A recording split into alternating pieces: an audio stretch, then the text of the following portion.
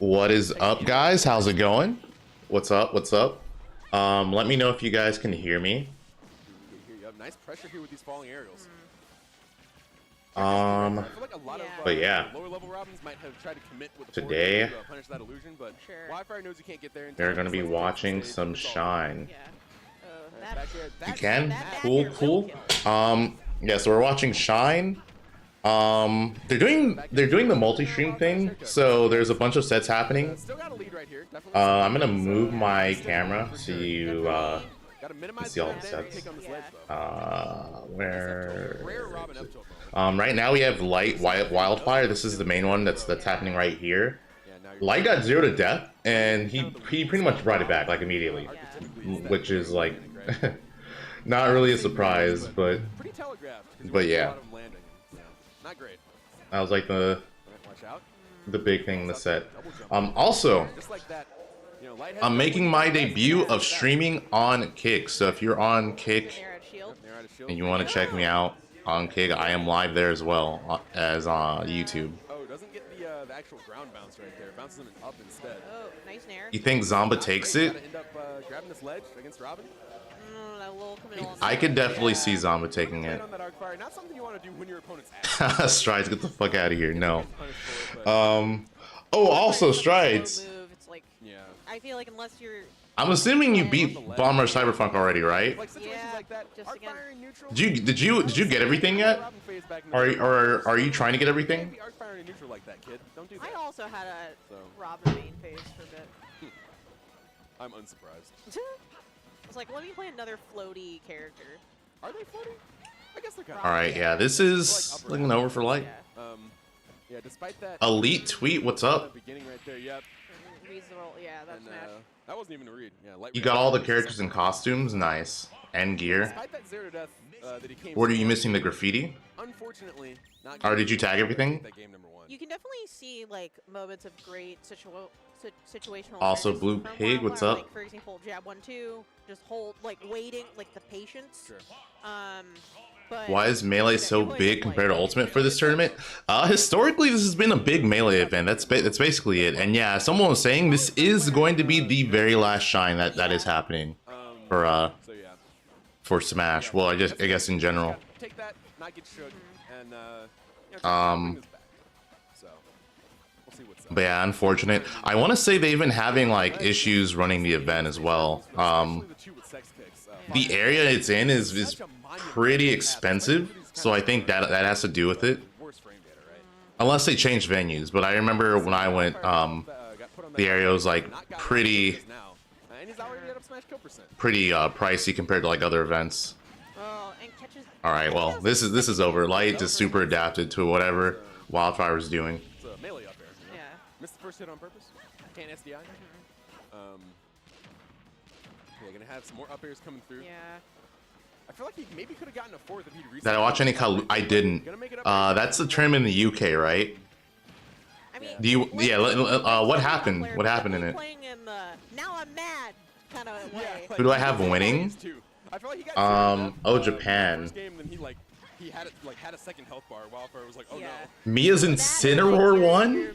Okay, I need to see that. I need to definitely watch that. That's actually crazy. Who is he playing in grand finals? Like a man possessed right now in this second game. Up 3 stocks to 1 here against Wildfire, and yeah, hitting the back of Robin's shield like that, especially as a space animal, right? With those. Kameme, that's actually crazy. Robin enjoys, and I feel like that's so ridiculous. Putting himself in a lot of situations where he is showing his back to Star stocks plummeting, or Mia's just godlike, because you know people were saying Mia's carried by Game & Watch. I feel like the timing off the ledge has been the same. Mia's just letting people know he's stunned on these hoes, bro. Mia's just stunned on these hoes. That's all it is. But at the same time, you gotta make it a think Akol is gonna do the same thing because people just think he's carried by Steve. Oh, Kameme was using me Sword Fighter? Okay, never mind. I'm still gonna put that as a narrative though. But either way, it's also Japan. I feel like there's certain players, I don't know how much they actually try at events because there's no money. In elementary school. Oh, he's going meet Brawler? Okay, that's. And then I did the splits. And that was the only time I've ever done the splits. I was gonna say that's like not actually that crazy because Kameme actually does have a Mii Brawler. I was like, we've actually seen him use the Mii Brawler before, so just like how yeah, I don't think that's an Casters, excuse. Anyone can be where we're at right now. Yes. Just lots of Thursday nights. Me and Cole are godlike. People need to take off their hate glasses. The amount of hate for Japanese players is ridiculous. No, see, okay, Spider. There's not hate for Japanese players. It's their characters. That's all it is. I don't think. If anything, Spider. If those two players were not from Japan, they would get significantly more hate. So let's see. And yeah, like people, I feel like people don't really hate on them that much. Yeah, it's just people will hate their characters, but I never see people hating the actual players. Maybe a Cole a bit, especially now that he's #1, people will give him the hate. But yeah, if they were not Japanese, they would. Oh my God, they would get so much. It's just the character. Like people just hate the character. I feel like these big bodies trying to get in. Meister for sure gets more hate. Agreed. That is without question. He gets more hate. Linear recovery. Not gonna do you any favors against these Animal Crossing characters, even the worst one. Yeah. What was I gonna look for? Oh, the bracket. I want to look at the shine bracket. If you have MU. Yeah, that's knowledge on your side. For sure. That's the other thing lack thereof on others. That's the other thing about these character specialists, right? It's like you're saying. Yeah, because I haven't actually looked at it. Like you've definitely fought 10 million. But yeah, it's not as stacked. How many times do you fight an Isabel who actually knows what they're doing? Like that doesn't happen, right? So, Light, Jakal, Zomba, Capitancito, Aaron, Ling, and Anathema are projected to make top 8. I could personally see. Well, Tweak's not going, so Tweak was supposed to go, but he will not be there. I could see Capitancito. Oh, never mind. I was gonna say I could see Capitancito upsetting someone in winners, but the person he's projected to play in winners, I don't think he'll upset. He's projected to play against Light, and yeah, I don't think it's gonna work. Yeah, that's a good point. I think that was DI. Might have been. Yeah, it wasn't bad DI because it did spark. But it wasn't good DI. Yeah. So with that, keep him on the ledge. Not gonna be able to do that. Not quite. Unlucky. Yeah, I will say I feel like if Capitancito played against anyone else, I could see him winning. I could see Capitancito making grand finals actually. That I could see that happening. For one, Capitancito's really, really good. And for two, no one knows any idea how to fight against Mii Gunner. Light's fortunate enough to play a character where that doesn't matter though. Because freaking Fox just... let's take a peek. Exactly what Mii Gunner struggles against, Fox does. So it doesn't really matter.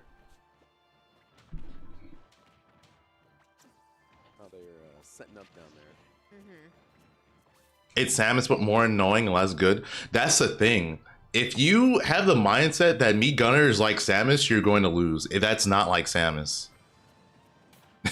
that's what makes Gunner so ridiculous. Their bomb is better than Samus's because they can actually control when it explodes. They have some control over when it explodes, unlike Samus.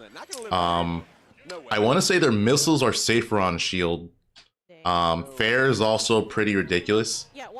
It's if you do it low enough, it's -1, and then on top of that, you can use it for mobility options. And then there's just like the fact that Gunner can change their specials. That's the thing. Once again, did come through kind of after I graduated. It's not someone I am personally that familiar with. You're getting tilted just thinking about Gunner. Yeah. Oh yeah, and Gunner has Cloud and Air. I forgot about that. That is big. There's a lot of stuff. Yeah, there's a lot of stuff that. This with the Mii's in general. I feel like if you have the mindset they play like X character, you're probably gonna lose. I was like you can say there's like a slight comparison, but you can't say exactly. That's my real sponsor. Imagine if you had a membership to NRA and you're Show to Buzz. Close the tab, bro. Yeah. He's not here. But yeah, let's take it. Bye. Yeah, let's see what's going on here. We do have Revolver Andy here on. Wait, I thought Pomegranate played Snake. I did too. Okay. But here we are. I don't know. Yeah. I mean. Manscaped demo. Like a blueberry tag. I do have more Manscaped stuff, but that's gonna have to wait. Yeah, let's actually, okay. so the mainstream's actually. Yeah, no, we're back on the mainstream. So let's peek. Yeah, let's take a look at the mainstream. Danila versus Smilo. Yeah. Yeah, let's look at Danila and Smilo. This They're is gonna just be a good starting up. set. This is a banger alert. Yeah. For sure. This one, I'm kind of interested to see how it goes because Pichu versus Link. There's anyone who can just. I don't know why, but that just seems like it would be so sad for Pichu. I just imagine Pichu dying at like absurd percents. Oh my god, if he got that Bear Dragon into Thunder. Player, but certainly not someone who's insurmountable, right? So Lucario losing 20 seconds. Would not be out of the question whatsoever. I feel like Sora Lucario is probably horrible for Lucario just because he's fighting a character that can consistently just kill you. I think it's like the thing that Lucario struggles with the most is a character that has a good consistent kill setup and option. Someone was telling me about it. I haven't seen it yet. Blah blah. But I'll probably make a video on it. Danila definitely shown off the knowledge in the ski match. Bail spiking. That down smash was crazy. Yeah. 2023, you have to know the ski matchup. Like if you're still here, you gotta know what this character does, especially here because we have. Oh, what a great witch time. Yeah, great witch time. Doesn't get much out of it though. Well, yeah. But yeah, no, especially. You can't see the score. Me neither. I'm not in control of that, bro. As you can see, my webcam is nowhere near blocking anything that matters. Danila is. Like match wise. Yeah. Oh, TNT. Let's detonate that. All right, favorable trade for Smile. Oh, maybe it's not Tekken music. No, maybe is it? Like what? Is it Persona 5? It's gotta be. It's gotta be. It's got that PS5 feel to it. And anime opening. Yeah. Kind of beat, but yeah. So see Smilo making a wall. You know, Danila gonna go directly over. Not bad. Oh. Okay, we see. Any advice on beating zoners? You struggling against Samus and Villager? Bro, that's like. Watch that witch time, I feel like versus them specifically, there's probably 1 or 2 moves you're struggling with. And if that's like I have to know exactly what you're struggling with in those matchups. It's not as easy as like you do this. Especially because there's also freaking there's so many mix-ups they can do. Danila has done a very good job of adapting to, which you kind of have to be if you're going to play Bayo. Of course. You never knew how long it would take for Glitch to get here in Europe, but it's going to be worth it. Yo, dude, I appreciate you trying it out. Let me know how it is. Also, when did you order it? I could also just ask and check. This is an interesting layout for the quad stream. Yeah, my assumption is that they had to put the sponsors on the they had to put the sponsors on the screen. That down throw. That almost feels like a brawl down throw, like Sonic or like Wolf have that ankle. Yeah. But whenever you tell someone you have to play patient against zoners, they get confused. It is absolutely true. Yeah, and Anvil. Alright, last back situation. I mean, never count Steve out. I feel like in general playing patient is just very important in a lot of matchups. I mean, unless like maybe get a back air, Cody, what's up? Jab off the stage, or, it's like back air, jab, F throw. Or yeah. 3 weeks? In the blast zone, right? But like, other than Okay, that, that's crazy. Yeah, thank you for letting me know. I'll check and ask, and then just remind me in the next watch party if you still haven't gotten it. Definitely possible, for sure. Yeah. Let's see, some of that. Samus is, yeah, Samus. I was definitely make it a little bit more difficult for Danila to break. I was definitely not on the Samus is better than Zero Suit wagon for a while, but yeah, now I think it's really obvious that Samus is better than Zero Suit. The character is just crazy. Samus is just so good. I love Steve in this game, bro. Who won the last shine? I'm pretty sure Cosmos won the last shine. He won over Light in grand finals. there's that 3-high wall I'm talking about. Got to shoot all the way through that if you're going to try to get to Steve while he's mining.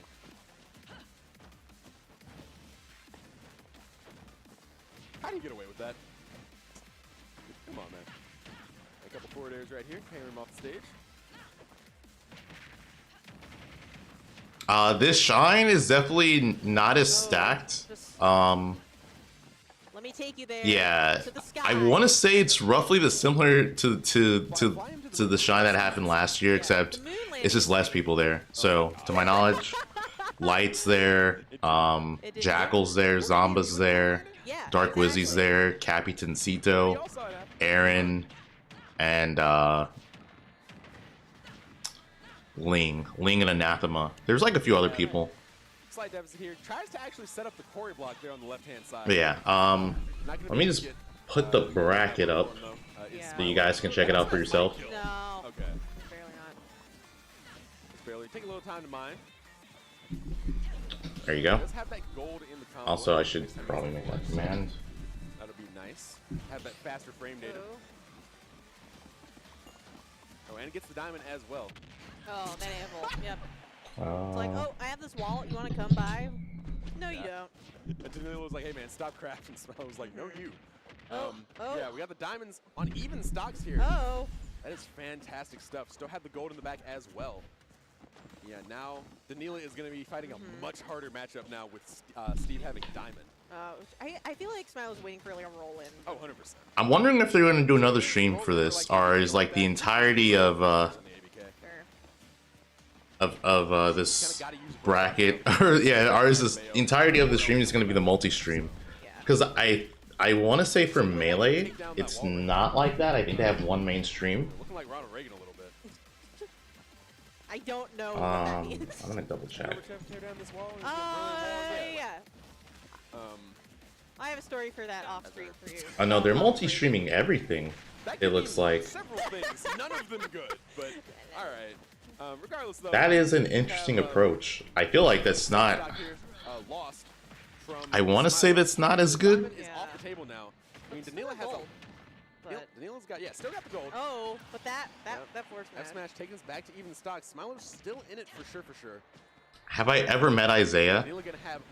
I've never. I mean, I've seen him. I've never talked to him. That's crazy. Funny enough, one of my friends, when we started playing Melee, he beat him in tournament. He's like, oh, efficiency. Wow. Oh wow, they showed up. Nice.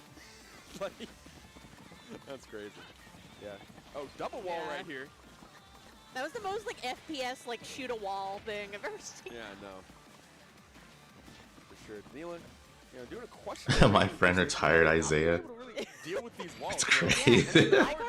I mean, not a super heavy character. Yeah. No, he just. We have a set. He just beat him. We do indeed. Definitely if you come to me this morning and been like, hey man, you're gonna cast, Danilo versus. The bottom matches are so small. They are really tiny. I agree. 100% possible for this to go in either direction. I feel like karma. We love it. It would be better if they didn't have multi-stream and they just did one stream. This is good. This reminds me of like that. But yeah, like in both Melee and Ultimate, they're just doing multi-streams for everything. Also, what's up, Rickles? How are you doing, bro? Oh, me too. That's crazy. Great. All right. More shared experiences. Love that. Yeah, at this point, it's like. We're still in the down air. I feel like Smilo has been really incorporating a lot. I feel like people. Steve play into his gameplay. More recently. Yeah, I feel like most people would rather just have one stream or one stream match. He played Palutena during the brief Steve ban that we had, and I feel like that definitely. You think it's fine? He should be fine. Whoa, man. Could he not minecart there? Did he not have best Ganon in the world? That's unlucky. Yes. Pulls the crafting table out, but not gonna save him for this Bayo combo. Can you get down? Looks like he will be able to. You don't mind this since it's pools? That's true, but I wonder, like, are they gonna keep it this way for? What are they doing? Oh, that's a big witch time, actually. Top 48? Yeah. I was like, I didn't know if we'd be able to extend that entire thing. There's also round 2 pools. We did say this is looking like a set, and yeah, there's also round 2 pools. I don't know. I'm not confident. I'm surprised that minecart didn't grab him. How is this going, actually? Look at this. Oh, might carry him off the side right here. Good SDI. Okay, so there's.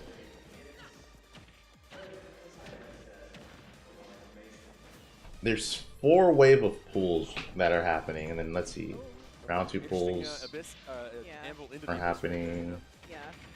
Okay, so it seems like they're moving relatively fast because round 2 pools are also happening like after after the second wave of pools.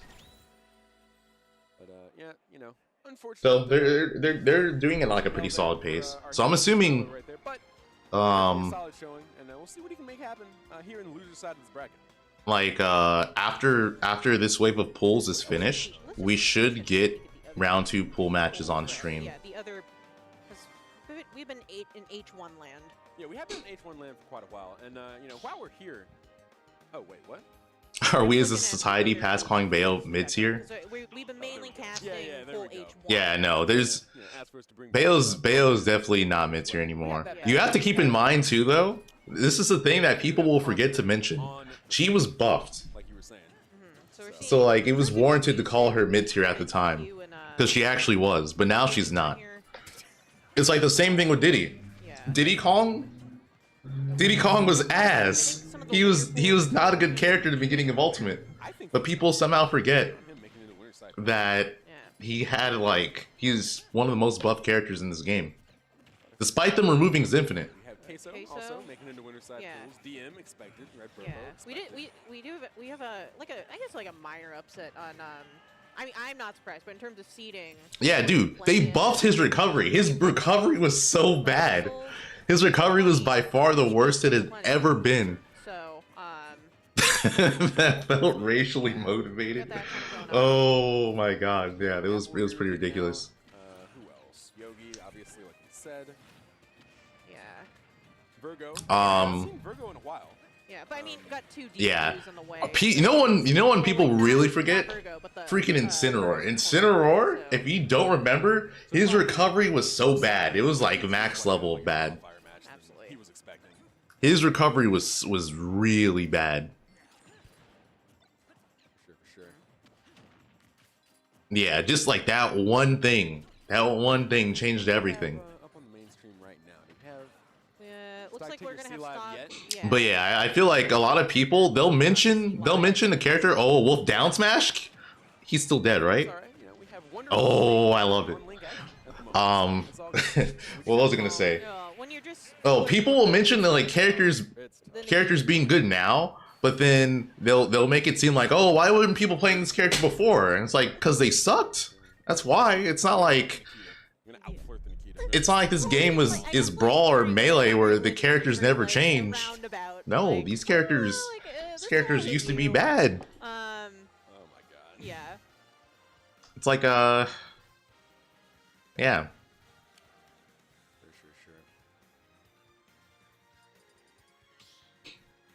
Corn's recovery? Did they even change her recovery? I don't think they did. Bro's tag is vape on, baby. This man's tag is vape on, baby. Did they? I need to look that up. I need to look that up. No more Go Huskies, vape on. Because I know that they buffed her pin. I know that was one of the buffs she got. All right, let's see. Interesting pick. I feel like this is Corn actually got a lot of buffs. Wow. Oh my god. Just because I feel like on these on Smashville and this stage. Oh no, are you good? Okay. Still have a jump? No. Oh. Yeah, all set. We're all set. Okay. But yeah, I feel like giving Snake this stage is a little odd of a choice because you know those traps do cover a much larger percentage of these smaller stages. Okay. Yeah, absolutely.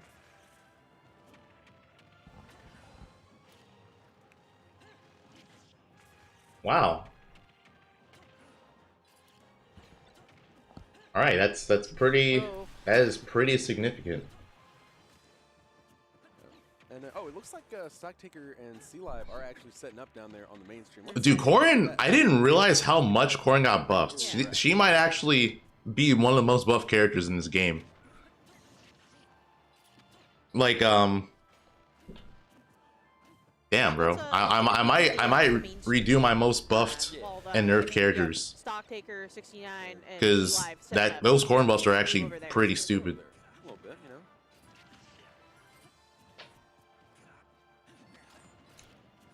Jigs did not get buffed every patch, but Jigs got buffed in a lot of the patches.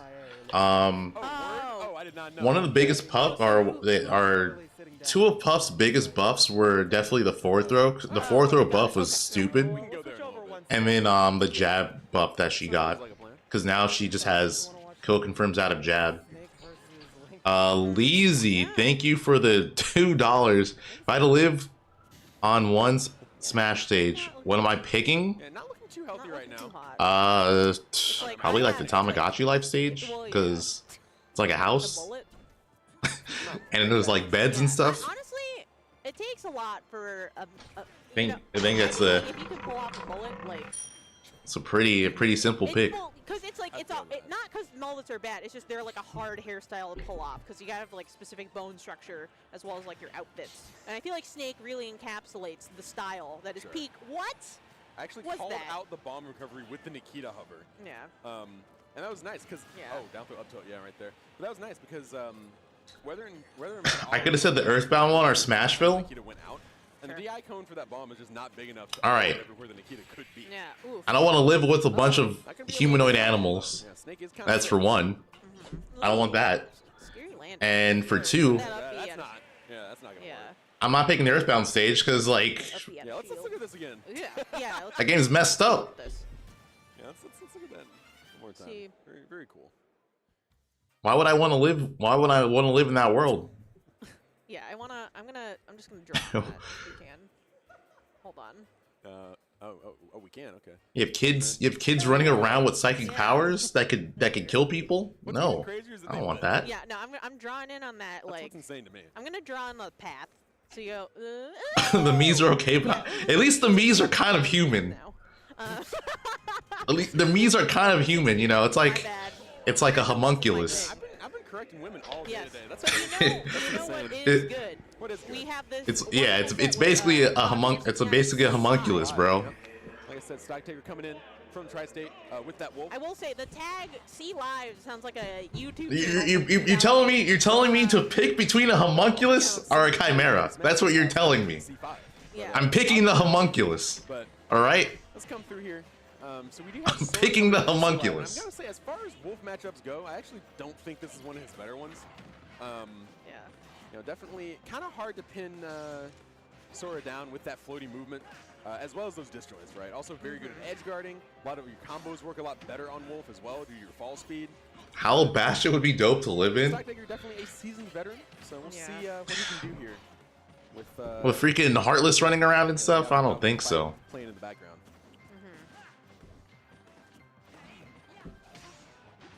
What do you think of this matchup on paper? Zoom into the plant match. I'm not zooming into anything, bro. I'm leaving it as is. We might miss something. Much harder time recovering. Also, Stock Taker 69 is good. Sora can't really ledge trap him either because you have. And there's even more matches. And there's even more matches. Beautiful stuff. That is really hard to Definitely hit on took Sora. that stock. That's really absolutely. Up throw back air is very hard to hit on those floaties, especially someone like Sora. But yeah, Sora has more accessible kill power than Wolf, I feel like. Better edge guarding, harder to ledge trap, hard to pin down in neutral. But I mean, Stock Taker's showing us the sponsor logo. All right. Paper, game's not played on paper. So here you go. You can go ahead and take that up throw back air at the very end of that window too, and kind of even this game back there. Up. Yeah, that laser's going to be a big deal as well. Yeah, what they have on the main one is Stock Taker, he's a really good Wolf Palu player. And then we have, I don't know who C-Liv is. This is going to be a big deal here.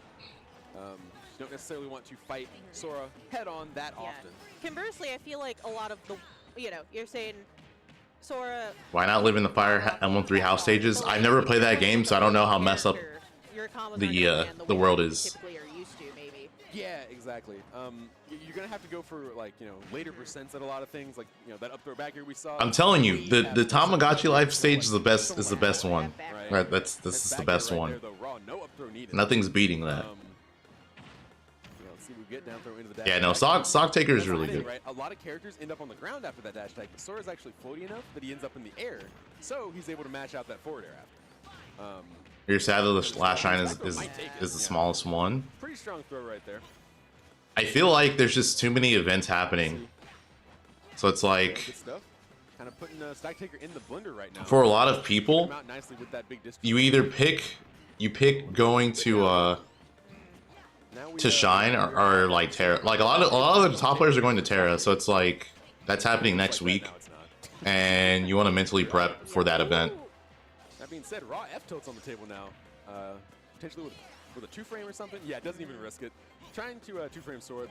Tamagotchi or Tamagotchi. I don't know what it's called, bro. So, understand just that. It's Tamagotchi, Tamagotchi. I don't know. He's like, I don't need to block. I can just float. I know one is the egg thing, and then one is the freaking me thing. Back throw definitely would have killed, but not quite gonna be able to make that work. Ryan, I was just mentioning that earlier.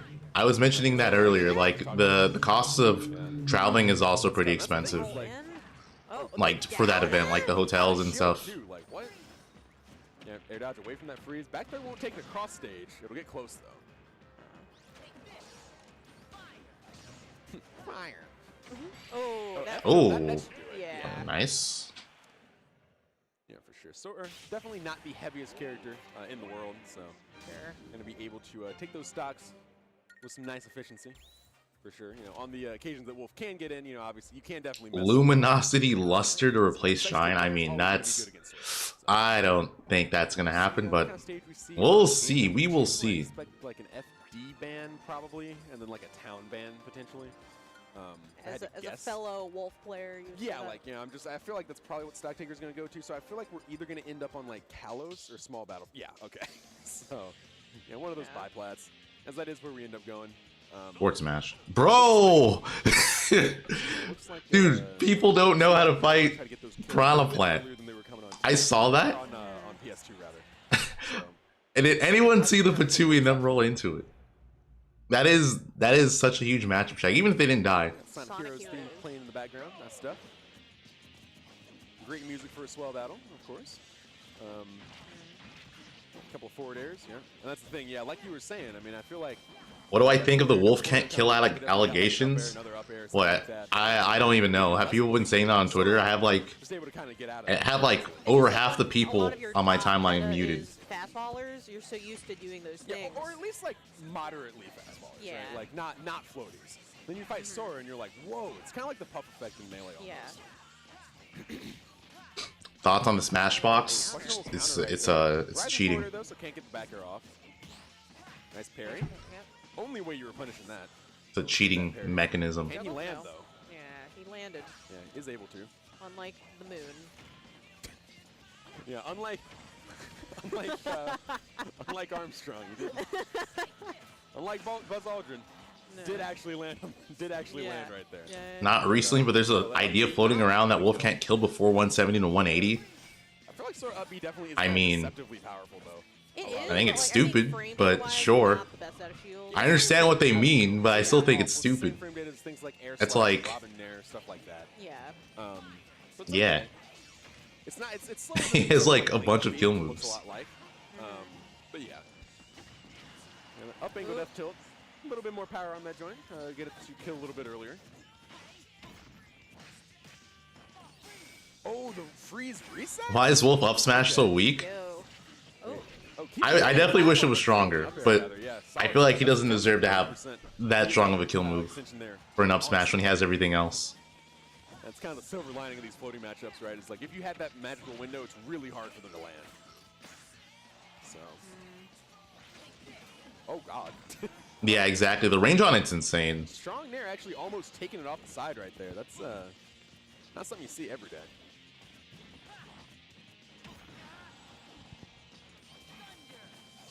Thunder helping himself land right here.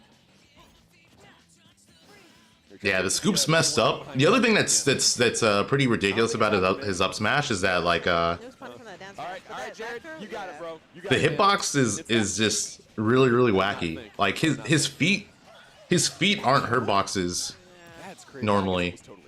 His feet aren't there normally. So you can actually use it as a disjoint.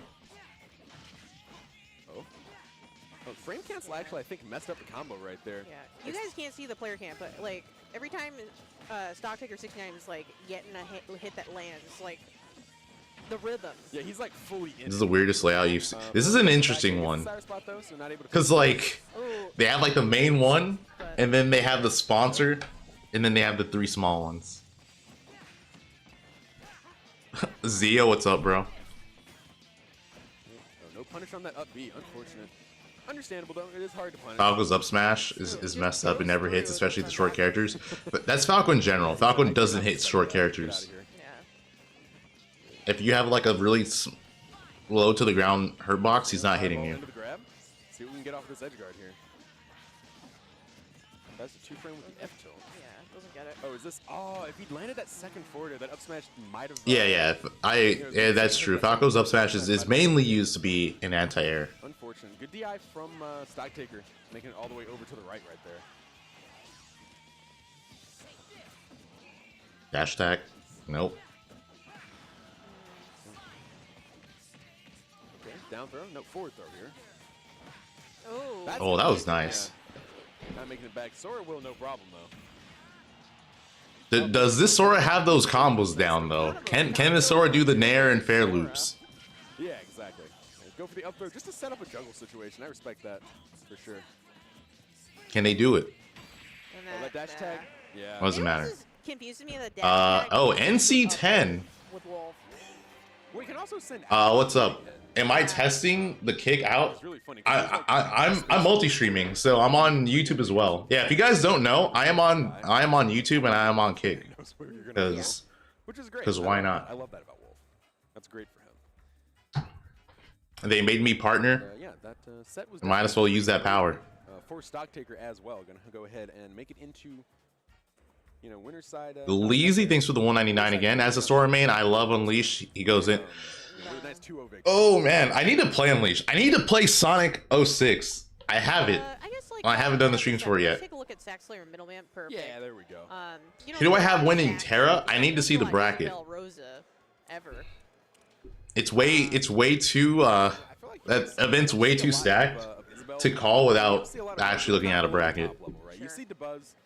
Unless you just want me to blindly guess. Then if I were to blindly guess, I'll say Gluttony. Con in New Jersey. I don't know. I think they're on the PR. All right, girl. No, you're right. Bracket Spargo favored. They're changing it though, aren't they? Mid-level Rosalinas, because I was in the Rosalina Discord a lot back in the day, but that's neither here nor there. So I definitely feel like common wisdom definitely would say that this is a pretty mid. Also, I don't know if you guys remember the last watch party I did for Delfina Maza, but Gluto was like a frame or two away from resetting bracket. Like he just bared a little bit too low. That's crazy. That was one of the saddest things. Like he literally was like a frame or two off. It's gonna go up pretty soon, so let's take a look at that. Yeah. They're doing the Nux. The Nux. I'm gonna miss Connie-isms. Yeah, we could get if I can play Sonic 06 if I'm patient, I'm willing to deal with the bugs. I'm fine with it, bro. I've played. Yeah, I mean, I'm not too familiar. I've played games that are broken before, dude. I play Ultimate Online. I think waiting for load screens is fine. I've waited. I've literally had a match where it lagged so bad. It was probably like 2 minutes longer than it should have been, because not even because the person was camping, but because of how laggy the match was. So if I could deal with that, I think I could deal with anything. If you're gonna try to punish that crown. Oh, no jump right here. Peach, what's up? How you doing? Oh, what? Actually ends up reversing the situation. He fell out of the multi-hit and missed the tech. Yeah, but got hit by the crown. What's that? Is it a Jay-Z album? Hit, touch? No, that's Run Throw. I don't know. Thank you for introducing you to Bomber Cyberpunk. Actually, one of the best games you've ever played. Yo, I appreciate that, dude. I'm glad you're liking it. With a little bit of that. Yeah, I beat it. I beat it the day after the Delfina Maza watch party. It was pretty great. Definitely is hard, Do I think Gluto beats Yoshidora? All these traps with that big body. He might, bro. He's in the. Everyone The thing is, too, everyone's in France. They're going in the French dimension. Yeah, it's like you can deny like an entire. Yeah, it's out of the strong nair. The French dimension doesn't care if you're Japanese or not. Trying to wall him out with that forward, and that up smash is gonna take it. It's perpetual. That's a perpetual French dimension, dude. That's like the source. Snap. Well, was definitely in a You guys remember Yu-Gi-Oh, the old Yu-Gi-Oh, the field power bonus? It's basically it, dude. We'll see. This does give Brujo an opportunity to stack up some. Gluto has the field power bonus. As well as the cannonball. So, it's got that. See whether or not, nice anti-air with the down tilt. First time On all of his inputs, bro. The Japanese dimension? Nah, not for Gluto. Picks it back up. Not for Gluto. Yeah, like you were saying, man. Boomerang can just deny so much airspace from someone like K-Rool just because he's so big. You know, you can't really weave around Link's traps like you might want to. Like that. It just keeps putting you in like disadvantage. Exactly. Like it cut off that entire platform that Brujo was just trying to land on. But at the same time, we do have a. That is, I forgot. Wait, I have to rethink this because Mei versus Gluto was actually really close. We'll see though, because they might change the bracket. If they don't, I need to check. What? That armored through. Yeah. Oh. The up air is gonna take it though. You know, as he's known to do. Shuton, dude, I feel like Shuton's is like the name of the album. Shuton's just a silent assassin, bro. He just comes in, he does work and he leaves, and that's it. And I guess King K-Rool has a crown, but like that's still not relevant. But Brujo did take that game, but the neutral seems like it's hard to set up. Yeah, I feel like it's really hard to kind of like break the stalemate that both sides can sort of set up. Europe versus Olmar. That's true. I forgot about Europe versus Olmar. Link, you got to contend with the crown, which is basically. But Gluto. As well as the cannonballs situationally. I was gonna say, but Gluto beat the buzz, but actually Shuton still just mollywopped him, so it didn't matter. He gave him the work. So yeah. Massive no-fly zones. You got to contend with the bomb trying to blow you up. You got to contend with like Link Nair as well, which can contest your own boxing options. Definitely a difficult situation on both sides. You love it, dude. These are some weird matchups. I feel like even for the beginning of a tournament, these are. Oh, that's tough. But doesn't kill. I feel like these are some elite Smash matchups, bro. Nice recovery right there. Nair into the dash tag. K-Rool versus Link. Ken versus Lucario. Isabelle versus Rosa. I want to get to the next stock DI. Damn. Yeah. Man, helps. Okay, now we got Snake versus Sephiroth. That's the first. I was like, oh, that's the only match that makes sense. Yeah, let's see. Okay. Yeah, that propeller does make K-Rool pretty hard to edgeguard for a lot of the cast. Surprisingly so. Shine is 13 mil GSP. Not going to be able to make that forward air work. Falls out. Falls out. That's so unfortunate if you're weathering, but I'm not even going to hold you. You know, he might not. Pure ultimate unsullied by Fighter Pass 2. It's not even the Fighter Pass 2, man. It's just. At least for this game, it's not looking great. These aren't meta characters. There's none of them. All right. That Isabelle's cooking. All right, let me look. We have the bomb right now in K-Rool's hands, but taking it back. I like to use these projectiles, kind of keeping. Dude, it's just like. Side plat. I feel like the moment I look, this Isabelle's just like. Down, you know, 130%. I mean, they're doing what they should be doing. They're being patient. Projectiles forever. Armor through. Oh, that's tough. Gonna live though. Isabelle's flipping burgers. Watch the boomerang. Doesn't get that. That was incredible. Beefy. Yeah, that was great. Okay, this Isabelle knows what they're doing. Boomerang to be able to get that crown into the back. This Isabelle knows what they're doing. All right. I respect it. I respect it. Very slowly. Yeah. But things have been in his favor for the last little bit. Yeah, just Armoring through that explosion. again. Oh, Sour? Okay. Actually, just the dash attack, almost taking it. Oh, okay. Smart armor. Yep, for sure. Yeah, because Weather's been doing those on the side of it. Tough. I will say, considering how the stock, I think it's still pretty No, that doable. Is, if you're Brujo, like, you won in that situation, for sure. No punch on dash attack. Oh. Oh. Punch the air dodge. Apollo. Yeah, Carol's air dodge. Apollo Neus, thank you, appreciate it. When I first read your tag, I thought it was just gonna be like some troll tag, some troll Apollo Kage name, but yeah, I thought it was gonna be like Apollonius Kageus or something like that. But yeah, I appreciate you enjoying the stream, man. Kind of guaranteed down throw up tilt situations. Will I watch Melee? I'm down to watch Melee as well. I'm super down to watch Melee. Oh, 2 frames no down tilt though. No. How fast is K-Roll up air? Oh, what a forward smash. But how, I don't know. I want to say it's not like super fast. Didn't have jump, just do it. Oh, you didn't space this correctly to grab ledge. Yep. Let me punish it right now. Yeah, and I'm huge, so my smash attack will just kill you. It's like I'm massive. CB, what's up? It's frame 7? That's fantastic. That's pretty good. Honestly, like clinical edge guarding coming through right there from Brujo. Yeah. On that last stock. Crazy stuff. Yeah, I agree. That is true. It is definitely going to be more stacked than ult. Because what Melee has Mango, Zane, Cody is Jmook there actually? I feel like these revolver sets are like always game 3. Look at Melee singles. That is true. Let's look at this bracket. That set was actually only like 10 minutes long. Okay, Jmook is there. Despite it being Cody's there. Moki's there.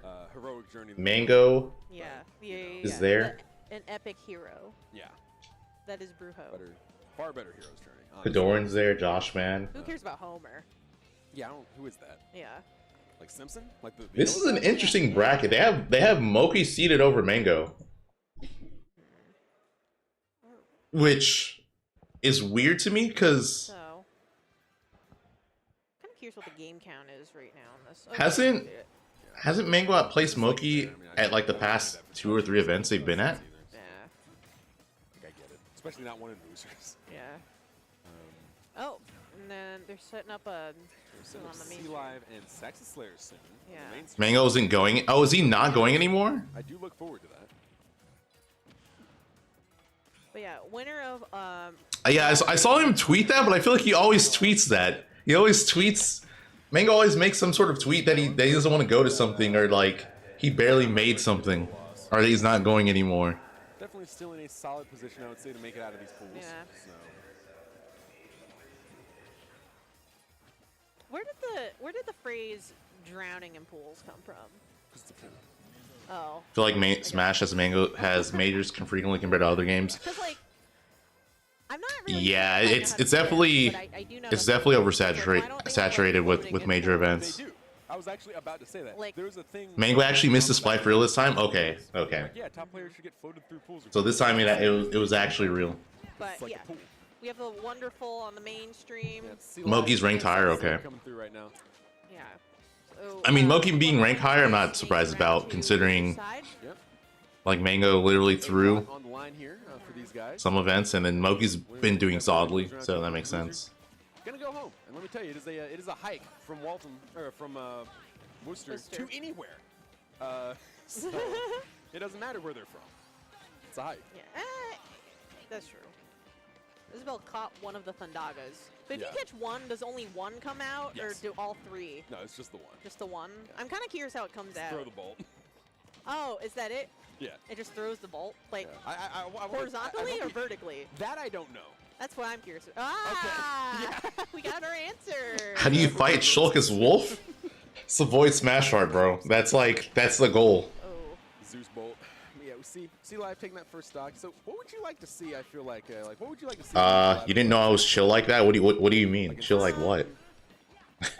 Well, yeah, what do you mean? I kind of want to. I mean, he's behind, so he's got to go in. Setups like that. Yeah. Just throughout the Lloyd, scare the children. Apparently, they took. Are spirits allowed in tournaments? Not these, bro. Oh, yeah, I saw that. I mean, to be fair, maybe some tournaments, but not the ones I go to. Yeah, another one. That looks so funny. I like that as like a way to kind of cover your recovery. Yeah. That's neat. I wonder if they you might think be dead. Yeah. You may have screwed yourself. Here we go for those Mr. B back airs right here with Sora, but you're gonna be able to make it back regardless. A lot more % on that second stock though. Grab it. You got 25 out of 89 characters in Elite Smash. Am I proud? Oh no. I'm proud, bro. Which characters? Why not the forward? Why not charge something? We'll suspect. That's interesting. We'll I mean, maybe right C Live wanted watch Sora versus Isabel. I'm pretty sure around our wave 2 pools are going to be starting in like 10 minutes. Gotta respect the grind. Honestly, yeah. Sometimes. So we'll see more stacked matches happening. I respect that, but ends up taking that stack regardless. Goes up 3-1 here. I wonder if Isabel can pocket Blizzaga. Is that technically a projectile? Ooh, that. That's a good question. I'm actually not sure. But there it goes. So we got some nice offstage action here. Okay. Oh, fantastic! Yeah, there is a gap between forward air 1 and 2 off of Sora. Why does every Sora use the same skin? Isn't that like his like ultimate form or something? Right? That's like supposed to be his strongest form or something like that.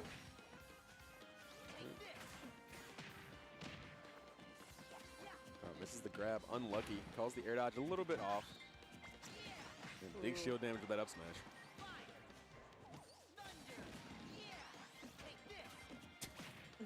I love Sora's voice, dude. Take this. Fire. Yeah. No one uses the Sora skin. You use the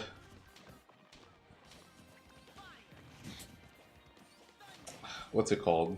The 50s one, right? You're just an innovator. Right, up air right there, not quite enough to kill. Oh my god. Why not use? Yeah, that's the one that that Stride uses. It uses the Timeless River one. Not gonna actually hit her, so it's okay. Every gal can use a bang from time to time, including myself. This is true. Back there, get him off stage. But the thing is, there's not a lot of value. Timeless River. Off stage, unfortunately. Yeah. Just come back. Yeah, you're not really gonna edge guard him. He's just coming back. And also ledge, low key, really strong position for him. Back throw? No. Back throw, not quite. I'm surprised I didn't kill. I like the little. That will though. Yeah. I will say, I think the cutest thing I saw in this match was when Isabel had the the item of the Faraga, the flame in the little item box was so adorable. It was in like that. I don't think I see it in all the other items, but like it was like the cutest little. It looked like it looked like a Twitter emoji fire. I like the Kingdom Hearts 2, Kingdom Hearts 2 one. So cute. My favorite part of that. I feel like I used that one or the Valor form if I played Sora. But it was cool. Yeah. So. It kind of looked like knockoff Pichu. Yeah. Do I like taking the tournament? Yeah, I mean, that train definitely would have done like 12%. I don't really know who would give him. Oh, Zomba. I think him or Zomba. Zomba. I was gonna say I don't know who could give him trouble, but yeah, Zomba definitely would give him trouble. Yeah, we got to reconnect. That makes sense. I mean, we are in a convention center. Might be a little bit of wireless interference going on right now, but looks like we're all set. Yeah, Tweak dropped out. He's not there.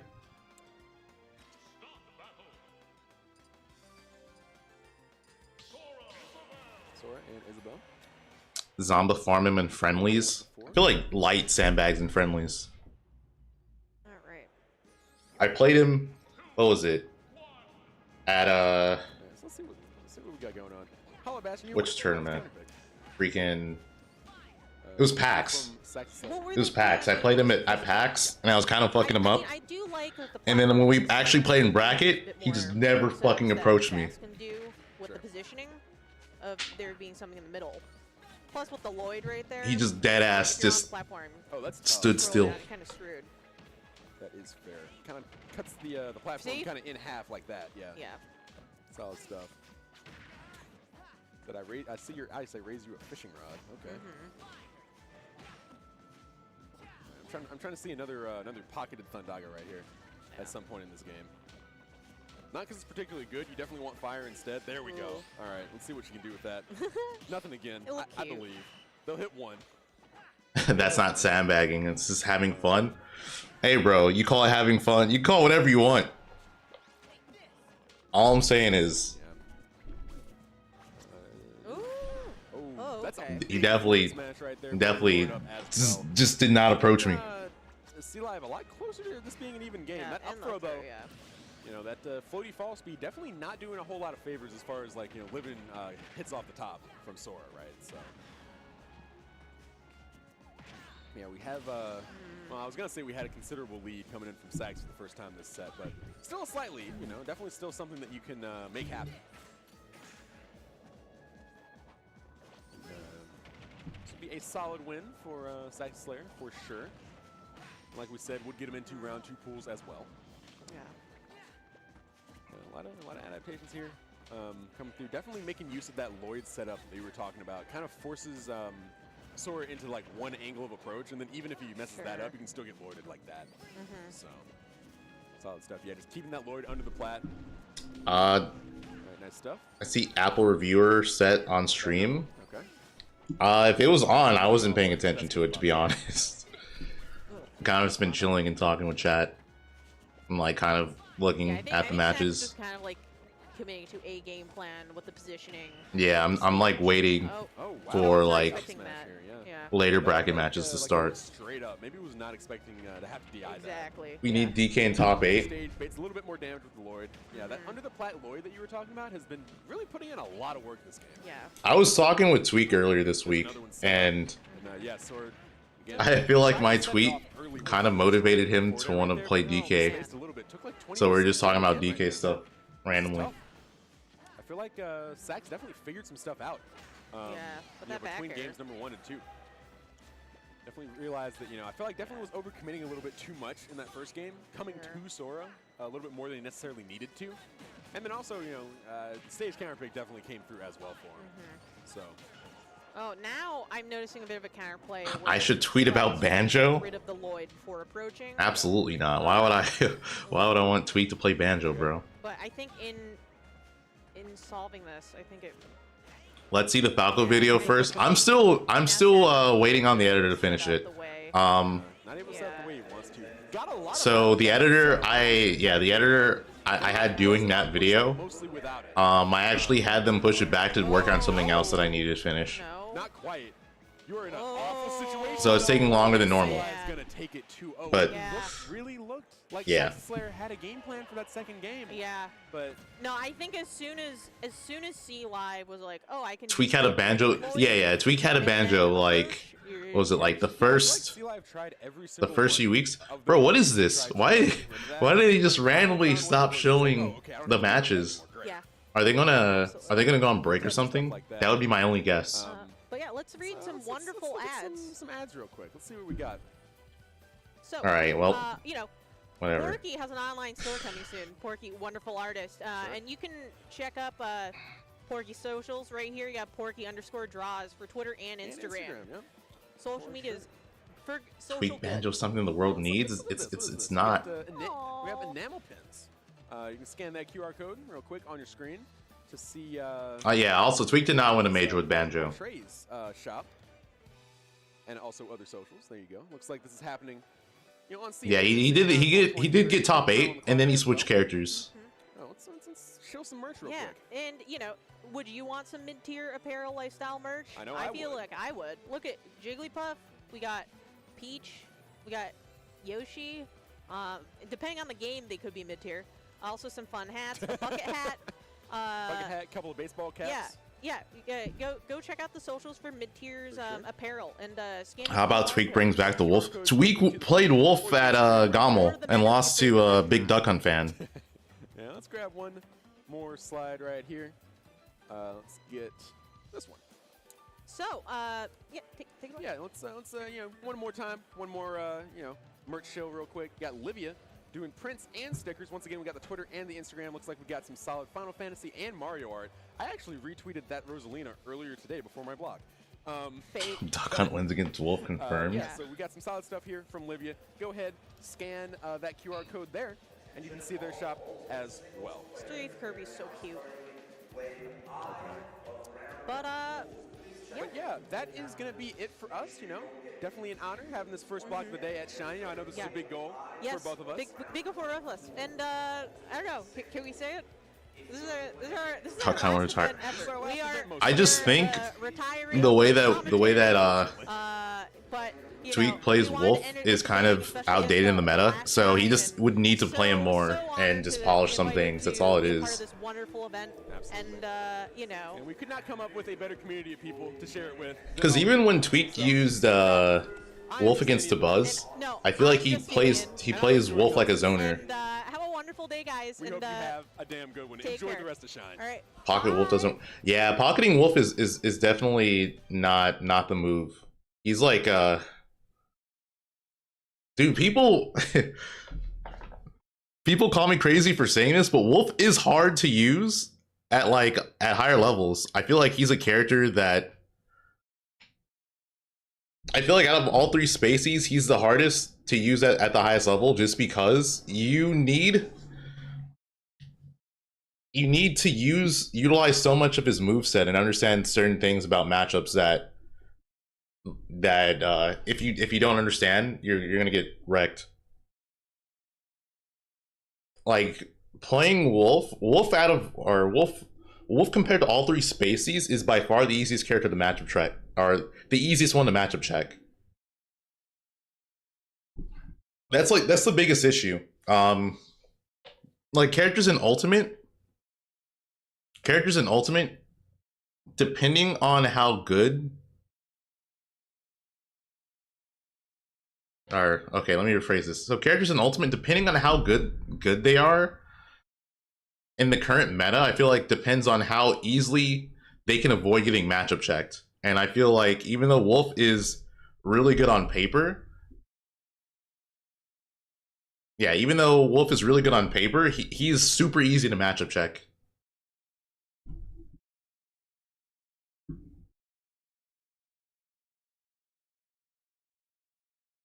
Yeah, that's the other thing. Everyone knows how to fight Wolf.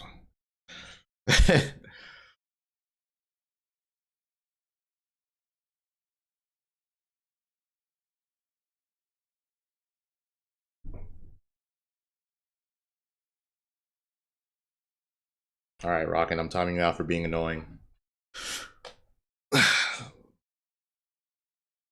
Did I see Mia's Pocket Incineroar? I did not. Someone was mentioning it.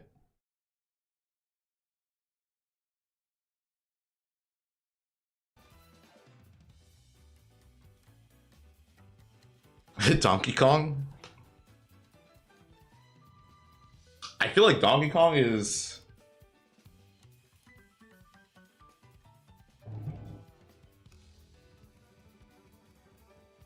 Donkey Kong actually doesn't do that bad against a lot of characters.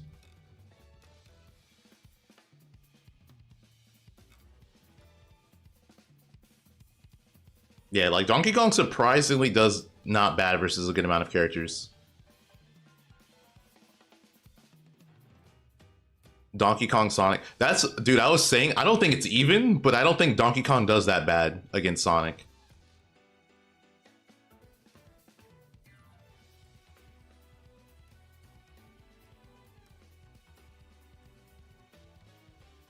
But then there's other matches. There's other matchups where like Donkey Kong just gets obliterated, and that's the problem.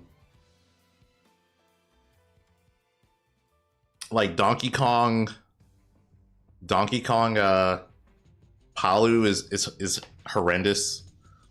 Donkey Kong Pikachu is horrendous.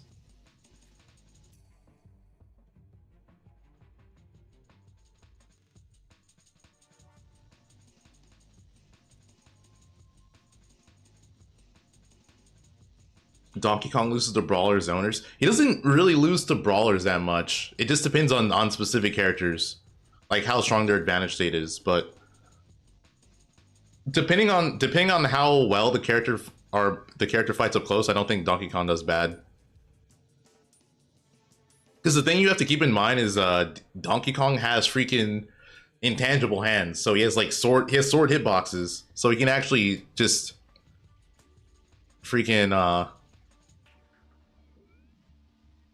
yeah, he can challenge a lot of characters that don't have disjoint hitboxes. You just finished the mall level? Oh, for bomb? Nice. Oh, okay, Capitancito. I think this is round 2 pools now. I think we're finally into the round 2 pools territory.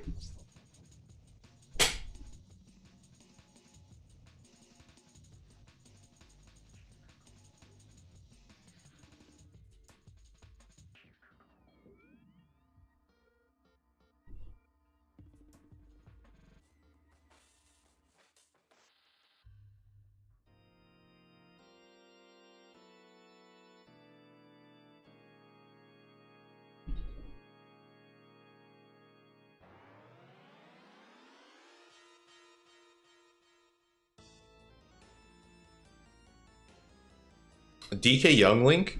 Yeah, the matchup's horrendous. Funny story though, if you guys know who Kairos is, I beat him in tournament with Donkey Kong. I don't know how, but I did it.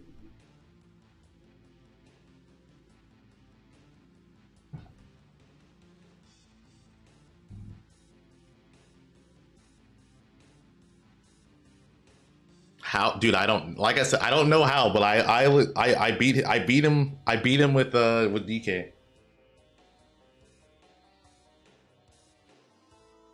I feel like Capitancito can beat Zomba or Light. I said this earlier in the stream. I think Capitancito can make grand finals. I don't think he'll beat Light, but I think he has a good chance against Zomba. And the reason why I don't think he'll beat Light is I think that the way Fox plays just is intuitive to counter me Gunner. But we'll see. We will see. Capitancito is really, really good.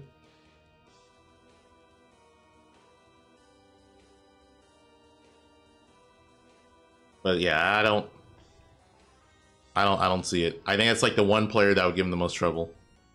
Or that would give him a lot of trouble.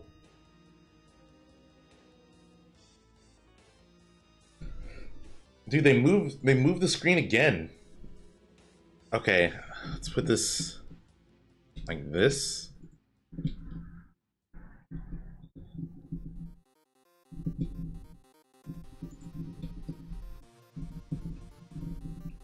Let's put this back.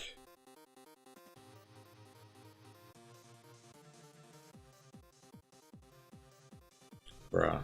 Alright, I'll make this smaller. Actually, no, let's put this in the middle too.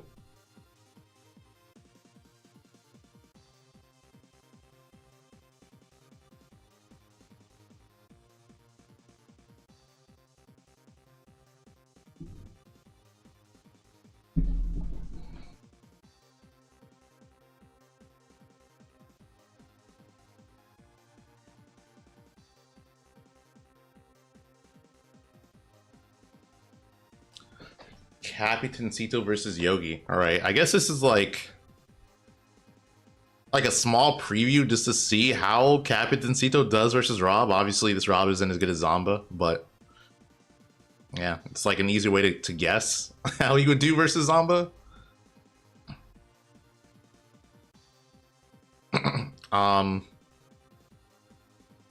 Yeah, that being said, he's projected to play Light, just FYI. He's not on Zomba side of the bracket. He's on Lights. So if he were to play Zomba, it would probably be in losers finals or winners finals if he beats Light. Dude, what is this? Why do they keep changing the screen? What? Oh my god.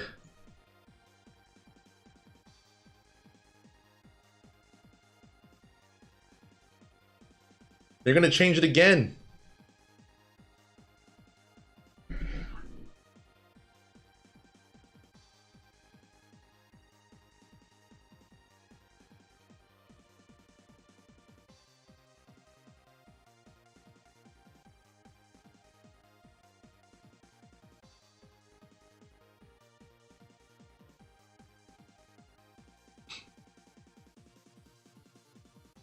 Just make my screen a DVD screensaver.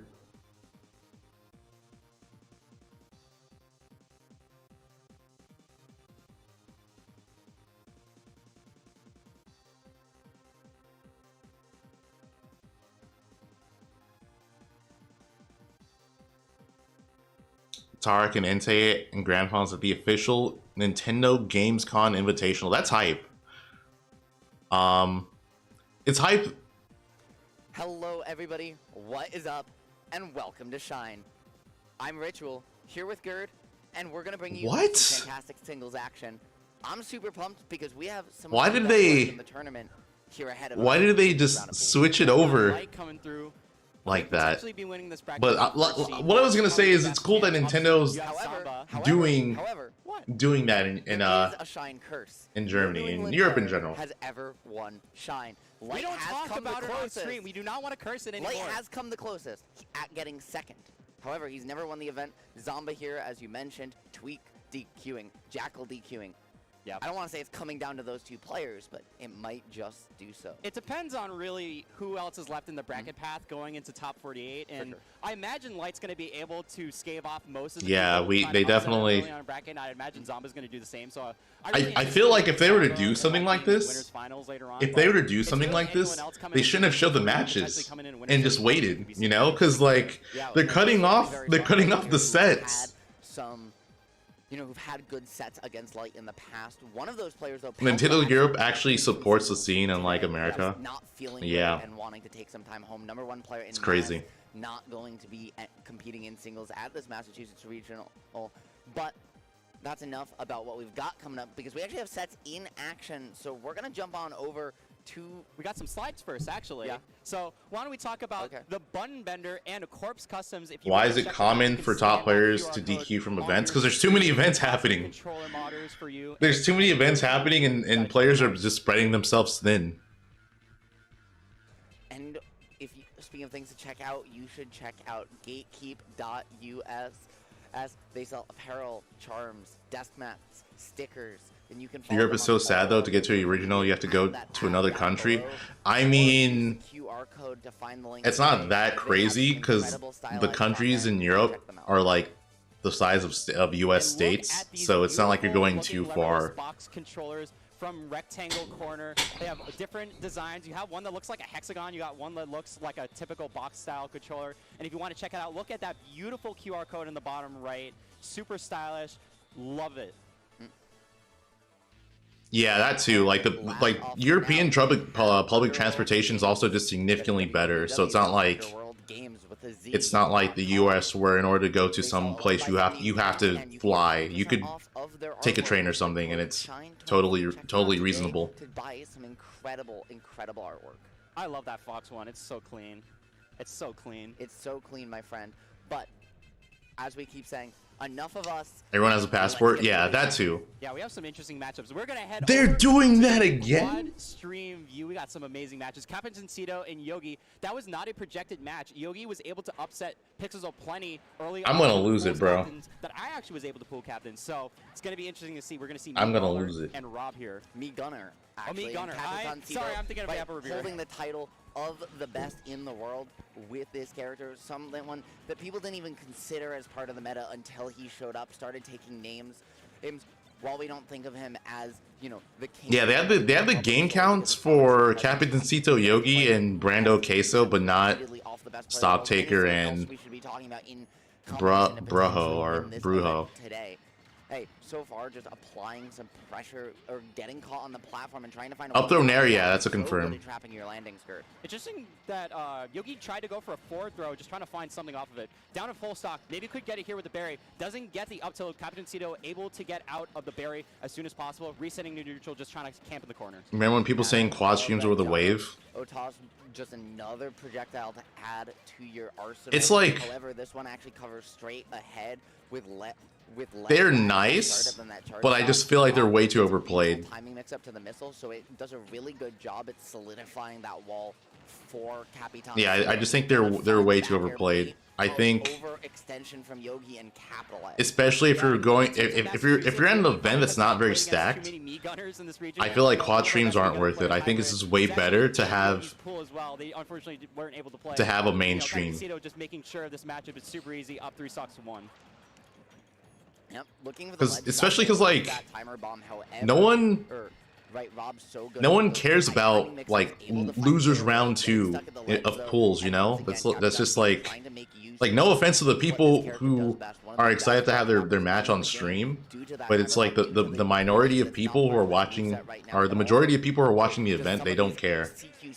And I feel like it kills their viewership. I always am blown away. That move just kills. It kills way earlier than you think.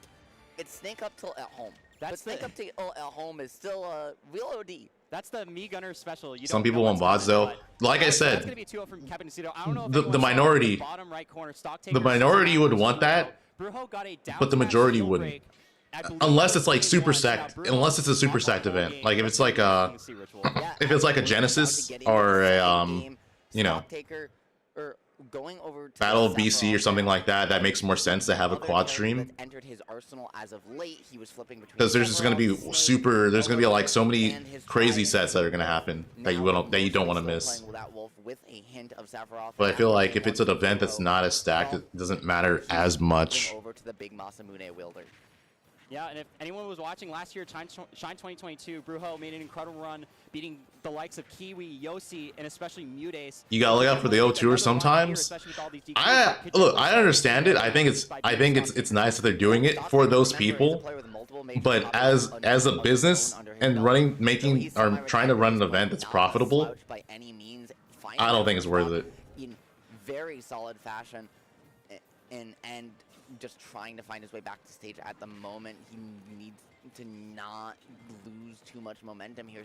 Also, what the heck? This K-Roll took a game off of Stock Taker? Now that he has one, he wants to make it happen, but the crown combo. Brujo's crown return combos are super awesome just because he has so much awareness of when it's actually going to come back. K-Roll's a very goofy character. Or you could just have the crown hit, return, and then you could go into an up air. So Brujo has an unlock. He's already getting this lead immediately. Gets hit by the counter. Not going to do too much knockback. 73% for Brujo is not that bad for K-Roll, but you're at 83% already at Sephiroth. That's kill percent. Yeah. However, you have some time. Those orbs only going to trigger after 3 full rotations. O2ers finance the events. They need W's sometimes. You can give them W's by running a really nice event. You know, having venues that are open 24/7 is a nice thing.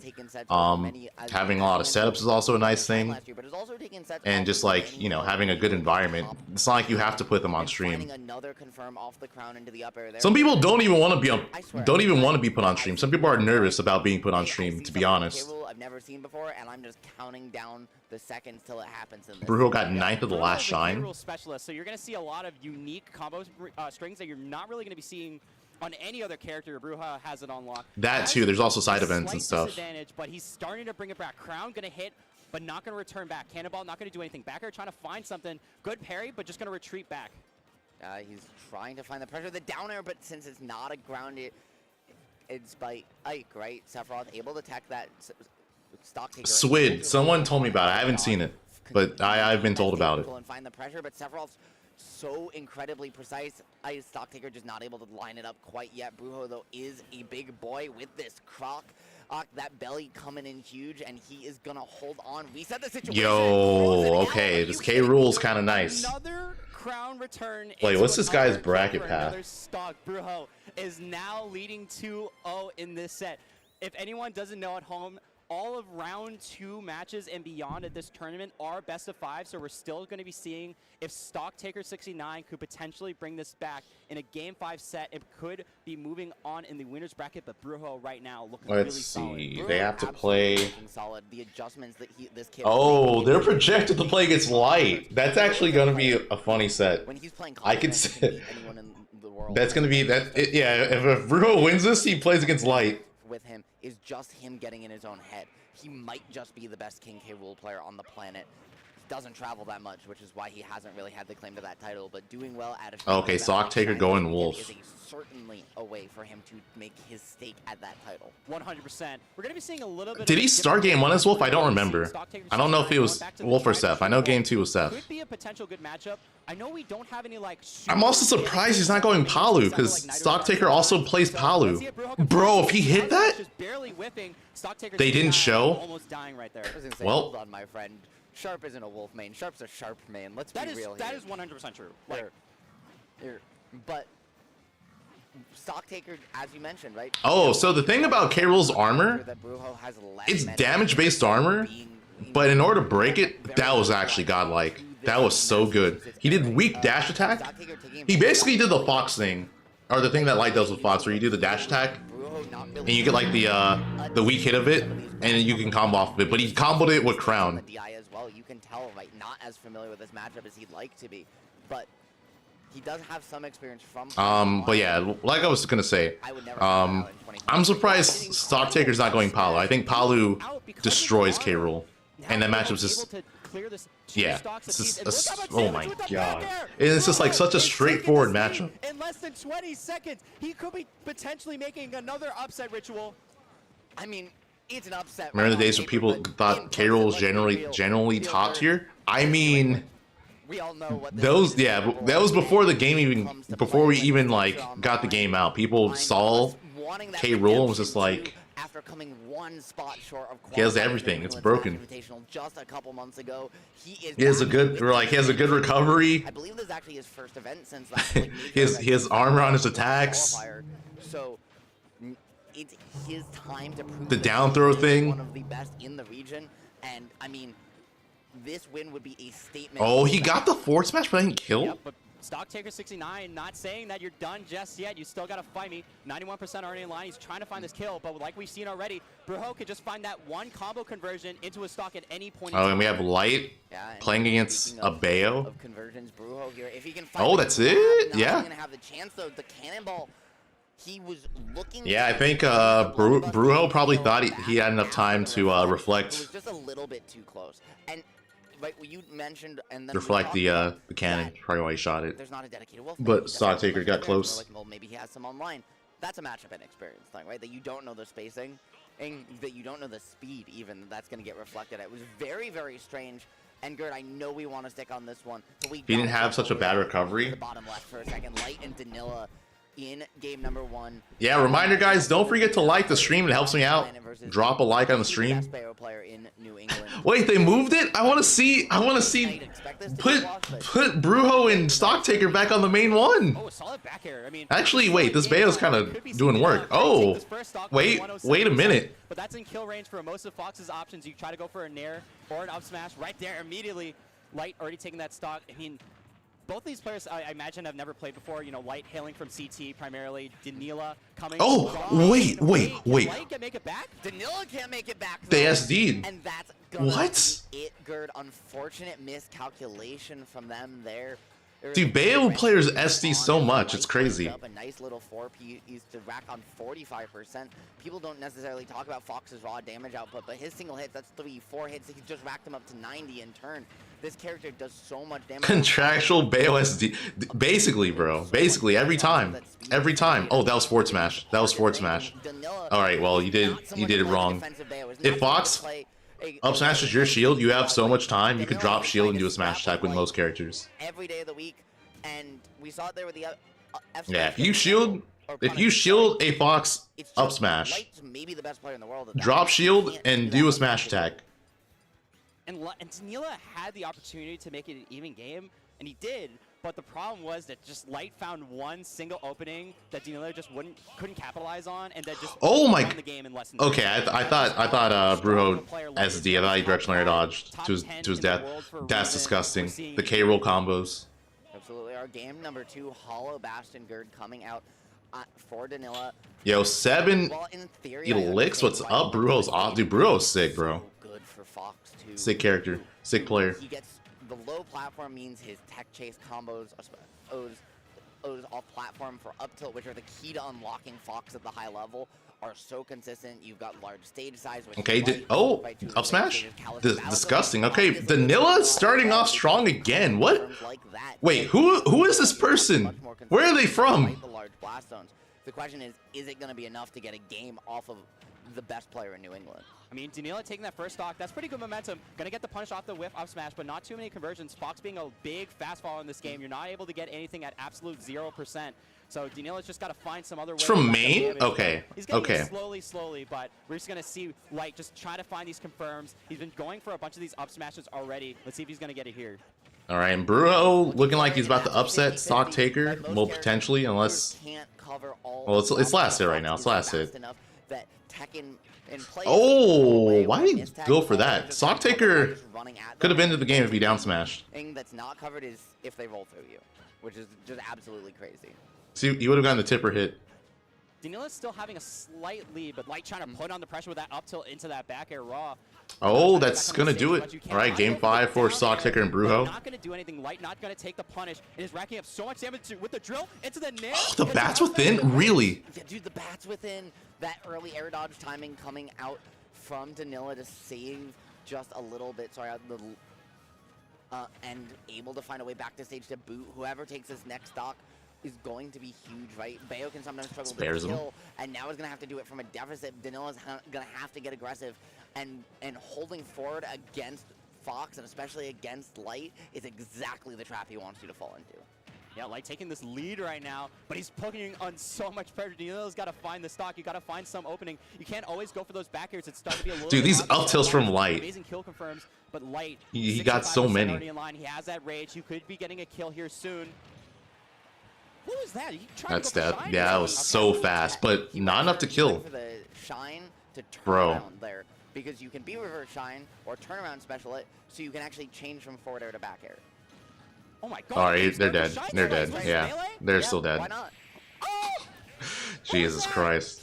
Danila went for down air, it looked like. Tarek won the Invitational. Yo, nice. Congrats to Tarek. Dying second. Speaking of the dying second, though, wait, so do you know if Tarek won anything before winning the Invitational? Yeah, Stocktaker was able to take it in a pretty close game, number 4. It was 1 stock apiece. Wait. But he was able to clutch up. Oh, okay. Dude, they switched it again? Is Stocktaker's ability to use reflector, my brain. My brain. Crowns and all those cannonballs. Brujo mostly trying to play the patient game by using those projectiles, but you're not able to 7, I'm partnered by I'm partnered by Kick already, so if you want to sub, you can. A lot of Brujo loves to rely on them, not just for patience, but because they're great conditioning tools. He can force you to jump and put you in really uncomfortable situations, and he doesn't have that right now. He just has to out-scrap Stocktaker. Brujo stop throwing. But he's 14. While he has a lot of experience for a 14-year-old, when you're fighting someone who's been around at the high and top levels of play as long as Stocktaker has, dude, oh my god, if he hit that, never gonna phase him. that would have been disgusting. He would have killed, but that would have been sick. In the mental game, just because of how many more hours. I definitely feel like in that spot he should have gone for the grab. That's probably like the most consistent thing. Okay.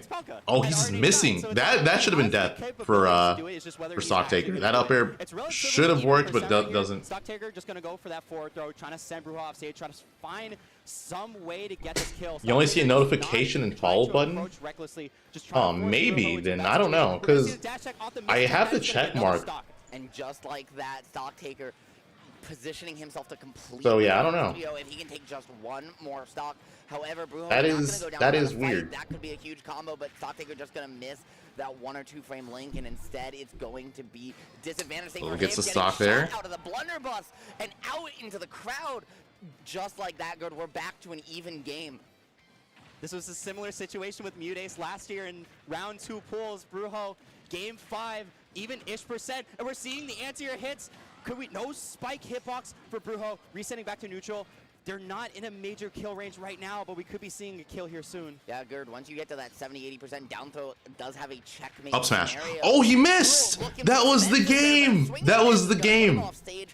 That was actually the game. It's been his X factor, getting those inhales. This set, the parry, though, we haven't seen that many from either player so far this set, but Brujo is unlocked when it matters, and Gerd, he is trying to end it right now. Oh, this is so bad. Oh, well, GG's. GG's, Stocktaker taking it. Brujo kind of threw at the end. He was missing a lot of stuff. Has fallen. He has lost his. All right, yeah, but yeah, Stocktaker gets the reverse 3-0. He's not out of this bracket yet. So that means Stocktaker is going to be playing against Light, and the winner of that will be making top 48 winners. DM and Red Burpo, 2 New England players, one of whom was making waves internationally for a minute. What the heck? And what the heck? All right. And has been starting to make waves again. Red Burpo. Yeah, he missed like 2 confirms with Crown. Anyone in playing a character But yeah, Stock Taker Light, I definitely think that's going to go to Light, despite him not liking that matchup. Just considering how Stock Taker was playing,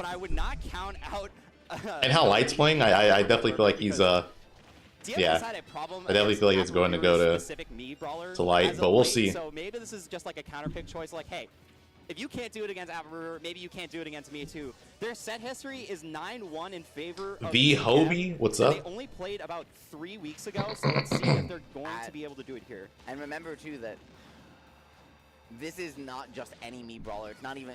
This is literally the Mii brawler Apple reviewer made playing doubles yesterday. Hey. Oh my God, this is Dennis. Hey. Yeah. Yeah, it is. And for those of you wondering who Dennis is, Light fights Jakal regularly. I don't know about regularly, but he's definitely fought Jakal a few times.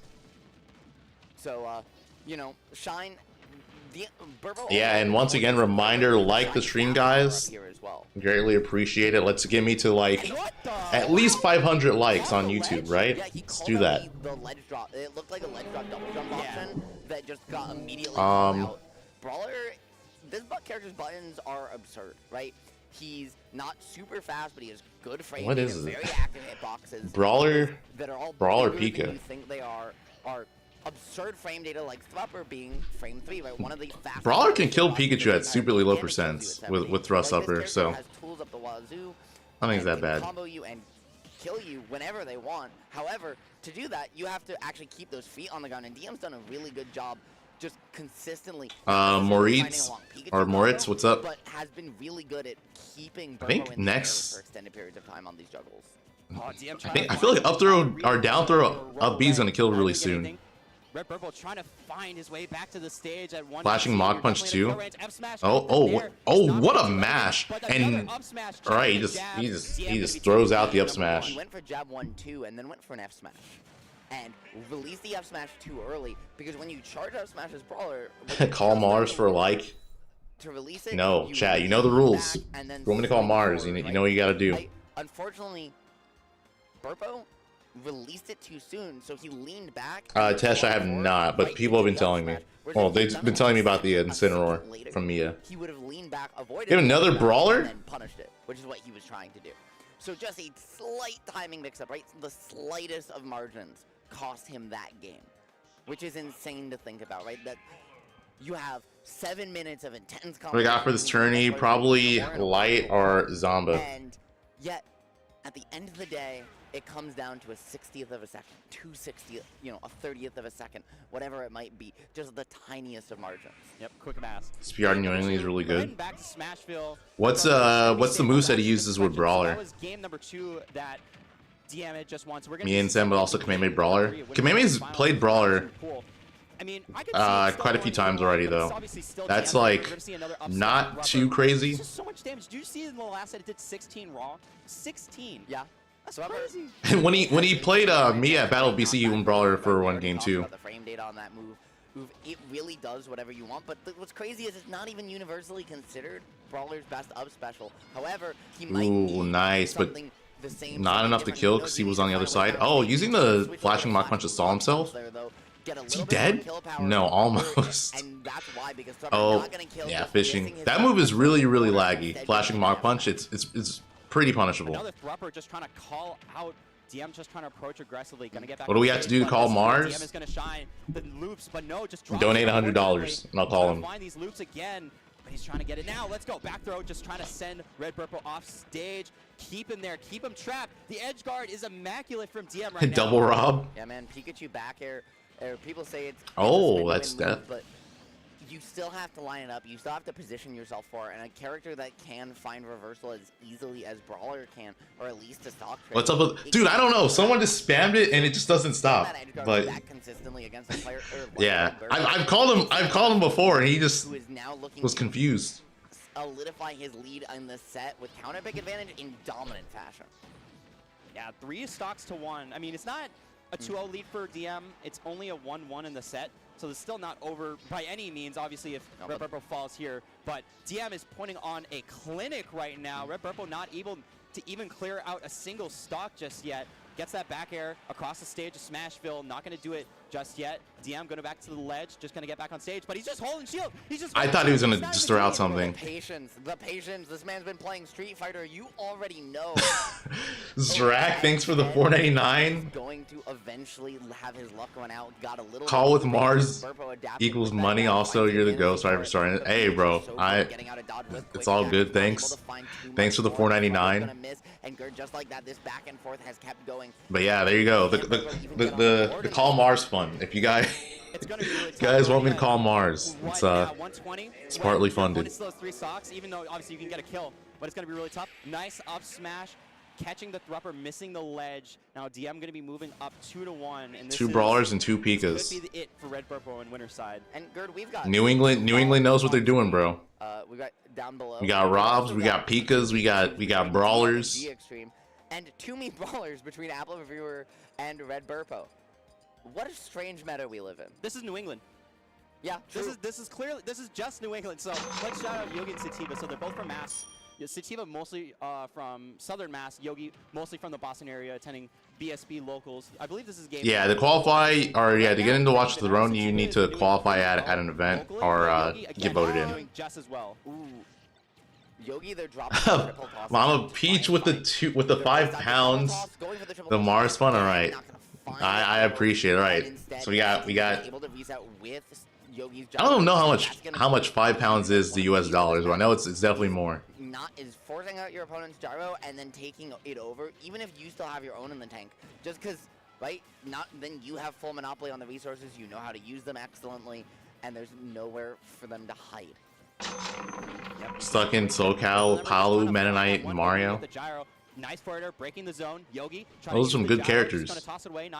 Those are some fun characters to play. Don't forget about Luigi. There's a lot of Luigi's in California. Sativa trying to answer back. A nice back air to just send Yogi off stage. You could be seeing a nice edge guard situation. Gyro's going to disappear though. But the down air. Ooh, nice. No ledge grab invincibility?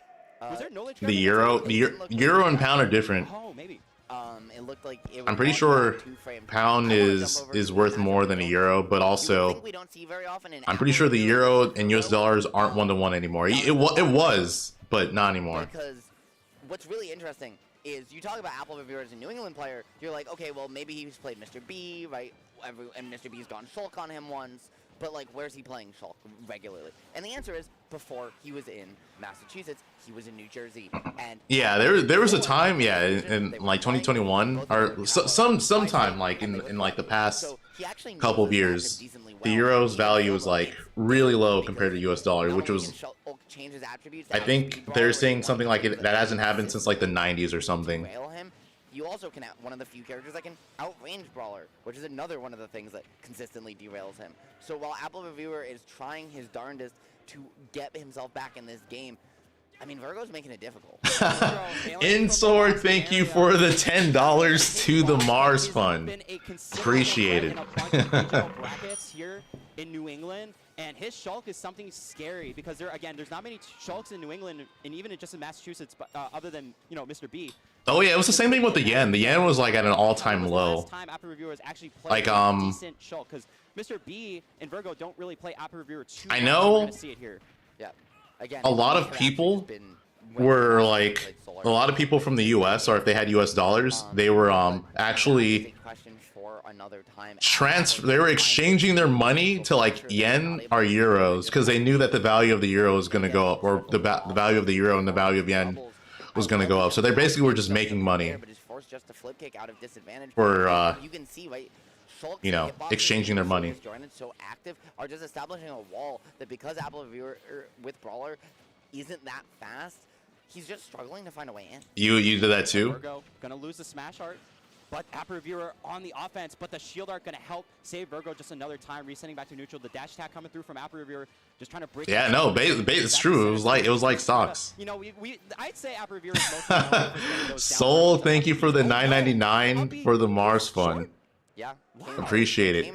By the way, guys, I need to just remind you guys, because I've said this multiple times. I will call Mars, but if he doesn't answer, he doesn't answer. A little bit I can't force him to answer. As it looks like I'm warning you guys. Won the day is G Extreme and DM both have taken their last game over their opponent. Yeah, no, I literally will call Mars. I've done this before. I've called him twice. One time he answered, and then the other time he answered, but for some reason his phone he was calling on mobile, and his mic doesn't work on his phone. That man top 8'd defend the North, and that's not an easy feat. So we're 2 for 2 for him answering calls, but we're 1 for 2 for him actually like speaking in the call.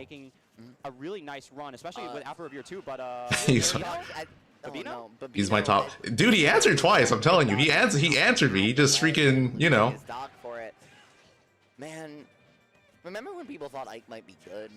I mean, if anyone watched, how does your mic not work on your phone? That's what phones do. Or just early meta ultimate. This character is really solid. As someone who has a phone with a shitty mic, I understand. For my phone, I have to use a headset. No, the character's good. So I have to like plug in. Yeah, I have to plug in like headphones and then speak in that mic. Nah, he beat Antimony 6-0 at a mini event. Yeah, this character's good.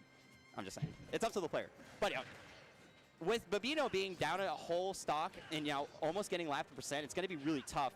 G-Extreme going to be playing a little solid right here with another back air. What's the next big event after this one? The next one is Terra, which is happening next weekend. That's going to be one of the biggest events of the year. The way that Babino's trying to control space, but G-Extreme with the Waveland getting a little tricky on his movement. He is a player. Mars might answer and then hang up immediately. Nah. Patient. And I don't even mean in campy or defensive, but don't worry, folks. If you don't like watching Shiny Merc style of Pikachu, Terra's next weekend, yeah. Oh, is Maysuma the same weekend? That too, then. And loves to swing. You see it here early. Right no, yeah, Terra is next weekend. One of your landing kill percent. First weekend of September. If he can, and he'll always follow the T-Jolts in. Yes, there's a bunch of players going to Terra. If you want to look it up, just search Terra on StartGG. You'll find it. There are so many people. There are so many people going to that event, and also what Jay said. That's why there's DQs. Wow, G-Extreme with an immaculate. Nita, yeah, someone told me, but does anyone know if he actually did Tarek win anything for the event, or was it just like a free exposure event? So if you get hit when you're in the blast zone and you only take percent when you're in the blast zone, I think we can consider it a JV3. Sorry, yeah, it was crazy. I want to say it was like. The mechanics of the game, so it's not your fault. That's my opinion. I want to say Terra broke a record for how fast it capped. Because it capped in like a day or something, which is rare for ultimate events. Like normally, if an event caps, it's like it'll cap in like months or something. But making top 48 is Light versus Stock Takers happening now. Especially at an event. So whoever wins this makes top 48 winner side.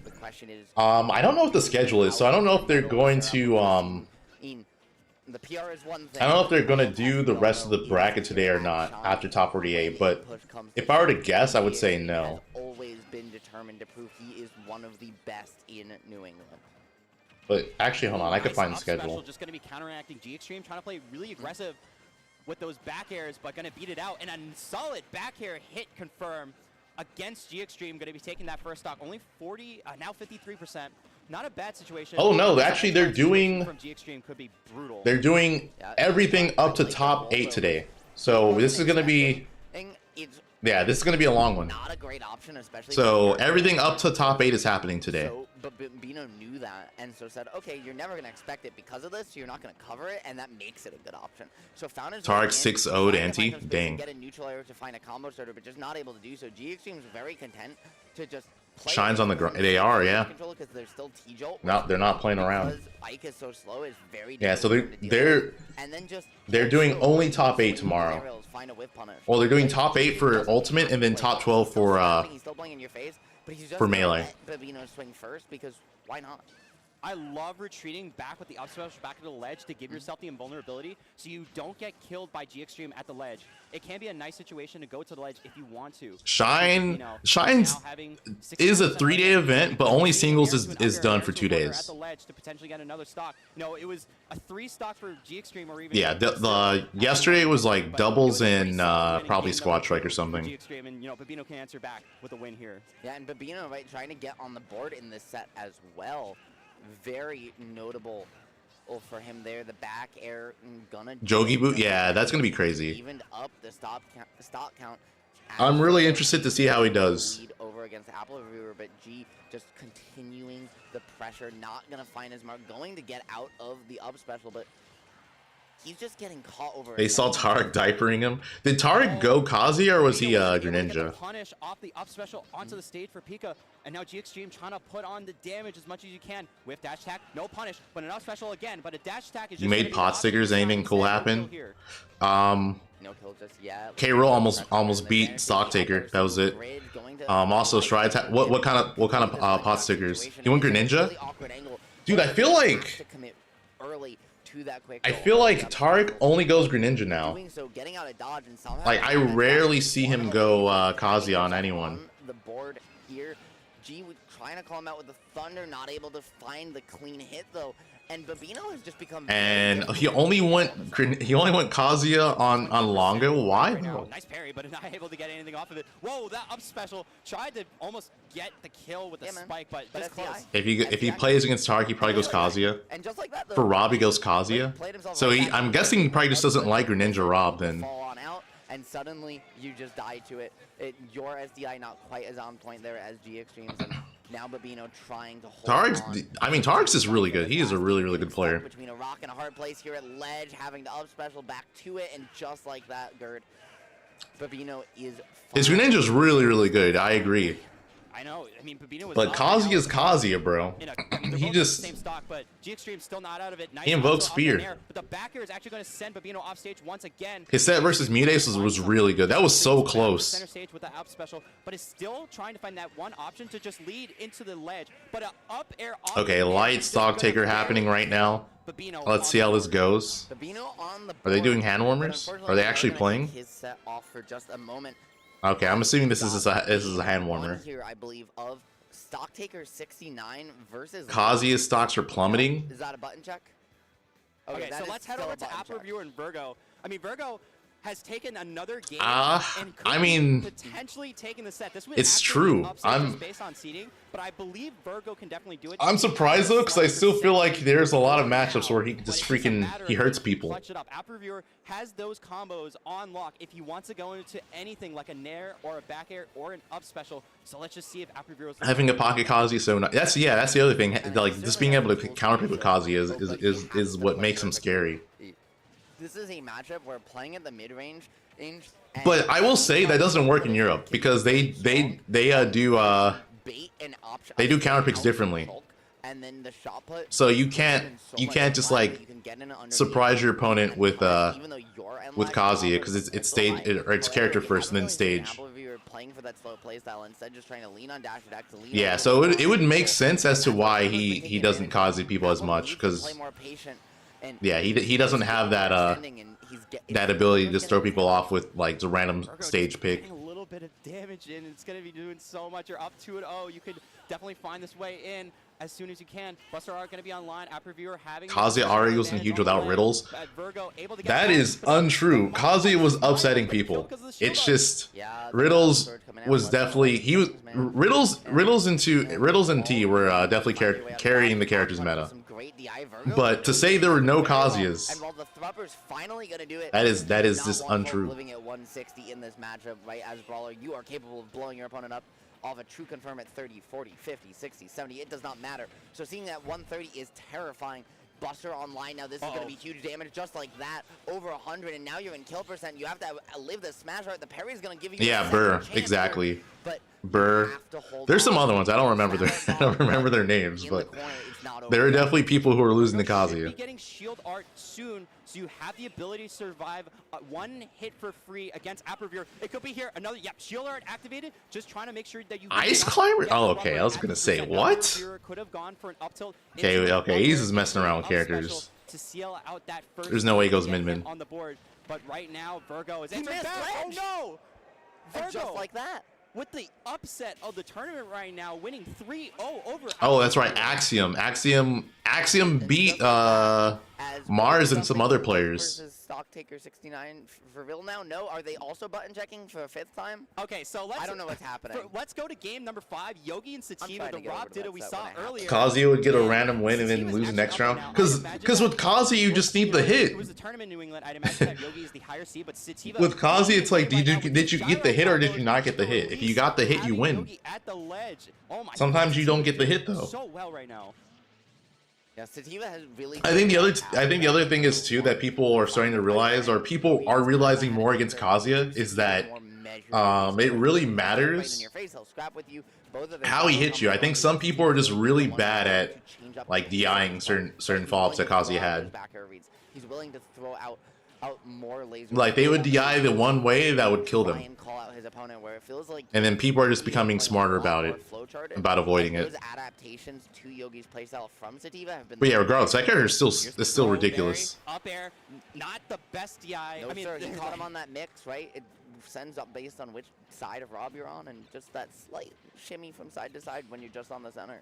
Sativa having a 3-stock lead. Yogi still not out of it yet, but right now it's going to be real tough. Yogi has to make the complete comeback against the character that he's currently playing as well. And Sativa has been playing so well this entire set. Was he in grand finals against Jazo? I don't know. I mean, yeah. Vince, you might be right. I did not see that. Certainly a lot of work left to do to get there. Right, this Ike is cooking. Tries to find the way back to the ground, does so, has Sativa in the corner, but just not able to continue the pressure. Sativa not going to get crossed on the DI and reset back to neutral. Yeah, I was gonna say I thought the G Extreme and Babino set was gonna be over already. Wait, wasn't Babino that one dude from that Montreal tournament, right? The Battle of Z. He was the same Mike. He was the same Mike that reverse 3-0'd the Mario, Braden, right? That sounds familiar. Really tough. Sativa looking like you're going to be moving on. This is loser's bracket, so this is Yogi's tournament stock with the up smash catch. Yo, Babino's actually the GOAT. he just reverse 3-0s people. That's all he knows. That set, beautiful stuff to Sativa. We're gonna jump back over to G Extreme. That's his way of the sword, bro. You go down 2-0. Oh, which early meta character that we saw? Man, you start doing work. Is going to move on in winner's side here. Are we gonna have Connecticut's G Extreme, or are we gonna have? You don't know what he's cooking, but you're not eating. Come on, man. You don't like down 2-0 is now into game 5. You don't like Ike? Only a slight % deficit, but when you're playing Ike, no deficit. You don't like Path of Radiance? It's just a matter of Radiant Dawn. That you're not getting hit. Radiant Dawn Ike was messed up actually. You guys remember that? Freaking, you play as Micaiah and her group, and then you go to Ike's group and they're just destroying people left and right. Occasionally off of forward air, off of down tilt. You also kill your opponent at very early percents, and frankly, Pizza time, what's up, bro? Pikachu, very light as well. So are you going? It's really are you going to play defense to Terra? I don't think I ever asked you that, but yeah, are you going to Terra? Pizza time. Pikachu who will drop his true combos to look for just pressure tech chases. Sooth, I agree. The so that when push comes to shove later in this dog. Yeah, what they did with Sooth was cool. Radiant Dawn was great. The up smash going to do the first stock, but Bambino you're not this one yet. However, damn. How fast he can take his first stock is going to be absolutely huge. Oh, it's going to be interesting to see. The double forward air off the ledge going to do just a decent amount of damage. G Extreme trying to look for the ledge trump, but Babino was able to get off the ledge just in time so you don't get sent away off the ledge once again. Ike had those beast people. Oh, tech it. No, he's dead. You're gone. Dang. They're called Lagoose, weren't they? Or Lagoose? Or something like that. I want to say that was their name.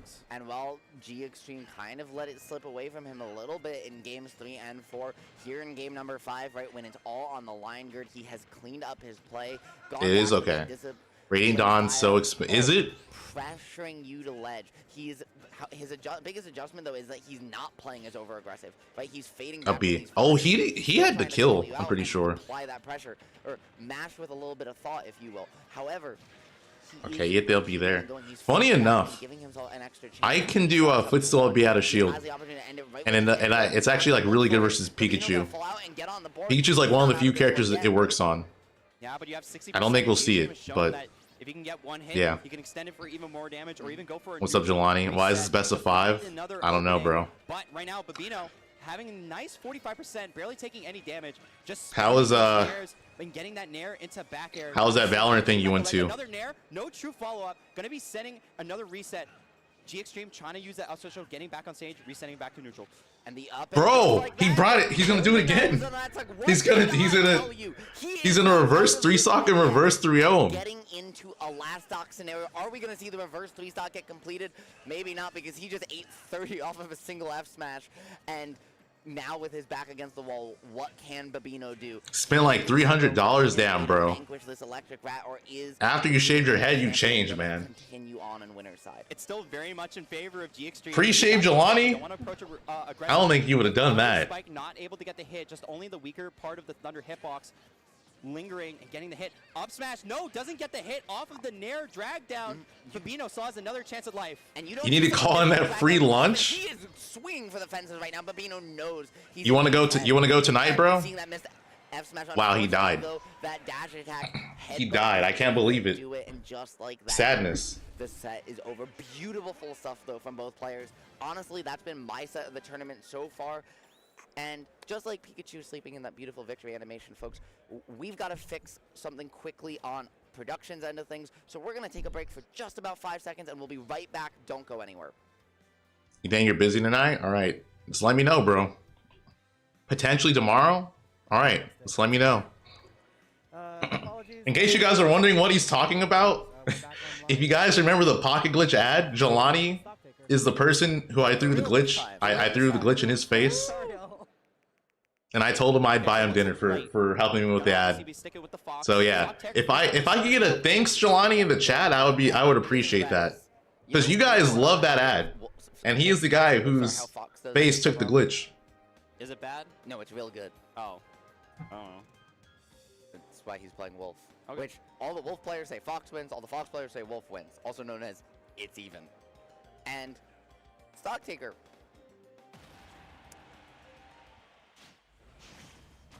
Is he a glitch lover now? Without pressure, like he is now. That yeah, he is a glitch appreciator. He's capable of beating anyone on a good day. He is playing very well so far this weekend, and it's not impossible we see an upset here. Yeah, but again, you're playing the number one. All right, now we're getting light. Now we're getting light, Stocktaker. Why you have that, but we're gonna see. Oh my, they're switching. A nice okay, that was nice from Light. Dude, they are just like mixing up these. They're mixing me up, bro. They're mixing me up with these with the placements of these matches. Corner situation and playing for this corner very hard, knowing that Fox off ledge, right, being a fast faller, can get trapped there. Wolf's ledge trapping with that F tilt especially is an incredibly active hitbox. Oh, nice parry. For this corner over and over. Light though knew that and called out the approach. Who would win, the average glitch fan, average glitch enjoyer, or the average glitch enthusiast? I think the enthusiast has it. Trying to find those F tilts at the ledge, but you know, Light was just able to just stay on a little bit longer. Another up tilt, not as strong as Snake. Sometimes I like to mention. It's not going to kill just yet, but a solid. He basically finished Farmer Cyberpunk, but you see Light with these stuff on. Yeah, no, that was how it was with me with Jet Set Radio and Jet Set Radio Future. It's just really. I feel like it's just a game you could just chill and vibe with while you're doing stuff. And once again, those active neutral layers. Play it, listen to the music. Lisa trying to find the down smash 2-frame, but not able to do so. Catching him, not able to catch him before he caught that ledge. And Stocktaker once again getting reversed for his troubles. Both these characters have that same weakness sometimes, getting off ledge. So while playing at ledge and keeping Light trapped there is a huge advantage for you. Ooh, wait a minute. Just as big a problem. Forward tilt? No, it doesn't go for it. You have to be ready, and Stocktaker is managing to keep this one close, but he needs to find a way to take this. I feel like the easiest way to approach this matchup when Fox is off stage is to just go for forward tilt. Oh, gets the bear, takes the stock lead. A little bit higher percentage, and Stocktaker was able to just capitalize on it and get that back air. He didn't expect it to put in a tech chase situation, and so was looking for the jump there. That's why he went for the jump back air. However, Fox got yeah, like I said before, this is a match. Light hates this matchup. Instead, and edge him with the up air to bring it right back even. Every time I see him, he complains about Wolf. Oh my, I thought he was gonna do flash. It wouldn't have killed, but yeah. Light just not able to keep it going, and this one could easily go in either player's favor. This is the blender, though. This is where Light makes his money. Finding the parry to boot, he is turning it up when it matters most. Looking for the jab and missing the jab block. You don't see that from him every day. It's been such nice. a volatile set. One moment, Stock Taker's doing a 3-hit combo for so much damage. That might do it. No, he barely lives. Awesome reset string. We're going to see the up smash not going to kill just yet. Oh, like going for the dash attack setup he goes for, but Stock Taker rolling and Light barely living. Forward tilt. And getting trapped in oh, does it too late? Money, but he's finally going to back off when it matters most. Just walking back and forth, slowly, ominously trying. This is so scary for both of them. But he's seen everything before, looking for the back. Oh, that's going to do it. Yeah. Stock Taker taking game number 1. Okay. Stock Taker. All right, so 1-0 Stock Taker. It's the first game too, so you're right about that. Stock Taker's not out of it. No, what I said, upset potential here for sure, and what an upset it would be. Not one anyone in New England wants to see for sure. How am I so good at weak bear flash? It's an easy confirm. It's like it's Wolf's. I feel like Wolf's most lenient Wolf flash confirm to get. You have so much time to connect it. I mean, if I want to see a good 3-0, I want to see a good 3-0 too. Whoa. No, I want as many game 5s. I want some good ass smash. Like at higher percents, if you really wanted to with Wolf, you can back air and then jump forward and get the flash still. Like you have that much time. You can do so many combos. More than really Wolf can. You have like some combo extensions, but Light has the benefit of going for resets and up air bridges so often. Yeah, you do have this is not winter semis. This is Vortex, as you mentioned, and you get a lot off the tech. Basically a qualifying set to make top 48. All right. What do they? Oh no! I don't want them to multi-stream anymore. I just want to see that set. I just want to see Light Stock Taker, man. Over the maximum vortex because Stock Takers had such. This will be the time to have Mars on the phone. Hey, if you want Mars, you know what to do. You know what the drill is. But still there to close it out. Just dropping it though. Oh, Stock Taker still not able to find the down smash, and Light, you see, is done fooling around. He has turned it up in this game, too. Yeah, the Jets are fully on. Just going to go for the Light jab. The double jump has been used for Stock Taker. You got to be able to recover high. But up smash. Oh, he could have killed. I think he could have just forward smashed there, or probably up smash too. Oh, all right, Light obliterating him this game. Good potential 3-stock alert here on stream because Light once again has just compounded the pressure down onto Stock Taker. Stock Taker trying to swing and a miss, but those high ceilings of PS2, the largest. Yeah, I feel like as long in ultimate in terms of on-stage presence, but hey, those blast zones pretty. As long as Light can avoid losing this stock, or at the very least, if he loses this stock, avoid getting put at like at a low percent kill, he should be fine. Like you're playing against someone who's spamming double team. It's like the download complete. Oh, that's gonna do no. Not gonna come out just yet with that back air. What did you expect? Does Light have Orion at Terra? I don't know. Light Orion would be a really sick set. By the way, if Orion's playing well, I feel like yeah, if Orion's playing on point, that could be crazy. That could be a really crazy set. Dominant fashion. Yep. Light evening up the game, 1 apiece. But now that we got the quad streams box back, we got Danila and Sunfish, we got Brujo and Tom, we got App Reviewer and Glare. All these are. What do you do against Fox with Wolf? You basically just don't let him like run over you. We have so many more matches to showcase here. Yeah, what's wild to me that Apple Revere, Glare, Brujo, and Danila are all in losers already. That's insane. The matchup is like challenging Fox's hitboxes. True. Are killing him off stage early. As we get into it now, Light Stock Taker game 3. Like a lot of the times you have to preemptively throw out something against Fox because he has the speed advantage. The good old classics. As Light just puts him in a blender at yeah. finds a Light's so good at getting that. Yeah, Gert, to be fair, it's also really easy if Wolf goes straight up. If you want to avoid getting 2-frame as Wolf, you have to go on an angle. It makes it significantly harder. Or just approach you in the way that I want to, and the download has been complete. We saw the 3-stock in the last game. We're seeing the damage rack up even more. Nice combo conversion for 56% already, and it's just piling on and piling on. And this is something, right, that Light has talked about, right, that he feels like he hasn't had to play as fast recently. But oh, it's GG's.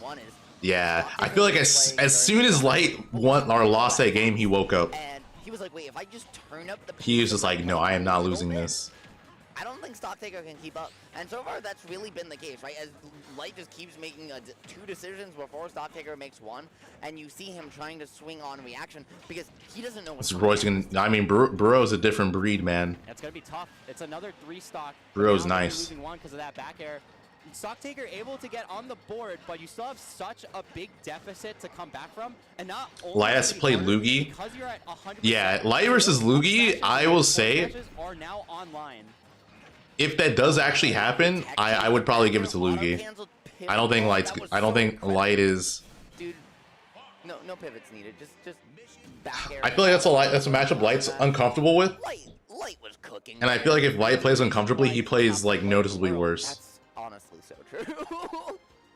So I mean, true, showing bestie. us all the techs. So this is a warm up. This is a warm up for him. Like, oh yeah. Jones, what's up, bro? You didn't win the set yet, so let me just come out full force.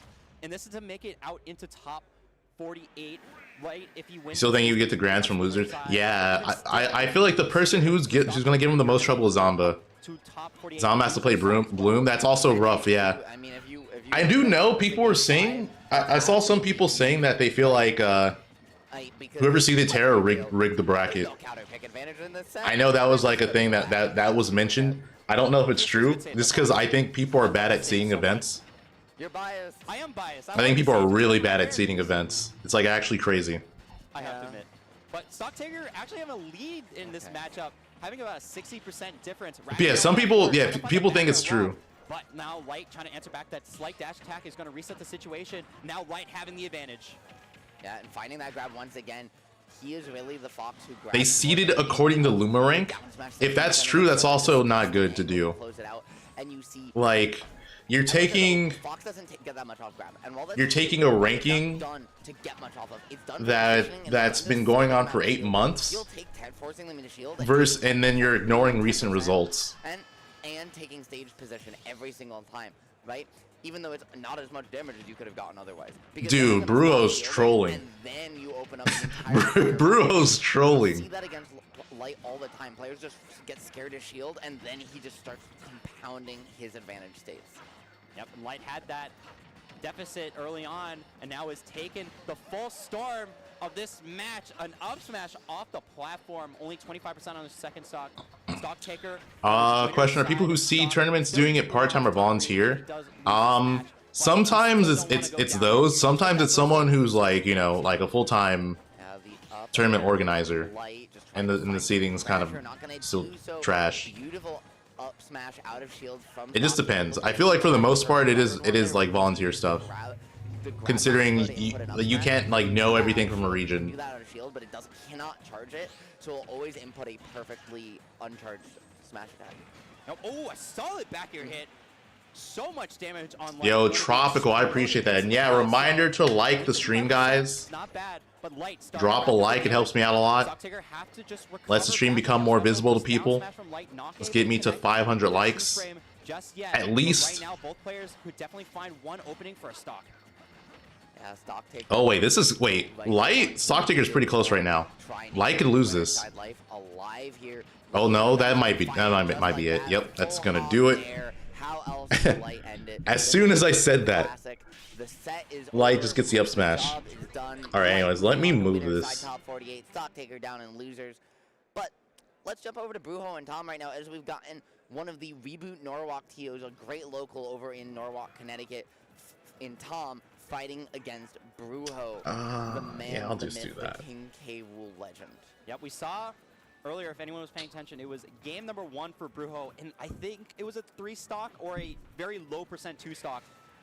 He has the game advantage, and right now he's actually losing by almost 90%. Still not a bad situation. You have, you know, max rage. As soon as I moved it, bro. As soon as I moved it. And we see right here. Wait. Up smash. Ah, he whipped it. Should I even bother? Which is something you very rarely. I feel like as soon as I touch it, it's just gonna change again.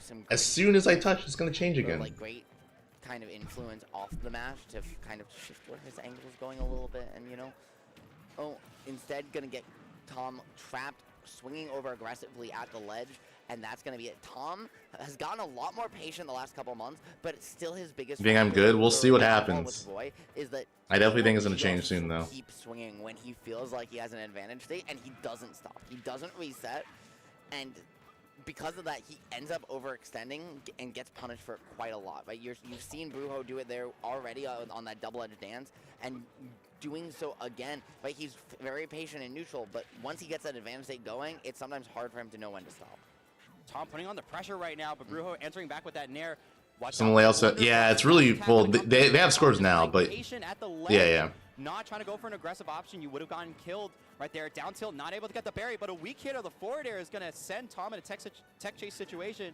Tom living a little bit longer, but they're both just whipping moves. The biggest hitters at this tournament: Light, Zomba, Capitancito, Jakal. Some clean, cheeky little movement there with a Eve dash from Brujo to the Call Mars not something you see every shirt. day, but King K will That'll be hilarious. For whom wave dashing is a useful tech and ultimate. You saw Brujo doing it again there once more, or to kind of just microspace his positioning, looking for some additional pressure, trying to trap Tom. Jelani, what's up? Yeah, I'm multi-streaming on Kick. Do it just yet. Town and City with the high blast zone off the top. Yeah, tweak DQ2. One more moment, and that might be what he needs as he calls out the neutral. Is Jakal actually there? I'm assuming he is. I didn't hear anything about him DQing. Oh, did he actually DQ? Both players had some crazy kill options. What the heck? The double blast zone kill, and Tom was able to get the lucky survival. Tom gonna be tying up this game 1-1. No way. Man, what? That's one of the funniest ways I've ever seen a game. It's like, so the Jakal and okay. Well, hopefully he's okay. Hit Tom, but because of the DI angle, it went almost basically horizontal. Damn, this is even more light favored then, because I feel like Jakal would have been the other player who would have given Light a hard time. That would have been his second hardest matchup. And then we just saw a crazy. So then, if that's the case, there's like really no one here that I feel like would give him much trouble except for Zomba. He made it happen when nobody thought he could, and now we've got, we were into game 3, counter pick advantage on the line. But speaking of game 3s, we've got Danila versus Sunfish in the last. I guess there's also Aaron. As Danila is. Aaron has beaten him before, so there's that. In the Bayo Steve matchup, no easy feat, solidifying counter pick advantage, which could be absolutely huge with how crucial it is for stages to help manage Steve's resources, and how crucial stage layout can be to Bayo's platform extensions. It's also good for Danila because he already. I do remember when Light lost to Aaron, he was so mad. At the most recent push the limit monthly. He literally said he's never going. He said the anime thing where he's like, I'm never going to lose to him again. He was like actually just really mad about losing to Aaron at PAX. Like you said, this is a pivotal game. Danila wanting to go up. This is the losers bracket. If you lose here, you're out of the tournament and want top 128. But however, right, this is Steve with Diamond. He's far from out of it yet. Up till back air, they're gonna be in percent range to kill Ill, and gonna do so. It's Danila locked up counter pick advantage, and now we are able to jump back. He said that about Mars on Twitter at SmashCon. Already, 40 seconds in. Tom only has 2 stocks left. I don't know. I feel like there's. Oh my god! Did you guys see that? Oh my god! The freaking. Spike and Tom. The Bayo dropping the combo getting up beat. Recklessly, and they got hit by the spike. Oh man, what was it? Oh, but I was gonna say, it's like I said, if you can make Light feel uncomfortable, he plays noticeably worse, and I feel like Mars in general just makes him feel uncomfortable.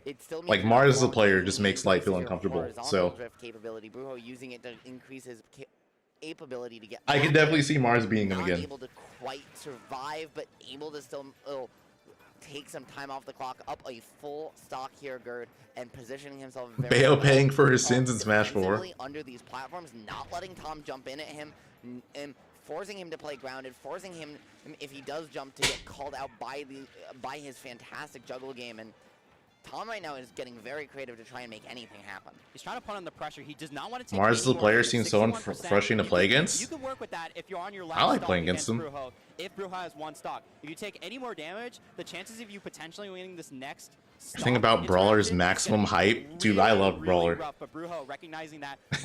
Brawler's amazing. The Steve switch to Fox. That's kind of hype. That's so weird. That's confusing. Tom, right, just controlling space perfectly, willing to back off. Stephen Fox. This doesn't sound like a combination. Again, you don't see often from Tom, but he has been more successful at doing it as of late. I gotta move my cam again. All right. Here we go. With it, his results over at Reboot. Here we go. Grown in. It's gonna. As soon as I move it, it's gonna switch. As soon as I move it, it's gonna switch. Double jump off ledge into a crown toss, and then even then you have to get back off. Steve Fox tech. Oh yeah, that's right. There is a character, the boxer. On Brujo's tricky movement and just keep the pressure going here in the corner. Ooh, nice get up attack, still hitting through Tom's neutral special, but the F tilt pivot cancel gonna be picking that up. 107%. This is really rough situation. You cannot get grabbed here throughout this remainder stock. Like Mars always gets to play the game in the pace he wants to, 60 watt. Yeah, Mars is really good at slowing down matches, and then he'll randomly speed up. Go for crown, force your opponent to approach. Tom gonna get hit by that forward air.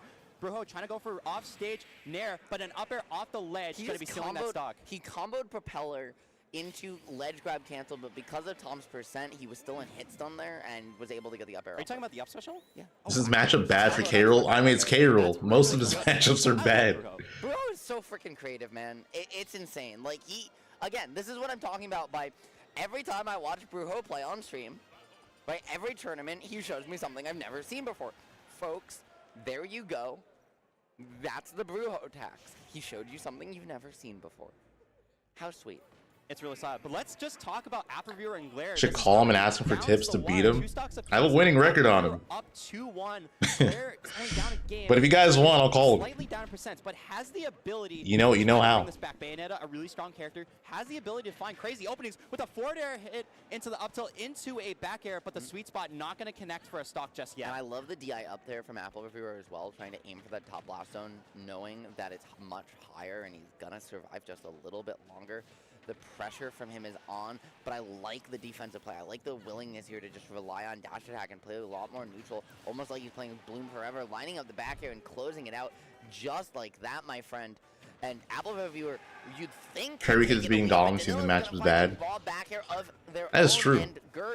Sorry, Glare is going to find a raw back air of their own. And how I beat Mars? Let's play Wolf. It's really going to depend on who's going to capitalize. Let's play Wolf. I think Apple Reviewer has the combos unlocked. I'm not too familiar with Glare's game to really know if he has I give up, dog. potential conversions that Bayonetta is known I give. for I'm removing my webcam. Actually, I'm not going to remove it. I'm just going to leave this here. I'm just leaving this here. I'm moving this though. For Glare. However, down throw, he went for a suplex there? Are you crazy, Apple? Are you absolutely out of your mind? I think that was intentional to just try to catch Glare recovering, because he's not going to expect suplex coming out at all. Oh, I know he's not, but I'm saying it's insane that he even went for it. It was cool as heck, but it's insane.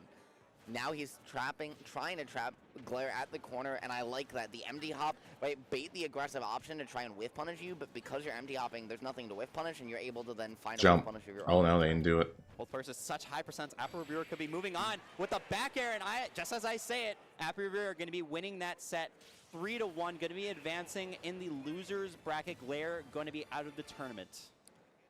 Glare out of the tournament. Brujo's nice. A very good player, but that's the problem with an event like Shine. When all of our region pulls up, they've all played each other for the most part, and even out of region threats have to. How I feel about Falco Aegis? Of a crowd I'm not too big of a fan of it, but I don't think it's horrible. Beautiful job closing that one. I just think we've got, and Brujo, Tom, Queso DM still going strong here. Off stage is really important. Life, like getting the edge guards on Pyramethra. Tom trying to fight back. You know, Brujo's up 2-1. An F smash at the center of the stage. Again, doing so much. We're in a similar situation as Game 3, like we saw earlier. Also, destroying Pyra, because Pyra Falco is, Tom was at 100%. yeah. An up smash off the crown return, not able to get the connection. The low percentage was just there enough to make sure that Tom didn't go and get knocked back too far. Brujo resetting back to neutral, just trying to spam these cannonballs and crowns as much as possible. I'm staying in the middle. He's trying to spam, and it's like, the most consistent. From Brujo has been gorgeous, right? He's constantly making Tom second guess whether he's gonna be in range to swing. Is it weird to say heavies could be annoying for Roy? It's not. I feel like, oh, is he dead? Yeah, that's it. I feel like heavies do well versus Roy because sorties. Tom also unfortunately out of the tournament at this point. However, top 120. Keeping centers is true. congratulations to both players. In this game and also in DM this are still in this stream. Aegis Falco, a matchup that you'd think is very Aegis favored, and it is, but at the same time, Gary. Okay, now I can't say middle. Now I have to change. Capability of putting you off stage, and it's a matter of, okay, I'm gonna go here because like this is the safe spot. Aegis is gonna have a really bad day. Unless they're hitting all their foresight. And then we know DM is not going to recklessly approach. Queso has been on the come Stay centered. playing for quite a while now in the Boston scene, specifically at BSB. He actually recently won at BSB over a bunch of different players like Nuggets and Exile. That's a hard feat. That's a hard thing to do. Like, you do not beat Nuggets easily. All right, so Falco. Not easy. No. Nuggets out of region, sleeping baby. Falco Pyro Nuggets Metro. in region, hydrogen bomb. Nuggets is the equivalent of Nuggets is New England's version of John Numbers, is what you're saying. Oh, he might be dead. I guess. I think you could have spiked him. Like, John Numbers is also good. Oh, we went for it there. So is Nuggets. Yeah. We'll see here. Let's see. DM, immediate early lead, 74% already on Queso, but Queso just trying to rack up more damage.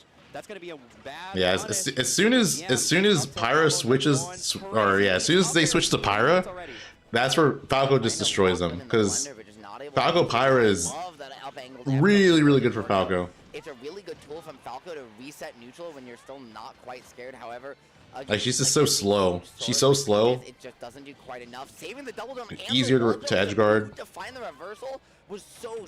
Oh, he dropped the kill. That could have been forward smash.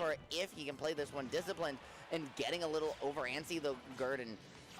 Yeah, dude. As soon as the Mythra player switches to Pyra, it's like a sigh of relief normally. Queso was trying to go for a forward air. It's just like, oh, thank you. Was able to capitalize on it accordingly. Queso just trying to find the option, just going to pivot around, go for the forward throw, not going to get too much knockback out of it. DM. Yeah, like against Mythra, you're like hoping you win neutral so you can hit her off stage. That's literally it. Queso is going, he's racking up so much damage right now, Ritual. He's racking up so much indeed, right? And all that's the Falco classic. And then plus combos work like way better on Pyra. Those essentially pseudo witch times with foresight, right? Is not someone you'd expect, or sorry, pseudo bats with foresight is not someone you'd expect to necessarily take that much damage uninterrupted to get put in a cutscene. But can Mythra win this matchup without switching? Ooh, that was nice. He's dead though. Yeah. And doing so there, DM just saying, okay, I have a stock lead. This one's getting. I respect the trade, but definitely could have taken that stock easily without needing to. Yeah, you might as well take that. Because there wasn't really much of a mix-up he could have done to recover because he's so low. Can Mythra win this matchup without switching? I mean, you can, but switching is definitely more beneficial when you get Falco off stage. DM's got to find his way in. You know, he took that stock, but now Queso's trying to answer back. And Queso trying to apply a little bit of sauce, but instead he. Oh my god, that was disgusting. Yeah, the thing is that a lot of Pyro Mythra players, what they'll do wrong is they'll switch for double dunk up smash. It's so strong. They'll switch to Pyro in certain spots where it's like I'm just gonna say it though, that was bad manners. DM, didn't your mother? They should switch back to Mythra. Like if your opponent's at like a low percent come on, and you're Pyro, it doesn't make any sense. I feel like you did it to him like that. Ooh. And if I'm Queso, it's hard to keep my mental together after that one, right? You have so much work to do if you want to stay in this set, right? You may only be down a game or two, I believe 2 games now against DM, but on the flip side, right, you not only do you have 3 games. Hey, you're an Aegis player and you also do that. You also have that mental damage. Yeah, it's just like it's a common habit that Fire Method players have. Percent disadvantage, but it's not too bad. Like you'll throw the opponent off stage, you'll switch to Pyra, and then you'll immediately capitalizing accordingly. They'll come back and you'll stay Pyra. He's just so strong as a player. He has so many characters in his roster, and he has such a keen ability of where your opponent's gonna be and just capitalizing on it. Oh, he's dead. Down there again, Queso cooking here as he finds the first stop. That was really sick. Looking for the pressure, the drag down, the reset once again. He is racking on the damage. Oh, he's dead. Off the top I thought he was gonna die. I thought he was gonna die. That was crazy. We were playing melee for a second, but yeah, but again, staying like Pyra low percent's also really bad because I feel like Mithra can get you out of so many combos because of foresight. You don't have that luxury with Pyra. Like she's also just like a better combo weight and fall speed. Might be more mental damage than the double dunk. Oh yeah, no, absolutely. Like you had the ability to have the clip of the tournament and you whiffed on it and you died too in a tournament situation. It's such a bad feeling. It's just so unfortunate. As now DM, right, starting to lock down this advantage state. Queso getting caught on these illusions. No jump here and barely able to make it back with the magnet hands plus that extra momentum you carry on your way out of it. Fighting down air back here. So one more chance. Queso not out of the woods yet because this game is basically even for all intents and purposes. He is going to play it patient, though, and give himself another chance. This could be a huge combo, Gert. Dude, DM's kind of going... For a forward air, no, up air, but instead of going for a oh, that was nice. So, but I was going to say, DM's kind of going a little bit too crazy with Pyra. He was trying to drag down forward air there to just pull DM down far enough that maybe he'd die, but since he's a stock up, it doesn't matter because DM wouldn't be able to make it back. Just missed his fast fall of all things, though. And instead, DM just was able to kill him and then still make it back. This is where Queso's road might come to a close. If DM has anything to say about it, just sticking on this Pyra, right? Oh, this might be over. Oh, he got hit. Okay, he's not dead, but he has no jump. Yeah, that's going to do it. Going to do so, Queso came so I think after the side B, he had enough time to air dodge, but yeah, just going to go for it. Got a little too lost in the sauce, and unfortunately, you know, DM asked us to hold the lactose. Yeah, and that was winner semifinals of this pool, so DM is going to be moving on to top 48 winner side. Queso still in the tournament, but in the loser side of the bracket of top 48. We're going to be seeing them later. But why don't we talk about Brujo and Danila right now? Both players have never played each other before. You know, they're really solid within their own region, so we get a nice, awesome matchup here. And you're telling me they've really never played each other before? These are two players who are not the most consistent players in New England by any means. I'm assuming we should get the next wave of round 2 pools pretty soon. This tournament and so far this game, as Danila has opened up very. If I were to guess, I feel like it should happen fairly soon. Racking it on with the pressure as they try desperately to find it, but somehow Brujo is just gonna apply a wall of pain. The side special trying to recover for Danila, but gets caught immediately by the forward air from Brujo. It's an amazing call out. The witch time just gonna send Brujo in a slow status of time, but not able to get anything. Another forward air conversion hit off the ledge once again for Danila. Gonna take another stock. Wow, Danila is just doing so much right now. And the witch time, the cadence of New England Curry Kid versus Lima. Down tilt, but gonna get call out that cross up. Bayos love to try and mix you up running. So I'll be right back, guys. Danila's gonna rack some damage on, but getting caught on the wall instead got stuck in so much lag that Brujo was able to set up, find a punish, get the reversal, and the stock for the trouble. Just like that, Gert, this game is even once again, and Brujo drawing no quarter as he tries to stay in this game number 1. I love how calculated. Oh my god, I thought the upper was going to kill. It was so close. The down smash, not able to get the kill just yet. Brujo just going to use the up throw, trying to send Danila up above him, because Brujo, if you're above Brujo, it's lights out. Like, what are you going to do? Those up airs have been working so well, but Danila acting accordingly, just trying to find this hit in. Both players at a high-ish percent. A back air, not going to get the sweet spot hit quite yet. Danila, oh no, bounces off the stage. He spiked him off the propeller. Oh no. Oh no, Danila. Yeah, Danila had the opportunity to just go down into the pocket of the left side of PS2 to go for a nair or a back air. It looked like back air to me, but was too close in the line of sight for Brujo's up special, got hit by it, and then died. That's so heartbreaking. Like, that makes me hurt inside, because we've all missed techs before, right? And it still happens to even the best players in the world. They'll occasionally miss a tech.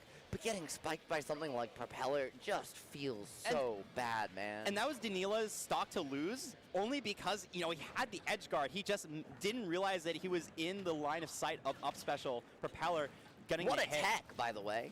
Ooh. Brujo, already 80% on Danila. is making an amazing start to this game when Danila was able to get a quick stock in game number 1. Let's see if Brujo is able to steal it out here right now. Yeah, Brujo, I like the crown up close. They're forcing out the throw timing. And the overcommitment from Danila is going to put him in the corner, but not able to find the grab on attempt 1. Attempt 2, though, is going to work out. Brujo then reading the match with the pivot up air to mix DI. Very cheeky stuff from him.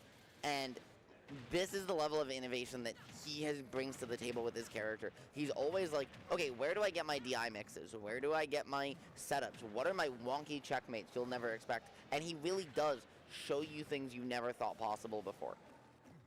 134% on Brujo. You're definitely in a range where you could be getting those kills. Danila trying to find a double forward air hit into another conversion, but not able to get anything off of it that time. 48% for Danila, but a nice witch time. Catching the crown recovery. You're close enough to Bayonetta that you're going to be stuck in time, and nice up smash to seal out that stock. Yeah, and now just the jab, the pressure coming in. Beautiful crouch. We haven't really seen anyone use that against Brujo yet today, but a lot of those characters with low crouches can get on underneath the crown, can get underneath that blunderbuss as well. Danila taking full advantage of it and able to find a combo for the trouble, get an edge guard continuing, but going all the way down low. K-Rool isn't checkmated there and is able to find a way back. However, that fist of hair not going to do it just yet. The pressure is on as Brujo manages to find a reversal on stock. How did he take that stock first, Gerd? What? The crown sent Danila back off stage, which gave Brujo the ability to get on stage first and get that 2-frame forward tilt in just in time to pick up a stock. That's the type of situations Brujo has been able to find this entire time. But Brujo is so good, man. Jab's one of the stronger ones in the game for Bayonetta. Still not going to get the kill against the heavy character of King K-Rool, but the side special actually wall bouncing Brujo off the platform for another stock. Even game here, Ritual. And the fact that Brujo, I was going to say Brujo wants to end it as soon as possible. Doesn't want to be a super heavy try, having to contest Bayonetta's damage output. And while misses the first attempt, keeps the pressure going. You notice Danila was never able to grab ledge or wall cling, which meant never able to get those resources back. Brujo just said, okay, I'll keep using weaker spikes, weaker hits to just drain those resources, and eventually couldn't make it back. I'm sorry, is Babino fighting against Oxygen, the Mii sword fighter player? Yes. It's been so long. Hindsight, we miss you. Hindsight, happy birthday we miss to Hindsight, you. too. True. Happy birthday to Hindsight. Hindsight, who cannot be here at Shine this year, but has been part of the seeding team in the past, has been part of the event for so many years in so many ways. So shout out to one of the community leaders in New England on his birthday. Yep, let's get right back into it with Brujo and Danila. I mean, we're going back to small battlefield. This is Danila's counter pick, but I think this stage works out so well for Brujo. Having those platforms to extend all of your combos and having the ability to just camp on the platform, because like, what is Danila going to do? What are you going to do against it? What are you going to do? All right, guys, I'm back. Is find an up tilt into an up air, get a platform combo. Capitan Cito versus Virgo. Okay. But Brujo has done a great job holding shield, playing very patient, and Reverse 3-0. overextend, letting Danila get a little bit antsy. And while For you Danila? take some damage coming down off that platform, you aren't taking nearly as much as you might otherwise. And How is Brujo winning this matchup? Situations where, well, How? Brujo, Like, I feel like he can't use freaking... probably knows this matchup. He can't use, because even if you played, he shouldn't be able to use Crown or Cannon that much. I mean, the skill level of, Brujo is incredible, and Danila showcasing it right now, trying to fight his way back. Down 2-0 The forward air, not able to get the kill, even at the upper part of the blast zone. But the blunderbuss, but a great tech from Danila, able to get back on the stage with the jump and the resources. Danila is missing Crown. 171%. Okay, Crown punishes. With 3 stocks left, this is going to be a summit to climb for Danila. Oh, yeah, but yeah, you can just do that. Wow, that worked? That's pretty nuts. Just yet, Brujo losing his stock. Now, that being said, it is a good first step, right? Beating that one. Oh, we didn't get the strong hit that probably would have killed. To quite collect all the strawberries yet, but doing so with some extra credit here. Gerd, the pressure is on, looking for the second AB or witch twist, but not able to do it. Managing to somehow if he hit that back here. Right now. Brujo has to get back to the ledge, but gonna double jump off the ledge to go for a crown, sending it away. Danila trying to find this down smash, not able to get it because of the crown hit that Brujo did off the ledge. Now Danila racking up the damage. Remember when this was a 3-stock to 2 lead for Brujo with high percent, and now this is a relatively even game. Oh, Danila going I think he can still makes this unless he gets bared. Yeah, there it He was is. dead already, Wow. and Dania just decided to seal it down, taking the lead. And yeah, Gerd, I do remember what it was, 118 to 3 stocks, and then Dania just... Yeah, I don't know how the rest of the set was going, but that's how I was expecting it to go. Like, whenever K-Rool throws a crown or something, it's just witch times. Our neutral bead. To snowball. However, Dania has really turned up the jets here, and going for F tilt 1, 2, 3, dropping. Still alive. Where do you get the best controllers? Saving the resources is going to give him One a chance that of life.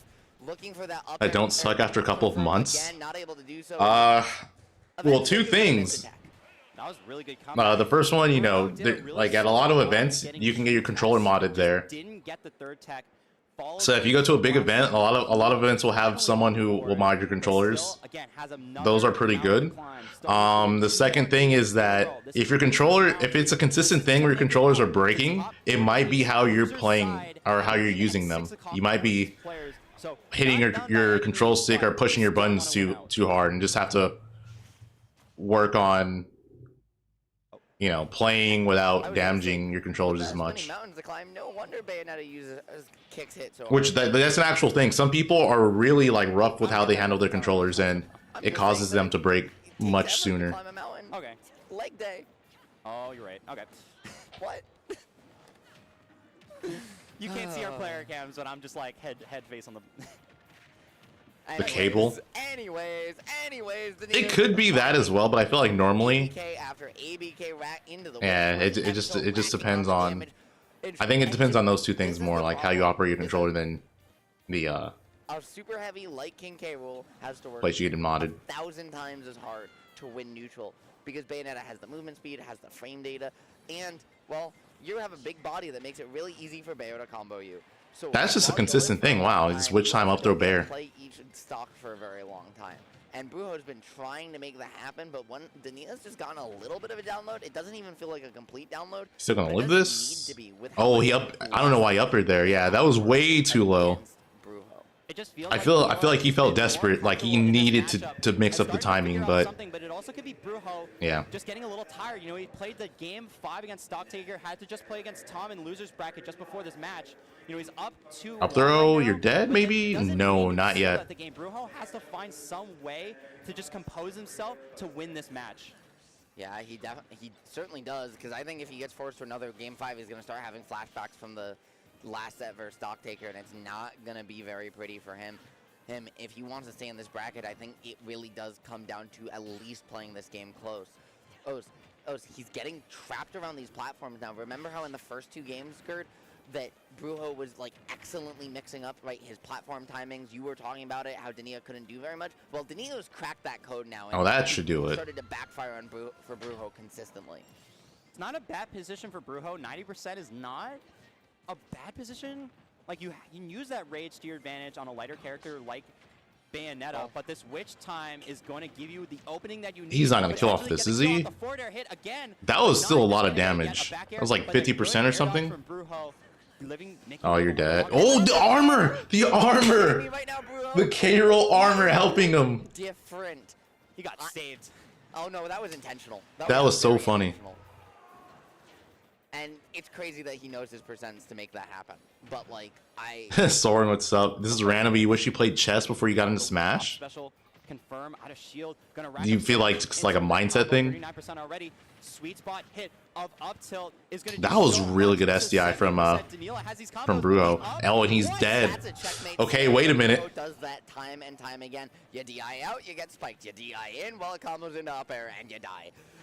It's absolutely absurd. King K. Rool does at least have a couple useful tools in addition to that belly armor, and well, Brujo's putting them on display. All right, we're going to game 5. That's gonna be it for game number 4, Gerd. We're going to a game 5, and Brujo's mental, yet again, gonna be put to the test. I think that was a really Yeah, that's true as well. Witch Time can clank with attacks. Or Bayo Smash attacks can clank with attacks. Because the crown was in neutral get-up range, so you're like, I want to get the crown back. I want to have my resources to be able to punish Bayonetta. You can't say you knew beforehand after the fact. No. Like, I knew it was, no, I definitely knew it was going to happen. He was going to neutral get-up, because I don't think he's going to jump. It's just so obvious. I know, I'm just giving you a hard time, my friend. It's all right. I'm just giving you a hard time. Because the trick is if you say it first, it makes you look smart. The armor during Witch Time was a really smart play. I mean, that was just convenient. I don't think he was planning that. Us looking smart or not. Because it's not like Bayo can't punish that still or get a kill off of it. Leaning up, Virgo. It's just, I mean, we're talking about matchups you don't play. Danila wasn't thinking about it. I can't remember ever seeing Me Gunner Shulk before in my life. Nah, it's definitely happened in Massachusetts at some point. It's just not a common thing to see. Well, let's get it started again. All right, well, game 5. We'll see how this goes. 5. Winner of this is going to be moving on to the losers part of top 48 at this amazing New England major. Yeah, I like the pressure there. Imagine Bloom playing this. Dude, Bloom would... I feel like Bloom would go to game 5 too. Bloom trolls. On Brujo at ledge, racking up the damage. The dive AB that was actually amazing. That combo looks so sick. And Brujo SDing. One there because he didn't input anything. It's gonna be the stock early, and oofa doofa, like this one's getting. Yo, Peach, take care. Have a good one. Use the crown instead of using the up special. That's why he couldn't get the recovery in time. So he's gonna lose that stock accidentally. Danila putting on the pressure, the forward air again. You're kidding me, dude. That was disgusting. That was insane. And grooving, he's up 3 stocks to 1. And Gerd, the crowd is going. Dude, that's like. Than you right now.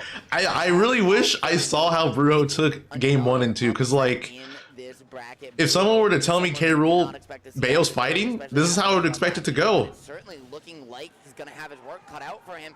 Finally getting on the board as Danila makes a mistake to even them up 1 stock apiece, Gerd, and everyone does get 1, but the question is how can Brujo maintain the momentum? You cannot get hit any longer if you're Brujo. 75%, still not too much, but you gotta be careful here on out. The Nair into the dash attack gonna send. Bayo does cross-country combos instead of off the top now. No, Bayo still has off the top combos. To give you the advantage to get a stock. She still has them. Is not letting Brujo get anything right now. And that time, the combo gonna take you off the top, maybe the D. I almost did it there, but I want to say Battlefield saved him.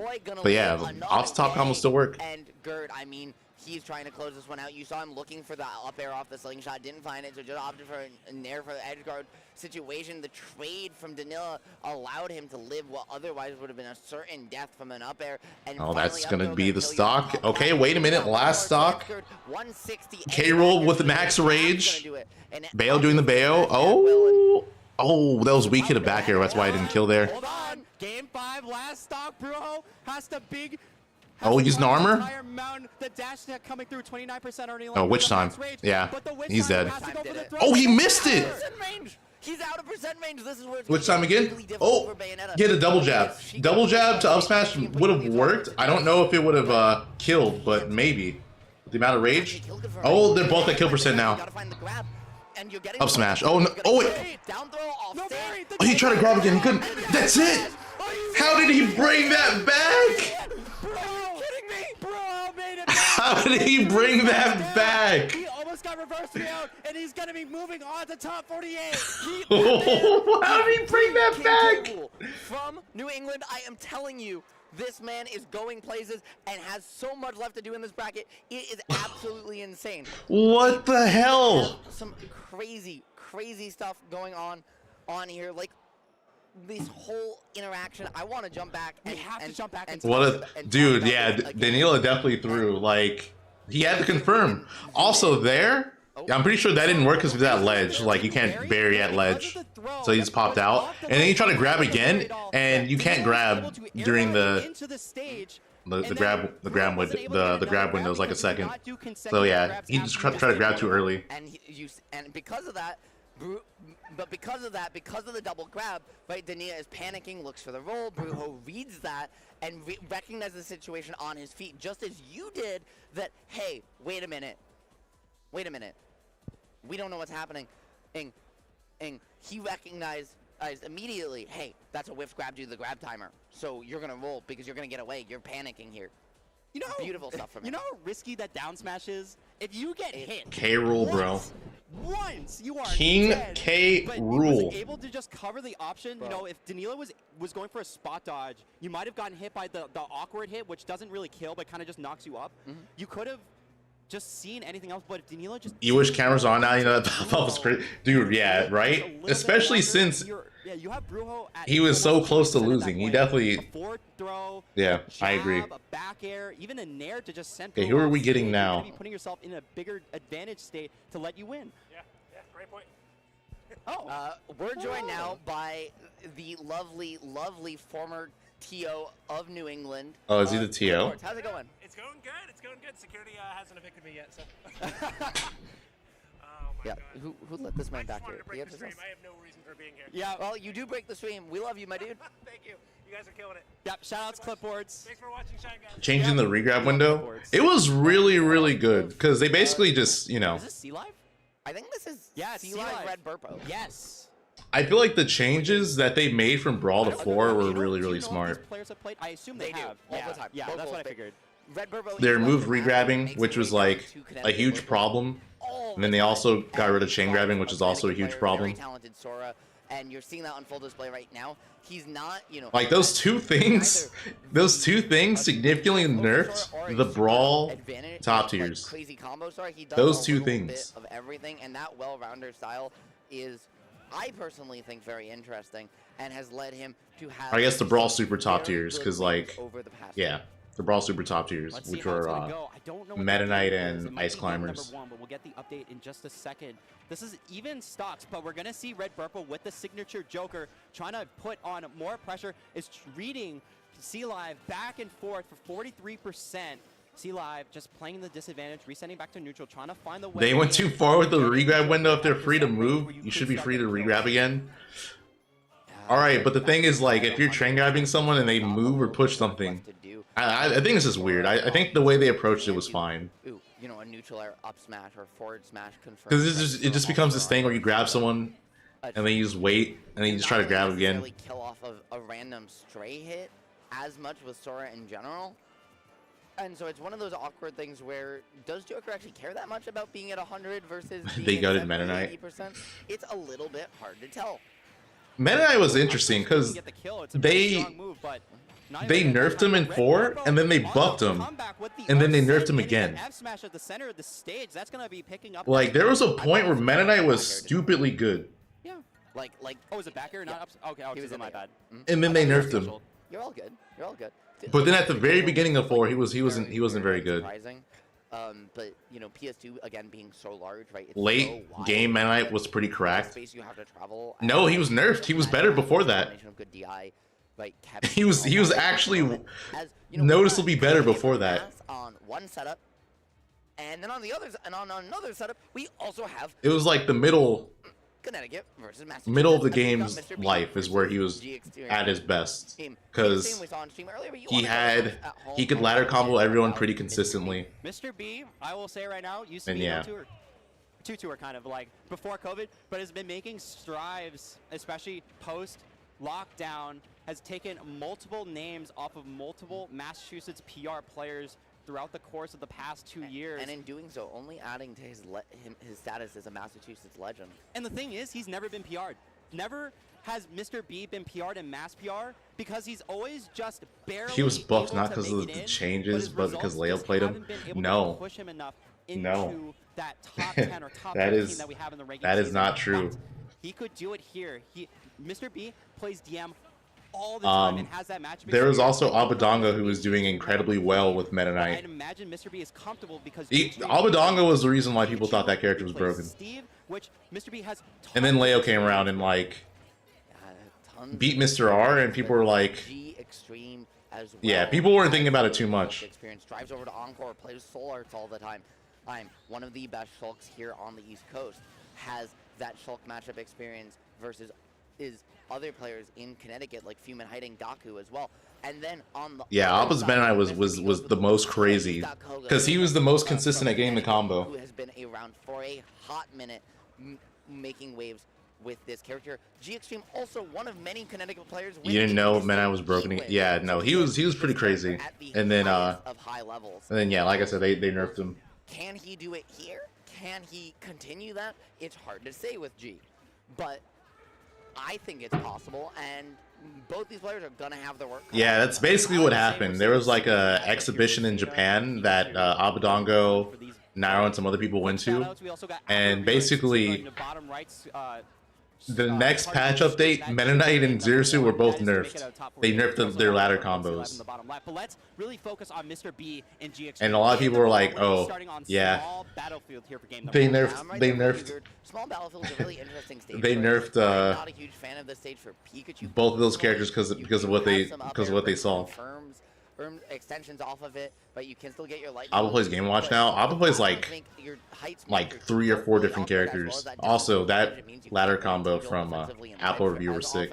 And Lucina just gets so much from the platforms in terms of juggling, ledge trapping, etc. The smaller stage size is nice though because it means that Mr. B doesn't have. Abba's lost in this game. Abba's a content creator. He doesn't care anymore. Situations. That time just the pressure like literally, I think what was it? SD, but I don't know, Gerd. I'm pretty sure Strides told me that. Yeah, I don't know if Strides is still in chat. With Mr. B's knowledge of playing against Pikachu, it can definitely work out. But again, he has to play so well because he cannot let G Extreme find those openings. As we saw in the Babino set earlier, that G Extreme was able to convert a lot of his combos in situations where he's going to put himself in a positive manner. Positive manner for sure. I love the quick attack and the read on the get up option. G Extreme is just pushing the advantage all the way to the bank. Gonna cash it in for a stock, trying to go up 3 stocks to 1 now against Mr. B. It's obligation to wait till you got better. In dominant fashion.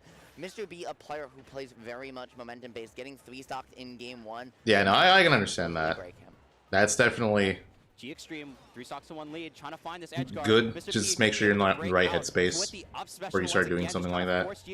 Yeah, no, Alpha Review is actually crazy. Dancing Blade this time around. All 4 hits are going to be connecting. All 4 hits are going to be leading into that stock. But Mr. B, I am a fan. Oh, that was the stock maybe. Available, able to get back on stage, but doesn't mean you're safe. G Extreme still going to be pushing the advantage. Yeah, beautiful stuff from both players. I love G going out there, taking the route he did. A B? Was no. Maybe a little more committal than it had to be, but it Bro. so much pressure, and we've seen, right, Mr. B not always have those the best reaction. There hasn't been a me brawler that's made me want to play thrust upper more than this brawler right now. I actually want to. I just want to turn on my Switch and play thrust upper brawler, and just do that.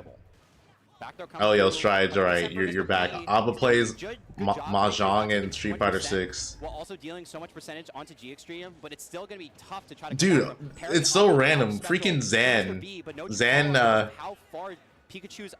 I hung out with Zan like a couple days ago, and he asked me if I wanted to play Mahjong with him. Trying to make sure he has the time to think, where do I want to go? How do I want to approach this next phase of the match? Oh, hit him with the flashing Mach Punch. Off the stage, trying to find this edge guard against Mr. B, but nothing just yet. A nice spike from Mr. B, though. He's looking to just try and find the stock, and I think if Mr. B takes this stock, he's pretty well situated to actually win this game, even though the percent lead might say something different. He's just, again, oh, you're dead? Making G play so dude here in this game, too, and while this headbutt... Dude, that's disgusting. Close it out.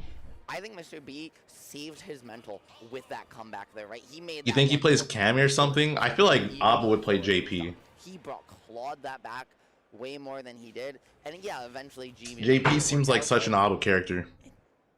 It looked like he definitely caught on at the end. Something I just want to quickly shout out: Red Burpo switching off of the Joker after taking a loss to Sea Live Sora. We're going to be seeing the Falco this time around. It's going to be a nice adaptation. Do you know anything about, like... Yeah, we actually see a lot of the Falco in... In 6, I play Manon. We'll switch Falco after a I want to start playing Ken, too. A lot of success with Falco at locals like... Abba will be Blanca. I could see Blanca, too, actually. I definitely agree with that, Z-Fly. When he takes a loss, go Falco, because... I mean, it works for him. I'm gonna play. Yeah, I agree. Why is it not gonna work for him? I agree. Connecticut at a major. It's gonna be tough. Up air. Wow, that's gonna be getting that stop. Helmet Foxes play Manon. Yeah, a little sus. Suspect. Yep. Red Burpo trying to find the conversion off the down tilt into an up air. He actually plays Cammy. I'm still surprised. I feel like that's not an Abu character. I feel like he would just play, you know, he would just try to cheese people with JP or Blanca. Gets that up air where Red Burpo was trying to get out of the freeze. I love that Faraga there back to stage from C-Live, but he's going to get a little aggressive on the follow-up. Red Burpo going to keep the juggle going. All right, dude. I'm picking up Thrupper Brawler. Even like players like Nexus. Apple reviewer, you've done it. You've made me a believer. Red Burpo plays a lot more similar to that LarryLurr school of Falco. He's going to play neutral, play a lot of off reads, resets, not going to do nearly as many 70 to 80% combos to you. Yeah, but Red Burpo now having an amazing pressure up tilt into an up air. That one's definitely getting the kill. No matter the DI, the high percentage combo is going to be working out for Red Burpo. Having this two stocks to one advantage. C-Live trying to go for those air dodges, trying to find. I didn't already run Thrupper. I like helicopter kick more. To be fair, I think all of me Brawler's up Bs are insanely good. Losing 3-0 and out of the bracket. Congrats to Apple Reviewer for moving on. But jumping back to Burpo and C-Live here. They are C-Live trying to come off ledge rather aggressively. Burpo just didn't have the positioning to find Stride, you're trolling. Able to reset, find that stage you're trolling. Trying to shark these platforms, and then I like sharking the first platform to bait the go across, and then sharking the in between so that there was nowhere safe for Burpo to land. C-Live had so many opportunities to Soaring Axe kick is stupid. Hit nairs, and then the final hit nair, #1 into F smash. You're not, unfortunately. Able to get it. Would have had such a good position to bring this comeback, but it's going to be a little bit harder now. The Thundaga gonna get blitzed through from Falco's side special. Able to get back on stage with Red Burpo. Back throw gonna come through. Not gonna get the kill just yet. 110% is still a little bit. Commentators are scum. 140 is still a little bit low. Yeah, and I commentators are absolutely scum. They're garbage. 599 cashing it in. Maybe the best upper in the game. It's either that or Corrin, but you know, that move is Sora's most DLC button, and along with the Faraga. My style's more neutral based. Like, Sora very capable of dealing this damage if you can hold on, but Burpo finding that kill confirm off the up throw, not DI, C-Live not DIing around the laser, and so Burpo gonna lock up counter advantage, which is huge in a sense. Dude, I feel like every commentator says that. They say like 5 things. The other one was pretty much a confirm, and that last one pretty much stole it out, like you said. Going into game number 4, it is going to be on Red Burpo's counter pick from here on out. Let's see who's going to any upsets yet? Set. Not really. In a break with the Red Burpo set. Go over to G Extreme, having this lead 2 stocks to 1. Yeah, and I mean G, I think going up 2-0 is going to be absolutely huge. See, exactly. Soren gets it. For him, right? Like, and I mean, not like obviously, you know, that on some levels that's obvious, but again, it's that mental advantage. If he can take that 2v1 lead, looking for the ESAM classic there, you'll remember from when ESAM, right, at glitch over Leo hit him with the LarryLurr style is when you neutral. No, you win neutral and you smother them. You just put a pillow on them. To not lose his stock to it.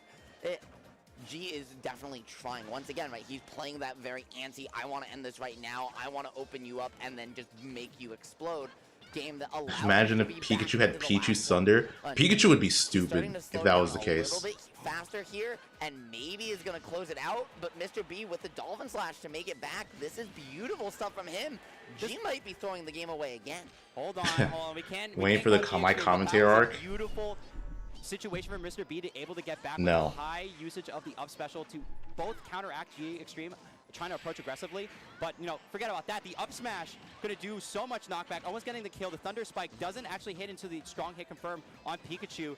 Mr. B having another lease of life, but you're at 1.3%. This is a situation where up throw is still going to kill. You have dash attack starting to kill, but the back air, this is going to kill instead. And I want to talk for a second about that Thunder because G did not expect that Thunder to hit. But he was using that Thunder as pressure to try and bait Mr. B to jump or air dodge high, use resources, and then get caught in a juggle situation. Yo, Pluto, what's up? Really dashed away for it. Mr. B did the smart thing and said, wait a minute, this is what you're going to do. So I'm just going to take the Thunder, get spiked down to stage, but you're Extreme. not there to dude, Pikachu's ledge trumps are stupid. Right there. But I was watching, what's his name, Shiny Mark do them. It's one of the and even if he didn't trump the opponent, he would just cover their get-up options. They're already down to 2 stocks apiece. Which is something that there's like a good amount of characters that can do it. But you know, C-Live answering back. But yeah, Pikachu's is really, really good. You're playing Armored Core? Trying to end this. How is that? Top 48, but C-Live saying, I'm not out of it just yet. Still has to win 2 games though.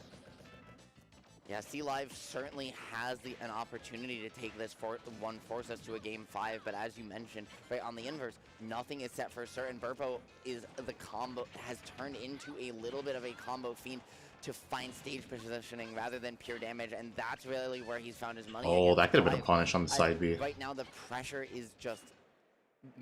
How do you beat Sora's side B? We see Falco just continue to rack. I mean, depending on how he spaces it, you can hit him in between the hits. Also, depending on your character. I like the double laser. Just tack on a little bit more damage as much as you can. And then you can also just kind of cheeky hits off the ledge. Does hit Red Burple with the up air. Go for a parry on it. Neutral situation. Both players not having a crazy advantage, but the forward tilt sending C-Live back to the ledge. Don't tell them. Trying to find something. These nairs aren't going to be hitting on Red Burple's shield. Red Burple trying to find his way in. Another nair combo. Not going to do anything. Let's see what happens, Ritual. They're insanely good. Yeah, Gerd, I mean, we are potentially nearing the end here. Dude, I was going to say, I remember Armored Core on like, I think it was PS1 or PS2. That game was so much fun. We should jump back to that for a second, and then we can jump back to the Burpo C-Live game when that one is done, if we have the time left in our block for sure. Looking for the down air, Mr. B almost missing ledge, but barely able to make it back, and the pressure is mounting for him to even get on the board. Pikachu. GXtreme open patient, close patient, and is really just not giving. Yeah, I played it, Pluto. Mistakes that we saw in games 1 and 2 that gave Mr. B a window into this game. He's locking it down, locking it up. I played one of the first Honestly, ones though. This interaction here could just be it. Not just yet. Mr. B going low, going for the For my top 3 favorite Pavaco players, I hate all of them. Pressure, trying to find some way to get one I hate their guts. I think they're terrible people. And don't like them. In a low percent situation, it's going to be tough, but a nice up tilt. Going to try to find an opening, but only one hit for you, Mr. B. Not enough to really mount this combo skill. Yeah, they're from GXtreme at that range. At that they could go drown in a ditch, bro. Still able to find the pressure into the edge guard. Gerd, that's gonna be it. We do have Burpo OC live. That is just wrapping up, so we'll at least take this game to a conclusion as Burpo lines it up, and just like that. Oh, he missed the spike there. That was definitely the game. C-Live has the tools to make it back right. This is Sora. The miss from Burpo. This could be huge. And C-Live is gonna get back to stage, gonna shield the illusion, and playing beautiful defense right now, but just not able to keep those feet on ground, not able to find the reversal opportunity. Burpo is ceding everything he can, but not an inch more. It is, both these players' defense is on point, Gerd. Oh, that was a crazy B reverse into the back air. Back throw gonna come through. C-Live trying to find something. Dundaga coming out, trying to. I've never seen a Sora attempt to go for that. I'm surprised he went for that. He could have stayed on stage and edge guarded. Right, got the upper there. Going to be catching Red Burpo, recovering. Game number 5, Ritual, and this is the last match we're going to be seeing today. Yes, sir, it is. We're going to finish up this year's set, and then we've got a couple words from our... The side B is me. That was definitely a meme. Coming up, game number 5, Connecticut versus Mass, part 2. Can CT go for 2 for 2 here, Gerd, in our last 2 sets? Or is Red Burpo gonna hold on? Well, we're about to find out. I don't think we're going to see any character picks, and yeah, that makes sense. We're just going to go back to the Sora versus the Falco. However, how do you feel about the fact that he lost the game with the, well, with the Joker, so he switched to Falco, loses the game with the Falco, and is staying with the Falco? I think he feels more comfortable, but I do. Wait, they played Joker and Falco? That illusion was a bad option because C-Live had the ability. I'm surprised they didn't go Joker in this matchup. So it was really I feel like that's game to lose, but I think recognizing that's better. Burpo is not going to make that same mistake. He's just going to play super patient. You already see him trying to use those platforms, trying to play in a way that you're. Oh, do they have those? No, it doesn't look like it. They did enough though. They did enough damage. Burpo answering accordingly. Yeah, and racking on, that's now the biggest combo we've seen so far this set. I'm very surprised that we're seeing Battlefield come out in theory. However, in practice, I do understand it a little bit more because Burpo hasn't shown us those really long combo strings, right? He hasn't shown us the 0 to hundreds or 0 to deaths. or the potential for them. Sora kind of smokes Joker. C-Live hasn't seen them a ton in the past matchups they've played, so he feels comfortable here. Who does Sora lose to, Strides? Platforms allow him, if he wins neutral, to shark Falco's landing forever.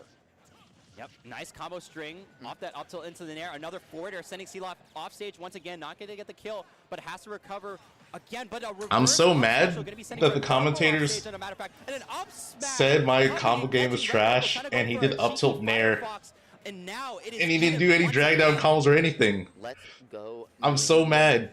I don't want to watch anymore.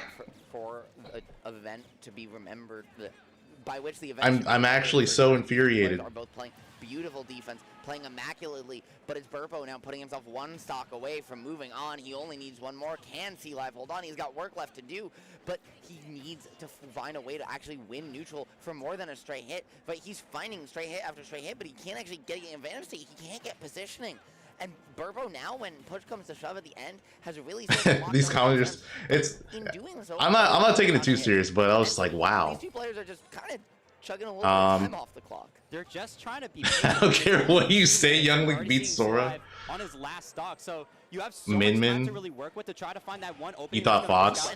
Maybe Fox. Yeah, Fox probably makes the most sense. Spike into an up tilt, but wasn't able to get a really solid combo off of it to get even more damage. And that's after I do up tilt nair. I should do up throw nair instead. A little bit of tactical crouching for the fun, you know, for fun, right? We gotta have a good time with the folks at home. Burpo with the drag down afterwards to the damn, this dude's having an elite smash battle. He's nah, Sora's recovery teabagging him super and strong. everything. You can go under that battlefield platform as much as you want. Thankfully, yeah. Otherwise, we would have seen a heartbreaker set end just like that. Game number 5. You know, the back air is going to do so much knockback, sending Falco off stage. What is C-Live going to be trying to do to get this edge guard? Nope, nothing yet. Red Burpo back on stage for free. Yeah, the drag down, the down tilt, and unfortunately, that's going to be it. Down tilt killing. And Gerd, why don't you tell? That's gonna. Heard people say you're not good with combos, bro. I feel like people don't watch. Words to share with you don't watch anything. Made this event happen. Starting off with all of the vendors here at Shine, and we have so many incredible vendors, some great controller modders, some amazing artists, and other creative. Imagining, dude, if he did, that would have been rough. Vendors table, you can take that all the way to the Shine Earth merch booth and redeem it for one of these 4 posters. Who's my worst character? Also got the signature Spiff jersey. It's between Ken, Ryu, and Hero. If you want to buy one, you can get 10% off your code using Final Shine for your purchases. Coming up as well, you can check out the online store soon for Porky. He draws at Porky_draws on Twitter and Instagram. You'll be able to follow that QR code when the online Hero live and follow the socials. I don't like playing with him. Like I feel like you just this beautiful Kirby enamel pin. I feel like you just spam side B. Look at all these. You got Anchor Kirby, you got Happy just randomly pull a menu. Kirby, you got the little Bonk Kirby by King DDD's Hammer. You want to check it out? Use that QR code. So I don't like him. To see the newest Kirby's coming out. And I have to even more use the heart of the cards to play that character. I don't want to do that. And merchandise. You find them on Twitter at midtierus and on Instagram. On Instagram. I do like Dragon Quest, but I don't like how he plays. Or mid-tier for real, which is fantastic. You can find both of those. Nice Steve, dude. I feel like I would have a nice ass Steve. Because their merch is fantastic and very unique. Also, shout out Comfy. Yep, absolutely. But I don't want to play Steve. Right now, Livia has some amazing merchandise apparel here in-house, but also you can check them out on Twitter and on Instagram using Livias, L-I-V-I. Here requires too much effort compared to Falco. I agree. Check out the Aerith, check out the Rosalina, use that QR code. I want an easy character. Has simple combos. And Gerd, that combos I apparently drop all the time. I believe both of us here at Shine does it. But you know, on the mic. It's been a pleasure, folks, having me, and this block especially has meant a lot. A year Luigi? ago, I was just starting if Luigi played like Smash 4, I would play him. Hired me for my first monthly because he's a TO too. And a year later, we're here at the last Shine, an event that my Game & Watch. My Game & Watch is okay. And I'm getting to share it with you. So that's a blast. You can follow me on Twitter at VirtualHC. I know you had something you wanted to say because we gotta wrap this one up. I know. Production. I want Smash for. I do want Smash for Luigi back. Closing out. That's gonna be doing it for us. My name is Gerd. That is Ritual. If we'll be seeing you soon. If Luigi If Luigi didn't have a tether grab, I would play him. Thank you, everyone. Have a good one, Phil. Let's put it at that. If he didn't have a tether grab, 100% I would play him.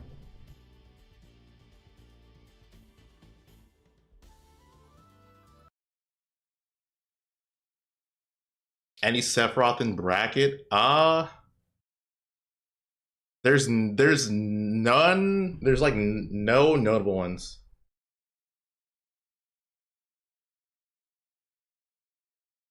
At least to my knowledge, there's no notable ones. There might be. Burst, Stocktaker. That's right. I literally just saw him. I don't think of Stocktaker as a Sephiroth player though. I think of him as a Wolf Palu. The tether grab is a buff though. I agree, but I don't like tether grabs. I would play Samus if she didn't have a tether grab. I'm not even joking. That's the only thing holding me back from playing Samus in this game. Everything else she has,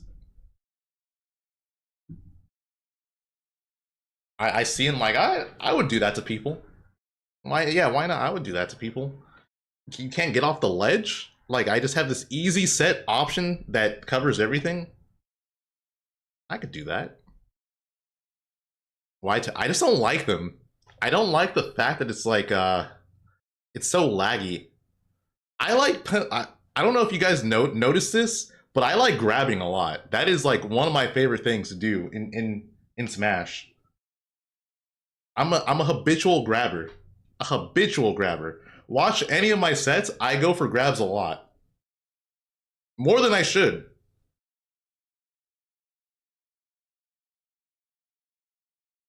I'm shameless. I'm shameless when it comes to grabbing. Brawl Falco chain grabs? Absolutely.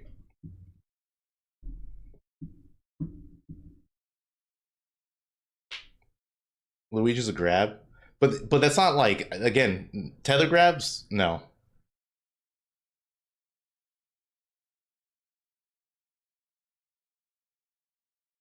Full hop tomahawk grab? It's the best. It's peak.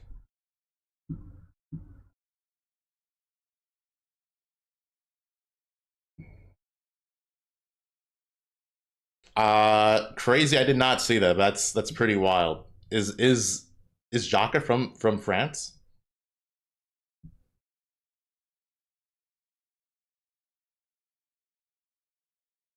Soren, yeah. Dude, you know what's funny? Albs sent me that post.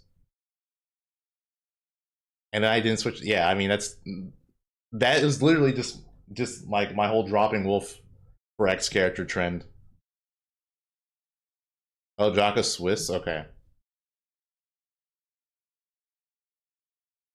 How's he been? He seems good.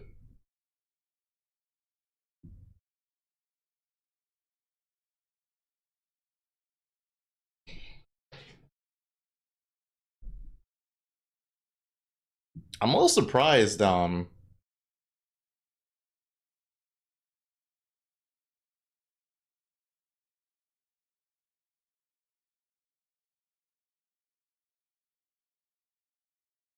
a little surprised you're having such a break in between like this and not doing what they did before. Because when they were switching from the next wave of pools, they just freaking kept the other matches going.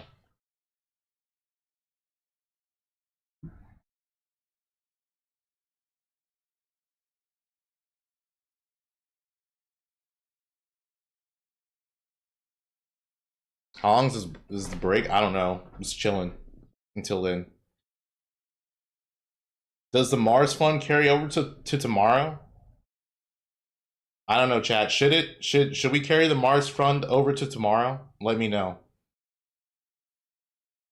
It's whatever you guys decide.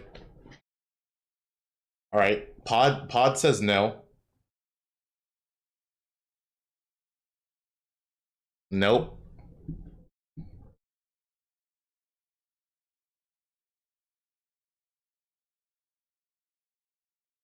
All right, well then, there you go. I'm actually surprised you guys said no, but you know what? I'm with it. So yeah, if you guys want me to call Mars, you need 70 more bucks. That's all it is. What is the Mars one? If I get $100 in donations, I'll call Mars. That's literally it.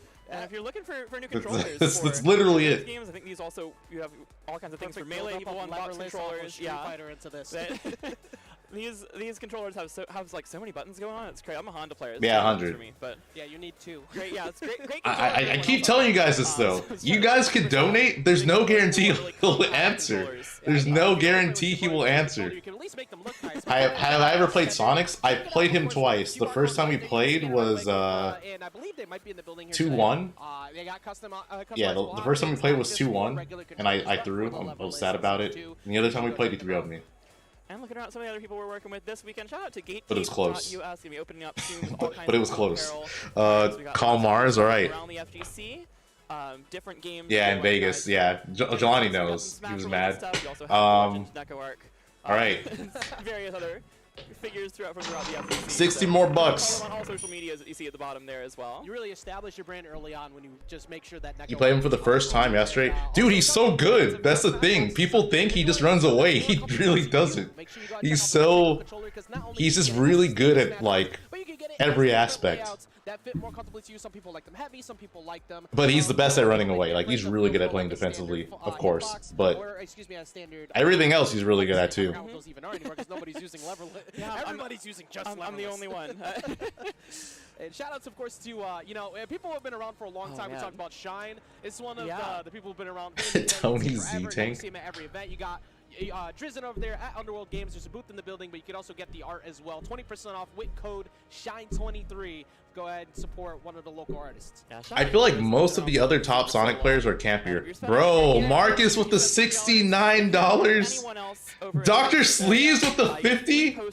All right, I am calling Mars. I want to emphasize this once again, chat. I'll call him. There's no guarantee he'll answer. There's no guarantee he'll answer, guys. I'm calling him right now, though. I'll call him twice. I will call him twice. Of course, the Akuma jacket has come out. The hoodie sold out immediately at SmashCon. I'm still upset about it. All right. Get it when it goes back into rotation, but you could get 10% off your cart as well with that. I'm calling him. Final. So don't miss out on that. Don't miss out on opportunity. Here it is. To get your Spiff gear, which is some of the best you could have at all these events, and hopefully look good while you're up there playing matches, because we're going to be heading towards those matches pretty soon. We're in phase 2 now, so people have already fought through their early stress levels. And I get to go live now at this point as well. Yes. So it's ringing. It's ringing. I'm just letting you guys know. So we're getting some long sets coming up here. We had some crazy sets in that last section there. Yeah. This is let's see. This one is Queso and DM. Queso, a player who's really been rising up the ranks within Massachusetts of late. All right, he didn't answer. New player to the scene just within the last year plus or so, and has really risen quickly from like going 2-2 at weeklies to winning our weekly a couple weeks ago. Yeah, much like proper Queso, he was burnt, cooked, and kind of dealt with quickly because you want to. All right. I'll call him. We talked about those previous matches. If you did not see the Brujo Danila match, we're gonna see it close out here. So you see. Wait, why the hell did Tweet call me? Right now? Yeah. But if you know Brujo, you know it's not over. All right, whatever. I'm calling Tweet because he just randomly called me. Screenshot, because guess who wins the set? It was in fact Brujo after getting the tried to go for the regrab, but getting the down smash. The crowd went insane. It's on one of the sides. He literally called me 8 minutes ago. Yo, why did you call me, bro? Up on the stage, but there are. Because I'm mad at you, bro. Why are you mad at me? Yeah, so the for 2 reasons. All right, I'm listening. First off, by the way, you're on stream. Just I know. Okay. Why are you telling me to play Falco when you're out here playing Fox? What do you mean? I play all the spacies, bro. You know. Oh, okay. So you're still playing Falco? Yeah, of course. I wouldn't do that to you, man. And the other thing, it's so stupid that you went on this rant how you can't play tether grabs. Bro, it's one thing. Like, if you want to play the character, like, bro, tether grabs are the best they've ever been. I still don't like it, dude. I just don't like it. Like, I don't understand how you can be like, yeah, I would 100% play. Like you're that confident you would play the character and play them well. Yeah. Because of something you don't like that is objectively a good thing. I just don't like it. Why don't you play Fox? I don't want to play. I'm not saying I want to play Fox. I'm just saying, like, you went through all this trouble to get me to try Falco, and then I saw Fox. I was like, what's going on? All right, here? wait. Mars is calling me. I'll be right back. I hate everything about you. Yo, you said what? Yeah. I said I hate everything about you. Dude, they keep donating every time I stream. They just freaking tell me to call Mars, and I'm like, you know the drill. If you donate the money, I'll call him. How much? What's your price? It's $100. No way. Yeah. God damn! I should start charging that. Yeah, dude. If you want to call me for like $100 or $50, go for it. I don't care. Where's my cut, dude? Because I'm clearly a part of this little shindig. So where is my money? I'll buy you a drink. I still owe you the SmashCon drink. A drink? What? You're getting $100 and I'm getting $8? Hey, it might be 10. It might be 10. Yeah, a Long Island in Virginia. That's about $9. You fucking scammer. What do you? I'll buy you 2. What do you? You could do the same thing. I could. You're right. But this is your second $100 you made by calling me. So because my chat's being obnoxious, bro. I can't control them. I set a boundary so they would stop asking me, and they're just doing it. I'm not expecting them to actually donate. Do you know how this started? How did this start? I was just really bored watching like Steve versus Sonic at a tournament or something, and I was like, guys, go to Larry's chat and tell him to call me like right now. Like, you need to do this right now. And that entire stream, you were just getting harassed until you eventually called me. And the plan was to gaslight you into thinking that I never said that and that it was you got pranked. See, this is your fault then, because when I called you, I also set that boundary to donate to call you. Yeah, get fucked. I made you $200 and you're blaming me. So, yeah, you're welcome. I thank you, but like, you're the one that set this up. That's all I'm saying. That's all I'm saying. Okay, all right. I'm in public right now, so I can't act like too much of a degenerate, even though I am yelling and swearing. So. Okay, well, I appreciate you answering the call, bro. Wait. What's the next tournament you're going to? I don't know if I'm going to go. I don't know if I'm going to go to anything this year anymore, but we'll see.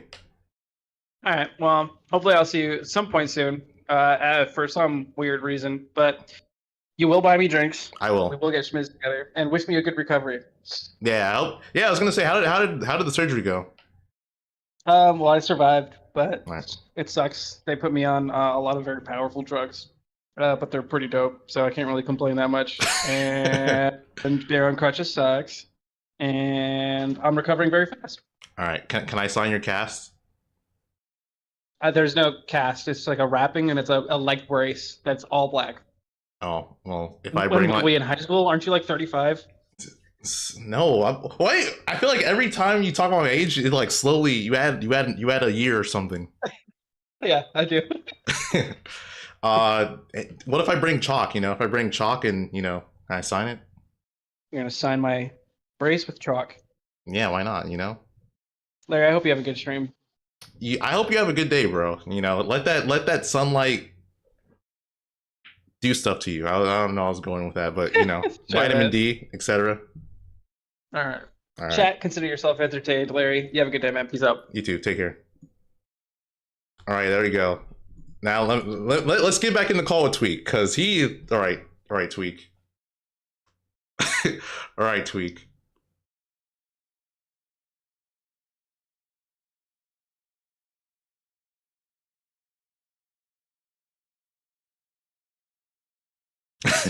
Now Tweak can rant freely.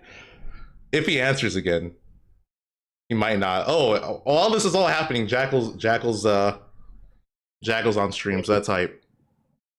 All right, Tweak. All right, Tweak. Talk. I'm listening. The fuck? What do you mean the fuck? What do you mean? Why are you bothering me?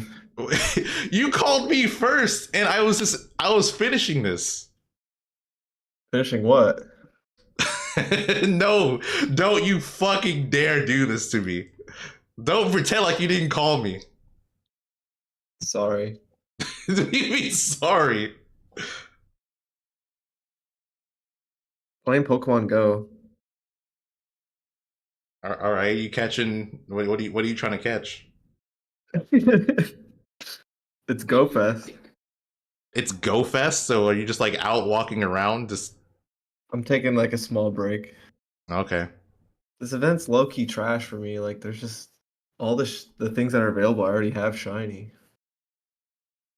How many do you have? Like, do you have most of them? Do you have like most of the shinies? I probably have like somewhere between 500 and 600 individual shinies. Jesus Christ, dude. Maybe like more like 500. Maybe a little less than 500. Dude, why don't you just like? Why don't you just make more Pokemon videos? I want to, but like, I don't like the being on video part. You don't have to be on video. You can just talk. Wait, Guy is on stream too? Yeah. Yeah, it's Guy, Jakal. I want to do stuff, but I feel bad for my editors being like, yeah, I'm going to talk about something and you should just do all the editing and like figure out what I'm talking about. Because what if they don't even know what I'm talking about? Well, I mean, that's why you just hire someone who would understand it, you know? I would just ask them too, because your editor might enjoy doing that. You don't know it, you know? All I'm saying is you'll never know until you try. And you're obviously passionate about Pokemon. So why not? Pokemon sucks. Pokemon sucks? Yeah. You wasted so much. All right. What do you like more? Do you like Smash or Pokemon more? That's a good question. I'd say Smash. Okay. But I also feel like you could probably talk hours about Pokemon. Yeah, no, I'm definitely. I would say I put like equal time into both between the two of those things. Yeah, bro, just do it then. Just make your Pokemon content. You could become a PokeTuber. Tweak talks about Pokemon. See, that title, I don't like that title. You don't like Tweak talks? No, PokeTuber. Oh. All right, you're just. Someone called me that. I'd be tight. I'm gonna call you that. No. I'm gonna call, even if you don't make any more Pokemon videos, I'm gonna call you a PokeTuber. I'm gonna call you a closeted PokeTuber. Also, ice climbers are broken. Do you see that? Did you see that? They're okay. I mean, I'm exaggerating, but still. Did you see that? No. He blocked. He got locked because a Blizzard got grabbed, and then he got killed. Oh, someone asked a good question. So you're okay with Smash Tuber? You're not a Smash Tuber. You're a Smash player. I don't think I'm okay with either of them. Okay, well, there you go. But which would you prefer, Smash Tuber or PokeTuber? I'm assuming neither, but you had to pick. We can go with PokeTuber actually. All right. Well, next time I see you, I'm calling you a PokeTuber. Be prepared. All right. I mean, there's nothing I can do to stop it. Absolutely not. When are you uploading the Falco video? I'm waiting on the editor to finish it, just because I actually had them push it back to work on another video that I'm doing, or that I was doing. Oh, okay. Yeah, so hopefully it'll be up like next week or something. Yeah, people are hyped for the Tweak Falco. I have random people asking about it. It's never lost. It's never lost, guys. Literally. Yeah. Dude, I'm telling you, if you actually take Falco like seriously, I think he would complement your Diddy so well. I have a new character. Not new, but oh yeah, you're putting the tie back on. Yeah. Yep. Well, there you go. Yeah, if you guys, yeah, when I made that tweet and like added Tweak, he just started messaging me. We just started talking about DK for like a while. It was nice. It was a pleasant talk. I miss Smash 4 DK, man. He was a really nice guy. He was the best. He made things happen.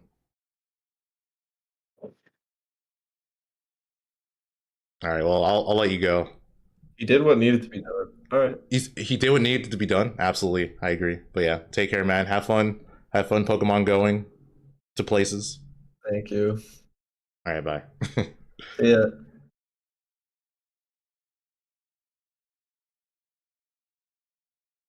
All right. I feel like that was, you know what? Whoever donated there, you got. And often is taking, this long. You got a bang for your buck. Not only did we talk to Mars, but we talked to Tweak. So there you go. Things are inbound. Luckily, oh, never mind. No luck at all. You get through. $1,000 fun for me to call Smashers. And then you have to deal with Frost Breath. And you're a character who doesn't easily worth every penny to begin with, outside of the fact that you have the Nair. But Ice Climbers doesn't care if you Nair. It doesn't really matter. You can Nair, you're going to get hit by Frost. Yeah, the only saving grace of this matchup at all has to be... Can we somehow pay Larry? If you guys want to pay me to call Strides, I'll do it. Strings that you would usually see, just because Luigi falls out of stuff. He's got It's the only way. Yeah, I wouldn't call him otherwise. It's kind of true. And right on command, Guy finds an air dodge read, makes a huge. All right, well there you go, chat. You can call Tweak a PokeTuber now. From Guy to say, I know you're playing scared right now. I see that you were kind of panicking at ledge because I keep hitting both you at the same time. Immediate check, and that puts Guy back into a 1-1 set count. As we saw Nuggets take a good first stock there, and I really question the state. Yeah, oh yeah, so yeah, people are saying Jakal was not at the event, but he is. So that's definitely gonna make Light's bracket harder. Because like I said, I think he's one of the few people that I could see beating Light this event. Hunting for that one combo starter, and there's no reason not to do that because I don't want to go fight with Banana. Exactly. And Nuggets, something about him for stages is that you do not want to let him have FD ever. But even you wish you'd be super down with Poke content with Tweak. You don't want to give him FD, and Kalos is similar. If you want him to do it, you just have to vocalize it more. Like literally, that's it. When he's streaming. Especially when he's streaming Pokemon, because he actually streams himself playing Pokemon a good amount. So just tell him you want to see it. The ability to tech off the wall too, because Nuggets is very aggro off stage, so it makes some sense. Well, Beer, what's up, bro? It is a risky gambit. How you doing? Light kind of dogged Jakal last time they played though. Even still, it's a new tournament. Someone could get obliterated.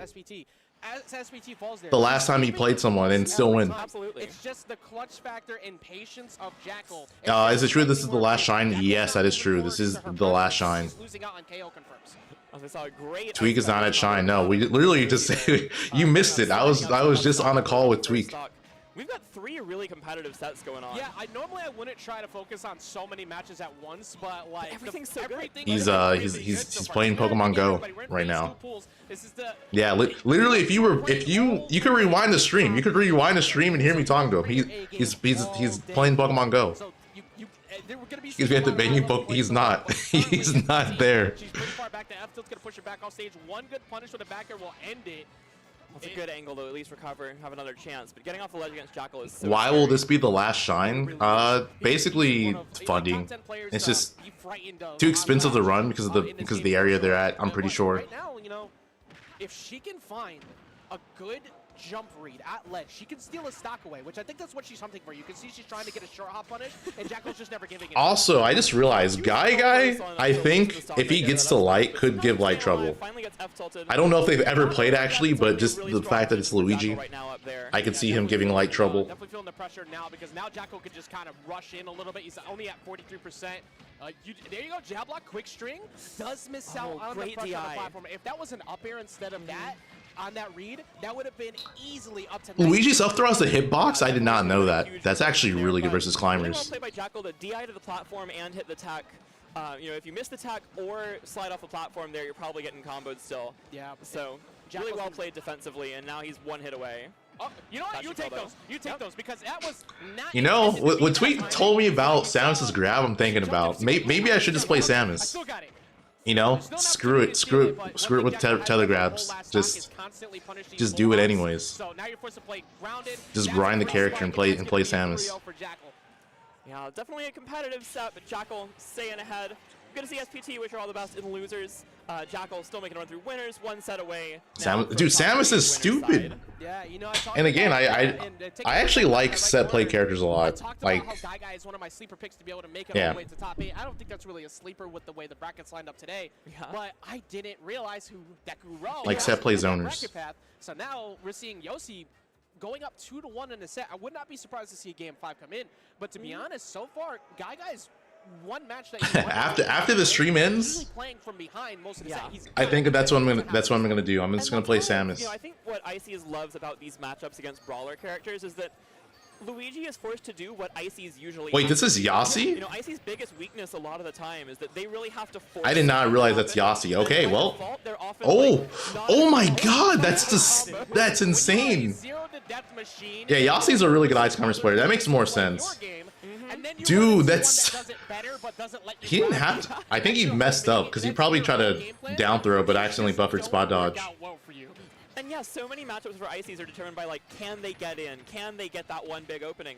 And Luigi struggles he went for Blizzard there, wow. Because he's got to go right in as well. He has no real zoning potential. You know, he obviously has a projectile with the fireball and kind of with the Zair, but that's not really going to keep Ices away from you. The range is not much better than the icicles or the the frosts. And I mean, Luigi's neutral is kind of bad. It's questionable at best. Yeah. That's so good, man. Like the fact that you have, like, as soon as you, there's certain spots where as soon as you shield versus climbers, you're checkmated.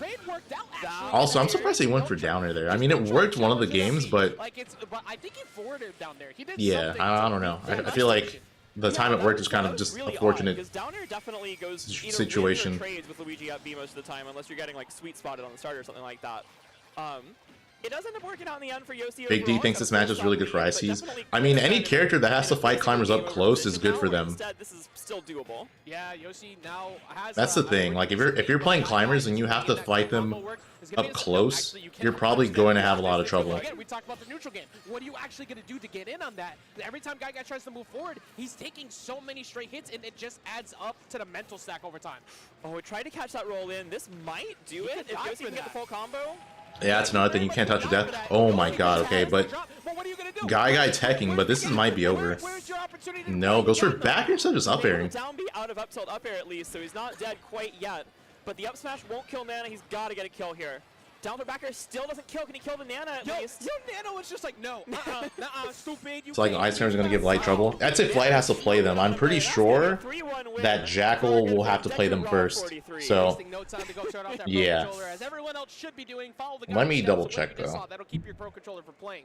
Now we're gonna go into the yeah. match over So here. Great job for Yossi, of course. The Massachusetts popping off for that because that is another mass over. That's who Jakal's gonna have to play. Big W. But this, of course, like you said, a classic, and like we preluded before. Yeah, Light has to play DM into Capitancito or GX Stream. Entertaining, but he just can't close them out. So, yeah, matchup-wise, pretty good for Light. Matchup-wise, pretty good for him. Or pretty even most of the time. Now, Cafe was able to get the first stock this game. Oh, they rage quit? I didn't see it. One hit away from tying things back. Damn. One of the biggest things that Nuggets is so good at is you do not why is pause on? Give up ledge if actually, because his ability to be patient off stage is a big part of why he's gotten so much better. So giving up that spot, bad idea. Rolling in though, all this pressure. Look at how quickly he's bringing it back. Oh, God. Peach side B. Somehow finds the side oh, they went to. Oh, okay, they hit the home button. All right. That makes more sense. And put himself on match point. Nuggets is moving one step closer to keeping himself on the winner side of this bracket. Well, of course, not only one of the people we'd like to see. Yeah, okay, that makes more sense. Yeah, that's less of a rage quit, more of Guy just, you know, disconnecting controller. Prove himself here at this final shine, and he's doing very well with that here against Cafe. And Nuggets, this would be a fascinating bracket path. He's going to play Jakal if he wins this set. That would be an incredible set. Yeah. I know we're gonna get it was a rage quit though. One more thing to close out. He finds the up smash to do nah, I don't think that was a rage quit. That was just him being respectful and disconnecting. Top 48 winner side. So both of them in just a courteous player. That one has a lot of potential because I know that Nuggets has some experience against when Sharp was playing Wolf for a while. Of course, not to the same level of Jakal whatsoever. whatsoever.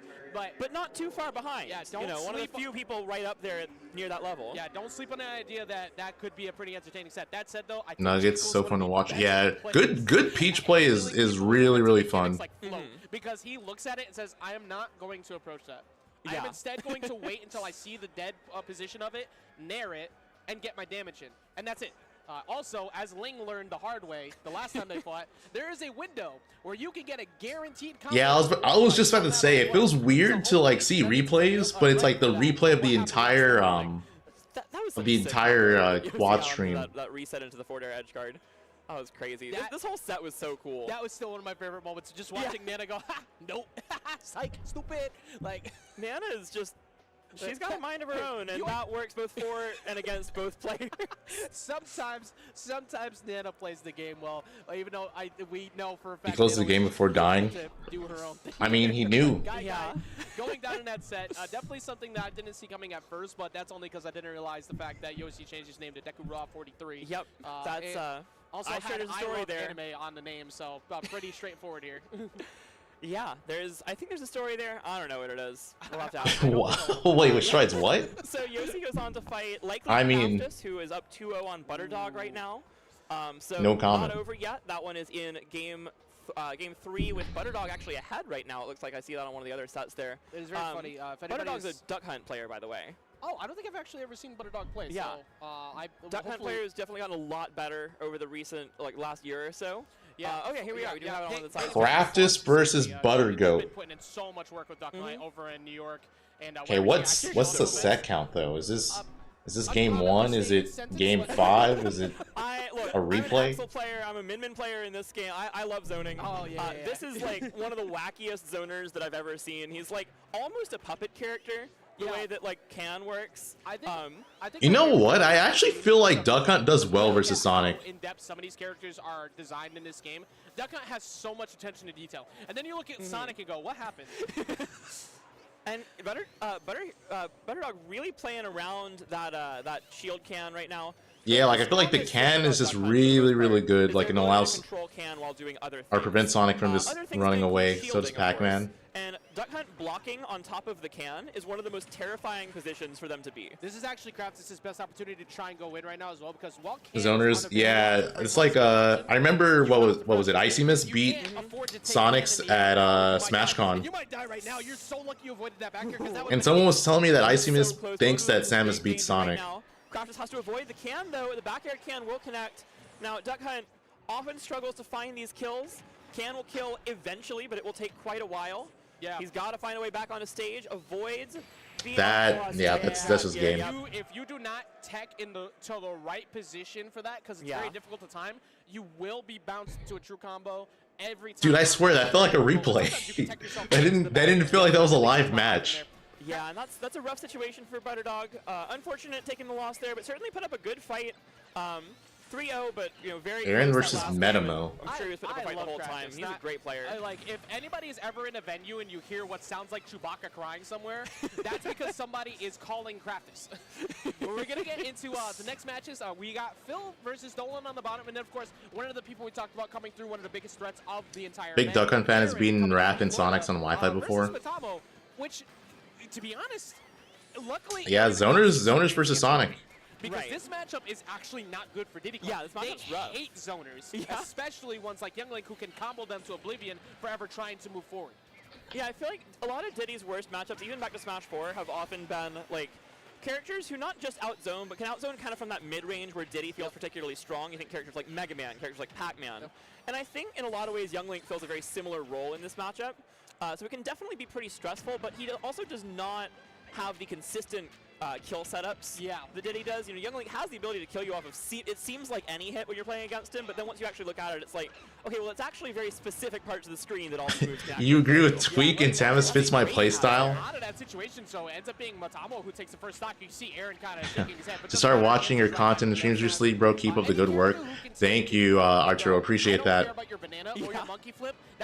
Yeah, the next few videos you guys see, I think you guys are gonna enjoy a lot. Actually, at the original shines and stuff too. Still playing Diddy. He's been playing Diddy for such a long time. He knows how to deal with these type of matchups, even in those positions. So even though Matamo's got a good lead, The key factor is making sure you can close out the stocks, because you can put the damage on, but can you finish your Link on stream. And Young Link kind of a, you know, not a character who necessarily struggles. Do I play Street Fighter 6? Yeah, I play Manon and 6. Has that potential to make big plays once in a while, but also you see people live till very high percents sometimes against him. Yeah, right now Aaron has I got 2 Diddy's on stream, I just realized. One of them's getting bopped, and then the other one's Aaron, and he's kind of going evenish right now. Wow, caught the roll. Aaron was so ready too. He's like, "You are going to roll here."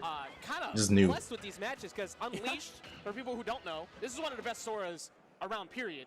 Especially in North America. Probably the best one in North America, I would say. He might. I'm pretty sure he has the highest placings for North American Soras so far. And you're looking at a good one, because up against Soul as well. Why don't I stream Street Fighter 6? So that match actually I don't know. I was actually considering making content for 6. Link is such an interesting character in this game. I think he's. I probably will. I probably will make like a video eventually. Characters in the entire game. See how it does. Link falls into that category of great character, loses hard to some of the top tiers again. Yeah. Like, that's pretty much it. But Link, in the right hands with good setups, and also that Nair being just absurd, one of the best moves in the game. Absolutely still compete with the best of them.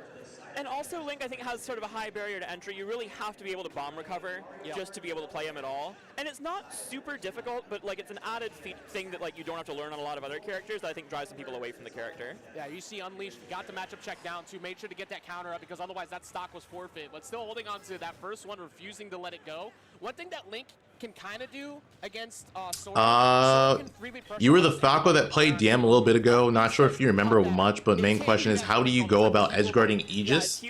There's 2 ways you can go about it. If you know that well, especially Mithra, like as Pyra, it should be pretty easy. You know, you can just down air, down air nair, do like an aerial interceptor.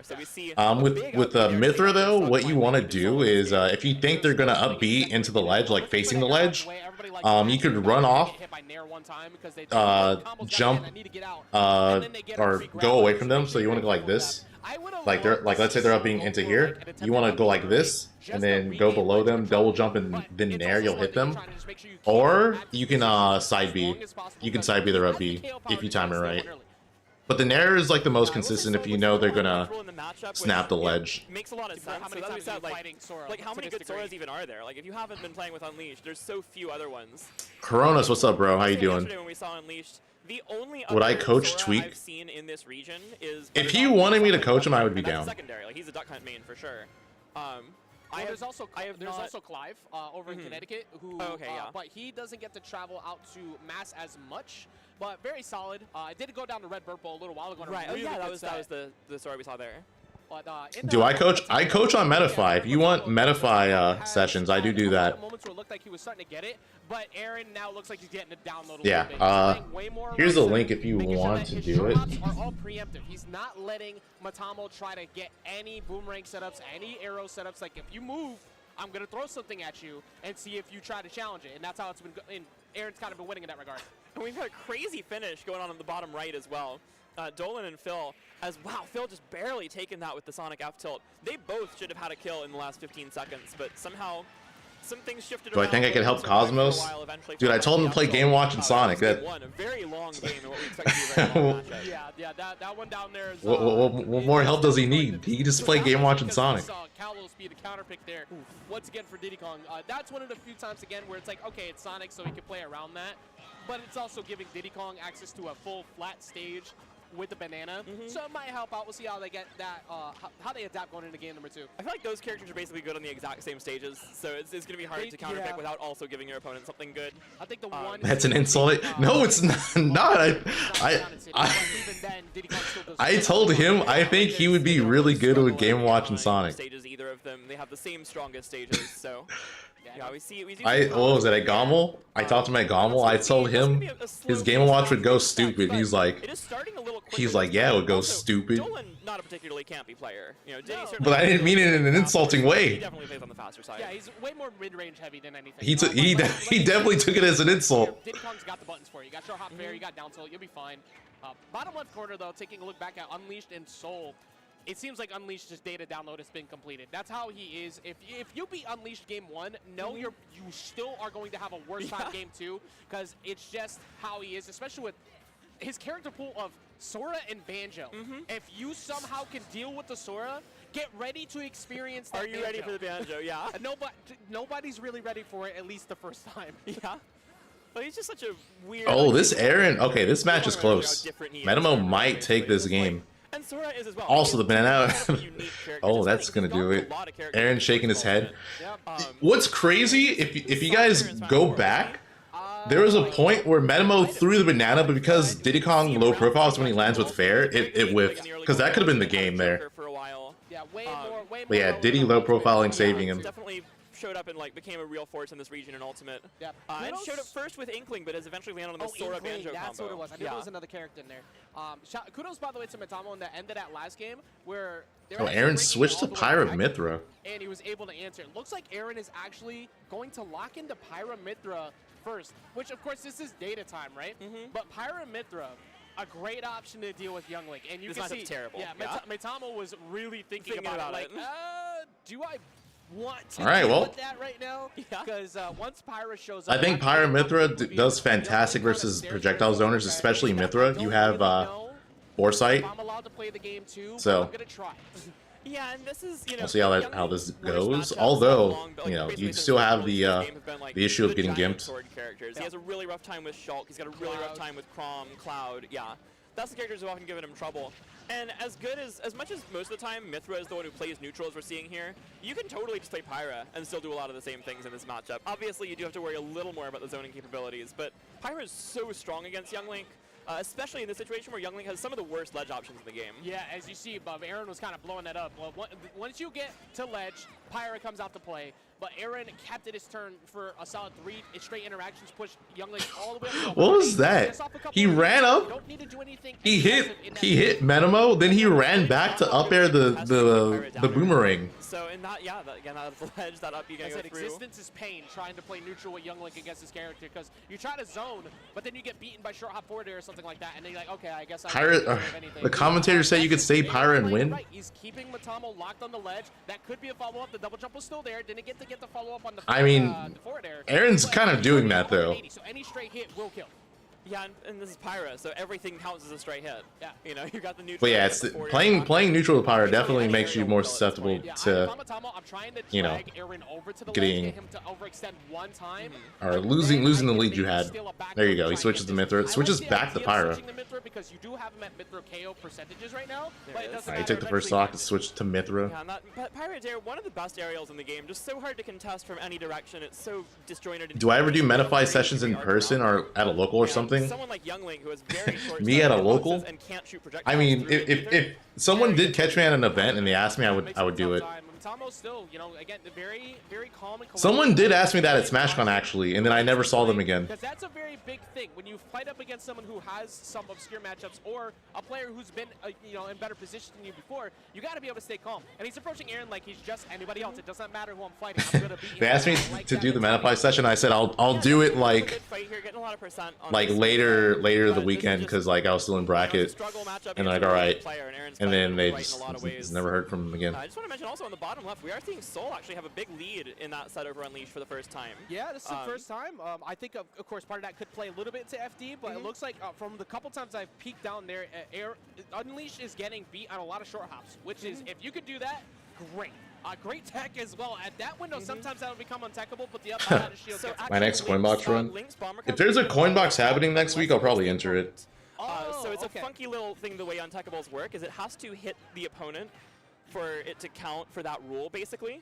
So if Link only hits himself, he can tech the explosion into the stage up to 9. What makes a tournament a major? If Lumarink says it is. Hit, he can get untechable by it. Good to know. Learn something new every day, because I've definitely seen them die off, and I was like, wait, really? But yeah, that's. I mean, how many times if they don't hit their opponent, Link can always tech that, and if they miss it, they just miss the tech. That's it. Learn something new every day. Good to know for the future. Now we just need the Link players to come back. Oh my, that's stupid. That again. He lived. Again, he's been playing a beat. very solid.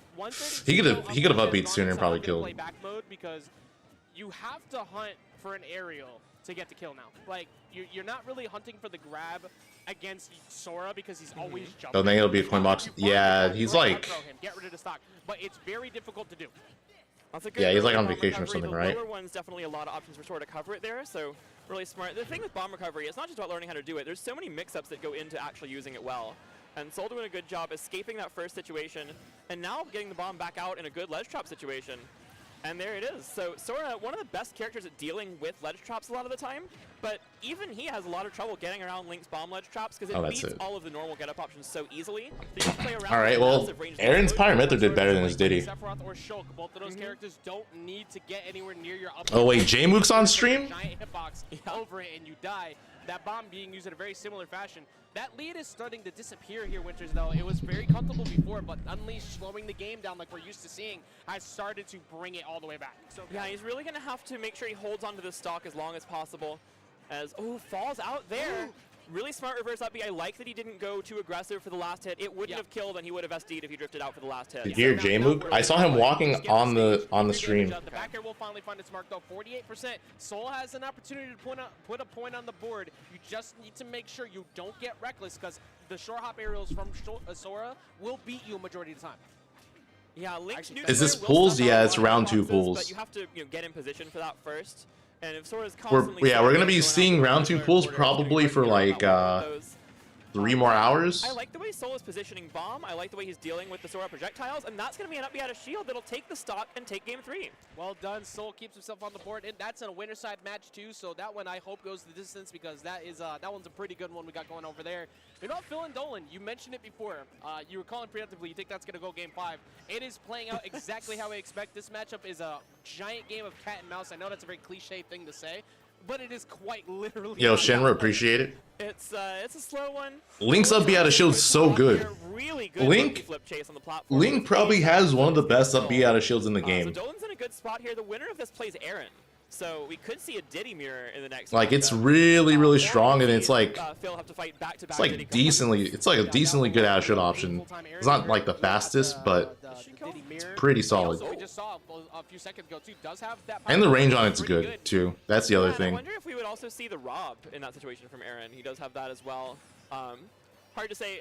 He's historically been very good in Diddy mirror. I don't know that he would like to avoid it necessarily, but always has that option on the table. And I don't think Dolan's going to go DK. So yeah, it's frame 7. His DK goes hard, but I don't think he's doing that. I highly doubt that against Aaron. If you'd like to have yourself be exited from the building downward repeatedly from spikes, by all means. But you don't think Aaron would play the mirror? Is he projected to play against Phil? Very well lately, but right now, game number 4 going on. I'm gonna look it up. Corner as well. Very even start, within 1 minute, and we haven't even. Oh, he is. Like 100 yet. Yeah, so if Phil wins this, then they have to play each other. Phil does not get the knockout he's looking for, or excuse me, Dolan doesn't get the knockout he's looking for. It's pretty close though. But he's in a good spot. He's up basically 2 full stocks here, and the banana down smash will be enough. So after 2 very close, very slow games, Dolan actually comes through. He plays Tweak in the Mirror. That's true. He's also beaten Tweak in the Mirror, so by that matchup standards, that's pretty fast. Yeah, I don't see why he wouldn't do that. Big advantage of going to Town and City is slightly in favor of Sonic, but it looks like Dolan just kind of played that against him. He's like, I'm going to stay center stage. What are you going to Yossi versus Caractus. I think Sonic likes the size of the stage in that matchup, but Diddy tends to really like the layout, especially in a matchup like that where he can catch you on platforms, play the ground game on the on the ground, and then go up for those big plays like we saw with the early kill on the monkey flip. Yeah. Now, people, I want you. I know it's gonna sound crazy. Yo, J-Mook is playing in melee right now. Chad, should I switch to melee, or should I keep ultimate on? Actually, I'll just pull it. For a long time, he's always been hyper aggressive. He will camp a little bit when he needs to, but he is very aggro. And he's going to make sure that Yoshi is not getting comfortable enough to get set up to try and get any combo started. That's one of the best things Sonic has going for him in that matchup. However, there we go. Yoshi finds him once, almost ties up the percentage. There's the pull. Neutral, I raised you a grab, but he snuck in, was able to get that back. At 100 votes, I'm switching. And that is definitely or staying. You know, Yoshi and with the ICs has that incredible X factor of he can just kill you off any conversion once in a while. But Craft is such a solid player. Alright, I think majority rolls. Most of you guys want to see melee, so I'll switch it to melee in a bit, or for a bit. As you often see with a Sonic, oh, but God. he uses that more for aggression than you see from other Sonics. And it's really, his movement is like about positioning to punish you rather than just positioning to stay away from you. Yeah, a little quick update from bottom left. There we go. Yes, that's right. Darenome means who? Who? You guys were watching during... yeah, we'll watch for a bit. At least we'll watch until J-Mook's set, and then we'll switch back. Oh, yeah. There are 2 Sonic matches on stream. But I just remember him for Poll wasn't needed. That, yeah, it's like it is a bracket where it shows him, me, versus you, and then me. Oh, this is pretty even. Sure. That reminds me, we had something in New England like that happen where it was, I think it was a CT GamerCon like before COVID. Yeah. And Mr. Lemon, one of my favorite people I met in the scene, Dr. Mario player, he 2-0'd hacks at that tournament, and then someone made a T-shirt with that start. Dude, result printed on the fact that he can consistently tech chase like that it was so hard. I love is what sets him apart from the other Sheiks. That's actually like insanely difficult to do. We can monetize this. Fraser, I'm gonna hit you. It's like you make prints. It's like Wizrobe level tech chasing. About some way. We're gonna make a lot of money. Oh yeah. You know, this is an ideas guy meeting. Yeah, I'll be your idea guy. This commentary log is turned into a marketing meeting for like the last hour. Just be ready for a chat. I'll handle the business. Yes. I got ops. Seems like Cliche was handling also the invincibility from Calvar really well. I didn't realize took the last game. Yeah, took game 2, so now it's even, and this is the first game that's been even the whole time. Yeah, but say it's usually like one way or the other in the first two that I saw from over there. It's crazy because Plup used to be the fast tech chase Sheik. He still is. It's just like J-Mook set the bar very high. It was like a back air, but it like reversed weird. Yeah, because he got another hit after, I think. Too. Like it's just very nasty actually. He has some sauce. I know this here. It's just like J-Mook literally can consistently Yes. do it. Forgot about that. I was like, Is Dark Wizzy's tag a reference to Wizrobe? Yeah, he is. He's really good, to put it bluntly. Yeah, that's to answer Regex's Yes. question. Who is like, oh yeah, him. Yeah, I mean, him. Yeah, he's him. Literally, the whole story. Do you know? The whole story is if it's a reference to, or what reference it is to? a group of people said that he was that the way Dark Wizzy played reminded them of Wizrobe, but he's black, so he should make his tag Dark Wizzy, and he made his tag Dark Wizzy. That's literally it. He went by Ricky originally. Oh, okay, yeah, shortening of Eric. Okay. And what's even crazier, do you want to know his name? His name? His name is Rasheen Rose. His name's Hype. And he chose that? Rick Nair. Am I not getting a reference? Ric Flair. Oh. Every tournament, I tell him to change his tag. I'm not even joking. I'm a wrestling fan, so that hits home for me. Yeah. That's why I also call Falcon Double D the V trigger.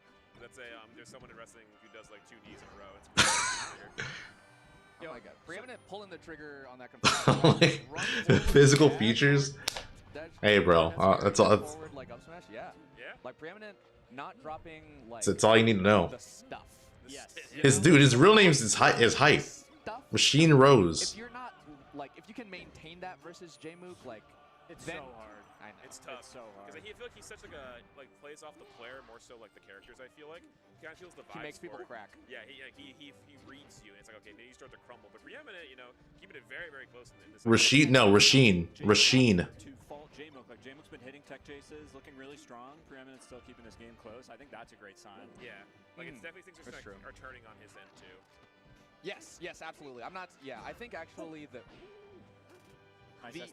J-Mook effect generally occurs at the beginning. You know, like you can get washed first game. Oh, hold on. This is awesome. Bro, he hit those. I thought our feed froze, but now we're fine. That's gotta be like one of the most demoralizing things. Like you just wait, you're waiting, and you finally pick an option, and then he just freaking still gets the tech chase.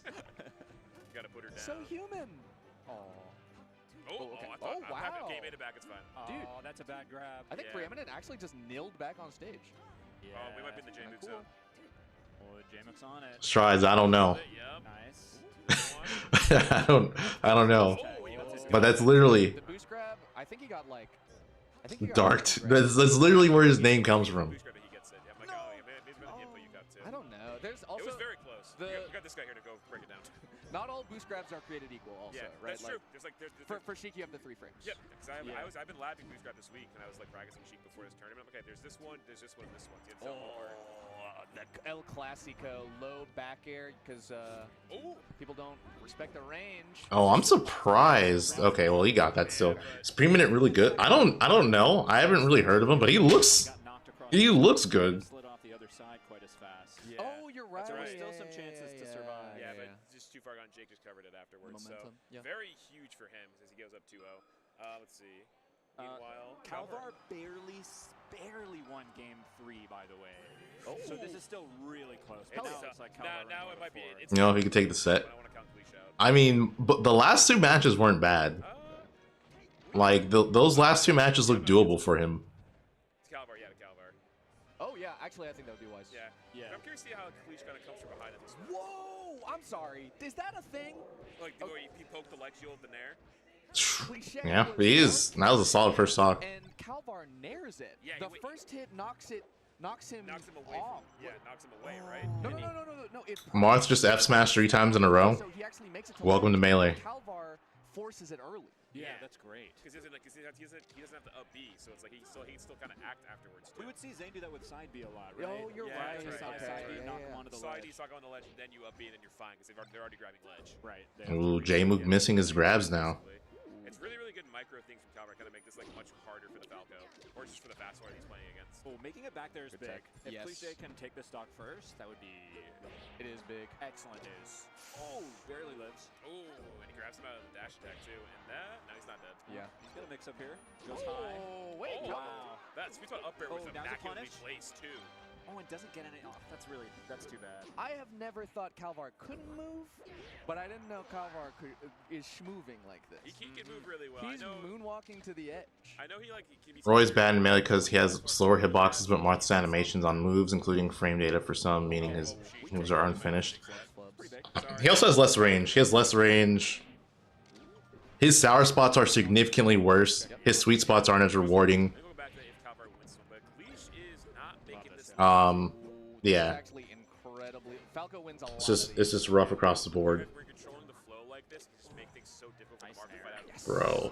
Absolutely. In this corner, all right, let me move these. Dictating the pace of by which Calvar can move from the corner into the stage. Yes. And so like, Smash? Yeah. So they're playing on Cliché's terms. Yeah. Cliche has some flow. He has fire though. He has a 1-hit kill on Jigglypuff and Pichu. I think Game & Watch. So there's also that. Up air into the confirm. That was really wow. Led to a quick edge guard, and Calvar keeps this run alive. I'm sorry, are either of you young people?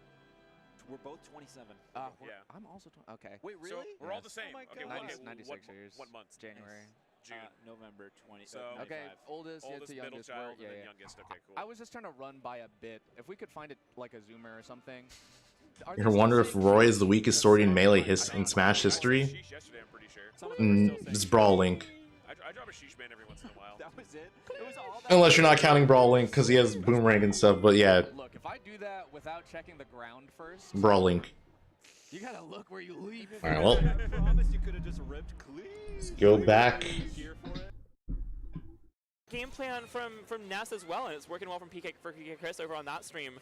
You forgot Link has a sword? Dealing with the Sonic. He indeed has a sword. It's pretty funny because if you look at all different approaches, everyone is playing pretty well against the Sonic players right now in their own individual way. Except 3 Sonics. Top, but he's been slowing it down. He's kind of slowed down this hyper-aggressive play crap. Welcome to 2023, baby. Like, I'm not going to leave you alone so far. Where the other Sonics. trying to find their neutral wins, and PK Sonics are running rampant. Aerials, and Polar is just beating it with Fox's better priority, but he finally goes down there on that back air. Yeah, Yossi does lose the stock there. PK Chris is not quite going to take the game yet on that bottom left stream, but he's definitely in a good spot as that forward air. Ultimate 2025. One finishing up there. And we everyone plays either Steve, Sonic, or Game & Watch. Get the stock off and tie it up. Yeah, bringing it all the way back, looking for that one anti-air up tilt. Some people fall for that. You see that shield, you don't notice what Nana's got planned going on underneath there, and you end up paying for it. But that's gonna finally get it out of shield game. They're so good. Yeah, ICs have so many good buttons. All their smash attacks are crazy, really good up smash out of shield, and that's one of the dangerous things is like you see, he actually hit Nana out of that situation, but Popo was. And watches the bad. So I feel like none of those characters are bad to watch. It just depends on how on how they're played, but or what matchups they're playing against. Because again, I feel like if Sonics is not playing freaking Gluttony or DD, he's one of the most fun players. One of the most fun players to watch because his punishing is stupid. But yeah, if he's playing one of those matches, it's horrendous. Seeing those combos, like, look, they may look really tough, but at trust, at some point, this and character, they are. This character is very hard. Inevitable. Like, no matter what. But the Ices players will learn. Like, if Ice Climbers are in the game, the Ices players will learn how to kill you. Yeah, it is. Like, it is a fact of life, and this might be. Sonic K dude, I agree. Like, he's actually a really chill guy. Oh my God, Ice Climber shenanigans. Like, yes, you hit one, but you did not hit both of them, and that's gonna put him up 2-1 in the set. And that is a huge win on that game for Yossi because that was Sonic losing on all the streams right now. Quite find the last kill, and Yossi with a great little trick there with a sliding desync. I'm gonna call this like 30-second segment the favorite moment of stream for Shine. The reason why I love Craftus, but all three Sonics lost. By the way, speaking of Sonics, guys, just another preview. One of the videos that I will be uploading will be involving him. The other two finishing roughly at the same time. So PK Chris up game 1, Phil up game 1 on Polar, and now Deku Raw 43 up 2-1 on Craftus. As an Evo moment got another. No, I'm just kidding. We can't talk about that moment. Shine moment 43. Shine moment 43. When all the Sonics lost that stream at one time. A great answer back though from Kamix who in his next game. He was Ultimate ICs, yeah, definitely. Against PK Chris last game, he was not out of it by any means. It's just Chris's. Any spoilers on the video? Much higher. He's getting about 40+% per neutral win, compared to when Kamix gets in. He's getting that was the spoiler. The spoiler is that Sonics is involved in it. Top from Craftus there. It did not catch Popo, but importantly catches Nana.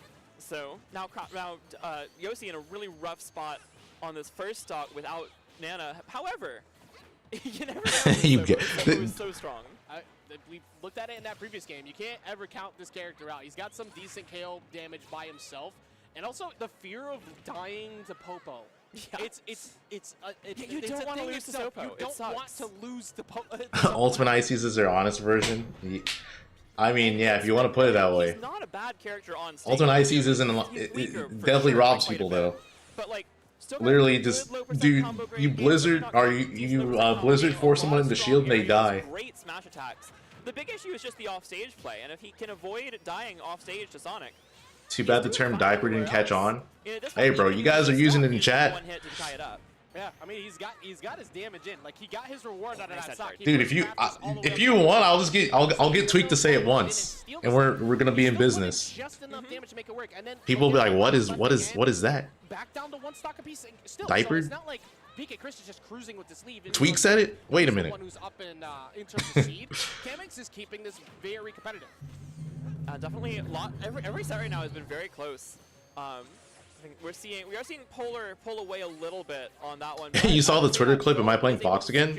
I've been playing Fox again. I just haven't been actively using him in tournament. Yossi does take the stock from Craftus. That took a while, but only took 25 damage. Yeah, if you're Phil on that bottom right corner, the big thing you want to do against Polar is get him in his own head. Because if you can make Polar not feel confident in the Fox and force the counter pick to Luigi because he thinks it has to happen, you have now. Why are there 3 Sonics on the stream? Because people want to win, bro. More of a Luigi player typically. Way more of a Luigi player. Yeah, that's how I've generally heard. This is very much the counter pick character.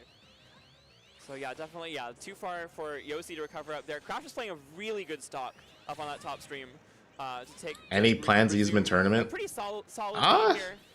No lead is safe. If I go to a local, I was planning on going all Sonic at one of the locals. See that this is looking like what could lead to a game 5 as well. And go from there. These two players are two of the best hidden threats we have over in this region. But when you see them go to toe to toe, you see all of the history of Craftus trying to be as safe as possible. Well, but it doesn't matter sometimes because then you get caught one good time. Oh, he's dead. Oh, he missed it. He got the jab block set up and everything, and then just accidentally did jab 2. Accidentally presses A too soon, gets the jab 2, and that's going to be it. Ooh, okay. Craftus turning into game 5. All right. I think Craftus winning is going to cause a chain reaction. I think all the Sonic players are going to win their matches. Bottom left, what is pretty much a last hit situation here. PK Chris with a bit of a lead, but not completely safe at 77%. I thought of a reference, but I'm not gonna say it. I realize I can't say it. It was crazy to see that adaptation come in once again. But game 5 situation, you're looking at a good Ice Climbers player. Oh, maybe not. All right. Well, never mind. In this position, Craftus is just different. Go camp at some point. Craftus hasn't committed to that yet. I'm curious if this is where we're going to finally see that come Yeah, out. it's looking like Phil isn't gonna win this one either. Well, actually, he might. It's still pretty even. It's funny, he's playing defensive by his standards. He's been air camping, he's been hanging out on the platforms a lot, which platform camping is typically one of the best answers to Sonic. Yeah. Kind of hanging out on the platforms. He doesn't have as good platform pressure as he has grounded pressure. But we are seeing this. By the way, Sonic Ice Climber seems like such a weird matchup. We don't have any other Ices players around here. It's not one that you I would be really curious to see how that goes between Big D and Sonics. The only one you're really seeing who's at this is the best one in. You're wild. I can't believe he did that. He just like challenged freaking Sonic forward smash. That move is dumb. That's one of the most ridiculous forward smashes in the entire game. So just misjudging the range on that. Sonic reels back so comically far at F smash. That move is like so unbelievably disjointed for no reason. So close to Polar losing that. And what's funny is that it's always been that way. It's always been that disjointed. They just never changed it. Second guessing himself and maybe going to Luigi. Now he doesn't need to because he's up 2-0. Wow, crazy finish down there. Now Polar's in a great spot to finish off that set. Polar would need just one more after. Before you learned how silly it was, you thought Sonic players were scrubs for spamming forward smash? No, that move is crazy. I mean, I feel like sometimes they do it too much, but yeah, still, that move is crazy. That sounds like a crazy set, actually, Lucas Youngling. Yeah, Macho Mook Savage himself. DBZ moment between Phil and Polar. He's played Lucas since Smash 4. Yeah, he is a true fan, and one of the people who's definitely messaging regularly for Mother 3. Oh, almost got the double spike. He might be dead here. Oh no! Oh, both of them lived. But he's so good. But look at that defense from Yoshi, not getting caught. Looking incredible defense. Now back to the Sopo though. Nana's gone. Back on Sopo. Can he stay alive to play neutral one more time? Really? That is nice smart. Throwing out the ice skull every time to stop any forwarders or homing attacks have been so good at keeping him alive. It's hard to sneak under that. And he's at least getting a little bit of chip damage, but he's been off stage for so long. He will get back to the ledge. Can Yossi get another chip? Damn, Graptus is kind of smothering his neutral's very this solid. dude. He's got to get it's not letting him come back. This disadvantage is so hard for him, especially against someone like Sonic, who's so quick to move around everything. He just used the spring twice to eventually get back on stage. Oh, there it is. Yeah. Hey, that's crazy. It worked out. The back finally comes through. Craftus is up in the lead. But I know we keep mentioning it for good reason. The leads are borrowed time sometimes against Ice Climbers, but this is the perfect position to have him. Forces the recover high. He doesn't get to hit the Winters. Was he trying to... It looked like he was almost going for a spring ride on that, but actually just misses in both directions, not quite catching the ices in either direction. Yeah. Craftus or Deku needs this needs to keep Nana alive. It's like the way he's gonna bring this back. Like as soon as Nana dies, Craftus wins. Well, there it is. Yeah, it's GG's. I feel like he knows it too. Like his reaction pretty much shows that he's like, damn, this is going to be really hard to bring back, especially versus Sonic. Now he's in a very bad spot. Craftus really gave away a stock. Yossi not able to get the timing to hit it. And now he's got to make a huge comeback with Alright, PK Chris making it. I don't know how realistic this making it through bracket. Craftus making it through bracket. Craftus was able to minimize the damage, make it work exactly how he was hoping to. Once he got that really early damage on the Nana, everything started. Damn, he immediately went on his phone. That is going to be Craftus who gets and he's typing up a storm. He's either he's messaging someone, he's alt tweeting, or I don't know. Where they both, that was almost a double KO. It was so close. And this is another very close match here. Phil and Polar have been going back and forth. Polar was able to two-stock him game 1, but even then it was like close for a while and just kind of ran away with it towards the end. Now here, these last two games have both been super tight the whole way through. Now they're both sitting on second stock high percents. And Polar up 2-0 in the set. So you really want to go ahead and close it out in this kind of situation, especially against a character like Sonic, where it's just so grueling to go through these matches. Yeah, and that was one of the best options you go for there as Phil, because wait, who's that? Position, Polar's hunting for an opener left and right, so you're gonna whose pool is that? I'm assuming that was Jakal's really pool. Going into the up smash mode here. We saw 3 in a row, none of them hitting there, not taking too much damage for it, but yeah, definitely Polar swinging at this point. So I said, I've seen Polar for quite some time. And, Okay, so Jakal, if he wins his set against Nuggets, has to play against Craftus. He's gonna play against his neutral game. He was able to finally get the KO, so it might not mess Yeah, with him. so Jakal against Craftus. He wins. But Phil needed to take full advantage of Polar being extremely reckless with a lot of those KO options. Yeah, and we didn't see the kind of hard punishes that we would want to see on a Fox up smash generally. Fox up smash, I don't know the exact numbers, but you can do basically anything you want to it on shield. In exchange for it being good in every single other way possible, it is extremely unsafe. No, if you are only jabbing or Smash 4 Sonic was cool. Dude, Smash 4 Sonic was campier than Ultimate Sonic. If he air dodged, he was dead. Phil was very much hunting for air dodge there. And we got a really I actually feel like Smash 4 Sonic probably was... pretty close to last hit. The raw kill power edge might go Yeah, to Fox, but of course Smash 4 Sonic was ridiculous. So, yeah, and there it is, the offstage 4. Yeah, Sonic could spin dash and then cancel spin dash with shield. I think he's got one more game on Fox. If this goes to a reverse 3-0 potential in game 5, he switches Luigi. Like, I'd be hard pressed to see it because he never stays. He will always switch back saying, oh, my Fox is doing terrible, I have to switch now. Who remembers Komura Kiri? Yes. Look how close this was. If that was any closer to the center, this had to be like a frame or two away.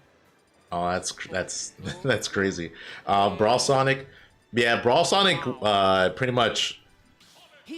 Brawl Sonic suffered from move staling. There's a lot of characters in Brawl that were bad because of move staling, or not as good as they could have been because of it. And yeah, Brawl Sonic was definitely one of those characters. That was a pixel or two away. He's got to be one frame away there. And it is the Luigi. So FD was left open.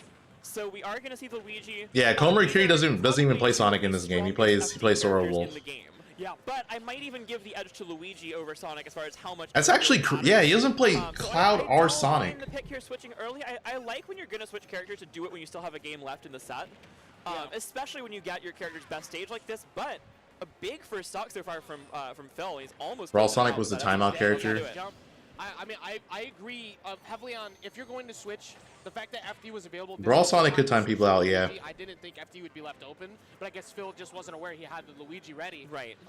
And it is a good Sonic stage, so if you don't specifically know that, you're not going to ban it. That's true. It's not like you're losing. Luigi, yeah, switching to Luigi seems weird. Like.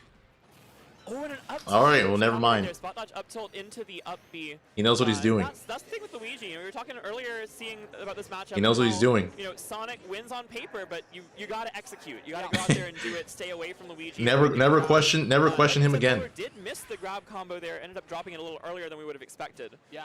But there's always a threat of going into up B off almost anything. There's something you. Oh, that was the stock. That was jab lock up B. Absurdly early or cheating the system of the game by playing the 0 to death is you're never actually out of the game. That's what Polar basically is playing to in this match. But Phil notices that. It's like, look, I'm trying to play mid-range now. Look how always being very careful putting out up tilts and not rushing in because he knows he's at that up tilt window again.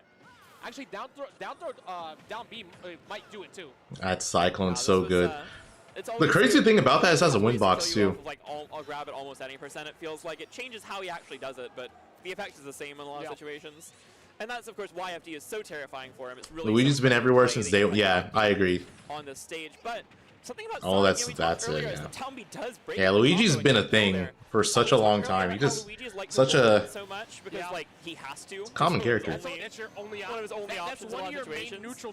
like yeah, Luigi, Wolf Fox. Luckily, didn't accidentally SD. They've been common throughout like the entirety of Ultimate. Same with Roy and Rob. Will be the kill and the set at this point. All right, let's see how this goes. One more good hit. That up air, even farther. So one thing to note about this matchup is Wolf is that Wolf gets guaranteed down throw flash on Peach. There's no way she can DI it to avoid it. It is not him in this case. He has a lead, but this position means Sonic can start getting grounded side Bs into off-stage carries. So you're not in that much of a lead right now. Yeah, and right away the percent almost evened up. Flash, here. not enough to kill Sonic them. Would basically tie it up. And yeah, oh, another one. You can bring someone off stage so quickly, but yeah, it's percent base. It is percent base, but the window's pretty good. He is now one set away from making it out into top 48. He'll play Matamo to get out. Another tough matchup for Young Link. Well, all right, and Polar taking it with Luigi. Now we're going to rapidly jump into one of my most anticipated sets up top. Never doubt the Luigi. Yeah, no. Already saw Jakal Pocket Luigi coming in clutch. He's got to be very careful about where those windows are, but Nuggets is one of the few people who I say can absolutely. Ooh, Nuggets taking the first stock. I don't know if he's got it in him yet to beat Jakal, but Jakal's going to have to give a lot of respect to Nuggets because he is a very, very patient player. I want to see Jakal do at least one down throw flash. The thing about him, too, is he'll go for flashes. I've seen him go for a flash in tournament where it didn't make sense to go for a flash, but he still did it. It's rare, but he'll go for crazy, like, suicide flashes. The other stream, by the way, we have SPT and Tyler. Tyler, a New England legend, formerly known as Kuma, and has played a lot of characters in this game. Looks to be landed on Chrom right now. It's interesting. Great Smash 4 Sonic player. Ended up playing Roy in this game, then onto Aegis, and now over to Chrom. Yeah, I remember seeing a little Joker at one point, too. That as well, yeah. Like, Tyler's Roy was putting in incredible amount of work. I guess he just feels comfortable more with the Chrom here in this matchup. Up against SPT. I think he's just been playing Chrom recently, actually. I know he tends to pick a character and just play them for a bit. The way this is going, I definitely expect Jakal to at least have the thought of down throw flash in his mind to close out game 1 if the opportunity comes up, or even to even up the stocks, he might go for it. Has completely shut down all of Jakal's approach game 1. So again, I would not be surprised to see Nuggets potentially steal game 1 here. Yeah, Flash means Wolf side B. His side B is called Wolf Flash. So yeah. Their ability to adapt so quickly. You know, Nuggets gives away a lot of game 1s in this region, and then he wins a lot of those sets. And I feel like Jakal, you know, maybe doesn't even have quite that same reputation, but he is so consistent in adapting and improving constantly. He just doesn't lose game 1s in the first place a lot of the time. Nope, there it is. Does it for damage. Monster. It is not easy to trick Jakal more than once in many positions. Yep. And the crowd will be in favor of Nuggets because we are right here in Massachusetts, so he's definitely going to have a much louder crowd behind him, as we can hear both on the melee side and over here. Jakal minimizing the damage, only takes 20% right now, Winters. Nuggets found center finally. I think that's where Nuggets is going to have the best shot, is trying to play center as long as possible up against Jakal. It's also fun. It's fun watching these two play because their neutral games are both so, you know, so patient but also willing to be aggressive. Evens it up pretty well, right? I don't think we're gonna see down throw flash anymore. They both have such good ledge trapping. I don't think he'll risk it on game 1 unless he doesn't hit Nuggets anymore.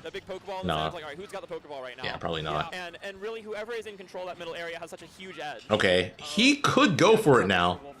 Yeah. I don't think he will, but it's on the table. The last time they played, and I see him hunting for it because right around now he has Wolf Flash down throw combos available. So he went for grab. He just can't get grabbed right now. This is entirely anti-grab game. It looks like he's aware of it. He's been playing pretty specifically around grab range the last few seconds. Probably getting towards being out of the range as well. Most ranges on things don't work for very long on Peach. Very weird character to combo. This one has fairly a light, one. very I think it's about 40-ish% of a window. Oh, wow. Yeah, it's pretty decent. So never mind, Wolf's broken. Yeah, this one's very frightening. That's why Nuggets has pumped the brakes. But I think also Jakal's kind of caught onto the fact that he has pumped the brakes. So now you want to go into air-to-air mode. But it's incredible. Oh, nice. That's it. And there it is again. Good stuff from Jakal to take game 1. Nair Flash. Such a good window for That's also a really good confirm that Wolf has. Also one you don't really see used that often anymore. But yeah, that is consistent. You know, he's very willing to go for these big reads, these hard call-outs with F smash. Does down throw flash work extra well on Peach or something? She's one of the few characters that's guaranteed on. If you see someone do down throw flash on anyone that's not Peach, Jigglypuff, or Kirby, the opponent just DI'd it wrong. Always preemptively reading it and just smacking her in the face for going up there. So you have to play a little bit more patient about Tyler. Catch him in out of shield grabs like so you can start to get those ledge shots. All you need is a forward throw to put him in his Guy has a Greninja, I guess so. Yeah. That's true, and we've got a very close. This should be. Oh, SPT not avoiding. No, it doesn't work on Rosa. We had a little too low of a shield there, I guess. So not ready to roll through it or something like that. The downer could be a stock. Yeah, if you're not any of those characters and you're getting hit by it, you need to DI down and away. That's why it's working. You DI down and away doesn't work. Is that Guy playing Greninja or? It is the Guy Greninja. Okay. Did not know he played other characters. I do like that idea of that, though, because if you know you're going into Lucas, Greninja is a significantly better idea than going in with Luigi, because we talked about how Luigi doesn't really like people. I feel like for Jakal, because he's been going for shine combos, I feel like he needs to do landing fair shine more, because like that gives him more windows to like extend his combos. Especially on Peach. Peach is like one of the characters that's like pretty easy to do shine combos on. That's how floaty she is, and her box. SPT and Tyler is one set away from top 48. As we look back over at the top, though, with Jakal and Nuggets playing for winner's side, and they are both still on stock 1 in what has been and promises to nice continue to be bear. a very close set as Jakal grabs that stock. Again, this one has the makings of a sleeper hit for this event, because so far we just approached the sub 1 minute mark. One stock is finally gone. Nuggets has the opportunity. Oh, and he's got the bomb. The bomb. As we know around Deflected. here, Nuggets is blessed by Oh no, hurricanes. just So jumps away. Just if you see it happen, let him rock, leave him alone. But now that the Bomba Bomba showed up, don't be surprised to see like 2 Stitch faces happen in the match. His old frame didn't tell you how the DI moves. No, it doesn't. As well. It's always funny when he travels for majors and other regions are like, wow, this Peach player is getting so lucky. And we're like, yeah, he does that. Yeah, that's Oh, Tyler that's just him. throwing SPT. Yeah, he plays by different rules than the rest of us. As we do see Tyler close out that set, so SPT goes down in 65th, and Tyler will play KOM for a spot in top 48. Ooh, misses the attack and then gets killed with bear. That'll be going on a little while from now. But Nuggets, catching his hits, gonna go ahead and even up the count. I do like the way Jakal's been playing, though. Bro, he took all that for just doing blaster. Sure that he checked every one of Nuggets' short hops and wasn't getting. Wolf's blaster is such a double-edged sword because it's such a good projectile, but then it's so laggy and so punishable. He's putting on a lot of damage in fast. Yeah, and this is basically like 1.5 neutral interactions to get to 115%. He had that one big combo, caught Jakal on the way down after that as well. But the forward back air Gets the bear, the great equalizer.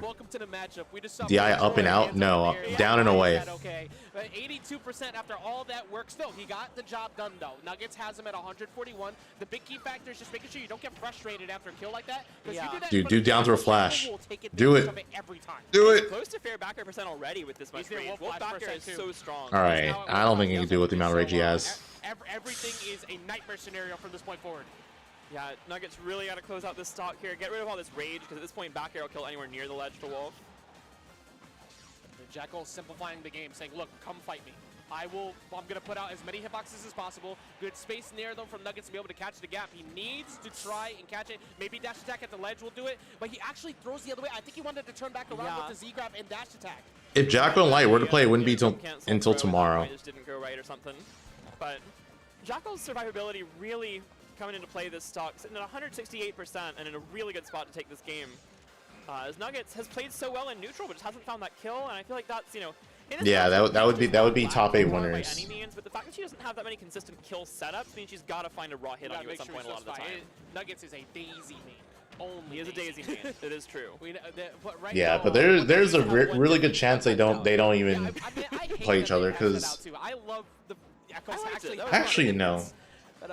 Actually, no, there's a pretty solid chance. I was going to say, because Jack also played against Aaron, but that's probably one of the few matchups where he's super comfortable in because his training partner's tweak. But 124% happened leading up to that.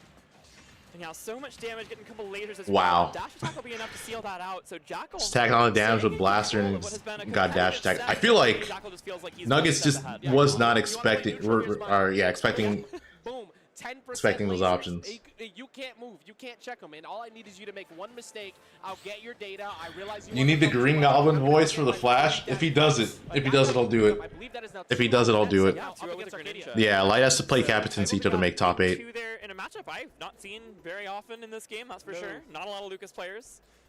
This might be maybe the second time I think I've ever seen this, and it was on a local level. Like, it's very uncommon. Greninja isn't even as common as you'd expect such a good character to be. I mean, Greninja clearly like Amy James, what's up? How you doing? So good. It's just because the archetype of his characters, Fox and company, exists and do what he does more consistently. This matchup looks atrocious for Lucas. Are you talking about Greninja? Your moves not work. I get it. That is true. Like, I think he's. Yeah, I guess that's why Guy did it. He probably just doesn't like I get it. Fox certainly very strong. But I think Greninja is like right. Doing up there, good. like, I'm doing alright, man. Just chilling. The top tier in this game. Hyper slept on for sure. We saw it recently with Tarek's great performance. I forgot what. Sweet got this event. No, he's playing Pokemon Go. Yeah. one of the European One of the European ones. Regen or the other one. I forgot the other Terra's one was. around the corner, but yeah, you know, when they show up, you're like, damn. And kind of like right there, it's like the forward is going to go and catch that. I like the switch to Cloud because Lucas was getting smothered. It was, but this matchup I don't think is the best. I feel like if you're going to pick a sword character, this is the one. But Greninja's notably really strong against swordies. The main reason why I think it works very well is because Cloud's sword range is fast, but he also has good out of shield options. That's Greninja true. loves to move. If you are shielding with Greninja, you're doing it wrong. Yes. Good Greninja players always The stream's been going good. You have a good out of shield option to check them when they're finally dash attacking you, which most Nice, people it's a can, flash. then you can get it. But even then, that dash attack's so good, sometimes you don't even get to punish it. That almost poked. That almost shield poked. Okay, gets the dash attack to kill there. Like a limit Cloud up B. Like the chance of like, you know, maybe you get up bead versus a Greninja dash attack punish that can be like 60% or a whole stock or something. It's not even close. You know, Flash. Fighting this Oh, he sword, did it. Even with a decent out of shield option, you gotta have an out of shield. Kill him with flash, Jakal. Down throw, flash him.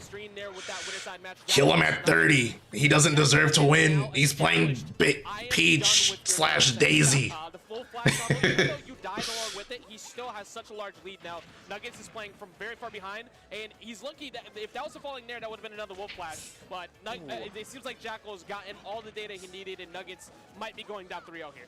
Yeah, My profile picture? What do you mean? The full hop bear that was definitely supposed to be a float. Something tricky about all the Peach combos, you can't buffer any of these float aerials. If you ever buffer a float aerial, Kill him at 30 wall. Dude, killing people at 30 and 40% is really funny. Float, so then you get a full hop especially when it's not you. When it's you? Oh my god, that was nice. When it's you, Yeah, wait a minute, there's hope on the you know, it's not as fun. A lot of straight hits that he needed, but also getting that kill at 84, like 80-ish, I think it was. That Nuggets is not out of the game by any means now. My channel? Yeah, but like, are you talking about on Kick? Because like that's his default. Nugget still has his float up there. Gonna air dodge to a platform, guesses correctly. Yeah, that was literally air dodge for game. You had to hope that Jakal did not read that. Jakal doing exactly what you need to. Here's me in center. If I get comboed by you, I'm not getting pushed off stage. That's your one win condition, is you need to get me to ledge.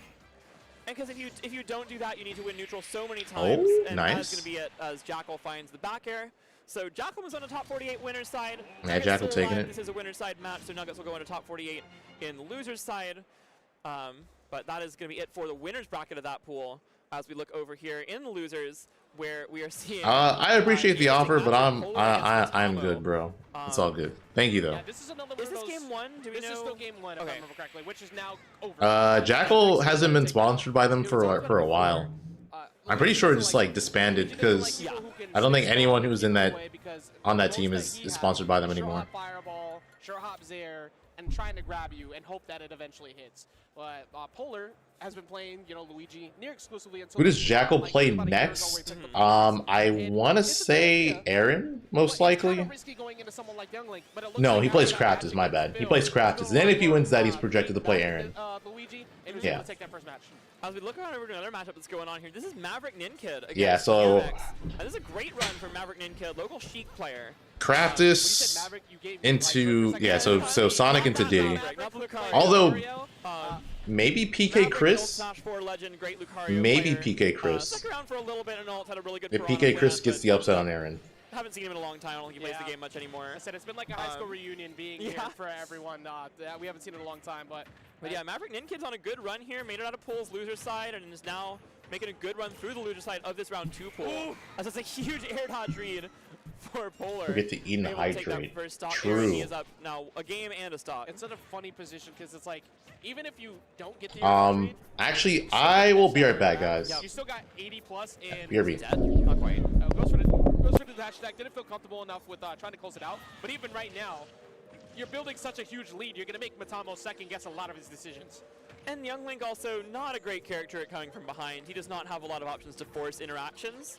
You know, his zoning is good if he needs to keep you away, but if you don't need to get in, it's not that scary. There's a lot of options to annoy you into interaction, but if you are in the lead, you don't need to approach that. Those arrows aren't going to beat you. The boomerang isn't going to beat you. It's him comboing off of him that needs to beat you, and he has to get over to you at some point. And Polar just says, I don't really care because I have a nice lead now, up 2 stocks, and potentially going to go up 2 games. Yeah, Polar's in a really good spot here. The bomb will break up any potential big conversion, but still Polar on his first stock, sitting with so much rage also. Definitely a chance that one big combo here could close out the game. Yeah, very much a very scary position because for Luigi, if he has this extra stock to play with, they get a little reckless and they start going for big plays. Luckily I thought he SD'd, but I forgot that uppy has a good amount of range, so Matamo just hunting for an opener. Luigi also has a particularly high double jump. Not great mobility in the air, like side to side, but he can at least recover from pretty far below the stage. His vertical is great. Okay, finally gets the stock on the board. Matamo able to get a good conversion off stage there, but in a bad spot here. Gets past the down tilts, but he's got to get a lot done without getting grabbed more than, 0 times. Yeah, Young Link, the extreme zoner, very well known for his combo game. So if Matamo can get 2 good strings, can bring it all the way back. If you read a punish on some aggressive landings, you can start to get some openers, which Matamo's hunting for. It just hasn't been able to get that really big one yet. Yeah, and that's also so hard to do against Luigi, because as good as this matchup is going to be when you have a lead, it's so much more difficult when you have to suddenly play closer to Luigi's space. You can't be threatening to take stocks from actual full screen with Young Link, so you've got to be not even in his face, but close enough that he can threaten you, and that's where Polar is going to thrive, and he's able to take that stock there. So Polar is able to close out game 2, go up 2-0. We get KOM and Tyler coming in on one of the other side streams as well. So that is going to be Peach against Aegis for now. I'm looking forward to that one. That's going to be a really good one. Yeah, KOM, one of the people who leveled up the most during the COVID lockdown. He was kind of just another member of the scene beforehand, usually went 2-2 or so at locals. All of a sudden we come back, he's top 8ing pretty much every week. There was a point where he came down to Connecticut, he was coming to our locals, he was doing pretty well. School obviously keeping him from attending as much as he'd like, but still doing very solid. And then at the top, we talked about it, the Diddy Kong Ditto was inbound, Aaron versus Dolan. Dolan is going to have to deal with the fact that Aaron has a very good understanding of this. Oh, yeah. I know that I've seen him hop into Tweak stream and stuff before, but also he just has been playing this character for so long that he just gets it. He knows what you're looking for. He's beaten Tweak in the mirror. He's good at this Ditto.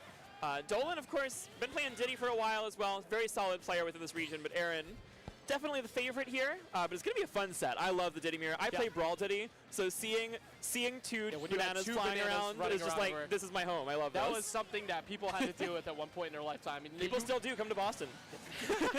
You get Ultimate Diddy Kong 2 bananas. Oh, it's so great. I love seeing people, because you see the Ultimate players coming up with these 2 banana conversions on the fly. It's so much fun. You're giving me a lot of nightmares just remembering back. Still having to deal with Nelvin all those years, but another person who has gone complete dad mode. So we lost yet another one, but Dolan's going to lose that. That was actually reversed. Dolan taking a stock Dolan finally, taking a stock. He got himself on the board. Meanwhile, Tyler kind of having a field day with that last stock there. That's something he could just do to you. When Tyler gets the party started, it's only Tyler playing. And he plays a lot of very blessed frame data characters. He plays a lot of single-player characters. Yeah. He plays the kind of characters where when things are working, you feel like everything is awful. You're never going to get a chance to play again. And he's so good at executing on that and really taking away all of your options. It's what he did with Sonic for so many years, and he does all the sorties in this game.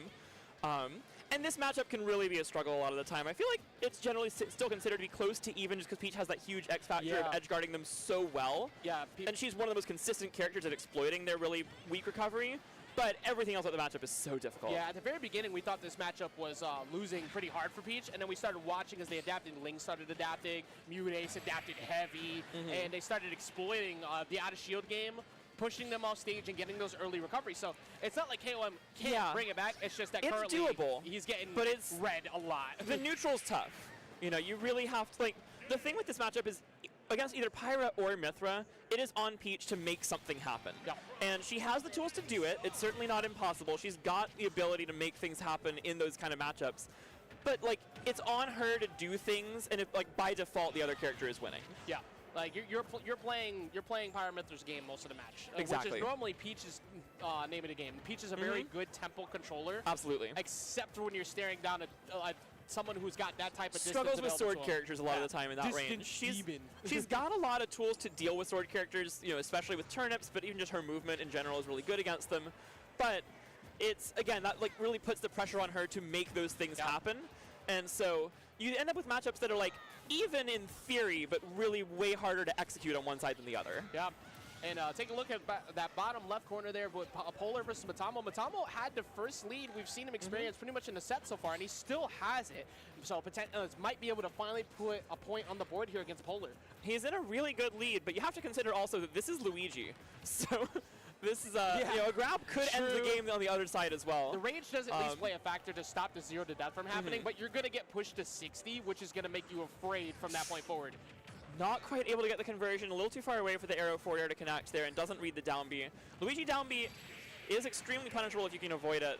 But that down air will work out, and that's a funny kill screen there. It's going to be 2-1. That move is so stupid. Like, I love that aims move. Downward, but if you get hit on the Straight right, up. you're just going up. It's like, why does it kill like that? Matamo puts himself on the board. That's now 2-1. Meanwhile, Tyler looking to try to go up 2-0 here, but KOM making a much-needed adaptation to put himself into an even game. Yeah, that's a huge forward air right there for KOM, able to take the stock, even this game up. And KOM has a particularly great combo game if he can get it started. Okay, here we go. Doesn't quite get this next hit. I think that could have been double float in air actually there. But ends up dropping the combo. Now is in a rough spot at ledge against Pyra, and the down air will go through one of the only moves that consistently beats Parasol. Yeah, that move is I'm back. a gut check to many who have a pretty blessed recovery because you just can't challenge that move. It covers so much range. All right, heat up a chimichanga. And I'm just waiting for it to cool down. I also ate some Nutella. Yeah, it's back to a full stock lead here. Tyler just in such control. I believe, let me switch over to the other pool. I believe the winner of this is in top 48. Dude, Nutella's freaking good.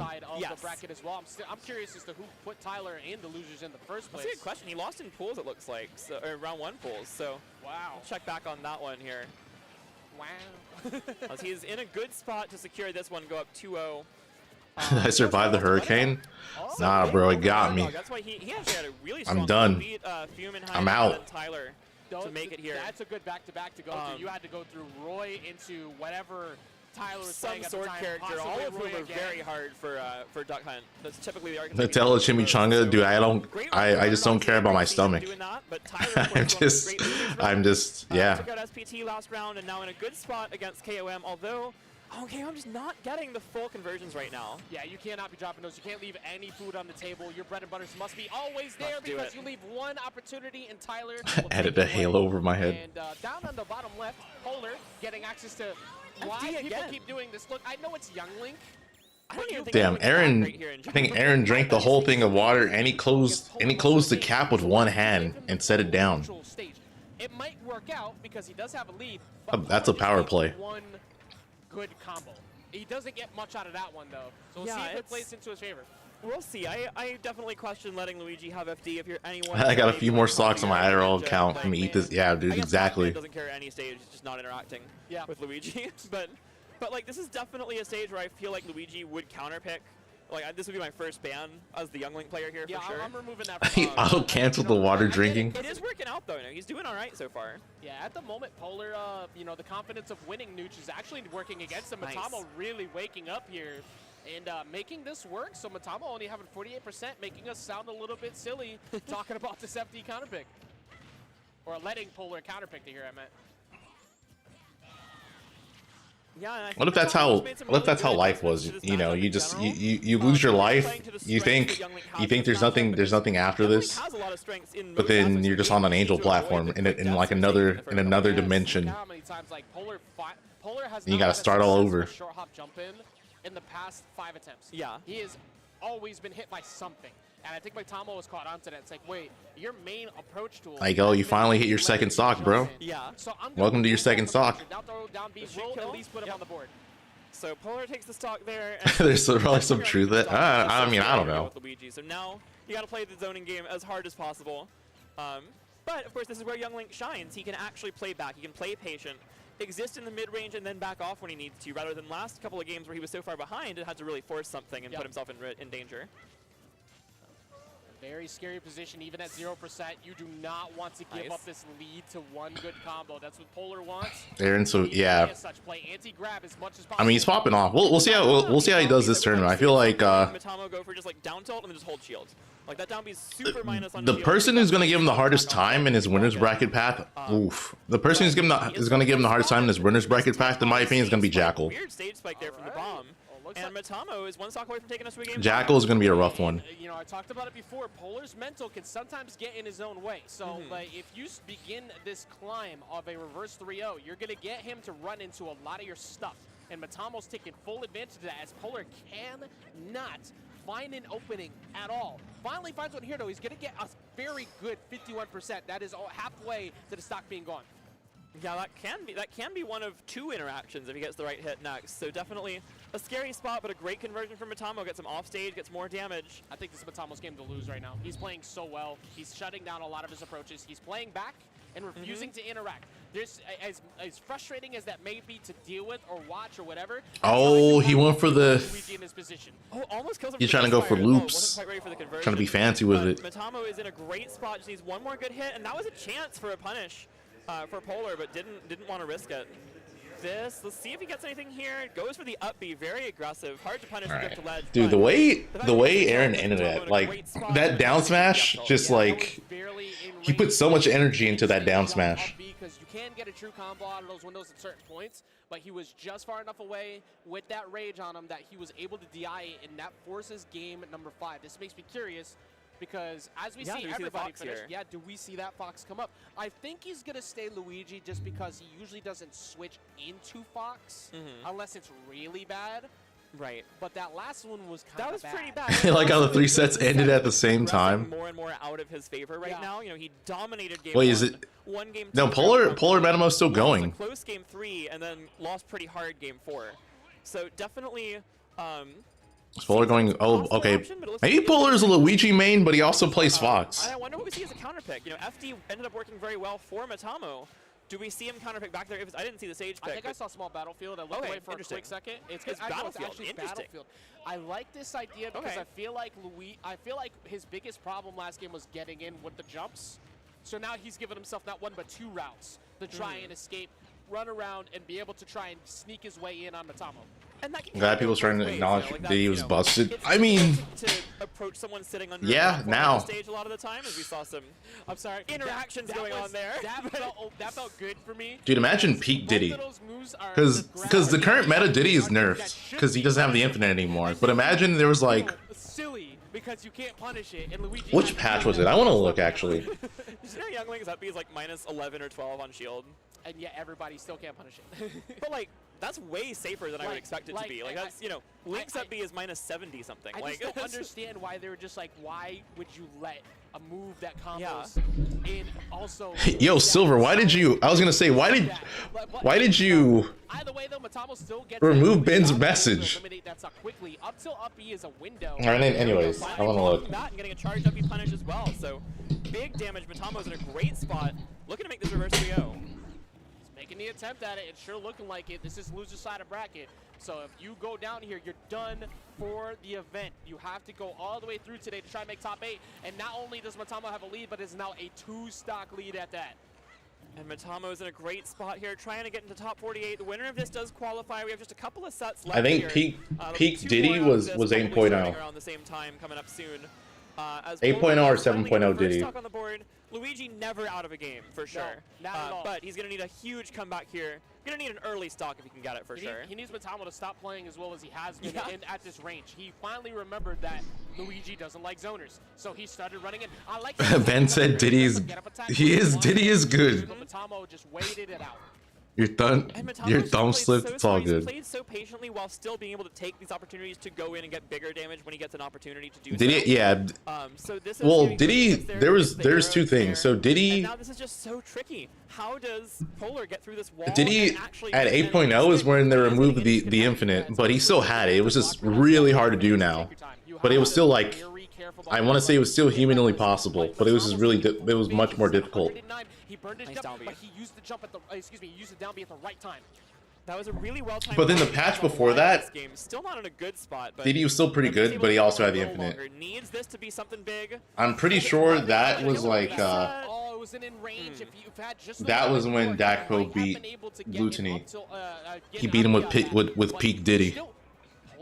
Diddy with the buffs. It's actually not been too much over the past while. Diddy with the buffs and the easy infinite. He's definitely started to play better later on in this game, but you just have to wonder if it's too little too late at this point. Young Link, not known for great kill power, but certainly good enough if you make any mistake at this point. And with that it was rate, before. the down throw down be whiffed. Matamo takes it with a 2-stock, and he was in the top 48. Reverse 3-0 was finished. Huge Matamo, win. Getting what Polar I mean, Diddy was pretty solid even before that. Because like the biggest things 8.0 did was make his forward tilt better, which his forward tilt was already good to begin with. They just buffed it more for some reason. His dash tag became better. And then down smash and fair bigger. Or down smash and fair better. He's a zoner, but he's also a combo character, and then he's a sword character, but not But he didn't need those things. He had an infinite. He didn't need any of those. He had an infinite, bro. Go online, and you're like, wow, I hate this character. Online is a different world. Do not judge characters by Just their online existence. just do the infinite. That is not fair to the offline game where it's so much more fun. Yeah, still great sets leading up to all this. And I know we've been bringing you the Smash Zone, if you will, the NFL Red Zone that we have had of all these matches. But we've been very lucky to have a lot of really good ones that have happened back to back. Hope you've all been having a lot of fun here at Shine 2023, the final Shine, one last ride. And I think we got 2 sets left. I think potentially it looks like we've got PK Chris and Unleashed getting ready on the mainstream right now. And with we get joined by the legend Reggie. How's it going? Shine in every event. Yeah, just do the infinite. It's all you need. Sneaking a cameo on at some point. The first time I was at Shine 2016, I made actually was it 2016 or 2017? Was it 16? I became great friends with this guy because I learned he's terribly good at werewolf, and he betrayed me. The person who made me look so silly in front of 30 people became one of my best friends. Player 4? Dude, player 4 will never let you shake his hand. You suck. Because I should have won that, and I somehow got tricked because the other. Yeah, he never lets you shake his hand. He won't let you shake his hand. He won't let you fist bump you. Every time. We did bond. Shout out to Reggie, player 4. Make sure you check him out. It is tradition to have him just show up randomly on any given tournament stream. Of course, gotta be ready. Always gotta be ready. We love Reggie. We love player 4. Don't try to shake his hand. Don't be confused when you lose. I went for the hug for a reason. Yeah, because I didn't want to lose RPS. Could you imagine they buffed it and kept the infinite? That would have been stupid. Wasn't paying attention, and I still hold on to that to this day. I'm gonna switch to melee. Oh, Amsa versus None? All right. Yo, this is. Because it feels good. That's how you get all your stuff in other matchups. But this is Yoshi. Okay, I almost saw that was almost stupid. That was almost just insane. Yeah. What's the edge guard? Yeah, the down B. He's coming up the stage. He catches him. I'm just looking poised. Fraser, I think you're right about low percent. Dude, Amsa is so good. And I'm realizing it even with against the Yoshi that I played earlier in bracket. Low percent, you're camping parries. You're trying to farm the counter hits. He did it in that game. I'm pretty sure. When he hit him with a knee, he parried it, and that led to a combo for Amsa. That's what I'm like. Yeah, that's what I'm saying. Ooh, actually, down tilt on the landing there. Yeah. Wave dash back, down tilt. Okay. Down tilt also really strong at low percent. It's a fixed knockback move. Yes. It kind of sends them away too. Kind of leads to do something else afterward as well. Like there's like a lot of utility you can get out of it. As long as you have that defensive game ready, like Amsa's had, and it can make it tough. Why has a losing record on Sonics? No. There's that down smash. All these different edge guards that Amsa's Light has only lost to Sonics once in Ultimate. Why he is where he is. And has beaten him every set other than that one time he lost. I like to do this fun game where I'm like, am I gonna know what Amsa's gonna do today? The answer is always no. we don't know. Because Fraser might know. It's always new. Like, even from a Yoshi's perspective, it's the same. He's like innovating all the time. There's always constant new things. Like, there's so many ideas that come out. Okay, get enough of a slight lead. So, like, Fraser, talk to me. Like, what should like None continue to adjust as this goes on? Anything comes to your mind? I think like None is, we know that None is all about outplays. I think he just needs to stick to that. Nice. That was a really nice edge. Cliche. Has Leo beaten Shuton yet? They haven't played since the last time. I was So no. None did get a knee, right? He did. None did get a knee, but then Oh, that was a huge turnaround. Oh, how did it send that way? that was weird. I thought you'd go the other way. And that was interesting because I think Amsa did an aerial like he. Actually, I'll be right back. I'm gonna get some hot sauce and stuff for my chimichanga. Nice. There's the back air. That's Wizzy. Yeah, that evil back air is really hard to deal with as Yoshi. Just spacing it out. Did you say evil back air? Yeah. Some people call That's them like asshole back that airs. reminds you of They're how I trying to called keep it- Ganon's forward smash. Everything is evil. That's the equivalent in this matchup. Oh, is evil back air run away, fade Yeah, back? yeah, back? fade That's back. evil. Because You're right. what That's can evil. Yoshi It's do? just impossible to outspace. Yeah. It's so good. It's not even matchup dependent. Like it's not even character just dependent. good. Like Yeah, Foxes, that's so Falcos, Sheiks, all Puffs. We get destroyed by that. That Like, is we're an trying evil to back air. space with Falcon, and he throws, and then I just die at like 100 something. I'm like, yep, that happens. He can space me too. That's why I think Falcon Puff is like so fascinating. And how like I think arguably Falcon wins. Oh my god, that read. This is a He's not just gonna, or I'm just gonna clean this up right now. He might be able to. He brought this game back. When he goes up with the the grab doesn't hit because of the shield. Oh, there at a shield. Is he dead?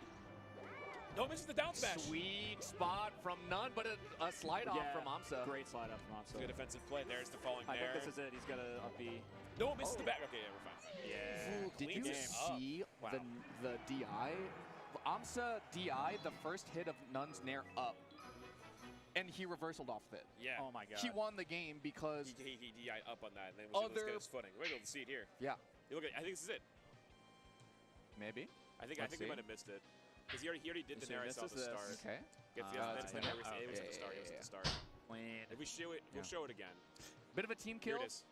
Yeah, pops up, he comes down with the nair, exactly. Yes. So Okay, go let's back. see that. Okay. So he comes down, but he DIs it up, and because you see coming, it falls with the nair, and sets up the edge guard perfectly. That's just really when you interesting. Think None finds the momentum for it. Amsa just like saying, "I've been here before." And find these little intricate things to get these defensive options ready, and then turns it around, rinse and repeat. Amsa for top 48. That's right. Amsa, the player with. Dang, Amsa brought that all the way back. As many of them. Simply just eating as one. many. Yes. It's Red Bull, Golden Guardians, IFM. IFM. That's That's a right. mobile service, right? Yes. Yes. Yes. So he's Mr. Worldwide. We're gonna end up losing out on that, and we already seen the up smash go through before, so I wonder if Unleash hunts for that grab and goes for the up tilt right away. He is at up smash percent, down throw. Unleash is a Banjo-Kazooie? I thought you played Sora. The up smash out of shield really strong as well. On those approaching Nest aerials, you can certainly get kills off of that, as well as the forward air. Yeah, Unleash just so needs tight right one now. good hit, but also back here from Ness will get the job done too, and that's exactly. I'm surprised he's not going Sora. I feel like Sora Ness is fine. Oh no, punish, but punish the spot dodge. He missed the Interesting first finish. one, and he thought he would maybe get away with it with like a spot dodge into another one, but PK Chris reading hard through that. The super active up smash is able to take it instead. Wow, that was a crazy situation there. Looked like Unleash was going to find a way to steal that one away.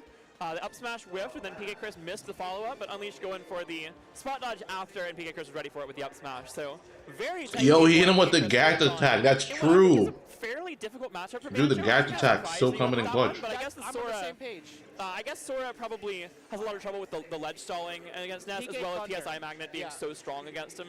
PK Thunder is a very, very good option against Sora recovery and the way he tries to play the Thoughts game. on Mango missing his And flight also to the shine? shot That's the floating Mango. aerials and the active aerials of forward air will stop Sora. Ness is so good. Yeah, you do not want Sora normally pressuring you on shield with those Nairs affairs, but you also don't want Ness doing the same thing. So if you could play the full range game, you might be able to make something work.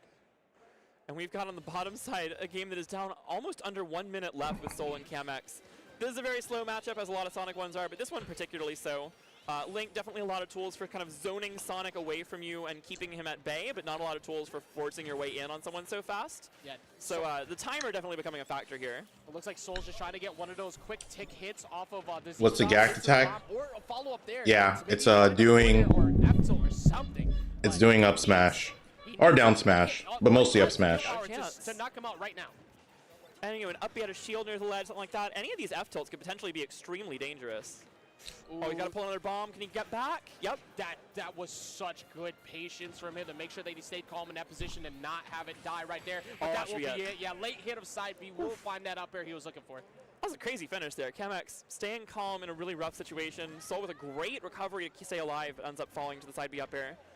As we look back to the top side, and we are on Smashville. I like this a lot. I think this is Banjo's best stage in most matchups. The way he can control That gap attack was up B. Below the platform with eggs and grenades. I mean, that is definitely one of his signature things. Makes it really But you had to be there. You had to be at Delfino Mazza, dude. He was spamming it. And Wonder Wing covers the whole stage. Yes. So everything in his kit is working for him on this stage, but PK Chris was able to finally find that straight hit back air. He did take 83%. It's already behind his stock, though, so Unleashed playing very well. He just needs to make sure that PK Chris doesn't get one of those quick combo downers that he's probably hunting for. Pulling out the Regal Blaster, just firing a few shots to slow the pace down there. While Sora validates, can validate Yo-Yo. PK Thunder is super annoying to deal with. Spot dodge card, spot dodge call out from Unleashed there. I mean, I know Ness can't absorb the eggs, so there's that. Not a lot of motion that'll come out of him. He's just like, he's all about business the whole time. Doesn't matter the playstyle. Hyper aggressive. With the silliest character ever, by the way. I love it. It's good to see that the Banjo's still putting in the insane amount of work. Oh, that was great about roll. to be a stop. Really smart roll. That was going to be a shield break. Dude, if that hit, I think even if he shielded it, that probably would have broke or poked the shield. That was so good. He did the back air, not for necessarily getting the hit, but to force the air dodge down and still active cover himself while he came back down. And Chris is trying to get too aggressive in those spots. There's a lot of active frames on those Banjo aerials. There really are all of his Dude, Banjo has one of the sickest parry animations. Cause he's just flexing. He's just flexing on you. That's his parry. He's just flexing. Back air is very reminiscent of Mega Man's back air. Very similar in a lot of ways. Not quite as strong, but a very similar idea. Oh yeah, might be. He might be dead. That should be it. Just Wonder Wing. Almost broken moves, but when you are forced to have to burn your jump in that position, that Wonder Wing is gonna blow you up. It's gonna beat you. Bro taunted while dude, if you swing at someone and they block you by flexing, you just run. Get out of there. You're not going to win. Started to pull away at the end of that last one, so we'll see if PK Chris has any adjustments. Like that's it.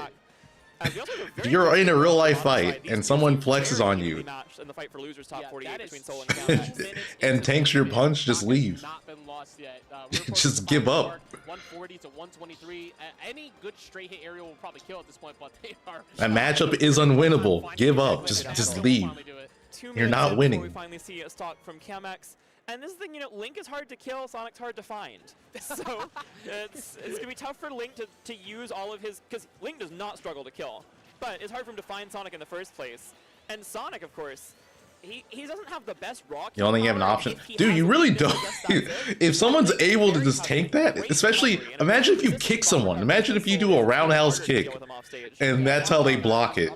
They just do flex. They just flex and tank it. Exactly. It's over. Sonic's never giving them to you. Yeah. This is an interesting counter pick we're seeing up at the top too, because I think FD is great stage for Ness 100%.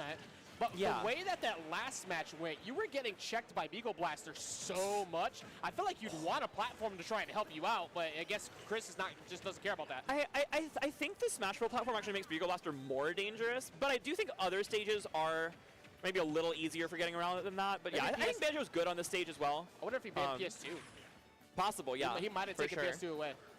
The only stage I personally always try to avoid with Banjo is Battlefield, but Ness never usually likes Battlefield too much anyway a lot of the time, so... That's not going to kill, right? Yeah, Banjo too heavy. A lot of the stages, even though they're wildly different characters. Yeah, I mean, it's kind of like, so far, again, on that PK Chris Unleashed match, this is PK Chris was able to finally get that back air. He stalled out with the PK Flash. You don't think you've ever seen Ness jab?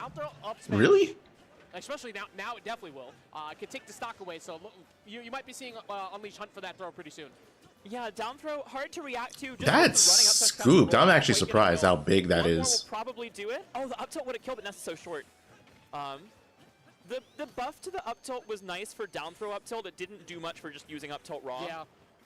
It's very weird hitbox range. Yeah. Chris looks like he's tilting. He looks stressed. I'm not gonna lie. He definitely looks stressed playing that. Again, there's a lot or playing this set. Really busted Banjo moves. Feels like Unleash is kind of like chilling a bit. A lot of characters have, but just slightly worse. He has almost Snake up tilt, but not. He has almost Peach forward air, but not quite. That one's actually almost as good, but the movement, he's lacking the Peach movement to make up with it.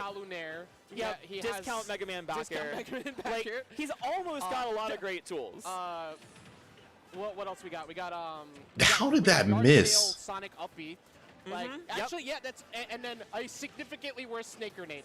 Yeah, the grenade is at least like different as far as the way. See, it's like, not like it's just a strict I just realized he like shook his hand after he threw him. Is he like having hand issues or It's not something? frame 1, so you don't get the advantage like of a can or a grenade or something like that. It's frame 10 that it actually comes out, so you can just get hit out of the startup for sure. Well, it looks like this FD pick is definitely looking very good here for PK Chris. He's been managing the stage well. He's got this full stock lead, and he's also been stopping Unleash from safe jumping in. I think that actually might have been a bigger play with that platform in the last game than I realized, where and also the distance coverage. There was nowhere where that flex again. From that right. Smashville is just such a strong banjo stage. I feel like anywhere else you go is going to be an improvement. But yeah, he is really playing FD really well, and I think this is a good nest stage in general. I like using the Wonder Wing earlier there. He was willing to take a punish. PK Chris ended up going for a super hard punish that he couldn't quite execute, and that's a big combo. If he died, that would have been so tragic. That's going to let Unleash back into this game if you can find another big hit. Yeah, he's way back in the game now. He pushed him all the way up to 109%, where he was essentially a full stock behind. So Unleash not out of the game yet. Of course, you have to count your Wonder Wings from here on. You only have the last stock. He's not one to just recklessly toss it out, but I wouldn't be surprised to see one go pretty soon. And that up smash does have the ability to shield poke if you're not ready for it, but not really a full shield unless your character has a really bad shield, like someone like Olimar or Ridley. But like, it is definitely a threat if he gets like, forward air on your shield. He can guaranteed shield poke a lot of characters, stuff like that. Oh, that's but he's in a rough not it. I thought I was going to see a backfield there. Down tilt has been putting in a lot of work, which is him in a very uncomfortable position. Nice counter with the up air. He made sure that he PK flash so those eggs would not hit the PK thunder. Oh, that should be it. And that was really well played by PK Chris. He knew he would. Oh no, barely lives. To punish the Wonder Wing. So waits out the spot. That should be it. Oh, doesn't get the. I want to say he probably wants to up smash there. F-tilt's gonna at least give him an opportunity to try and make an attempt at another stock. Good trade-off. That was really good. He used the grenade to block the PK Thunder, then punish with down smash. Okay, that's game 3. He will take that last stock. It is 2-1 now. PK Chris going back into the lead in the set. As we quickly take a look back at the bottom and see them on FD starting up game 3. So basically a full game behind, but has not even been that fast of a set up top.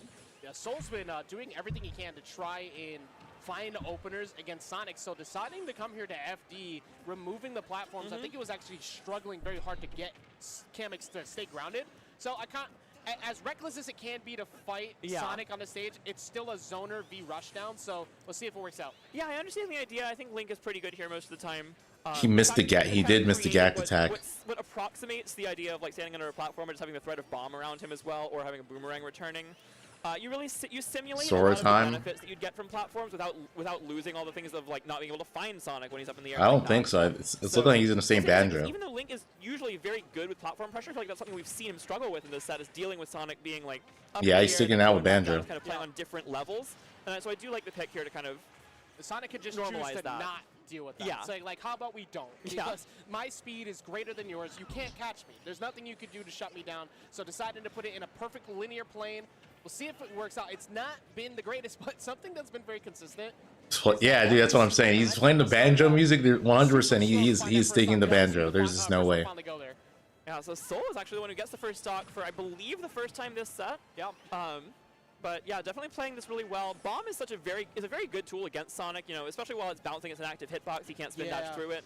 So yeah, anything you can do useful. to try your best to get Sonic to stop slow down moving a little, is what you need to use.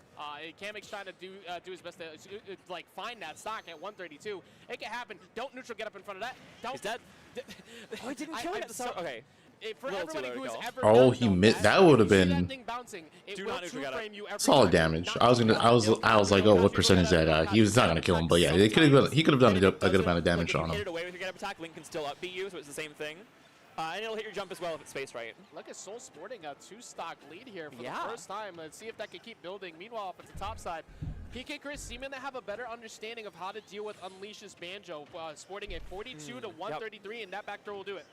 Yeah, the neutral air is just not the safest thing to go back on stage. There's a huge up B. The rage up B gonna connect, and Soul drifting all the way off stage to make sure that connects. That was all or nothing. He was gonna die for that. I thought somebody's like dog got kicked or something over there. I just heard a screech. It's like, are you okay? Wow. I think that's the Soul fan club over there. He takes the game. They are well. The idea of being a top player in the world seemed more rewarding and stressful to me. And we see back on the top here, though, Unleashed managed to bring that back from a really rough first stock. He has fallen behind on percent again here, but able to take that first stock, keep this thing pretty even.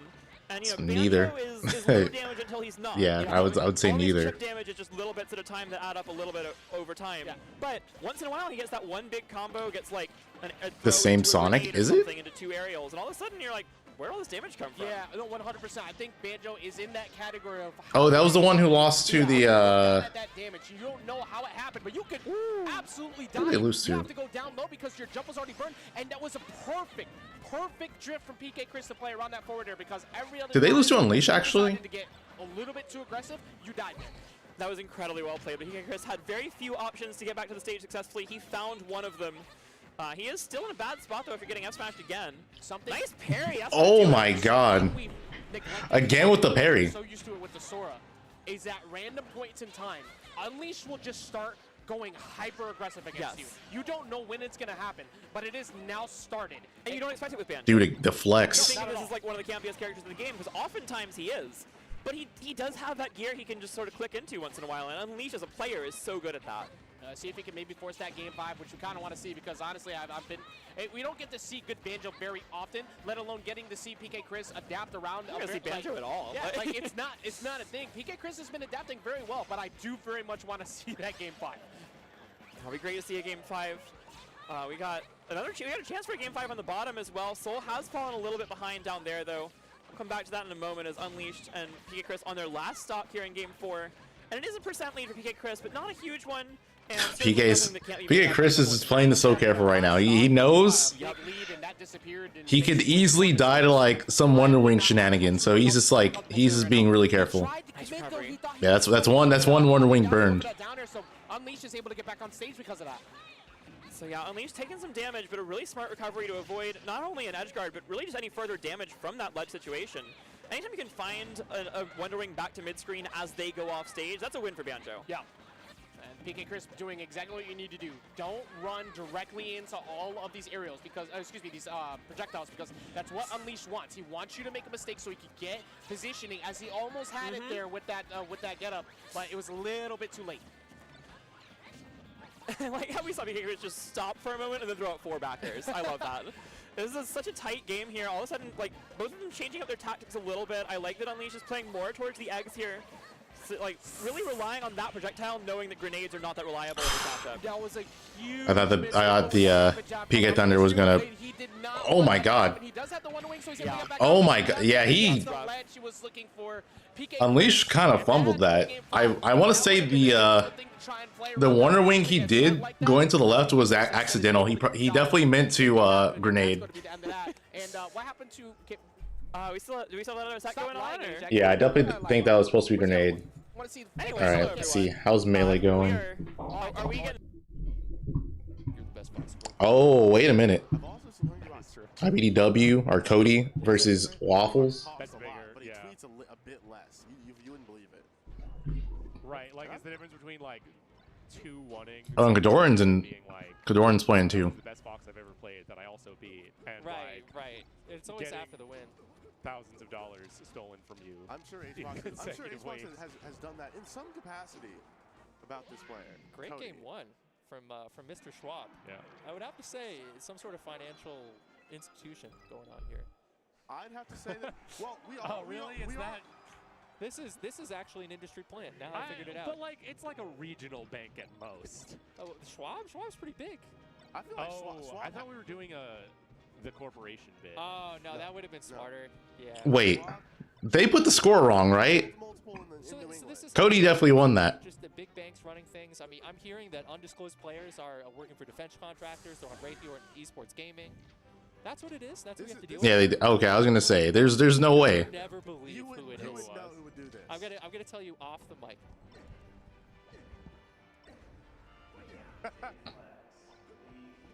Interesting. What do you think about that? Never would have known. You would never expect a Nick Yingling. Oh wait, no, sorry. Imagine never have I ever consumed like been part of like missile launches. Oh. Yeah, IBDW stood for I be doing work. Put the finger down. Yeah.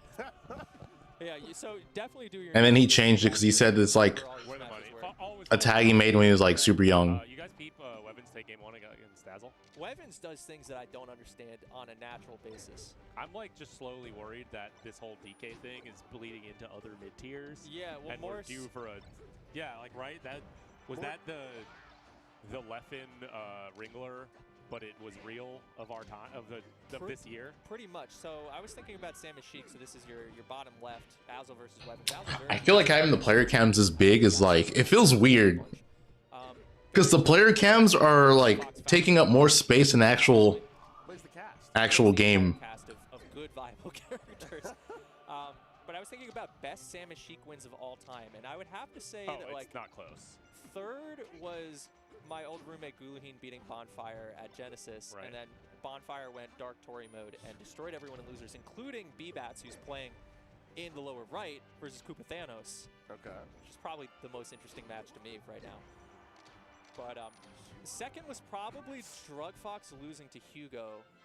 Right. Unbelievable set right there. 10 years ago. Yeah, and that was also very funny because it was like a week before ESAM quit Melee forever and tweeted that Fox Samus was genuinely impossible. Right, Fox Samus impossible, Sheik Samus, Hugo forced to fight the toughest. This layout, I definitely feel like for this they should just have the 4 matches going. They don't need the player cams. Why am I watching Donald Trump Jr. tweet out ESAM?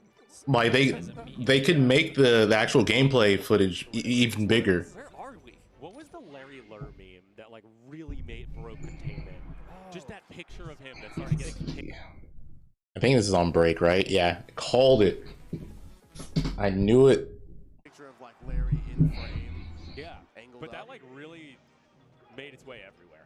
I gotta say, I'm also on my Wevens hater arc because Wevens was upset about not being ranked top 50 and said fuck the rankings and all those nerds. Right. And The Larry shout out? Did they shout me out? Like I've made top 50 at every tournament. Wait, who did? On Melee they shouted me out? Another Samus said that on behalf of Wevens. But like Wevens was just like, like gassing himself up, and honestly. Or are you talking about Ultimate? Just like summer short. That's how it goes. Very strong player. Definitely could be top 50. Oh, they mentioned the Larry meme. I believe you guys. Yeah, Edwin no came. Not having any of it. The Melee stats guys just have so many. Oh, okay. It's probably because of Fox's outfit. That would be my guess. Yeah, like it's not their fault, but the accumulated anger is it's real, and you should avoid them at all costs. If they let Brandon commentate this match, Cody is done for. Actually, I've seen Cody. Cody is one of the very rare like. Oh, that was Xbox interesting. Shit talky sort of players. Right. Well, that makes sense given his history. Yeah. As a Halo player. I've heard somewhere on the box coin that Cody has let some words fly. Cody Oh, this is rough. Sometimes This is GG's for Waffles. Recording your innermost, like your most heated moments every week. You're having gamer moments every single week. It's horrible. I mean, Kadoran Getting through that is tough. going to work on his opponent. D-Bat's currently up 1-0. Koopa doing his best to snap Billy away. Cody! Come on! He made wombo combo. Brutal. Alright. I'll be back. They just can't let commentators win. I feel like no. I also feel like Brandon would never call himself a commentator. He's a player. No, yeah, and that's why he's the best commentator. He was winner side. He beat Beckfin to get here. Oh, nice. Yeah, I was watching him in teams. He's very strong. No, he's a great player. I think Brandon knew once he stepped back into the arena for Shine 2023 that the old might be fed to the new. That's right. Yeah. No, I mean we all do have to face that. Yeah. And I respect him more than anything for like reaching the peaks of commentary and then still just saying, but what I want is to be a player. Well, that's the cool thing about like I think Tove describes himself that way. He's like, yeah 95% of my time in Melee is spent playing. And that blows my mind. I'm like, you're the guy right now. I mean, that's like an old Slime bit. Before Slime became like a commentator, like as big as he was now, was just like. He's like, commentators don't play the game, and it's. Well, he was just like, if you should be on commentary because you couldn't make the stage, but like Wally, you should have always chosen to be in bracket if you could. Whoa. So we still don't agree with that here. I hate Wally. I mean, Wally can't give me anything nice. I was so excited for this bracket. Look at Koopa Thanos use all the wrong moves and make this comeback against a Billy Bats, who also could have commentated. but is in bracket. That was the thing. I was trying to remember which Peach mains you were commentating with, and I knew it was you, but then I couldn't remember if it was B-Bats or Wally because B-Bats would have they're been. all like a little interchangeable to me. We tried asking somebody else. What are you trying to say? Look, they all look alike. You would think that. So me and B-Bats look Look, alike. I'm going to read this. I'm going to read this aloud. I'm going to read this from Twitter. About me? I am going to read this tweet aloud, and Milo is allowed to say this. Why does every Peach main talk like that? You know, the answer is like what? And it's like, well, like that. I'm so happy for Milo. He's having a good time playing volleyball, teaching Ryan Beat. Nice at volleyball too. All Milo ever wanted was to be a Haikyuu character, and they're so close. Which one is Haikyuu? Is that the one with the twinks? Yeah, I mean, which one doesn't have the twinks? Yeah, I feel like we ever since. But yes, the Japanese do love themselves some twinks. Yeah. I feel like 2010 we hit like the twinkification era of like all anime characters. What was the breakthrough then? I feel like it was like JoJo's Part 4. Like when Araki started twinking up, everyone took notes. Because like that used to be a big strong man enjoyer. Yeah, you were just if you like a buff man with another buff man. Yeah, some homoerotic hunks. Yeah, that was a great time. Kind of a loss. I think we need to go back. I want to see some Fist of the North Star like level. I want to see some himbos on the screen. Peck girth. Yeah, exactly. Sick of twinks. Over it. Someone was asking on the internet if Goku would be more powerful if he were a devout Muslim. Yes. And I gotta say that, like, I don't know how he gets through Ramadan. No, I think if you told Goku he had to do it, he was always down. If I told Goku it's like, you know what, you should give your son to Piccolo. No one said that, he just did it. But yeah. I think he'd handle it. Yeah. I think he's got it. If you convince him it's like a challenge, it works. If you tell him his power level goes up, he will just do it. Your power level does go up. I was watching Evo. Angry Bird praised Allah. Arslanaj praised Allah. True. I've never seen more. Sheikh Al-Effin. Sheikh Al-Effin? Yeah. I gotta say, B-Bats is kind of, yeah. I mean, this stock has actually been brutal, but like every time I watch, B-Bats is getting fucked up, but also and somehow it just has a 3-stock lead at any given point. It's hard to find time for prayer when B-Bats won't stop pressing W. Like realistically. Yeah. Let's go, Koopa. Now B-Bats is cruising to this win. Who was I talking to who was like very, very confident that Billy would this? Oh, it was Wally. Wally could have talked about this match and why he was so confident. Wally leaves us with the second-hand knowledge that we can't actually bring to the forefront now. All right, I'm back. Wait, did Weapons 3-0? Is that easy? Wait, what? What did I miss? No, sorry, I had that back. What are you talking about? I am trapped, but finally escaping back to New England. He's here at Scabs, ladies and gentlemen. I mean, I'm so happy to be here too. I mean, it's one of those where literally my grandfather grew up like a mile from this venue, like right off of Dewey Street here in downtown Vista. So I am so happy to be back. Oh, it's so New England. Oh yeah, the accent's coming out right here. Normally it's like you gotta buy me a beer too first, but no, for this one it's free. Yes, I love it so much. It's all it takes is a little bit, a little bit of Dunkin' Donuts. All right, so I'm gonna double check because I'm pretty sure we're not at top 48 starting yet. They're still on round 2 pools.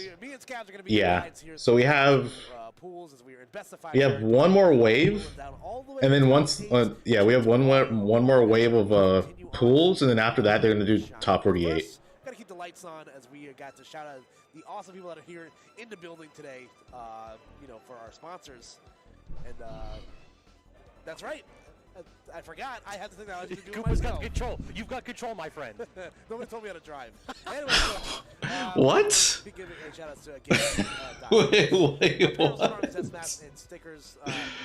That's okay. That's interesting. It's very, very interesting. I love the t-shirts. I love the design. I love stickers. So and you can scan the QR code, to get updated information. What is this? This is ads. And, if you guys like controllers, look no further than the rectangle corner. Rectangle corner.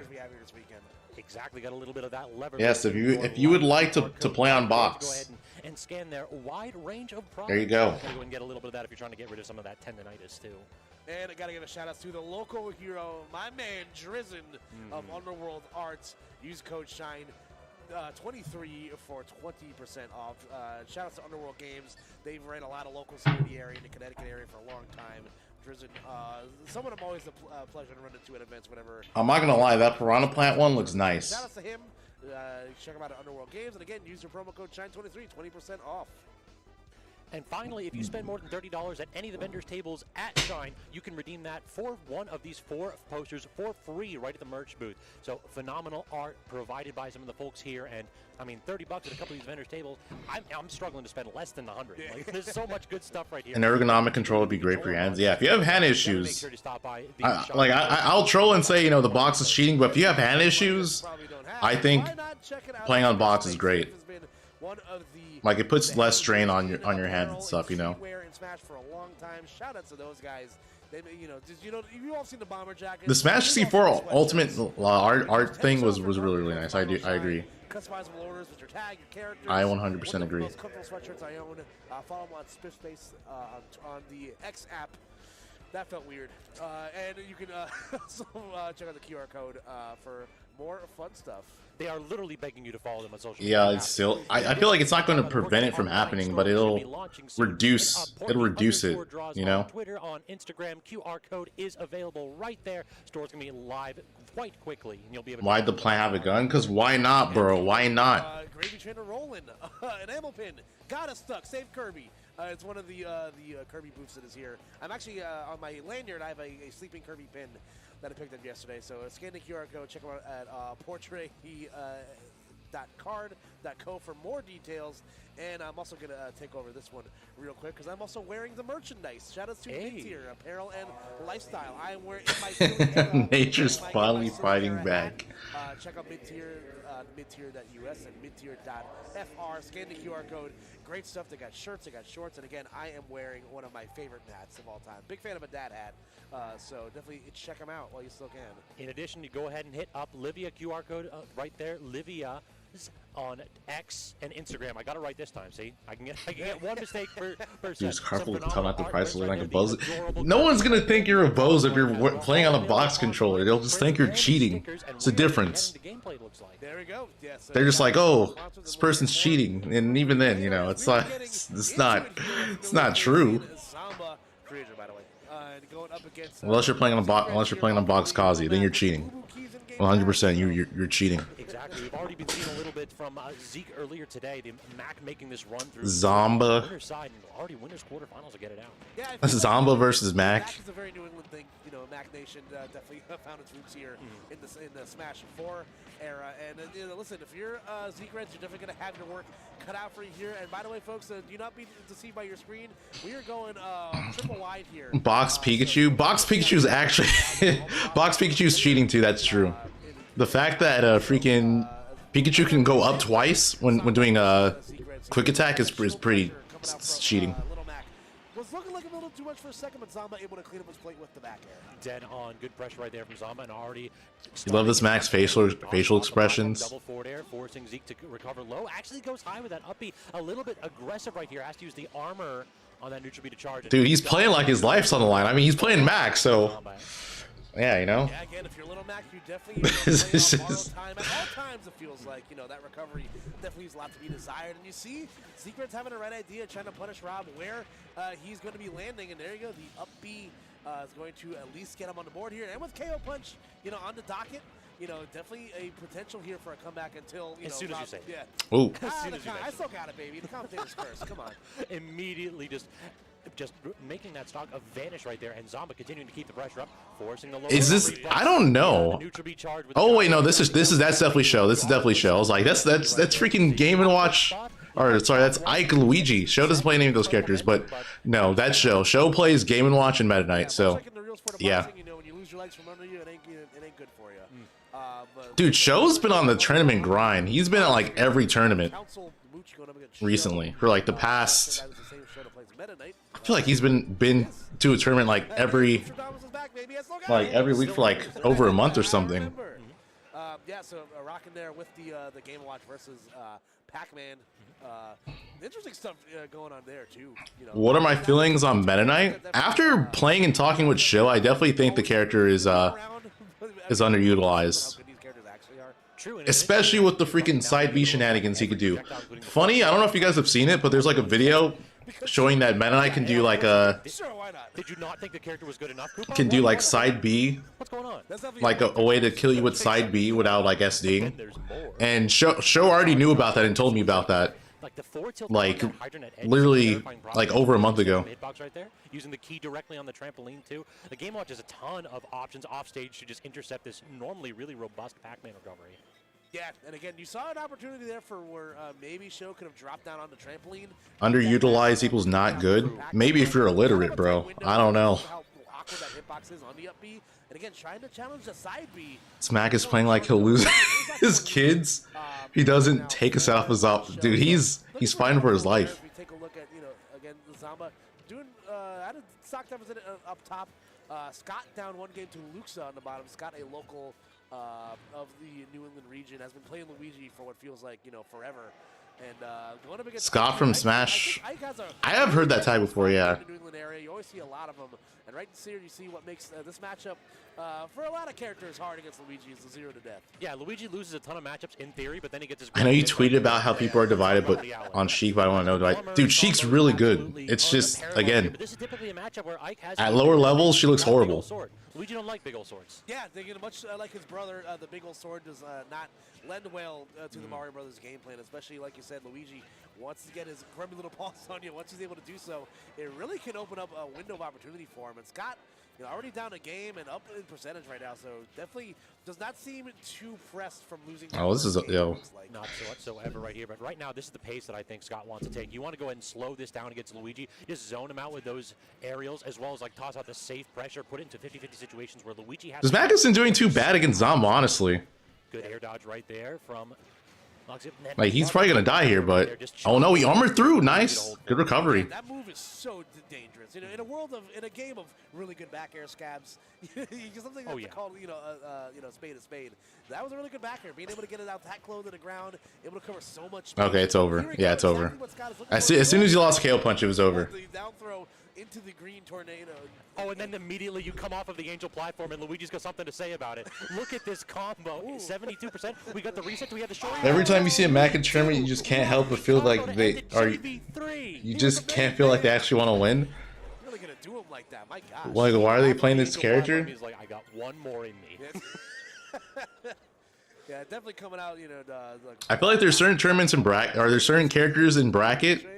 They're there to ruin your day. Mac is one of those characters. That's definitely one of those where you got whatchamacallit, you got your coach in the back corner. Ring the bell, please, for the love of God, get him out of there. Perfect example is Peanut at SmashCon. Mission was accomplished. He ruined Karama's day, dude. He ruined his weekend. Good performance yesterday in teams with his brother Galair. So happy to see him at least show some signs of life here. As we're going into That's what Mac's there for.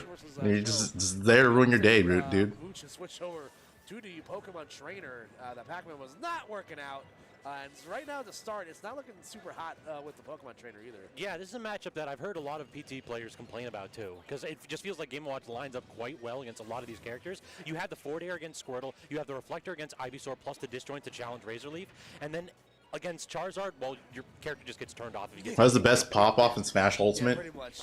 Gagged, bro. You won the award. This Game Watch might as well just be like a giant rock. And He literally won an award for popping off. Paper scissors with the 3 Pokemon and Game Watch come out with a gun. Yeah, pretty much. Sometimes a bucket is a turtle too. So, nonetheless, though, he's just trying to keep any sort of pressure. His pop-off, dude. His pop-off at Delfino Mazzo was actually crazy. He headbutted the camera. And showed such a great job providing pressure here. Mooch able to maybe generate doing yet another gacked attack. Through the stage, but not able to get the killing blow they're looking for. No double jump though, so setting up a great angle right there. The up B, it didn't even matter. The down air misses, but the second swing right there from Mooch going to take that stock. Yep, and quick update up top. Zomba winning 3-0 over Zeke Reds, keeping it close. But unfortunately, in the battle against Boxer versus Technology, Technology comes out on top. Who'd have thought? No Luddites allowed. Yeah. Isn't that a Hugh Jack movie with the robot boxers? He should have been practicing his Keller boxer. All right, thank you, Elf. All right, so now, bro. Okay, there we go. Oh, he lived? Very nearly claiming the stock, but unable to keep the. I can't believe Show survived that. Position, setting up a little lead trapping of their own. The great use of Fly though with the triple jump on Zard. Aggressive options, forcing this Game Watch to respect that ledge pressure. Yeah, and again, Charizard being the... All right, I forgot Ling is here. Dude, what if we see another appearance of the Ling DDD? So much end-like after that, it just makes it such What if he uses DDD against Light if they run into each other? If the opponent has a fast enough character to run across the stage to catch you, then that just it. Just call it. Yeah, see it. All right, big damage coming here from Ivysaur, but great TI actually right there. Really. Why show on Game Watch? Because he plays Game & Watch. He just... Typically Game & Watch hits you with a neutral there, you're taking 50 plus. Yeah, and listen, not a bad idea to go to ledge there either. Sometimes Like, I was talking to him about this, and he was telling me his Game Watch is really good, but he doesn't know if he should use it more. I'm like, dude, what are you talking about? As good as the offense has been, you know, just big enough to... And he was like, I don't know, man. I just get bored. It's like I just get bored playing him. It's too easy. I'm like being dead serious, by the way. Like, we had this conversation. Yeah, exactly one of those four. That was legitimately what he said. Okay, also Scott winning the rubber game in game 3 over there, so that's going to go to a game 4 as our next combatants are stepping up on the top stream as well. But again, we're keeping it here with Show and Mooch. Mooch 1 stock away from being down a 2-0 hole here. And never want to see that spot for sure. Going to get the platform drop. No, instead, immediately just tries to the forward tilt, calling out the standard get up, not working out. There's a Mooch. Another opportunity, but no, the breakfast. Sometimes that extra piece of bacon is just not worth it, man.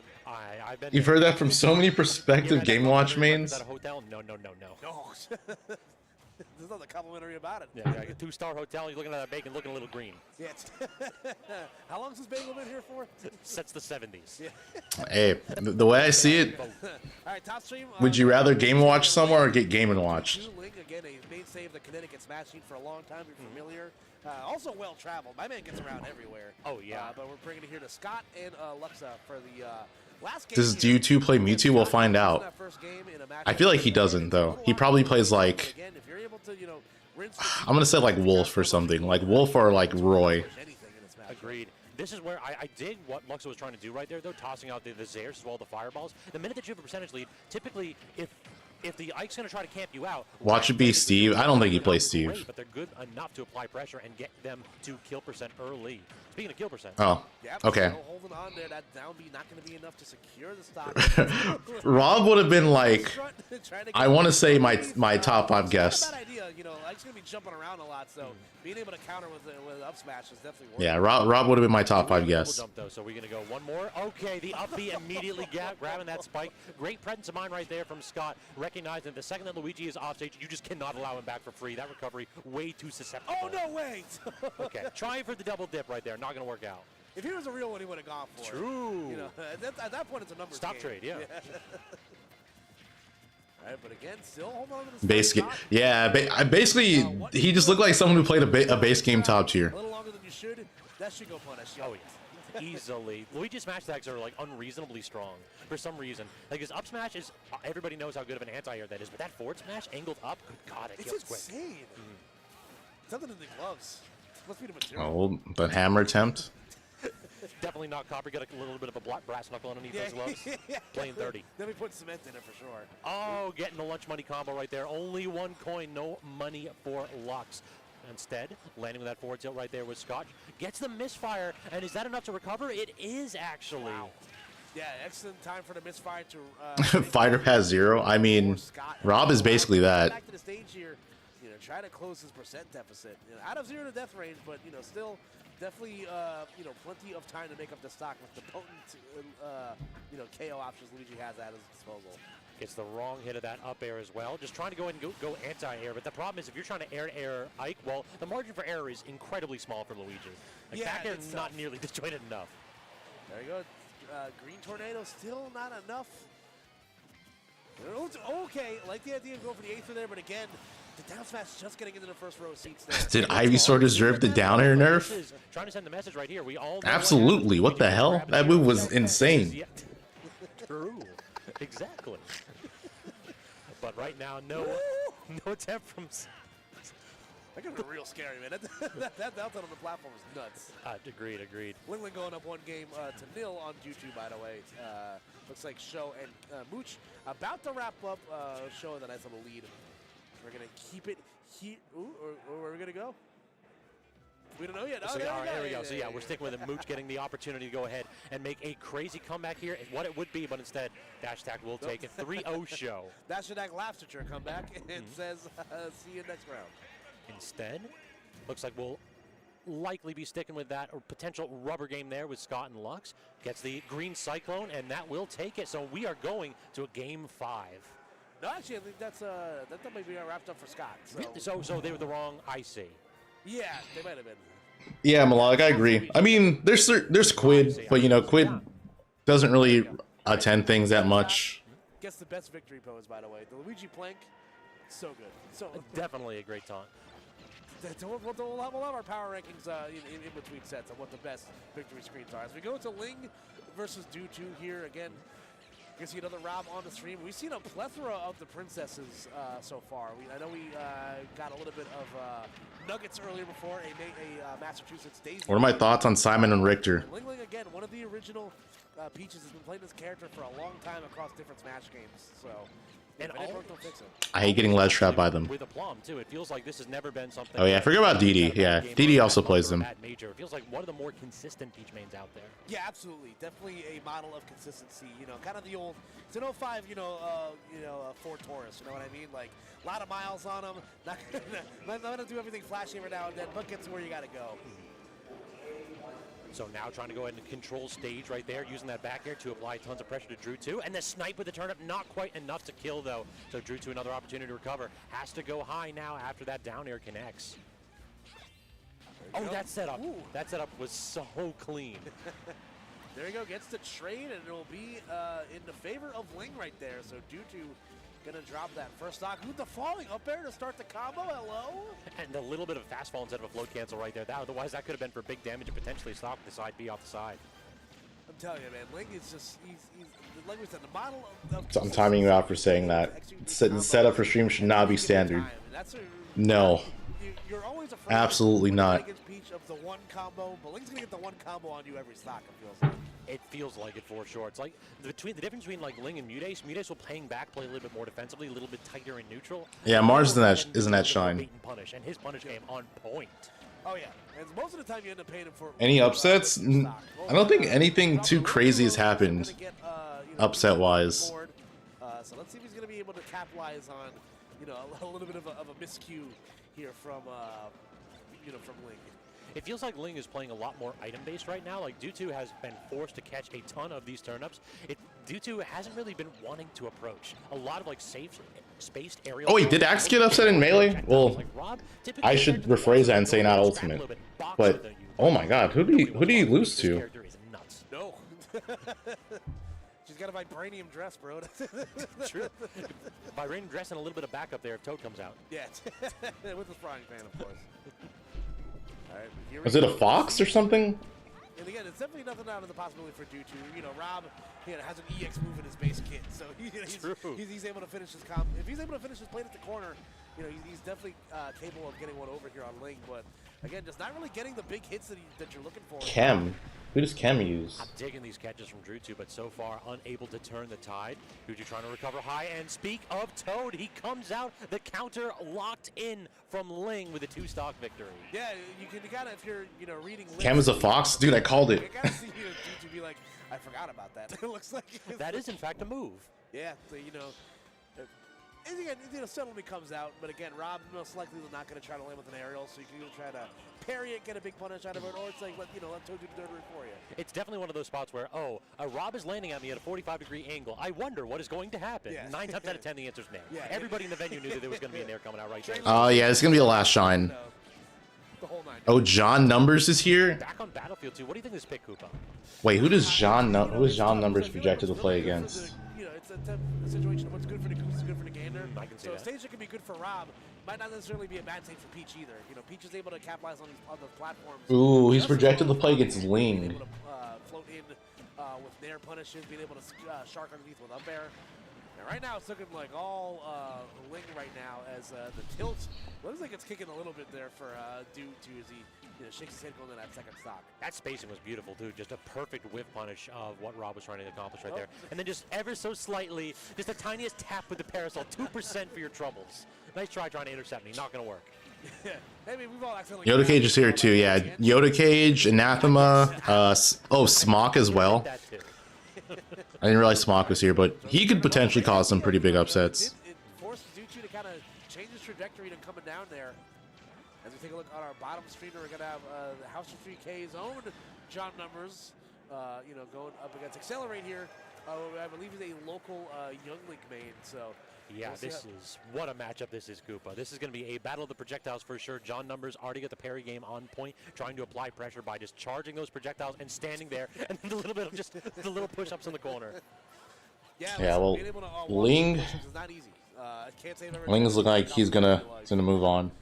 Again, John's not, he's not. So what do you have to play after this? He's into these longer games against zoners. He's not gonna. Oh, Ling has to play against Show. When he doesn't have to. That might be an upset. Capitalize on deep breathing. That might be an upset. Back with, Sun Salutation or the header.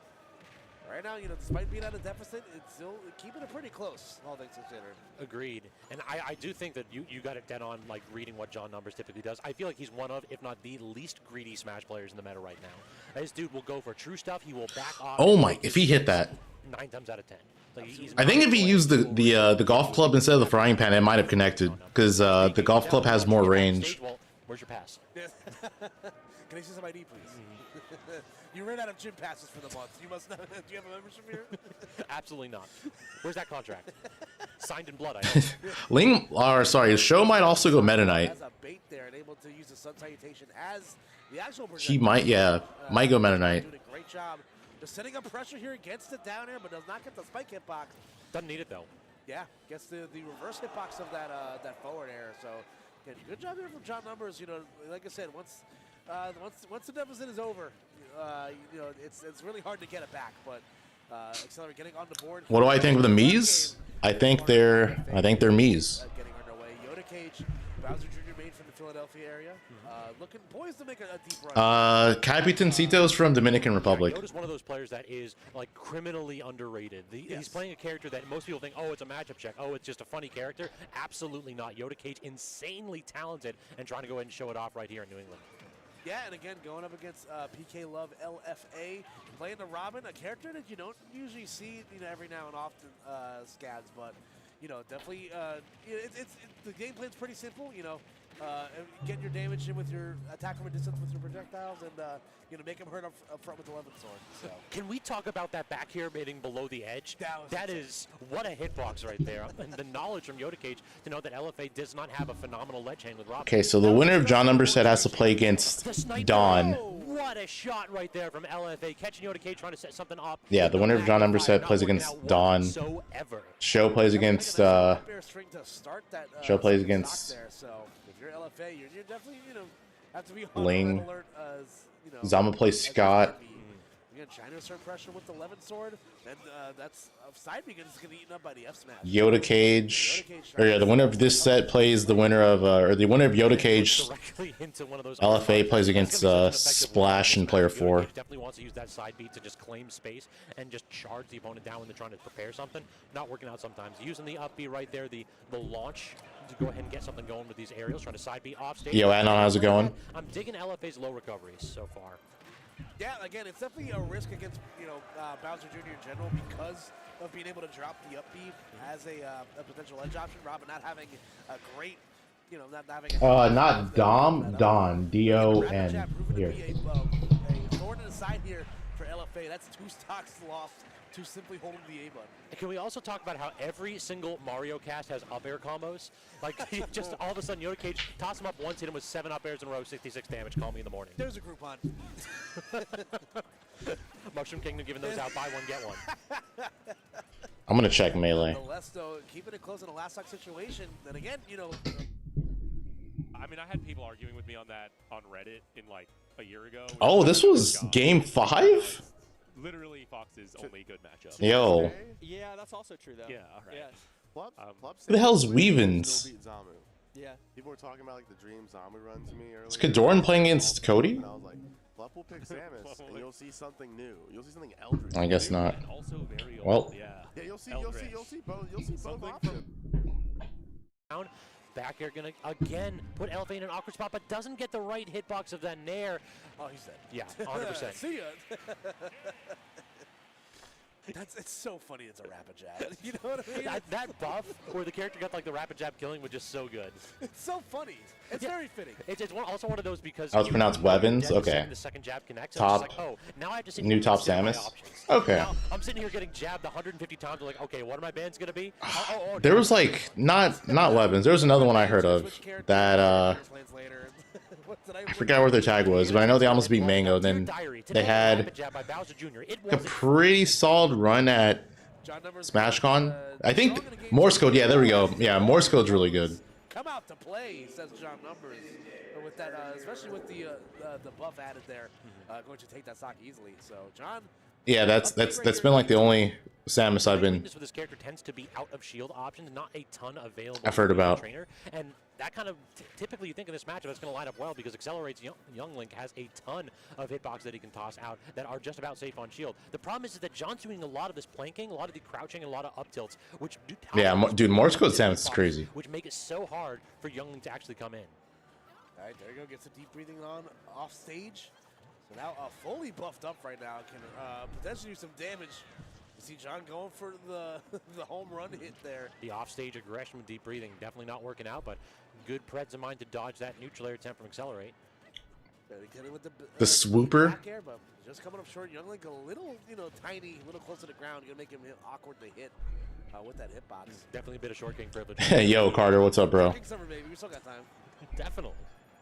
Going off stage again with the forward air, not going to work. And the attempted header right there by John was beautiful. That's one of those where it's like, I might not have gotten hit by that, but I'm going to take a minute to consider my options if I want to go off stage again next time because everybody knows how the start of that spikes. Ooh, okay, good wall Dude, shot I want. Fire arrow there. You don't see that happen very often. There you go. John Numbers getting dropped to his last stock here, but I want to see Show. I hope they better put Show Ling on stream. There's no way they're not going to. So kind of picking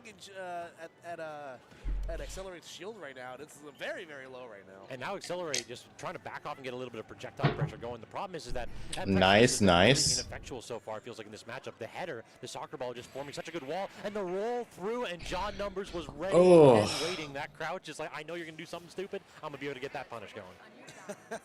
Watch the flow of my movements as I demonstrate how to go up 2-0 with John Numbers. So. That's definitely a character where if you main Weave a Trainer, you got to think about that. You got to get that gym sponsorship.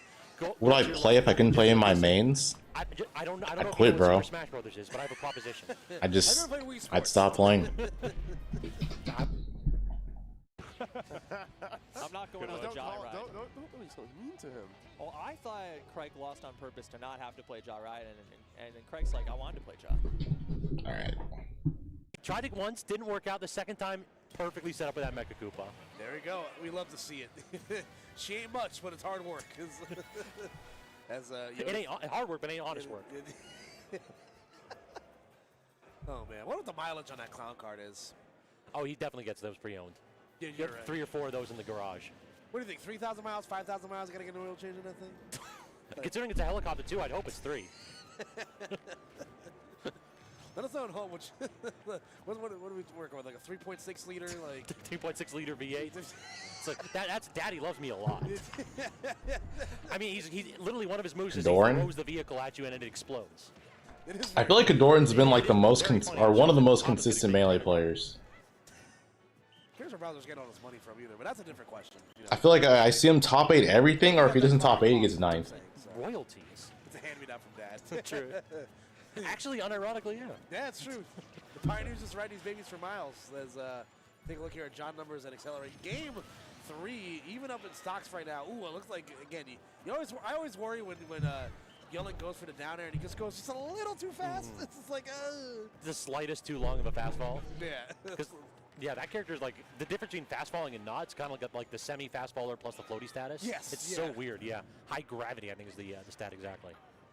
All right, neutral air into the little B-reverse right there. I'm digging these options. But Jonathan numerals is cooking. And all of a sudden, John Numbers got them tilts ready to go and claim stocks early. The back hit of F-tilt in deep breathing was enough to take the stock there. That it's a very he's dead. Never mind. Okay, didn't manage to make it back though. I'm surprised he lived that. I thought he was just gonna just flat out die. That would have been so numbers core. Like it's numbers core. Oh man, that would have been so great. You're trying to get numbers pill? I think I put in my community service to be numbers build by now. All right, trying to go ahead and set up a bomb option right there is accelerate. Not going to work out some numbers. Trying to get back from the corner. Imagine not knowing the Wii Fit matchup and having to fight John Numbers. That sounds terrible. So you're just gonna get freaking. It still didn't set up much for He's just gonna camp you. You definitely kind of feel a little defeated there. It's like, oh, like you got hit by it, and you still didn't. It's gonna be chilling on the ledge. I mean, Numbers just playing at like such a long distance that all of these mid-range projectile setups that Accelerate's trying to do, none of them are working out. So Accelerate then overextends, goes off stage, gives up stage control, and Numbers has the opportunity to go ahead and get his stock. Welcome to the John Numbers experience, ladies and gentlemen. You missed the first time, he will make you pay for it in blood. Yeah, so. John Numbers is definitely one of those. You come at me once, you best not miss. Yeah. But again, decent job keeping it close right now. The deep breathing on deck, so if you looks like it actually just went away. So we're taking the deepest of breaths. And now we get some corner pressure right there. Sun salutation out, but great arrow to get some more stage control for Accelerate. John Numbers backing up, gets the back here, but not the strongest. Oh! This from the depths. Oh, what a shot we got. Yo, Sig, what's up? There we go. Great shot from John Numbers there. As we're going to go back into Yoda. Imagine if John played a good character like Samus. Check out House of 3000's YouTube channel where everything. That would be rough. Although I feel like he wouldn't be able to play play as evasive as he would want to. So I feel like John just wants to play super evasive. That's why he's picking Wii Fit. Which I know some of you prefer. All right, so now LFA, full stage control. We got the Mecha Koopa, we got the Levin Sword. So this is setting yourself up for success, but getting clipped by these options from Yoda Cage. Yeah, and then getting duffed immediately. Oh my god, that up B. Oh, I was gonna say the other thing is like you can't like just hide at ledge. Yeah, so or let's see yeah, hide at ledge. Bowser Jr. at the ledge actually has a plethora of options. So it is not. Who do I think is going to win Shine? Probably Lighter Zomba. We see the angry vein coming out from the Mecha Koopa there. So not only is it a vehicle, it is also sentient. So it is sentient and it hates. Yes. You can hide under the platform.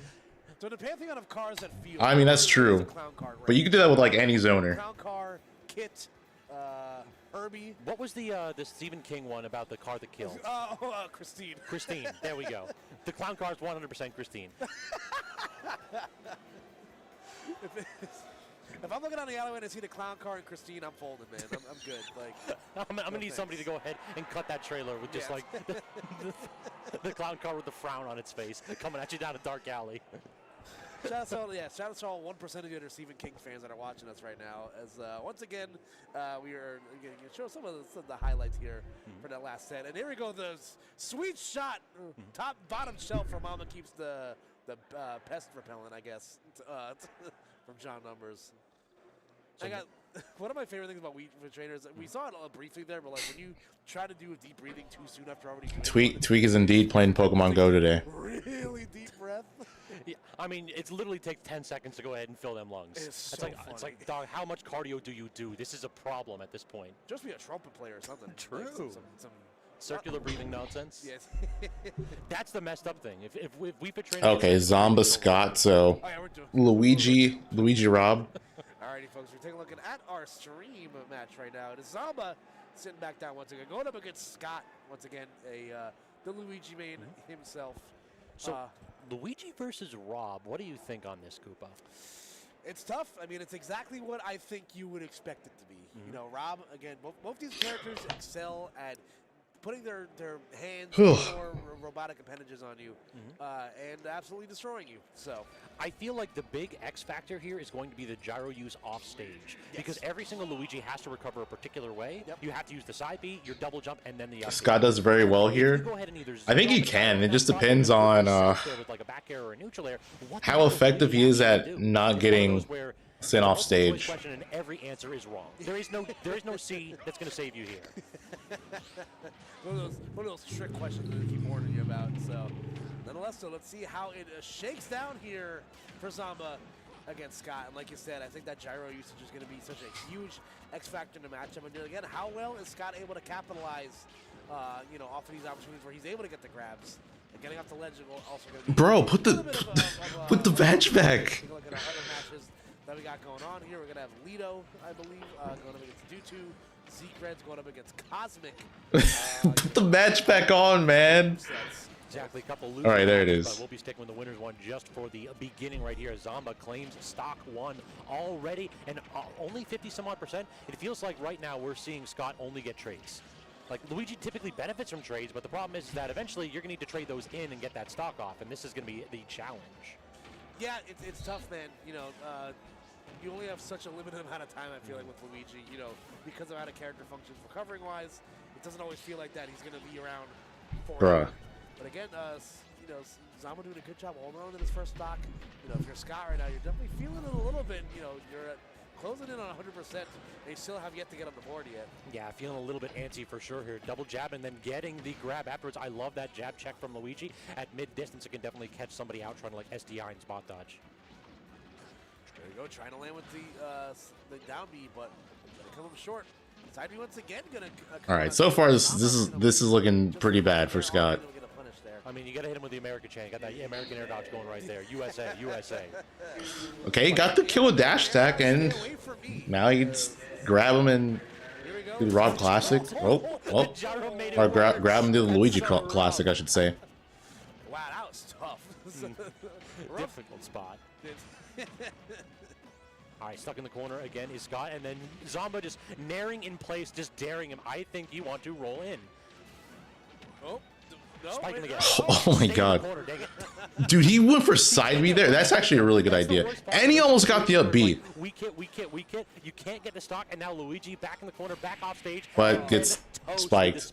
But yeah, the side B was smart there just because Luigi, when he does his side B at the beginning, he has intangibility, so he can kind of abuse that.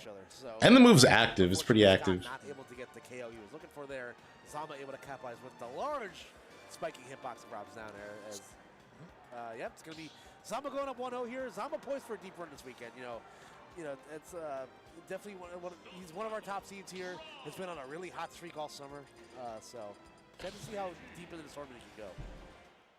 And it looks like the run has also been loosened up. A couple folks that were big threats getting DQ'd, unfortunately unable to make it. So Zomba going from favorite to potential, like top 3 finish, maybe? I would be shocked, truthfully.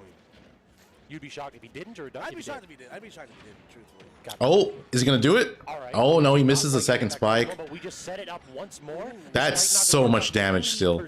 And he could, oh, that was a B. He had a B twice. He had a B twice. He had it when Zomba landed into him, and he had it after he connected the up tilt. But gets down throw Cyclone, not going to kill. And this is the problem now. It's like you did all of that work, and what do you have to show for it? He's no longer combo percents. I don't think you have a kill confirm in this position. So now it's Rob's turn. Yeah, again, it's Rob's turn to play the game, and then you said that gyro. This might be game, or this might be the stock. Oh, Zomba missing the edge guard, and Cyclone is going to kill. Getting on the board first with that up air. There we go.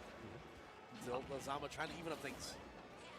Getting the corner, using out that almost got the grab. That would have been so much damage. Maybe even the kill. By drifting into that up smash. He's rolling in too much. He's rolling way too much in the corner there. Down throw up air? Oh no, it goes for up smash. Than he was earlier.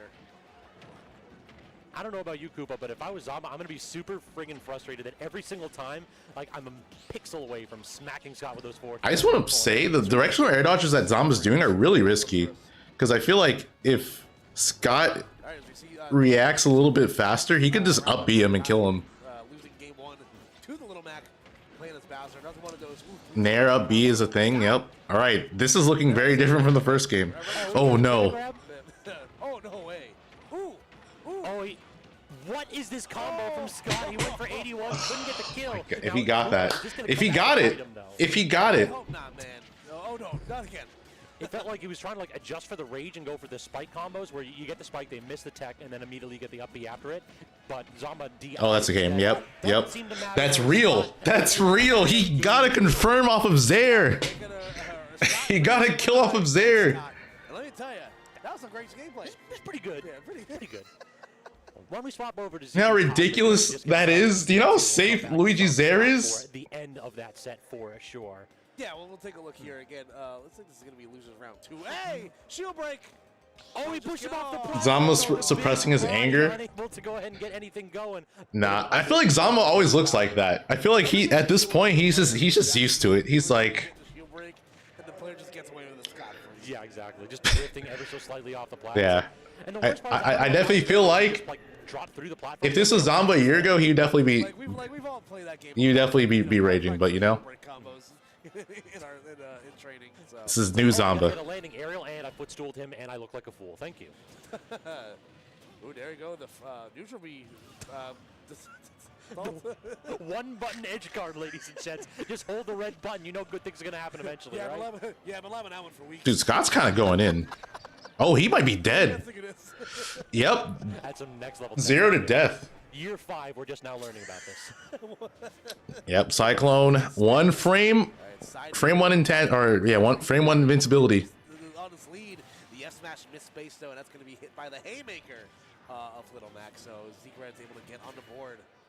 And KO Punch online here, so all he needs is another 13-ish%, and that's going to be able to, loosen things up here, but able to avoid the aforementioned KO Punch by getting the side B. And I dug exactly what Cosmic, did right there. He backed off because there's a period for I think 3 to 5 seconds after. Oh no! This is not looking good for Zomba. Oh, he missed. Okay, that's a stock, right? Yep. Just gets up smash. Scott was just really wishful after he got the up tilt. He saw he got the confirm. He needed to get the kill, but didn't realize where Zomba was. And there you go. This one button. I mean, why hit another button when the red one's that good? Where's my hug? All right, so trying to go ahead and land right there with, again, the neutral B for some... It's so unreasonable. This might be a BR Cyclone. Yep, down throw a B. It's insane. It's like, well, I mean, it is fire. He is actually breathing fire. It's true. It does make sense. He is spitting. He is actually spitting. We can't confirm. Unironically spitting. Ooh, nice catch on the platform with the up B, but Bowser, one of the heaviest characters on planet Earth. He's a big boy. He gets to live this. Oh, he gets to live this, I think. Misfire? Oh, no. The gyro blocking his recovery. Good on Zomba. Really smart. And there you go. That'll eliminate KO Punch from the equation. So if you're Cosmic, you're going to have to win this one legit. Up B out of shield, not going to work out, though, right there. Can Luigi not Cyclone in between up tilts? It feels like he should be able to. Are we going to go one more time? Yes, sir. The side B. So aggressive from Zeke. What a kill. That was so sick. Yeah, Zomba does not want Scott to play the game anymore. He gets to live. So I know there's nothing you can do to escape. I've never seen ledge guard. Oh no, this is scary. It's scary.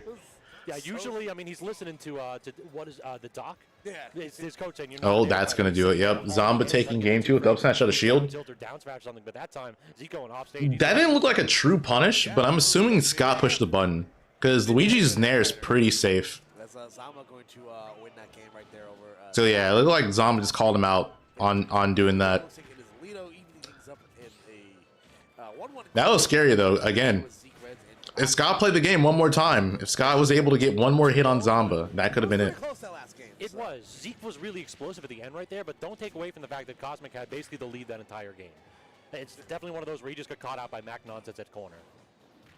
And again, getting a lot of mileage out of that side B, anticipating where a Little Mac is going to be landing. Again, not just do it to him. Yes, sir. Standard get up when that neutral B starting to finally. Does Luigi seem really strong against Rob? Luigi is good against characters if he can get a hit. Luigi's good against anyone if he can get the hit. I mean, Gazelle Punch is a thing from these guys where they just like drop down, jump up, and then immediately let it rip. That's true, yeah. That being, oh no, that might be it. That might be it. Get away from a little bit of that flame breath. Oh no, misses it. Tech chase situation, but what is a tech chase when you have like that neutral B? Oh yeah, but what I was gonna say is I feel like Rob is pretty good at avoiding the death combo just because Nair is really good. But yeah. Nice spot dodge on the F tilt. Scott's just been doing a good job of like getting his openings. Just missing the punish on the KO punch. That's huge. Not going to get the 2-frame, and they both get the check right Bro, grab at the same time. that was so courageous. So I think we have we had a situation where no double jump, but Zeke tried Oh, to he might be dead. again, and this time Cosmos wise to it. Oh, no. Good STI from Zomba to go off stage. Right there. I could have sworn that Bowser was going to live that for another 30-40%. Yep, you underestimate. I guess we all underestimate Little Mac a little bit here. Yeah, we go back to the stage. The forward air. He went for it again. Going to clean up the plate for Zeke Reds. Trying to get that dash attack, but instead, again, the up B immediately as a whiff punish tool. It feels like Cosmos. Oh, too low to come back. That mistake. Cosmic, rather, has been using side B instead of up B to get most of these punishes, which does a ton of damage and beats out max armor. But I'm digging the switch now. That's crazy. Potentially the rubber game. I think if he parried up tilted, he would have killed him, though. Like, I think he would have gotten the up tilt up B. Oh, is he? No, he's not dead, but he's in a bad spot. Someone might bear him. Yep. Misfire. Oh, he got it, but not enough. I think instead of charging, he had to immediately release it in order to utilize the misfire. Oh, he might be dead here. Cyclone. And not enough. Mac just like dancing and dodging with the smash attacks on the armor. Gets the counter, but not the right hitbox. So Cosmic, a full reversal. Tried for the forward tilt, not going to work. Zeke, another opportunity all the way across. Cyclone again? No. Grab frame kill a little bit right there with the double down tilt. There you go, recovers back. Not giving him the roll that he's looking for, but again, a lot of jumping in, a lot of air dodging back. If you are Zeke Reds, okay, you can just go for the up B. Yeah, you thought your up B was the only option right there. The only quick one, right? Not going to work out, though. Excellent stuff right there as we see the most uncomfortable winning pose in the game. I certainly can't be comfortable for back to back. Oh, that is still not killed. Killed him. Still didn't kill him. You gotta go to the chiropractor directly after this. Dude, right, Scott's. Trying to clutch this one out right here at 0%. It's crazy that he's willing to go so far off stage to edgeguard Rob. These combos get harder to execute. Also, how the heck does he get back to stage? Apparently. This might be GG's. No, makes it back. He just needs one grab. Zomba trying to go ahead and keep this projectile pressure going. No double jump here, so has to use the air dodge. American air dodge coming in clutch for Scott, and he can't get a grab out. Every time there's a drop shield and he gets hit, you know he's mashing that Z button, just trying to get that one hit he needs to confirm into the stock. And just trying to find out. Oh, that should be it. Nowhere's land. It does. Yeah. That's one of those spots where you have to use. All right, Zomba takes it. Either side B again or immediately up B. Either spot. That was a scary set, though. Preemptively jump and wait for your option to get the perfect spot. Also, a reminder, guys, drop a like on the stream. One win from Scott, but unable to go ahead and secure the. Greatly appreciate it. Simple click, yada yada yada. Just click the thumbs up. Up 2 games to 1, or excuse me, up 2 stocks to 1 right now. And again, a great performance yesterday from Lido and Red Burpo in teams. I believe they got 5th, was it? 5th place, I think. Yeah, that sounds about right. And due to yeah, that was scary. that was scary for Zomba, but like, I feel like every game except for game 1 just felt like those gyro confirms something could have happened. Down and then dare them to hit a button. If they guess incorrectly, it sets 2K likes. You don't know if it's going to hit you for the up smash, the forward smash, or the side B. You never know what Rob is trying to set up for. Yeah, it's definitely a dangerous game, man. You know, having that sort of option select from the corner, dare I say makes this character pretty good. If we get to 2K likes this stream, I'll call Tweak again. But only if you get to, it has to be this stream specifically. Yeah, only this stream. If you get to 2K likes, I'll call it Tweak again. People are going to start pushing is offense. Like we're at that point where there's not a lot of like defensive tech to learn. Yeah. So now when folks get better and better at their 0 to deaths, Rob gets a little bit worse because big bodies tend to get 0 to deaths quite a bit. True. All right, let's see if the clothing makes the matchup or not. As going to change it. While he's playing Pokemon Go, absolutely. It might not. It may, in fact, not. All right, the road arm is not quite going to finish it off, though. Going high, gets clipped with the back hit in there. That was almost devastating. While he's playing Pokemon Go. Clashing projectiles. The Glizzy challenge, bro. Have you seen that freaking, what was it? The TikTok live of that dude? The awkward thing in this matchup, Lido has to be really careful about like doing deep breathing off stage. Yeah, you might just get immediately sniped out for it. Yeah, definitely not a matchup where you have to be mindful of where you do that as numbers. And Don sitting up on the main stream for your enjoy pleasure in a second. And we got splash image of the player 4. Glizzy, dude, that was wild. That was wild. Sure. Like P4 John numbers? Like Xeno. True. The fact that he said we need to go off stream because I don't want my live to get banned was actually crazy. Lead right now, a little over 2 minutes taken, almost about a minute and a half off the clock here for Due2. That is in fact what you get when you're doing the Wii Fit Trainer in this one, and I think that Due2 is approaching the matchup perfectly. It's you back off if Lido wants to play like super passively. If you've got the lead, all right, let's play projectile game because Header can get smacked away by both gyro and that laser, so might as well just play that game. Toss him off stage, try to go ahead and get a Header snipe, but forcing the high recovery and great use of that deep breathing aerial. Didn't expect that one to kill that early. No, and I don't think if you're Due2, you're probably a little shocked by that as well. Like, really? Okay. Gotta pay mind to that then. Definitely a little bit shaken up for Cloud was not DLC in this game. You're thinking Smash 4. Getting stuck in the neutral air with the gyro as well. These odd interactions. It is very funny. True. If I had to play Smash all over again, come on, Ultimate. Again, this gyro just playing havoc with Ultimate. I'm mating Palu. Wiggle and shake. Freaking year 1. Not gonna allow that easy spike since that doesn't have the hitbox above.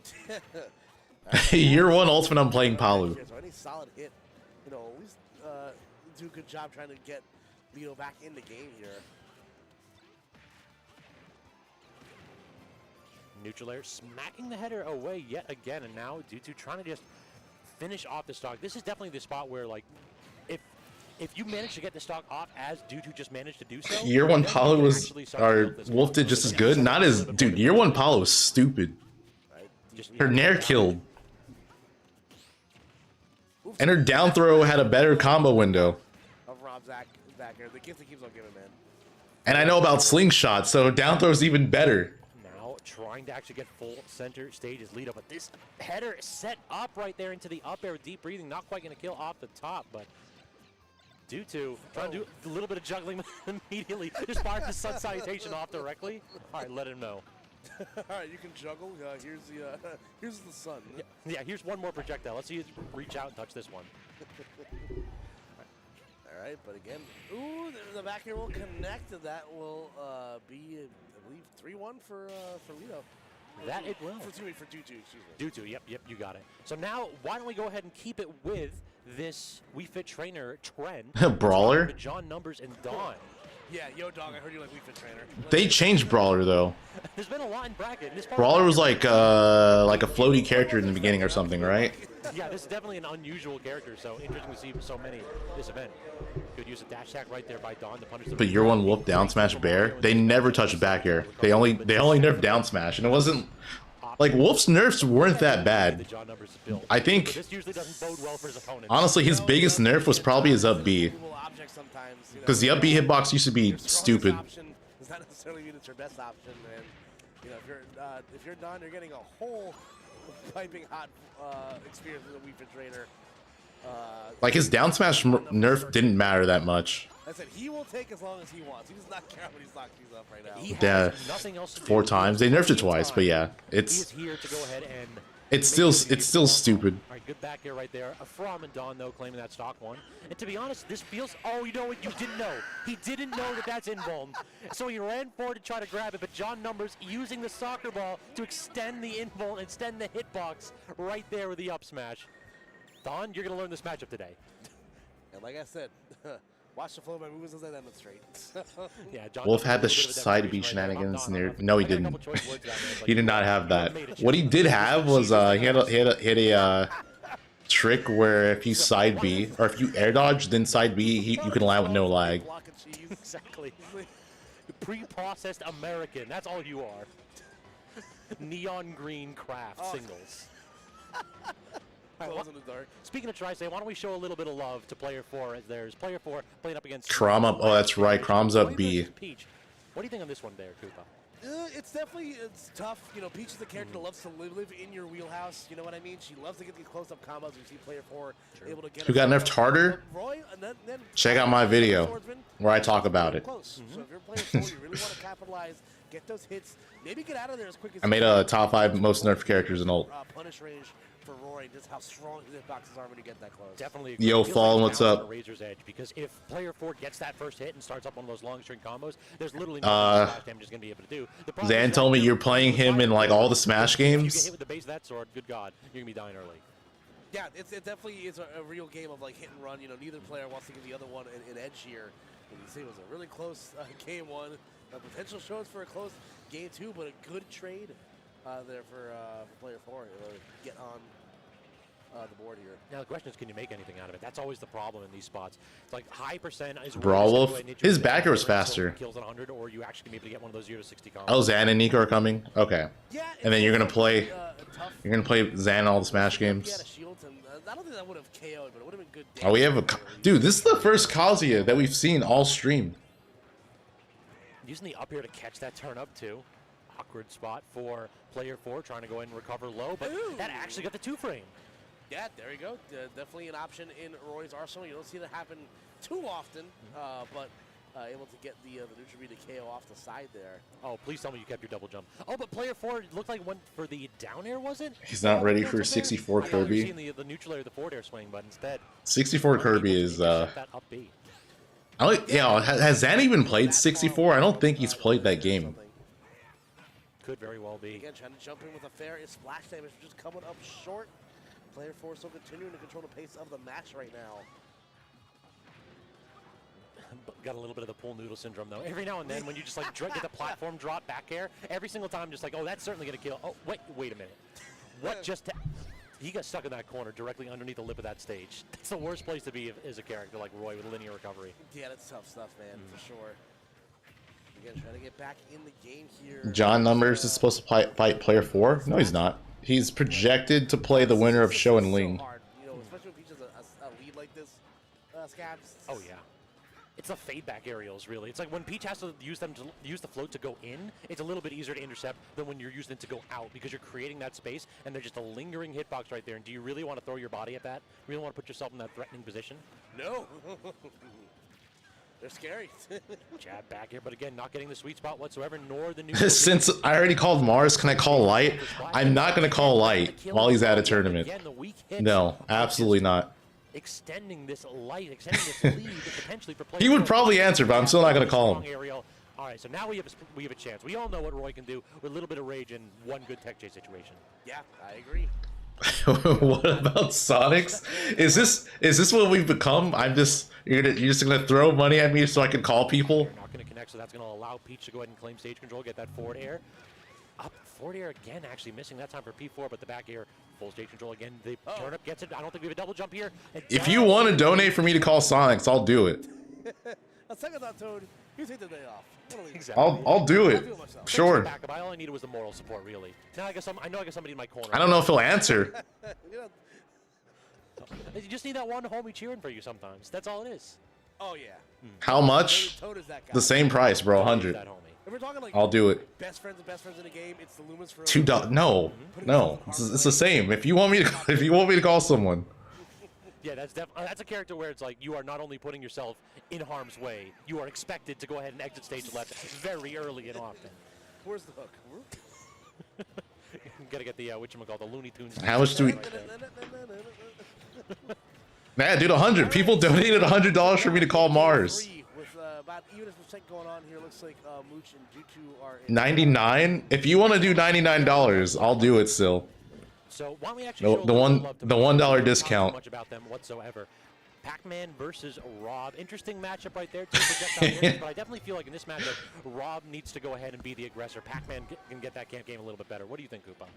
Yeah, I definitely agree here. You know, Pac-Man definitely has the tools to scrap. Yeah, dude, you get the 1% off because he main Sonic. Game plan on a flip. 1% off. There you go. The best out of many of the characters in the game. Agreed. Is huge. Being able to hit through it, being dropped to top of you, is definitely a nice perk to have.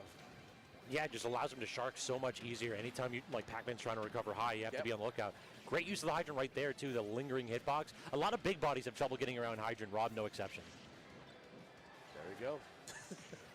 But gets the neutral air there. Tries to drop the bell. Ooh, interacts with him, but just not quick enough to get the follow-up. You know, you were forced to the decision to either re-grab the bell. I think that re-grabbing the bell is a good idea, though. Exactly. Just go ahead and put that bullet back in the chamber. Try again. So trying I'm gonna give me air on Robs and to get a little bit of pressure is Gerutu. Nah, Tweak and Mars are homies. They're fine with me calling him. Sonics I don't talk to like that. Good lord, do you have? I feel like I feel like he probably won't answer. Drop that plus like your own fruit plus everything else that Pac-Man's got. Good God. What about Leo? Dude, I'm not gonna call Leo. Yeah, this character doesn't need Norma too. Leo would probably answer too, but I'm not gonna call him. This character ain't normal. No, I'm not gonna call him. He's just a projectile character that wants to play defensively, and then it's got like Mario-esque aerials. Yeah, somebody's trying to get credit for school or something. So it's like we heard that you think that zoners should have bad hitboxes, and I didn't listen. That dash attack trying to go ahead and immediately get the item toss afterwards, but good delay right there, waiting it out is Drew too. Gets a little bit of a solid damage directly after. There you go. Trying to find an option here. Going to charge some bonus fruit. Is Leo too? Dude, okay. You're telling me to call people I don't even I don't talk to that often. You're just trying to make me. You're gonna get me to a point where people are just gonna stop answering my calls. What if I become in danger and then, you know. Now we got a solid lead for and Leo's the GOAT at least 200. That can't be real. Neutral air in a forward smash? No. That it is did not look real. Not at all. What about Void? I would call Void. See the gyro coming out in a steady diet right now. And the patience though by Mooch just to just hold back and not feel like pressure to come in with Savage. What the hell? $5 to call Mr. R? Stomp the yard? In my Shine venue? No way. That would have been sick, man. What a way to end it. That's definitely one of those where like What's the dude? I'm giving you 100. That's all it is. 100's all it is. I'm not lowering the price. Yeah, I'll give it up. If you want to do it, you want to do it. Yeah, I'll give it up moment. There's also the risk they won't answer. Gonna go for the grab. Up tilt. Oh, do it again. Yet again into the up air, and that one, no DI, gonna save you off that top plat. Tough stuff right there. Here you go. Then immediately goes to the Z drop shenanigans. Every Rob is just disgusting. It's like, come down from the Angel platform. I want to kill you at 0. I'm in danger. 100%. Ooh, okay, air dodges away. Not gonna engage. Can we at least know if they're on Discord beforehand? The key, great use of the key right yeah, I've told you. I have warned you. So the thing about Mars is Mars wasn't even on Discord. He just answered. The killing blow so far feels like Mooch has got. Yeah, I called him and he answered. Into forward smash. Are we gonna see a third? Be interesting. All right, slashing the fire hydrant, forcing Pac-Man to approach you on even playing field. What's the idea? And slowly charging this fruit too. Oh no! You're kidding me. Not like this. Okay, I thought that's how it ends, especially because like, yeah, I'm surprised you got hit by that. Hell, actually, right there. That Mooch was getting a little bit antsy for that stock. 100% trying to double jump into it and claim that immediately. Yeah, I think the pressure's being felt right now, but again, Mooch doing a good job holding on, you know, by the skin of his teeth here. He's one of the best players on planet Earth right now. That fruit not going to connect. Again, just applying this safe pressure here, but neither one of these players wants to overextend. What option was that? The point-blank range hydrant pull? I bet you've never seen that before. No, officer. I swear it wasn't there on that part.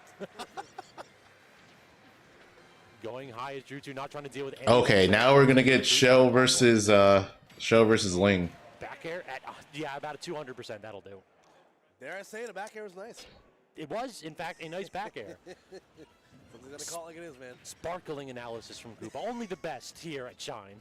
Could have done it without. Could have done it without you, bud. So, nonetheless, so weird. Wait, Bob Barker passed away today? We got Gutbuster. Wait, really? Native. I'm looking this up. Watch player going against Accelerate himself. So, you know, let's see if this pans out any better here for Accelerate than his match earlier to him. Exactly. So far, Gutbuster trying to go ahead and be aggressive off stage and actually getting the bomb recovery right there was Accelerate. Gutbuster backed off. Oh, wow. I thought he was dead. So, I mean. At 99, that's. I mean, he lived a long life.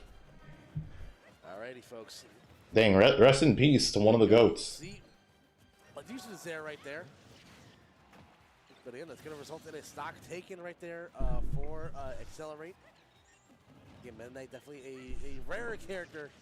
Or excuse me, just a game Closest to 100 without. Yeah, definitely a character that Wait. feels like it's fallen out of fashion. Yeah. Like a lot of players really put it Birthday. I know, because it's a good character too, right? Yeah, like it feels like he's falling out of. It feels like he's falling out of character, but No, wasn't Betty White was the closest, wasn't she? The top level, tip-top, At least in terms of celebrities, she died like. Mia and Meister, of course. Didn't she pass away like a day before her birthday? Also bringing up the Mr. Game Watch. He's a really great like glue character. Like kind of just keeps everything together. You know what I mean? I can see that where you can have like 2 or 3 counterpick characters too afterwards. Like you really don't.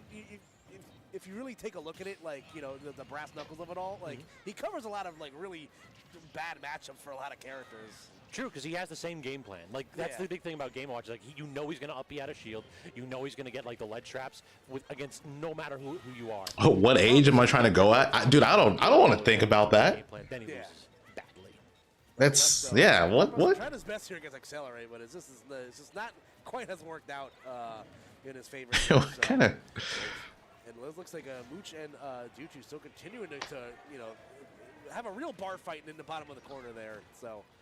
Exactly, drawing even on the rubber game right there. Dude, what's crazy is like this guy. Gonna be the stock right there. The slow fall on the down air in the worst possible spot. This guy randomly just freaking asked me with like the most serious look on his face. Like I'm just at a bar and this guy is just sitting next to me, and he just taps me on the shoulder and says, "Hey man, I got a question. How would you want to die?" And I just felt so confused. Like, why would you ask someone that? Okay, we got a banger alert. Like, what? We are bringing out one of my favorite characters in Super Smash Bros. History, the man himself, Meta Knight. So what makes you love Meta Knight in this one there? A real ass question. So edgy and dark and mysterious. I see how it is. He's honorary Latino if you watch the... I said in my sleep. That's like the most comfortable way to do it, right? It's not painful or anything. Now I'll dash attack. But then when I said that, he just nodded. He's like, yeah, that's good. Yeah, that's a good one. And I was just confused. But that being said, show up a stock. Yes, sir. Getting the ladder combo. How different of a character they make him against floaties, he is going to have a field day and show wasting no time there immediately. Would I want to know? No, I feel like that's. Why would you want to know? Like if you go, you go. I feel like just thinking about it, it's just gonna make it more. Yeah. And again, if you're, it's like. It's weird because both characters Anxiety-inducing. to each other. You know what I mean? We mentioned before about Ling's punish game being able to make you pay for it with your own stock. So I imagine this match should be over by the time that your leftovers are not done cooking in a microwave. Exactly. All right. Anyways, enough of this. All right, Ling not getting hit. Another 30 seconds, please. Come on. After losing the stock, we got hit once, but you We're know. already seeing Ling just like Ortho might kill here. Like Show got the one hit. Nope. It was your death, and I don't think like Show's gotten a strong hit after that. It has just been trades or death. Yeah, and you see Show doing the right thing, just not. How is he still alive? 207. 207 mark. The second century has been achieved. That was actually really smart. Ling is still unable to get the stock on the board here. And look at now we're back in the corner. I'm just gonna dash it. Okay, gets hit with a fair, dashes into it. Forward air, puts an end to it. It's like just stop this nonsense, please. I love this move. It's keeping the wings out. The fact that Sonic music is also playing just makes it even funnier. Exactly. Yeah, that ain't no spin. Can he kill off of this? No. Still round and blue though, so I mean, hey, what's He can. Oh, he still got it. Oh my god, dude! In the nod of Show's nod, I don't know why he just looks so into it. Galaxian Knight himself as Show going up 2 stocks to 1 here. I had to take a minute right there because that looked like a stock off of that platform. Does get the dash check, air dodges away, and manages to slip in between those two options. Oh, that might be it. That's your life. Wow. Meta Knight, baby. I'm gonna take you for a ride. That's all it was. Just one dash attack into. Yep, we're done. And I'm gonna tell you, one of my other favorite things about Meta Knight, outside of the fact he's the coolest video game character ever created. Okay. Okay. Settle down. Settle down. Meta Knight carried by plats? Dude, he could do it without platforms. Big swords. But did you play Brawl though? Meta Knight's ladder combos still work without platforms. Okay, not competitively, I did play a lot of Brawl. Gotcha. But, Like at certain percents, you could do rising up air to landing up air, and then just do the ladder. Meta Knight is so BM in all of his victory screens. Agreed. He's a jerk. He's a real jerk. To be honest, the only one that like can challenge him is Wario, because nothing just beats him like falling on the floor laughing at you. And I swear to God, like when I see Gluto play that, I think he selects that manually half the time just to tilt his opponents. It's like, oh, you got wafted at 30? Couldn't be me. Oh, no, He did the thing! That would have been crazy. Kind of. All right, Kind of. It's a 2-1 in Dude2's favor. Gutbuster and Accelerate. Looks like that's a little bit of a closer game there as well. That looks like it's about to meet its end here. Yeah, let's go ahead and catch the last few moments of this one potentially. DDD incoming? I don't think we're going to see DDD come out for Ling.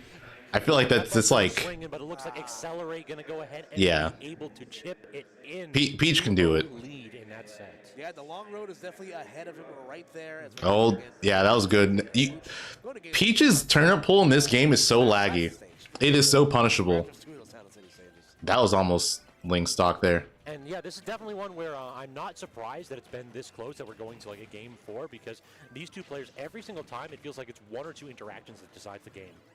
Yeah, and again, it's just so tough. You know, you're a character, Rob's projectile game is the NATOs. good, but Pac-Man just has, literally the produce aisle to throw at you sometimes.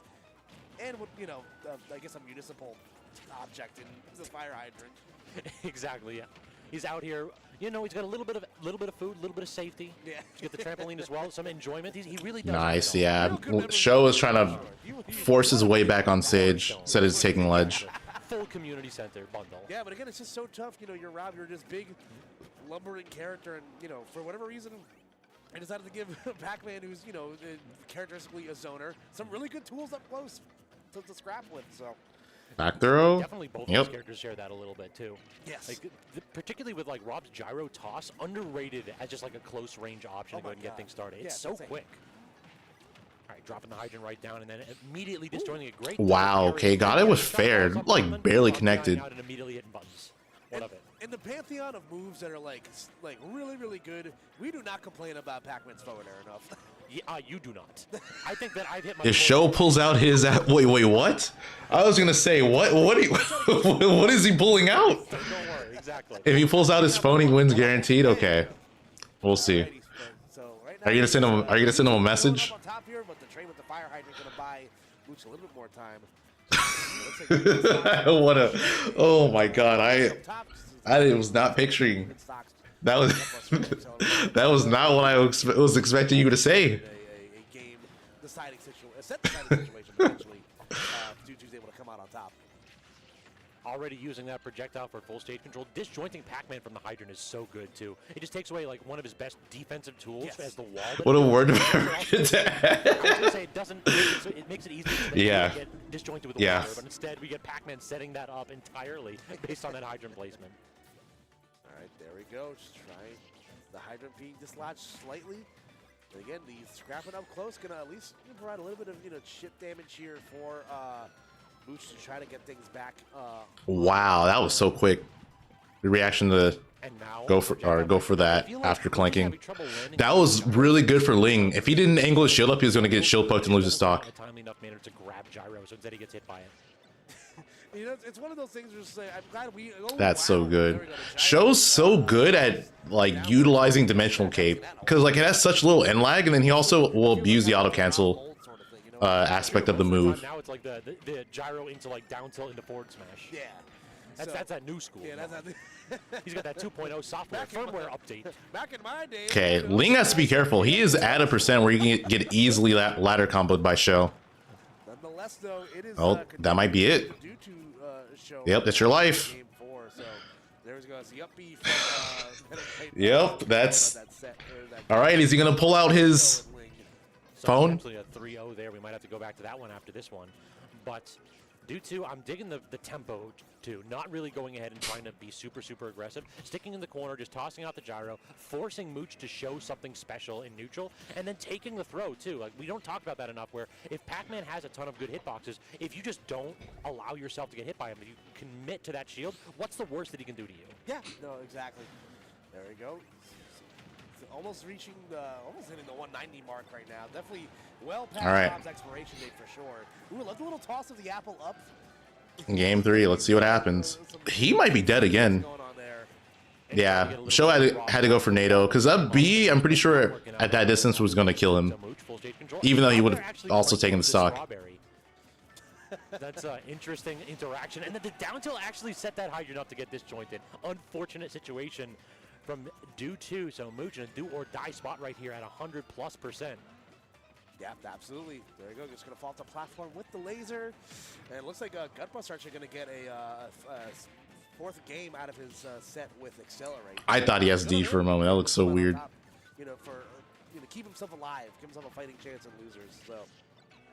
Speaking of someone trying to go ahead and stay alive and bracket Mooch, like, this is looking really dire, Koopa. It just feels like we're not seeing that domination that you need. We're not seeing Pac-Man rack. Wow, yeah.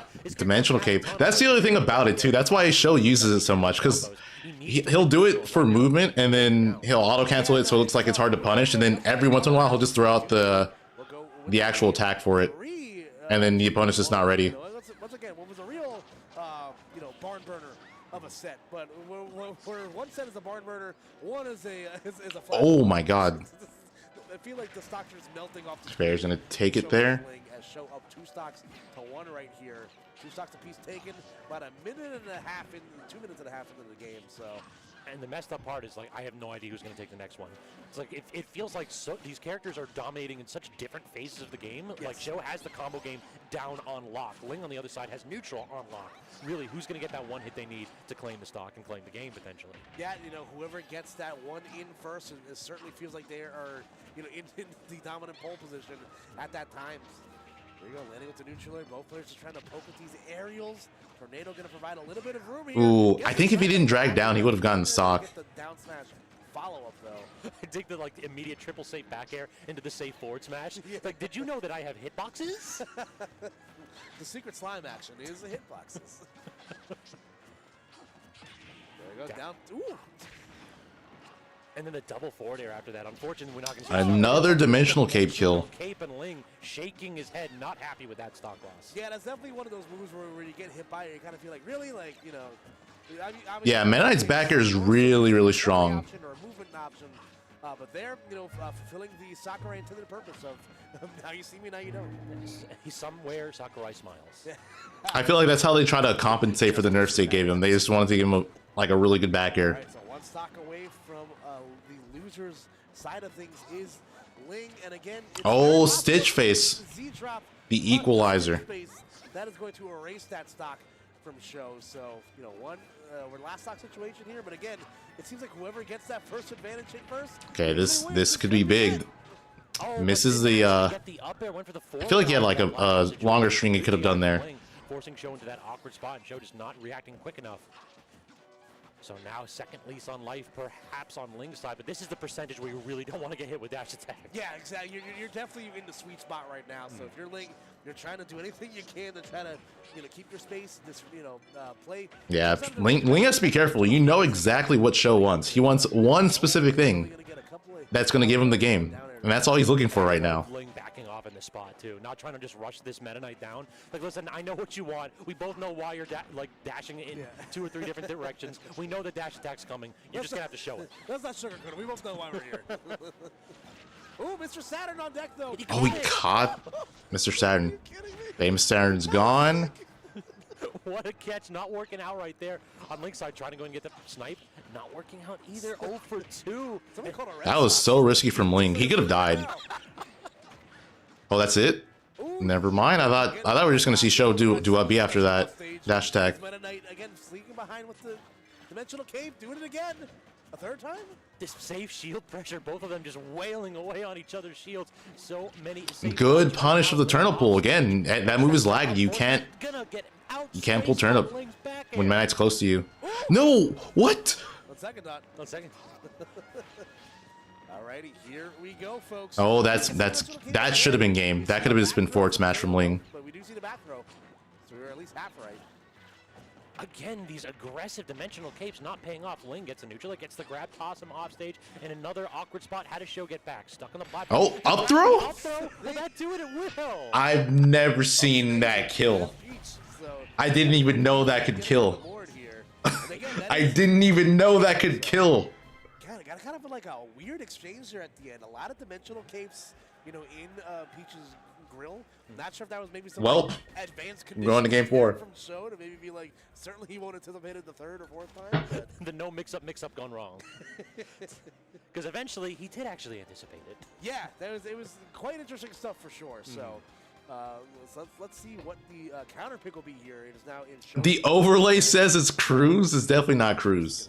So Smashville's probably banned, right? I would imagine so. Yeah, exactly. So PS2 just Yeah, to have been holding wrong. I don't know. He was at like 160, right? I think I just killed. I can certainly see that, Ling. There we are. That is not in fact you and me playing on there. We hit the commentator tag. Listen, I know that we're both phenomenal players, but I don't know if we're making it this far in pools. Top 48 in a major? Been a minute since I did that. It's been a couple presidents since they made it this far. Need to be comfortable with Cape in this matchup because if Peach doesn't kill at the corner, then Meta Knight gets too many chances. 2-1 in favor of Show here. Let's see. Yeah, I feel like fighting Meta Knight as Peach is really, really scary. Pretty standard Meta Knight combo low percent down throw to up smash does around 25 to 30 if you get all the hits. So the sliding jab, like using the low traction for Meta Knight, I love that option. It's so cool. It looks so cool every time. Yeah, he's just sliding forward while stabbing you. Alright, unfortunately not going to get the Stitch face? Old Stitch. Sir, but can't get the re-grab. Ling not catching it. Definitely could have gotten more damage off of it, but able to get back to the ledge. still Show's not dead. Side B, but unfortunately just coming up a little bit short there. Ooh, again, catches the That still hit. Nice catch. Oh, unfortunate trade for Show, and he doesn't tech. Right there, working out for Ling, and Show, unfortunately, definitely not happy with that interaction. A bead, not enough to kill. So fast that way and then so fast the other way. So. Yeah, definitely one of the problems with like this character's weight. Yeah. If you miss a tech in those situations, any kind of a hard hit, then you're just, even though the character's recovery is phenomenal. Ooh, Ling, this is not looking good for Show. Ling's adapting. That might be the break that Ling was looking for. Definitely seems like he's figured things out for the most part. Ooh, gets it. Fourth row? No, goes for down. Punish right here to Show. But how do you actually get back? Show is waiting, but goes for the aggressive up B, not going to connect in that spot. So now Ling again backing off, holding shield, committing to the option. Tossing out a couple of safe back airs and just trying to get that one hit that he needs to drive Meta Knight back into the corner. Yeah, gets the down tilt off that parry. You could have potentially seen a dimensional cape there. That is a Meta Knight kill confirmed. Up there should kill here, right? Yep, there it is. Job done. Seismic toss at home, if you may. We are on a Pokemon stage, so I guess that fits. True. Yeah. So Show, they're like starting to flail wild a little bit, just trying to get these forward airs to just space it properly outside of Ling's burst range, but instead, that's the problem. You make one of these mistakes with any of these recoveries, Meta Knight's moves might have good frame data at the start, but sometimes at the end, they are a little bit punishable. Yes, for sure. Okay, nice catch on the turn right there, but not able to get the big punish. Oh, that's it, yep. Platform, though, that backer will be there to meet him, so Ling going up 2 stocks to 1 here, but you know, like we've been saying, that flash can be gone in a flash, Scabs, if Ling's not careful. Yeah, definitely one of those where we're maybe 5 to 10% away from that sweet spot where just dash attack spells doom. They just don't get him. Oh, wait a minute. Oh, he misses it. He had the fastball there, I think. Good DI right there from Ling, holding up hard in that spot. Yeah, I think I can hear him mashing on his controller from here. It's like, please do not want. I'm good. I just ate. Thank you. Ooh, catches him with the last bit of the side B there. Trying to get the drag down too is Show. They're not going to be able to do so though. Now off stage going low with that turn up. Is that it? No, still alive. But yeah, this is looking pretty done unless Show can like get two ladder combos. Well, one ladder combo to steal the game. Again, 156. This is starting to look very dire. We just need that one forward smash, not enough. Yeah, and again, not in a position where you can take trades right now because trades could spell death if you are Show. Agreed. So now how do we actually get up the... Oh, he messes up, and that's going to be game. All right, game 5. A 2-stock to force a game 5. And Koopa, what an adaptation from Ling from game 1. No, absolutely. He definitely, you're seeing the change of Ling's gameplay. Obviously, the game 1 started with a 0 to death. So he's like, all right, let me try to like... Show taking a hit. You can't stop it. But can I give you like... Is he going to go game? He could go Game & Watch. That's true. You know what I mean? Like, yeah, he does have a Game & Watch. You're dealing with a rambunctious child in Meta Knight. He's going to run around. He's going to toss out dash attacks. He's going to eventually get an up air, which could very much break something like your stock. So what you need to do is you can't stop him from running around. He's too energetic. You just got to go ahead and put him in a room with like padded walls. Yeah. He might be thinking about it. Exactly. Call it a weekend, so. Yep, just child-proof your home, Peach. You'll be fine in like 12 years or so. Yeah, but again, like you said, great adaptation. And, you know, I'm sure Link kind of had to circle on his pool. It was like, really? Like, true. It's like, of all the people I could have fought in this stage of the bracket, and it could be the Meta Knight player? Like, it's definitely one where you go up to your TO and you're at this one that did the seeding and you're like, did you know this? Like, you planned this, didn't you? Just be honest. Do you hate me? Like,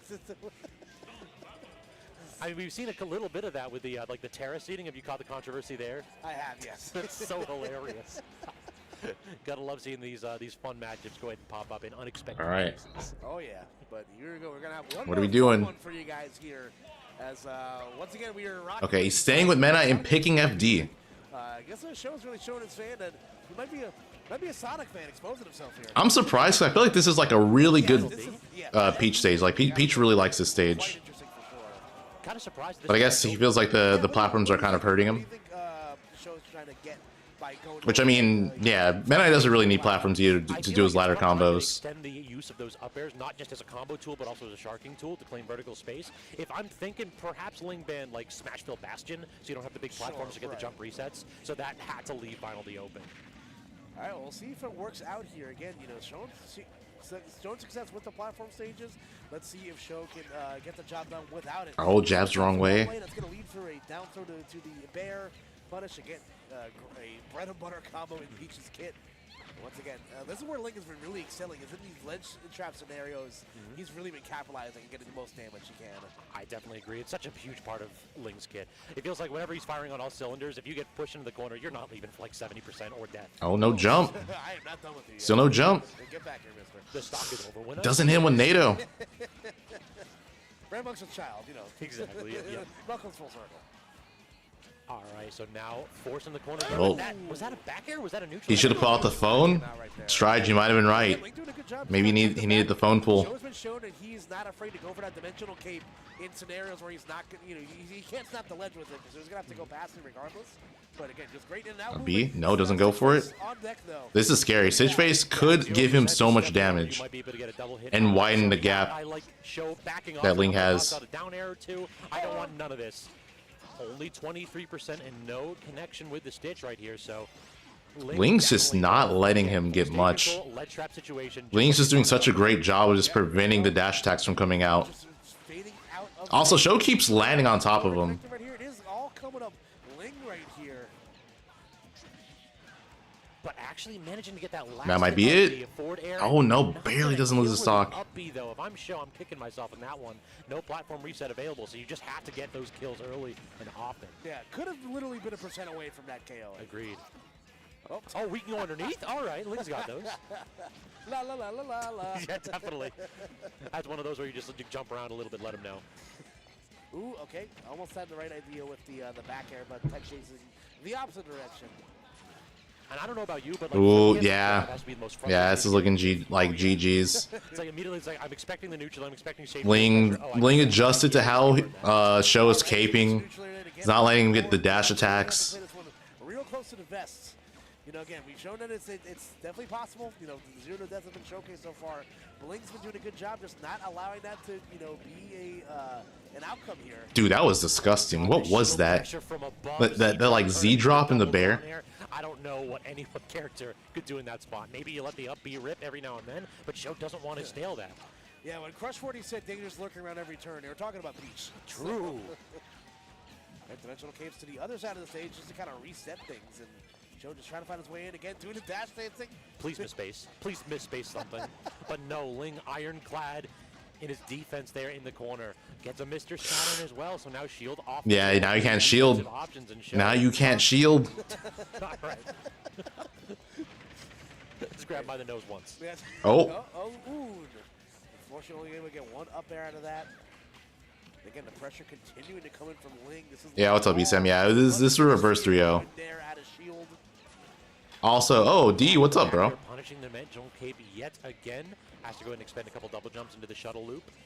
I'm really surprised he didn't try Game & Watch one of the games. Back to stage, like generally unharmed, but although to be fair, Game 4, I feel like the difference is that one of these my power, all the power in my place, just randomly went out. Yeah, you know, just break a couple pots and for some reason it refills your magic. So yes, exactly. God. Burglaries, that's the secret to going. I was like, yeah, all the power in my place just randomly went out. Where's the parental supervision? God. By the way? But we're back. This young man just goes into people's houses, breaks their vases, and then walks away like it's not a problem. Yeah. Oh my God. Yeah, that was shitty. Has been for a long time. Anyway, trying to keep it close here. You know, again, just so much pressure coming out from Robert here in the corner. Good parry, but Robin's grab. Hopefully nothing. No, I just think my power just randomly went out, which hasn't really happened that often. But yeah, one of those cases where it happened. There's definitely a spot where, I mean, I don't want to go ahead. But yeah, we're good now. We're good now. Robin hits quite hard. So in this spot, you could very well see that the difference between one of these players getting a victory is purely one neutral interaction. But first, it starts with LFA getting back to stage because, good God, the barrage of projectiles pinning him to the corner. It's so tough sometimes, man. Like, just having to deal with the barrage of projectiles, it really just wears on you. So how did the game end? Because I didn't see it. I'm pretty sure my power went out before it actually happened. Before like the ending happened. My curse book simply is not enough for your arrows. So at 146, we're at a spot where there is a lot. Yoda Cage versus Robber versus LFA. Okay, well Robber won.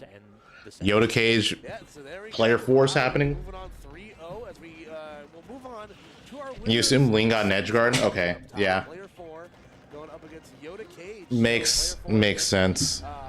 A fellow commentator, first and foremost, so shout outs to Reggie for making us look good. Hashtag just a commentator. You're disappointed in me? You haven't heard about me talking about locking stream? I've been saying it. I've been saying it.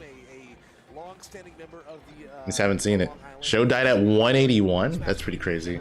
Linkside beat to end it? Same thing, been a long-standing member of the Lehigh Valley, the Bay Area. Yeah, this time we got player 4 and yeah, I believe. Wait, sorry. Let's do this. This is winner's semis too, so I think there's one more match. Yeah, let me check the brackets. This is a killer of a pool.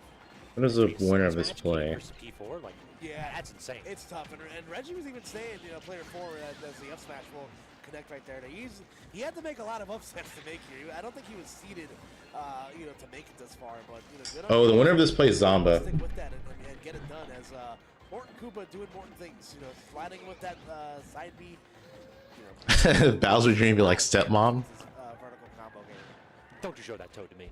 Immediately just toss. Yeah, they never confirmed who Bowser Jr.'s mom is, right? Because it's not Peach. Bowser just kind of lied to Bowser Jr. said that's his mom.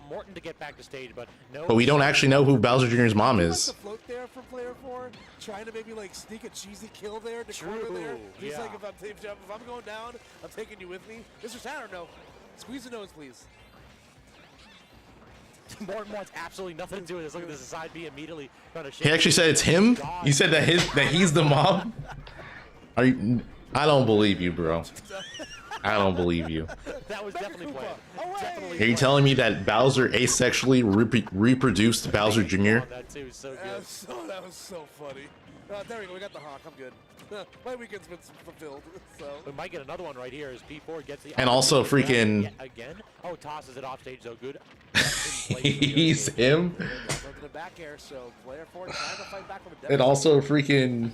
Doing a decent job of doing so. Yeah. What about the Koopalings? That was never confirmed because Bowser is not their children. Also, wait a minute. Player 4 bringing this back. 2 stocks stolen and just about untouched for player 4's Peach. This is like the Peach in a nutshell. This character can go ahead and tap you 2 or 3 times and immediately convert it into a stock. We're seeing why no... Yeah, the Koopalings are adopted. Against this character. I know that. Bowser Jr. is the only one that's not adopted. That hitbox. What hitbox was that? Ooh. Still alive? Shot himself off the ledge with that side V. Not again. No, forward smash gets it. He's just floating ever so slightly into that forward smash. It's such a huge disjoint that in that spot, I think that's a checkmate. How does Yoda Cage look so stressed, bro? Like he didn't just win. He's... He looks so unhappy. Like, look at that. Like he's having a rough day. Looks like he needs a Red Bull in a minute or two.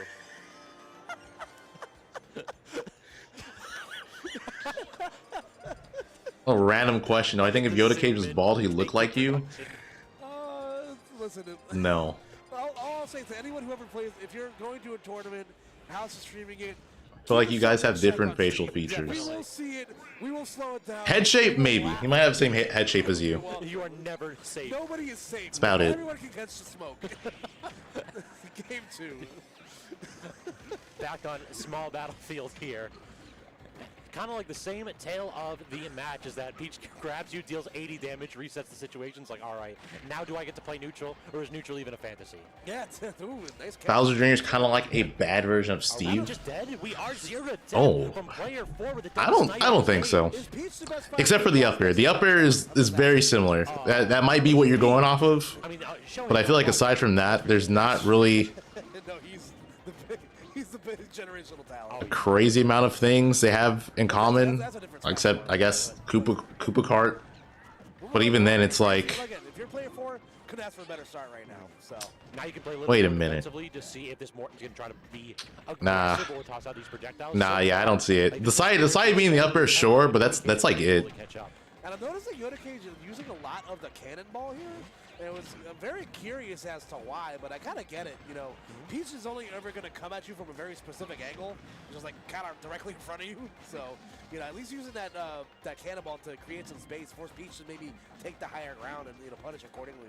Yeah, it's a good point right there, Koopa, for sure. It's an underutilized tool in the best of times. Oh no, yet another snipe. Side B into the abandoned ship, but hitting the wrong direction. How much money do I need to go bald? For player 4. I think it was like a B reversal there, perhaps? Yeah, I think you probably B reversal. If you give me 5K, I'll go bald.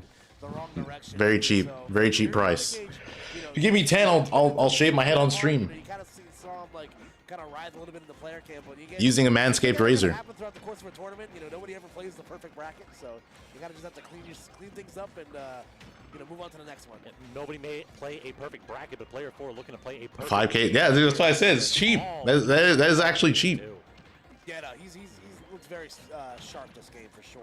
Trying to get that anti-air up smash out 2 times. Larry would do anything. Gonna miss the down tilt. You see again, Yoda Cage showing, you know, wearing it on his sleeve for sure. That's definitely the type of player he is. But again, you kind of have to keep yourself. You'll grow hair. You know, it is the best of 5 still, so you know you have there's still plenty of game to be played here. I mean, right now, Yoda Cage has got that last stock tag. I better be seeing something special in this set on a last stock.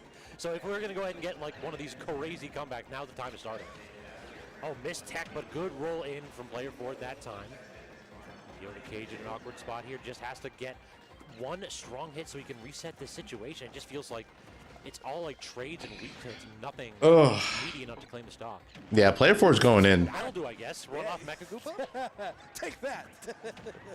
If everyone donates $5, we'll be close to the goal, Like, bro. I got a little toy for you, but you ain't gonna like this. A Chia Pet. I haven't seen one of these since the 80s. If that's the case, just freaking donate money for me to call someone. Why do you want me to go bald? That might kill. At 60, the down smash. Oh my god, Yoda Cage. Dude, Yoda Cage bring this back. Wait.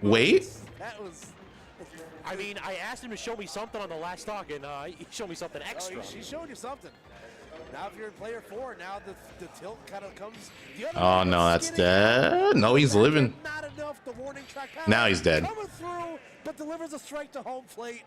I feel like that's gotta be one of the worst feelings. So this like drift into Peach turnip, because you see it, you can clearly see it, and it's like it's not a fast-moving projectile. The double intercept to start the set, or excuse me, to start the game right there. Yeah, and unfortunately, getting the B reverse on that. and that's going to leave him an open target there. Yoda Cage pounding his fist, feeling like, yeah, that's one you kind of wish you had back. And again, played it real close, and it kind of makes you think, what if things were. Dude, every time I see P4, I know it's player 4, but immediately I'm thinking Persona 4. Certainly not out of it. So. And it's just making me happy in that spot, to be honest, hyped for Persona 3. I can't wait for the remake to come out. Last dog, last hit. He is living up to his tag. All right, banger alert. Player 4 golden. See, at the end of the day, everybody's grooving here too. So. Look at that, yeah.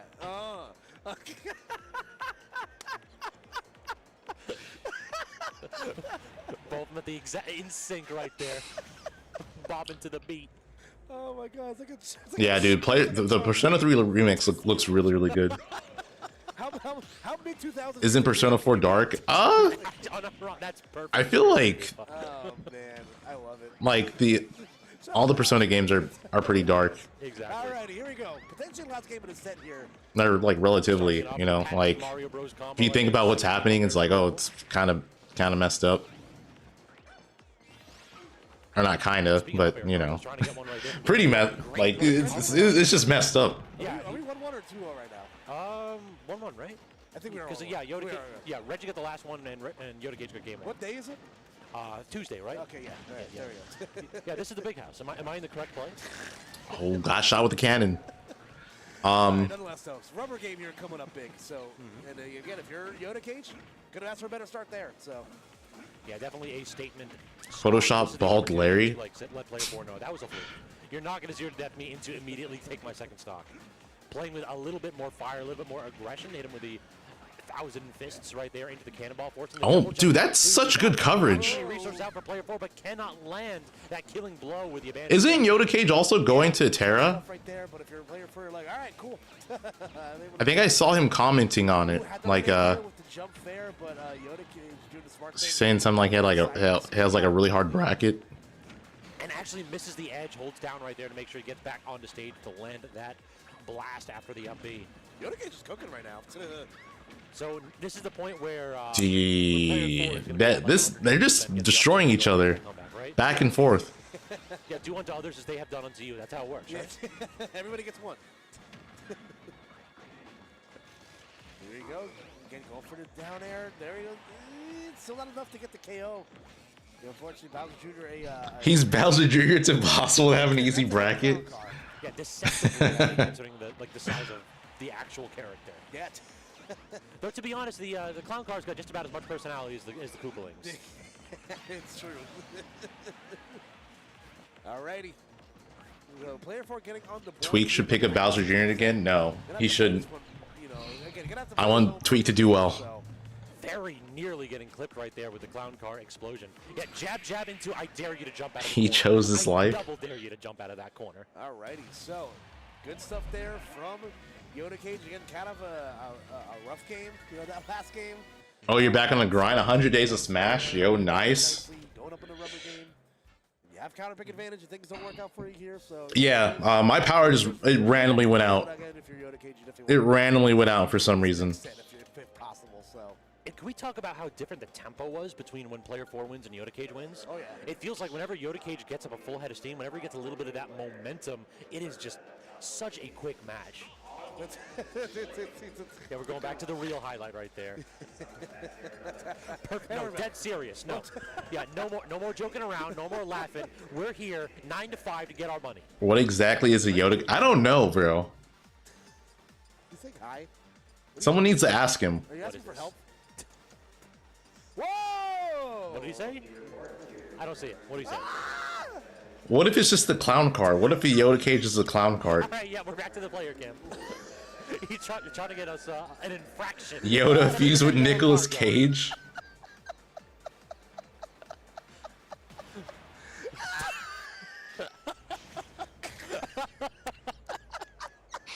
Yoda Cage knows what's up. He's trying to keep us PG-13 friendly. Johnny, yeah, what if it's Johnny Cage, actually? The SRP gonna be out here in a minute. Reggie is a menace to society, and if we still send prisoners to Australia, he'd be the first one. All right. I mean, we can't send him to Australia, but we can send him to Rhode Island. Yeah. It's just about the same thing here. There we go. All right, the wheels have officially come off, so we're getting into this game 4 here. Now we just got to see if the wheels are going to stay on the clown car here. That's at the true, cage. yes. Yep, trying to go ahead and keep this nice and even as a 3-1, not trying to force a game 5. You mentioned that those brakes might not be great. Yeah, exactly. But, you know, as long as the clown car and stuff can still get there, you know what I mean? Yeah, it doesn't need to pass inspection, just needs to get up from point A to point B. Have I watched Aqua Teen Hunger Force? I have. I haven't had brake lights. Dude, that thing's... That setup with the cannonball is messed up. Catch him there right there. Not getting the strong hit, though. And like 2 or 3 times that side B getting called out. Like that is not a Is 4th kill here? No, almost. Morton doesn't blink. I have noticed that. Like the Koopalings are always like eerie. They're like third-party uncanny valley nonsense. It's right. It's like so like creepy looking. Shoutouts to the Moonanites. Like, especially considering that his eyes are like so small and The beady. Moonanites. Like get some Visine, my friend. Like how do you not like lose your sight? It's like, you're all right, bro. You're just mad. Like, you want to talk about it? Like, oh man. All right, so Did I see Bowser Jr. wall jump? a lot to play for still, you know. He either teched. Yeah, he either teched and wall jumped, or he did side B. And then like he wall jumped. We said at the beginning, this is only winner semi, so they got one more match to play. Nobody wants to make this. Yeah, every character in the game can wall jump if they tech a wall, because you can do wall jump They techs. have to play a lot more Smash if you lose this one. Yeah, it's tough stuff, man. The losers bracket gauntlet is not one that I wish upon anybody. Agreed. All right, gets the grab right there. Player 4, toss him down, and then force the platform tech chase, but good roll away from Yoda Cage. Full stage control for player 4. Let's see what makes out of it. Actually, the point blank range cannonball. Dig it, just an extended hitbox, basically. Swinging wild right there, but forcing out the early up B. Dude, Yoda Cage's coverage off stage is actually insane. Stuff, man. When you're forced to up B from that far away, it's like, you're definitely playing on a borrowed stock at that point. So. Down air applying tons of safe shield pressure. Toss Peach up into tons of more damage. The errant air dodge unpunished though. At forward smash, almost so scary. That tech reaction was nuts too from Yoda Cage. Agreed, yeah. Little bit of clankage happening there. As player 4 on his winner's bracket stock right now, trying to get something going. Ooh, but the mecha. What frames out shield item toss? Oh, and he gets another. I don't know, because I'm pretty sure it varies character to character. Very nearly killing player 4, seeing his tournament. I don't know what Bowser Jr.'s is. Stock fading before his eyes. Another cannonball going super low is player 4. The abandoned ship actually forces him to that's a low GG's. and errant recovery. All right, he's on fist bump and he's gonna put out his hand. He's gonna do paper. Yep, there it is. Who's the real winner? That's the player 4 classic. I won RPS. That counts for something, right? In Reggie's eyes, absolutely. True. Yeah. Historically, he's only lost in one match, I believe, maybe 2. I saw He'll one. never admit to it. I saw one on stream. Yes. Somebody got him on stream with just the old mix-ups. Got him. As we take a look at the highlights from the set here. Again, Yoda Cage, you know, despite he just looked incredibly stressed out the whole time. Obviously, after that first game. Yeah, every time. If you try to fist bump player 4, he does paper. If you try to give him a handshake, he does scissors. Unfortunately for player 4, they're dropping a little bit low here. Every time. That's the player 4. They're gonna show it again. Yep. Come on, we all know what's gonna happen here. You think he's gonna go for the fist bump, My friend. You got those scissors ready. Oh, he actually put it down. and then he goes paper. There it is. All right. All is right with the world. What if you try to hug him? I mean, he'll probably hug you. Cameo by Morton Koopa Jr. That was so much fun, and listen, what a way to end out that block for us. So first and foremost, my friend, that was a lot of fun. What happens if you go scissors? Then he'll do rock. This is the first one. Oh my gosh. I think there's a video out there where like someone tries to get him and he gets them still. So y'all, if you have been enjoying that, definitely go ahead and hit us up with a follow. You can find me on Twitter or X at SSB_Scabs. And you can find me on the X app, still feels weird, on Koopa NJ. But before we get out of here, got some slides we got to do. First and foremost, folks, it's coming. Big House 11 for 2023's one of the premier majors for sure. October 20th through the 27th. Has anyone ever hugged me? It was awkward. Yeah, I mean, I'm sure it's happened with everyone. Very own. We're trying to get it up to like major, super major level this year, I think. Yeah.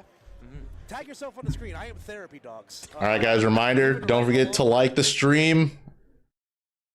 Drop a like on the stream. Drop a like for me, for my power going out,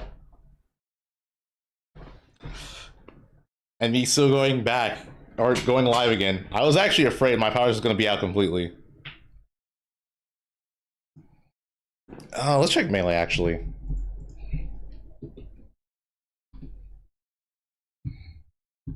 Oh, we got Zane. Zane versus Polish. Than me at Melee. I've never beaten him in tournament. Like we're like probably like 5 spots away on the total like AZ rankings. Oh, but yeah, so for Ultimate, we should be getting into top 48. So we'll have Light, Aaron, Jakal play again probably. It's a different world. Yeah, bro. Yeah.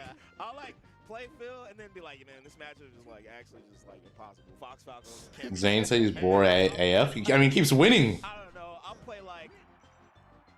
He wins or he gets second, basically. I want to look at his last results. Let's see. But nah, it's been a vibe, man. This has been a cool tournament so far. I've been enjoying it. I could not come yesterday, unfortunately, but I've been here all day today. I've been commentating. I don't know if you heard about that. Yeah, you've been everywhere. I've been commentating and playing, literally. Sometimes at the same time. His lowest placement. Okay, Zane. His lowest placement of 2023 when he hasn't been trolling and going Roy or secondary or yeah, when he hasn't been going Roy or secondary has been 5th. Is much closer now, but yeah, there you go. That's been his lowest placement. It's been 5th, and then after that, it was 3rd. Wait, what's the set count between being preeminent? It's got to be game 1, right? Yeah. And then besides those 2 placements, he's been in grand finals of every other event he's gone to. Oh, okay. Zane, we just flubbing on flubbing. I know Kim beat Axe too, so that's losers. Yep. Oh, Polish! Right? So fast. You know, Zane, not invincible against the Princess. We saw, I mean, this was over a year ago by now. About the Wally? Yeah, the Wally set at Smash Con. Yeah, Zane's just, he's like, he's just insanely consistent. She got Louisiana purchase card. He's like, never been to Louisiana a day of my yeah, I feel like Zane's like our model level consistent right now in the current meta. After the set about Louisiana purchase card. Only because she's from there. I'm like, yo, where can I get a Louisiana purchase card? How do I apply? Right? Okay. Ooh, pressure. Oh, wait a minute. Oh, nice tag. That's insane to hit that. Yeah, that was wild. Okay. Oh, tricky. Ooh. Any move will kill. But wait. Oh, they threw it forward. Yeah, I was thinking, yeah. Kane and now Zane, yeah. But I don't know if Polish would have gotten there in time. Oh, yo, wow. I feel like Polish has to win this game. It's one of those, like, game 1 or bust. It's you know, that percentage for Marth. Whoa, Zane. Yeah. Oh, my God. And Zane with a pop-off. What's the dude's name? Something Dean, the politician, where he's like, Howard Dean. Howard Dean. We're going to win South Carolina. And we're going to win this. Bro, I feel like that killed him. He was done, yeah. I was like, dang, that alone, like, dude, they thought he was that corny. Yeah. Did they stop voting It for was him? over. Yeah. Yo, just because he said, yeah. How's this going? They're still on break? Yeah, they are. Be in it. I'll be right back. Dude, I low-key think there should be, you know, not to get too deep into politics, because I know how y'all feel on both sides, but just in general, this is a general consensus, whether you are left or right. I think that there should be an age limit to politicians, bro. I feel like after 65, bro, you gotta hang it up, bro. I hear that. Yeah. You gotta let it go. Low key 60. If you can get Social Security, you should not be president. that's my hot take. I'm gonna leave Brandon's it there. 27th Amendment to the Constitution. Vote for me, man. Brandon 4048. Who wouldn't? 4048. The 2048. My bad. I said 4048. Press 1 if you're voting Brandon. Nah, bro. Press 2 if you're voting destroy Howard this Dean. country. Bro, I'm about to. I don't know what I would do. If I was president, bro. I mean, your first idea is pretty good, I have to say. Oh yeah, I would make the. I would put like a. You know, I'd probably put a salary cap like on some NBA shit. Or for like politicians, around, you can only like make a certain amount of bread. You know what I mean? All right, here's a bill. Adam Silver, I'm your boss now. Dude, Polish keeps hitting these tech into immediate air dodges and getting away with it. I'd veto like super teams in the NBA, even though I'm president. We're breaking the Suns up. Right. That's not allowed. Yo, so Paul is keeping this close though. Oh, and what else would I do? Free Taco Tuesday. I think I'd do that too. There's a lot of starving people in this country, bro. You know how dope it be. We're solving world hunger. Right? On Tuesday in particular. Right? Every other day it can exist, but Tuesday, that problem's over. Right? Yo, taco sales about to go crazy, man. Or they might lose a lot of money. I don't know. I don't know how business works. But right now, yo, a lot of these sets are, so the Magi set is over. I was not paying attention.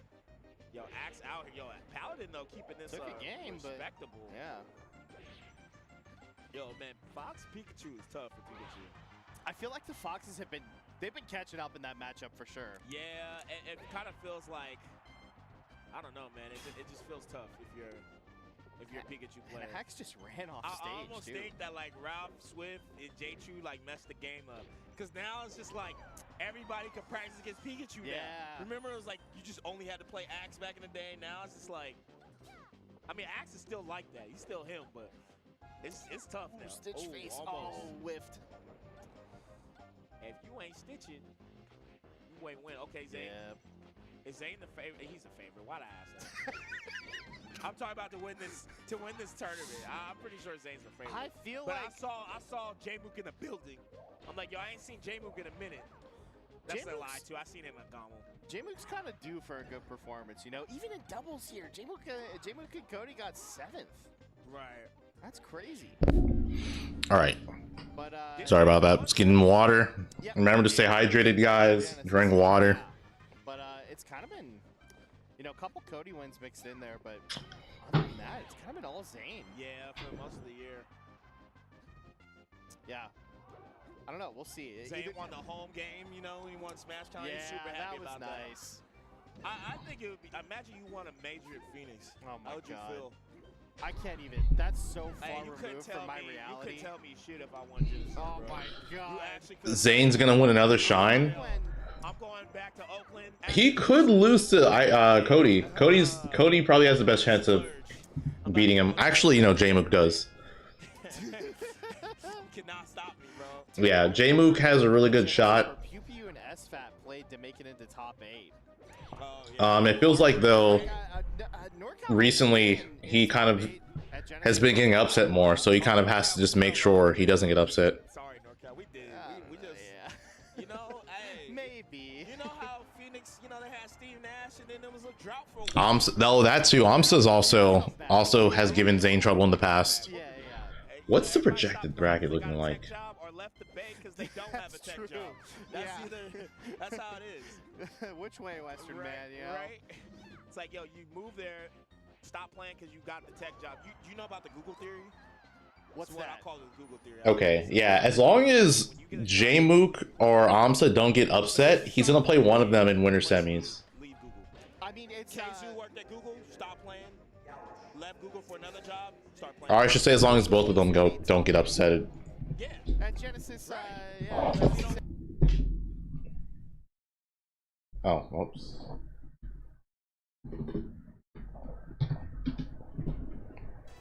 And it's shaping up to be a lot different. Yo, Hazmat? Going into the weekend, but we're still seeing all the names, maybe just in a little, different order than we expected. But we still got some fantastic matches for this little section of Top 48. And we're going to get some New England classics. The way that Zane beat J-Mook was really unfortunate because, like, J-Mook was just having controller issues. Players in New England, Apple Reviewer and Antimony. So to see that at the last shine, the transition, it's very nice, chat, is what I got to say. Because there were a lot of New England gods and old stands here. So it's been very cool. To see, like you said, Shine's always been about invaders. Right. Shoutouts to Tri-State always invading Shine very well since the first one. In Florida, too. Florida always doing really well. Actually, wait, did Zane beat J-Mook at Battle of BC? Jakal, who made a name for himself, actually, at Shine. Yeah, exactly. Well, it was in Boston, but, it is what it is, chat. It is what it is. Yeah, the chat's asking what happened to Tweak. He got double eliminated by me. Sorry, chat. Because basically after he beat HBox, that was it. it has Heckles going next week.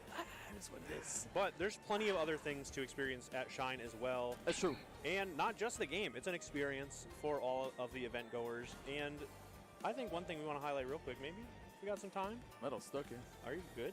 No. I mean... Okay, that was Cody Ramsa. Well, I'm good, but, like, you know. Has hit the slides. Okay. We're doing slides. I forgot about that. Helper told me already. Helper...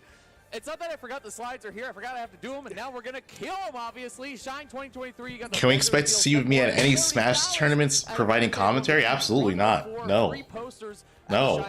No. I don't want to be a commentator. Big start we got down there. You got the Smash Ultimate renders on the N64. All this stuff is great. If you're here at Shine, make sure you go and take advantage of this deal. And if you got to dust off that nice fit for the major, if you're getting ready, there's only one place to stock the closet. It's got to be Spiff Space. Make sure to follow them on all the social media. You can get a little discount with that code, Final Shine. True. Go ahead and scan that QR code in the corner if you don't feel like typing it out. It's, what, 9 characters? Who's got time? Yeah. Go and check out the catalog over on Spiff Space. Final Shine sounds so dramatic. Right. Check out Porky Draws. You got the Twitch and you got the Twitter and Instagram. Check that out. The online store is coming soon. Be sure to follow Porky.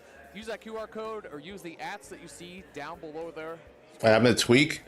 He's playing Pokemon Go. Some other wonderful products over at the link below. Check out God is Stuck on the QR code. That's been the theme of the slides. Is like, scan them all. Just open a bunch of tabs. This ad is like it's a lot of different things. It's very good, but it's like concerning a little bit. Like, is Kirby okay? But then it's also like a little foreboding. Yeah, like like what is happening here? Should I be worried? I am. Yeah. Well, God is Stuck either way. Shy Guy, one of the nicest smashers you ever met. When did we meet each other? Some good mid-tier merch. I love how they outline. I love the what's that called when you get the collars and the sleeves? Hey, yeah, I got one on right now. There you go. So we come back to the caster. But yeah, it's take like a look at that. Yeah, you know, the old baseball shirt. You know, yeah, there you go. Baseball tee. Also, what Lauren said. Don't forget to like the stream. Battle of BC. On your t-shirt. So check that out.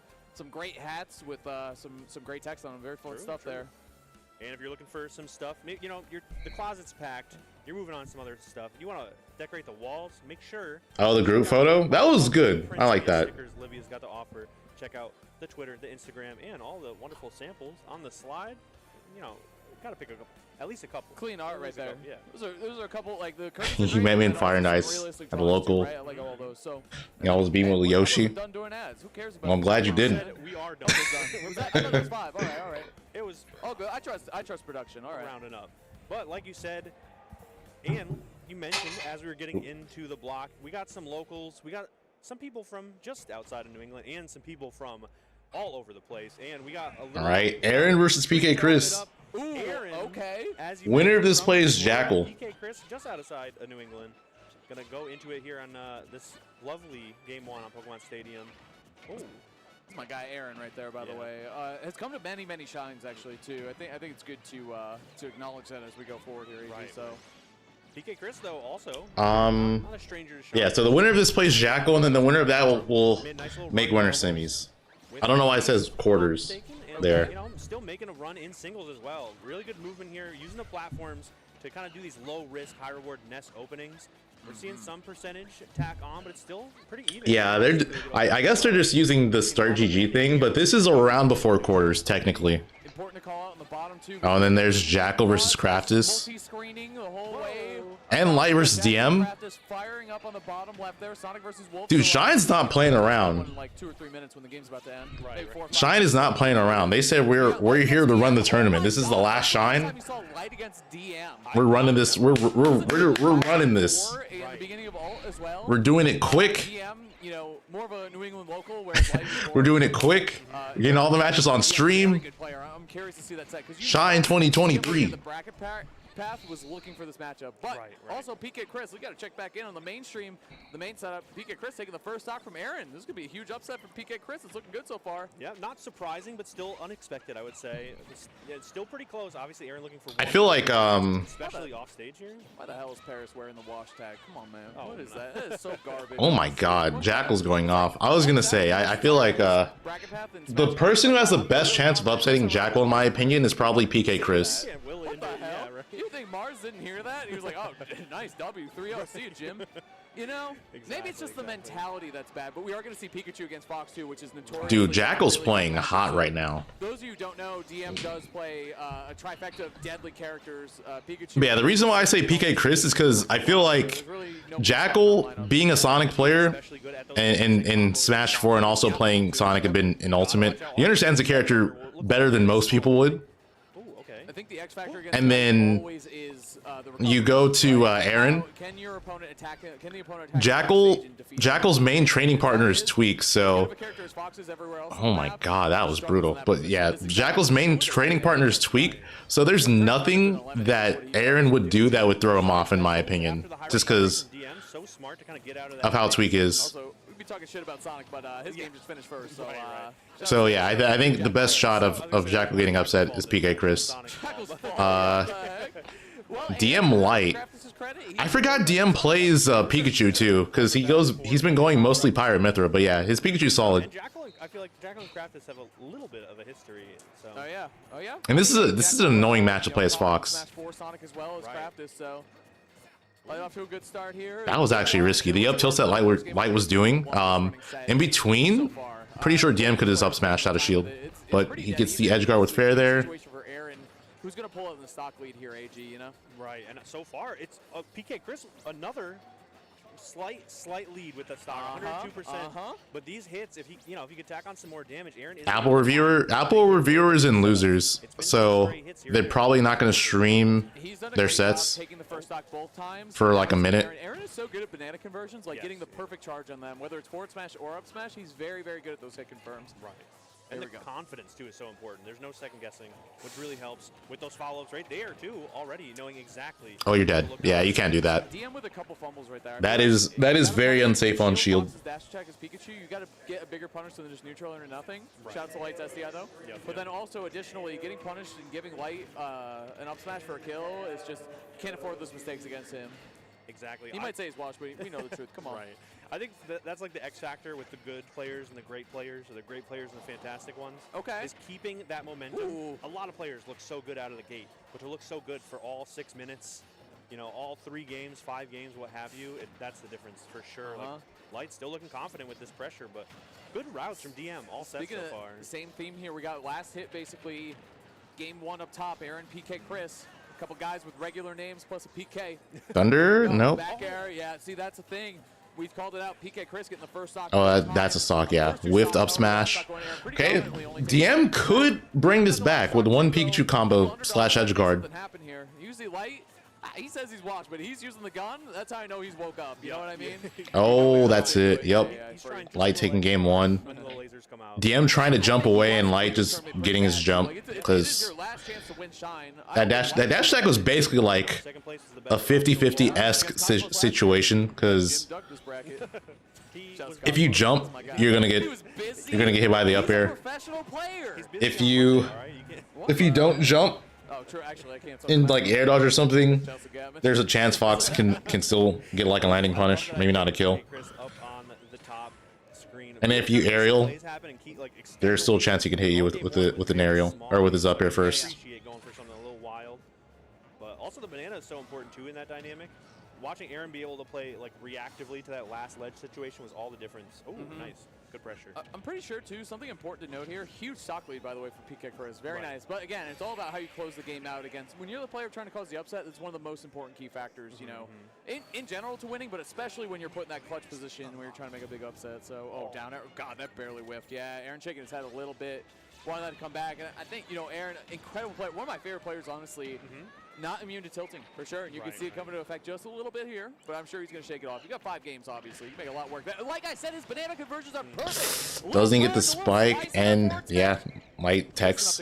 Love that. It's the pro and con of having that emotion. True. The emotional investment turned into like such a fiery response from Aaron, right? Hey, you think I don't get mad playing Unite? I'm best Glaceon in the world. You think that doesn't happen? I saw you playing Lade yesterday. You were pretty mad. Hey, no, I don't think I was mad actually playing Lade. All right, well, I give it up, man. He's a good player. Not as good as me, but he's pretty good. Aaron is going absolutely wild now. 56%, almost unanswered here. Really good pressure at the ledge, but PK Chris has so many options to get off. Thunder? Oh no, it just fares. Finding a way around all that stuff from Big, Aaron. big switch on the bottom left, too. We got Crafty's going to the Sora. He has been splitting his time well. Again, the perfect conversion. You're really rusty at Smash. You're not playing anymore. How do you get rid of the rust? I think you know the answer to that. You got to play. you can't expect to get unrusty if you're not playing. DM with the stock lead right now, but for how long? Wow, great air dodge away actually from DM. Normally bad. However, oh, Light fishing for these up smashes. You're fine. And your Pikachu getting off the ledge, that's really smart from DM. Oh, what? Well, all right, let's get away from that one for a second. What? Let him chill for a little bit. And just like that, look at Aaron, by the way. Sure. What happened? Before we go too far, though, DM, the defensive options, there's a lot of new ideas that are being implemented, and I got to shout them out. Those high recoveries, the side specials off the stage just to use the up B to recover. All really Kraft is going Sora? Fox usually puts out, but, oh, hold on. Yeah, this is GG's. Like I said, I feel like Jakal's just, he's so good versus Sonic. But again, against Light, like, you can get damage. Like, obviously, he's Fox. Sometimes he loses neutral twice, and he's at 116. Right? Like, that could just happen. But how do you take the stock from him? How do you cleanly hit him to get the kill, especially as Pikachu? Like, where is that going to happen? Okay, quick attack is a good way to open it up, but it's so tough because a lot of the options that Light will go for are usually... Oh, nice! That was a really good punish on that whiff forward smash. Probably the worst one. But really good capitalization from DM, and now trying to run away with it here. The Nairs are going to start here. Okay, doesn't go for anything too wild. My guy Aaron took down that game too again, by the way. Like you said, frustration or playing, you know, it's a double-edged sword. Sometimes it can hurt you while you're playing. Other times it can really push and motivate you. You're seeing that from Aaron for sure. Definitely. For sure. Yep. Ooh, all right, nice little backer. Wasn't too stale right there, so it is going to kill, especially with the platform assist. Down to one stock apiece, 70%. Is a pretty good lead for DM, but it's so tough to be in this position when you are the underdog. You're probably thinking about so many things, and all Light is thinking about is like, I'm going to start the combos, and I'm going to keep that pressure up. Fantastic aerial. Oh, Light brings it. Well, just like that. DM's at kill percent. Closing the gap so well, man. I mean, look at And he caught him with the forward smash. Wow. How do you get the last stock? It's so complicated against these players who are so consistent, like Light. And we've seen, oh wow, PK Chris. All right, Light brought that back and stole game 2. I mean, we saw the data that came out recently. Shoutouts, I'll get the player's name. I'm sorry, I'm distracted by 3 streams right now. But there's player data basically for how, wow. Yeah, the way this is going for both of these sets, it's looking like it's going to be Jakal versus Aaron, which, I mean, that's how it was projected to be. Number 1 was Fox with obviously Light, and number 2 is Blue. And then who is Light supposed to play again? And you can see why Light does that. Like, he makes the weaknesses look minimal, and he makes the strengths look unbelievable. Like, really, really hard. Sometimes you ever play against him, and it just feels like you can't play the game, which is insane. Oh, right. Okay. So, yeah. So to make top 8 winner side, Light plays the winner of Capitancito and G Extreme. But fantastic game 3 here up top. Wow. Oh, my. Barely makes it back. Good stuff from Aaron. I was surprised, first off, that it had enough juice. I'm not that surprised. It was close, but I was pretty sure he had it. But that he didn't get hit by the yo-yo as well. Just the perfect I want to say that was a misinput. Light probably wanted to forward smash or down smash. Yeah, good effort. Yeah, good try. Didn't have too much to talk about in that game 3. The Sora was not it, but I do appreciate the change of pace that Kraft is trying to implement. Do you know? Does he know? Does he know? Does he know? No, he doesn't know. Okay, all right. He doesn't know, chat. I'm sorry. But already, you know, pretty good percent for Aaron here, and Aaron really has found a nice rhythm. Cabinancito might pull the upset. PK Chris is having a tough time getting back I to could. the stage, but, oh, hold on. Is that like a win box? I could see it, but out of the notable players here, he's the person who I think has one of the hardest. Oh, that's unfortunate. I think he's gonna have the hardest time doing it. Okay, really good option from PK Chris to punish the monkey flips off of the ledge. It's usually pretty tough, but if you're ready for it, you know, you can definitely make it happen. We're seeing some really good adjustments here, and all of a sudden, this percent differential is not as bad. 88%, especially with the banana. PK Chris can kind of take the lead. Okay. Man. Light again looks like he's about to close this one out, by the way. It's looking really, really tough for my guy, DM. It's going to be a tough one. It is. You're so right. Oh, okay. If he hit that. I always forget. Is it kill The throw? old Tom Brady. Yeah, in the right position at 180. Sure, yeah, that'll kill. Okay. Huge response from PK Chris, just catching the jump. Fantastic use of the up air and evens it back up 1-1. And honestly, like, it's very even, of course, but Aaron had such a lead that it almost feels better for PK Chris. GG's. I was going to say, this, like, set 1. So I'm assuming the next set is going to be Capitancito So far, 2-3-0s on the bottom by against. And the thing, Jakal also Against G Extreme, and then his offensive routes with Diddy are so good. are they gonna do? So clean. Like he'll go for more kind of less conventional stuff and more gambles and more reads on his offense, which is crazy with Diddy. Very nice. They're probably gonna put losers on. I'm guessing. You know, like waiting, like kind of mixing up the rhythm. They're either gonna put losers on or So many very creative routes too. But yeah, I don't know. Fire, a lot of damage. Banana. I guess maybe slow down the stream a bit. Shout out to Smash 4, baby. Right on the platform too. Good recognition of the situation. Oh, we got the Drizzen slide. Did you see that? Yeah. Crept in there. Drizzen baby. Scare. What the? And there they are. Both of them. Hit him with the hoo-ha. Very triumphantly. Oh yeah. Aaron with the 3-0. PK Chris keeping it close. And DM, a good showing too. Like I said, a lot of really good ideas are implemented, but you know, he's the underdog for a reason. I think Light looked pretty comfortable. Even with his wash tag, he looked pretty in control for that set.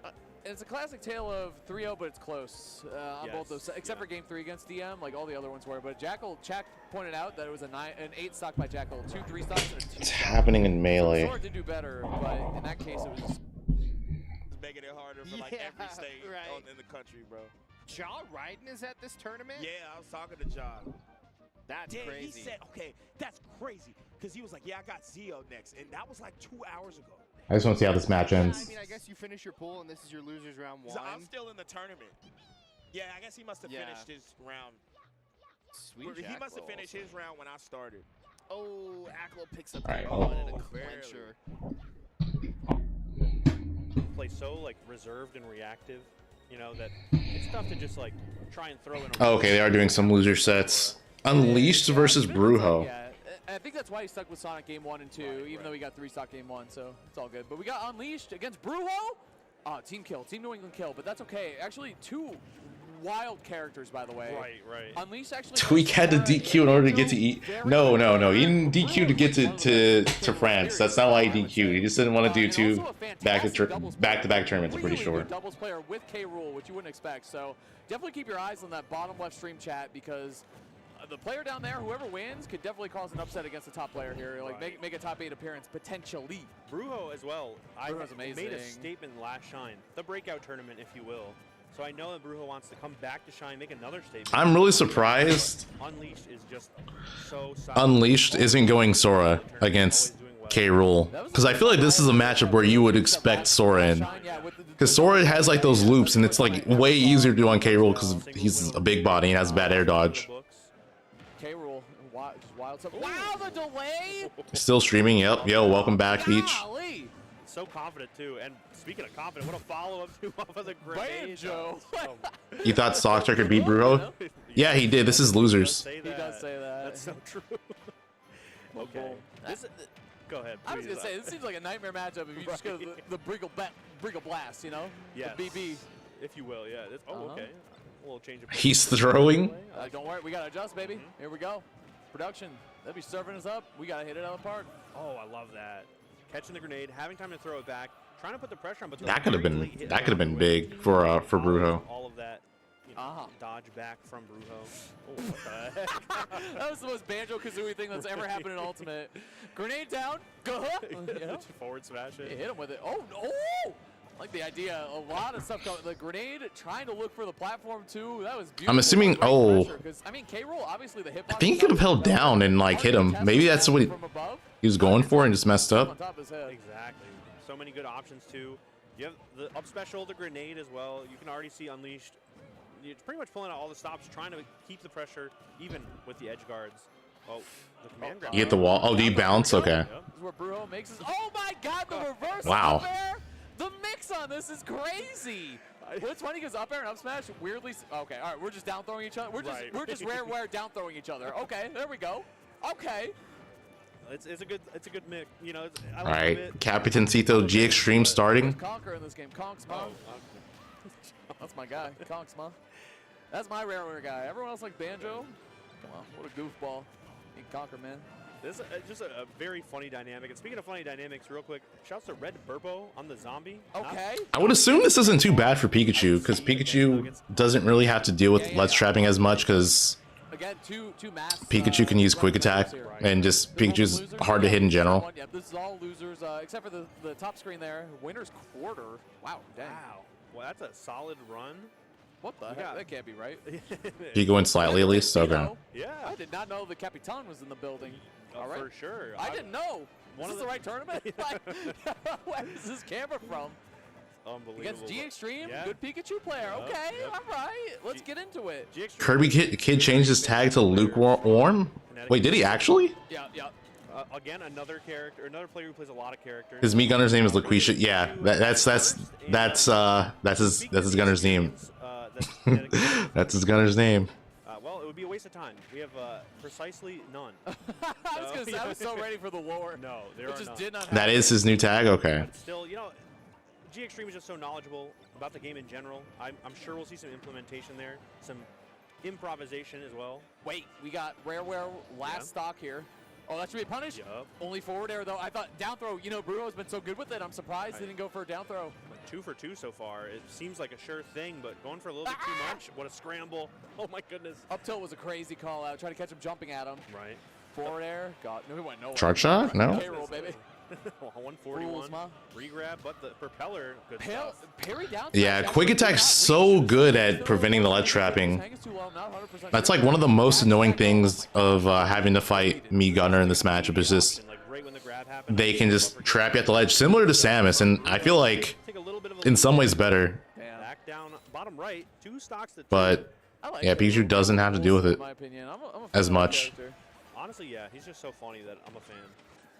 But we got Red Burbo swinging for the fences, trying to bring it back to even. Brujo clutched out. Oh my goodness. I missed it. I was looking at Captain Cito and G Extreme. Unleash played Sora. Is that a different guy? No. This is the Unleash plays Banjo as well for some. Unleash has the nightmare rotation. I saw Unleash had the tag on Twitter is Spin Dasher. So Yes, oh no, it's Sonic. Yo, Lancelot, what's up, bro? Inkling.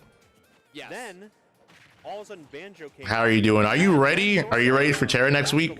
Like, obviously some of the older characters don't come out as often, but still, you do not want to mess around. But there is the newer one that we were talking about, Unleash switching to the Sora. It is the same one. It's his top 128. It's top 48. Here, which is wild. You're beating Yoshidora. Dude, I believe. I feel like you've been playing really well recently. This would be a really good tournament for Capitan Cito. A lot of opportunity for this player who's been really well. Got to get through G Extreme first, of course, though. And Nuggets taking out game 1 for Red Burpo. So you can hear the crowd coming to life, too. New England, notoriously good crowds here, I must say. I am very proud of our crowds. You know, they'll even root for the out-of-towner if it's some good Smash Brothers. So I got to give it up. Oh, all right. Yeah, you got this. Okay, my question: Are you going Roy or are you going Chrom? Probably won't be. I'm assuming Roy, right? The set goes. I think there's a lot of adaptation to be had in this matchup dynamic. So although You're going Chrom, really? I am excited to see how it If you don't mind me asking, why Chrom over Roy in that matchup? Capitan Cito looking very comfortable. Oh my goodness, what a read! You feel like Chrom is a bit better? Do you think because the tipper hitboxes, Talk about Unleash 2, switch up the character. We talked about this. or I guess the lack thereof, easier to play neutral? That's fair. Big punish off of the Blizzard, but trying to make something happen. 156 is a lot, and you know Sora has so many options to throw out with these little hits that lead into big ones. One of them getting armored through with that down smash. I just realized Unleashed finally going freaking Sora. I don't understand why he wouldn't go Sora against K. Rool. It means to a lot of people from all over the place, and I gotta imagine for the New England New Bloods it means so much, for the old head here, and then obviously the Invaders too. I mean, I can't wait to see who makes it to top 8 is what I gotta say. You know what I'm saying? It's gonna be so great to see it, and you can tell everyone wants to make it happen. G Extreme, little head shake after a solid run, but falling down to 1 straight hit from Capitan Cito. Looking for Because Banjo's top 1? Okay. Brother. Oh, big dash attack too to open up the stage. And the offensive pressure has been fantastic from G Extreme in certain situations, but finding the openings is tough because Capitan Cito is just playing so well. Definitely. It's what we're used to seeing from the Capitan, right? True. Locking it down. Dude, Gunner's out throw follow-ups are kind of messed up. It just feels like even if you air dodge, Gunner can just put you back in the throw loop. Doing anything, and then you have to deal with Thunder Jolt, and you're stuck in shield, which is what Pikachu wants a lot of the time. So, yeah, we got a couple competitive sets here, chat. K-Rool against, I am surprised that he tried the Banjo first. Like, I don't know what that, because I feel like Wow, charge shot, death. Taking game 1 there, though. Do I make tier lists? I've made one before. Like, if you want to search for my channel, there's one. I'll probably do another one maybe by the end of the year. K. Rool such a huge body to combo. Right. And we saw the percent add up. It's been a little rough trying to seal the deal, take the stocks, but still, Unleash is finding the hits, even with a couple of reads here and there too. It's looking pretty solid. I think it's interesting too to be like a me main. Banjo, dude, Banjo's top 1 if you can do the macro. That's it. Switch characters, but you as a me main kind of have the ability. Banjo's top 1 if you cheat. Movesets, you know what I mean? So you can get rid of the remote mine or whatever the mine that gets put down, and you can go with the absorber or something against Pikachu, right? Like it's very interesting to think about, just the ability to switch your specials or ability to change characters, period. So we'll see what happens here. Definitely something we'll have to last think stock, about. bottom left here, AG. Come on. Oh, okay. Oh my God. Well, when I said last stock, golly, what a pickup! Off the straight hit of the projectile. That windscreen is insane. Sonic's bad, Capitancito good. Okay, roll same. Dude, it was hilarious when they just kept quote tweeting each other whenever one of them won a match against a set against each other. Down air up smash, wild option. He's turbo dead, and the crazy thing about that is it felt. Dude, did Bruno rob him again? I keep missing it. Yeah, on the back foot to say the least. Until stock 3, yeah. Right. Really good stuff, but that is really what it is. What we mentioned so many times before. All right, I'm just gonna watch this Brujo set. Oh, GX Stream's going Steve. So very pivotal. Love to see it happen. All right, I'm watching Brujo. PS2, we're gonna stick with the Sora, but we're scrapping down here in the bottom right. Red Burpo, not really doing too hot against all this pressure from Nuggets, but still trying to make it happen. It's pretty good materials to work with, but I don't want to talk about it too long. I'll be honest. I want to go back to that top screen. Well, there's more materials to talk about. Why would he do that? Unfortunately, going up there, we gotta go bottom left again. All right. Sora K-Roll back. We got K-Roll on the screen. You know. Sora untouched at this point. Yeah. Thank you, production. I'm sorry.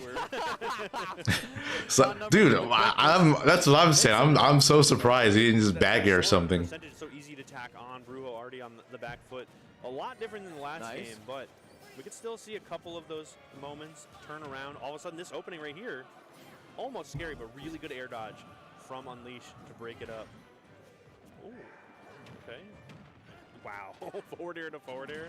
Oh, no way. Sorry, but he saved him? I was gonna say, come on now. I mean, what am I watching? Sometimes it's about sending a message, AG. Sometimes it's about sending a message. True. He just saved him. Just get him on the next side for sure. I thought he was gonna. I mean, K-Roll was 2 spikes in that situation. Probably the only things that What was?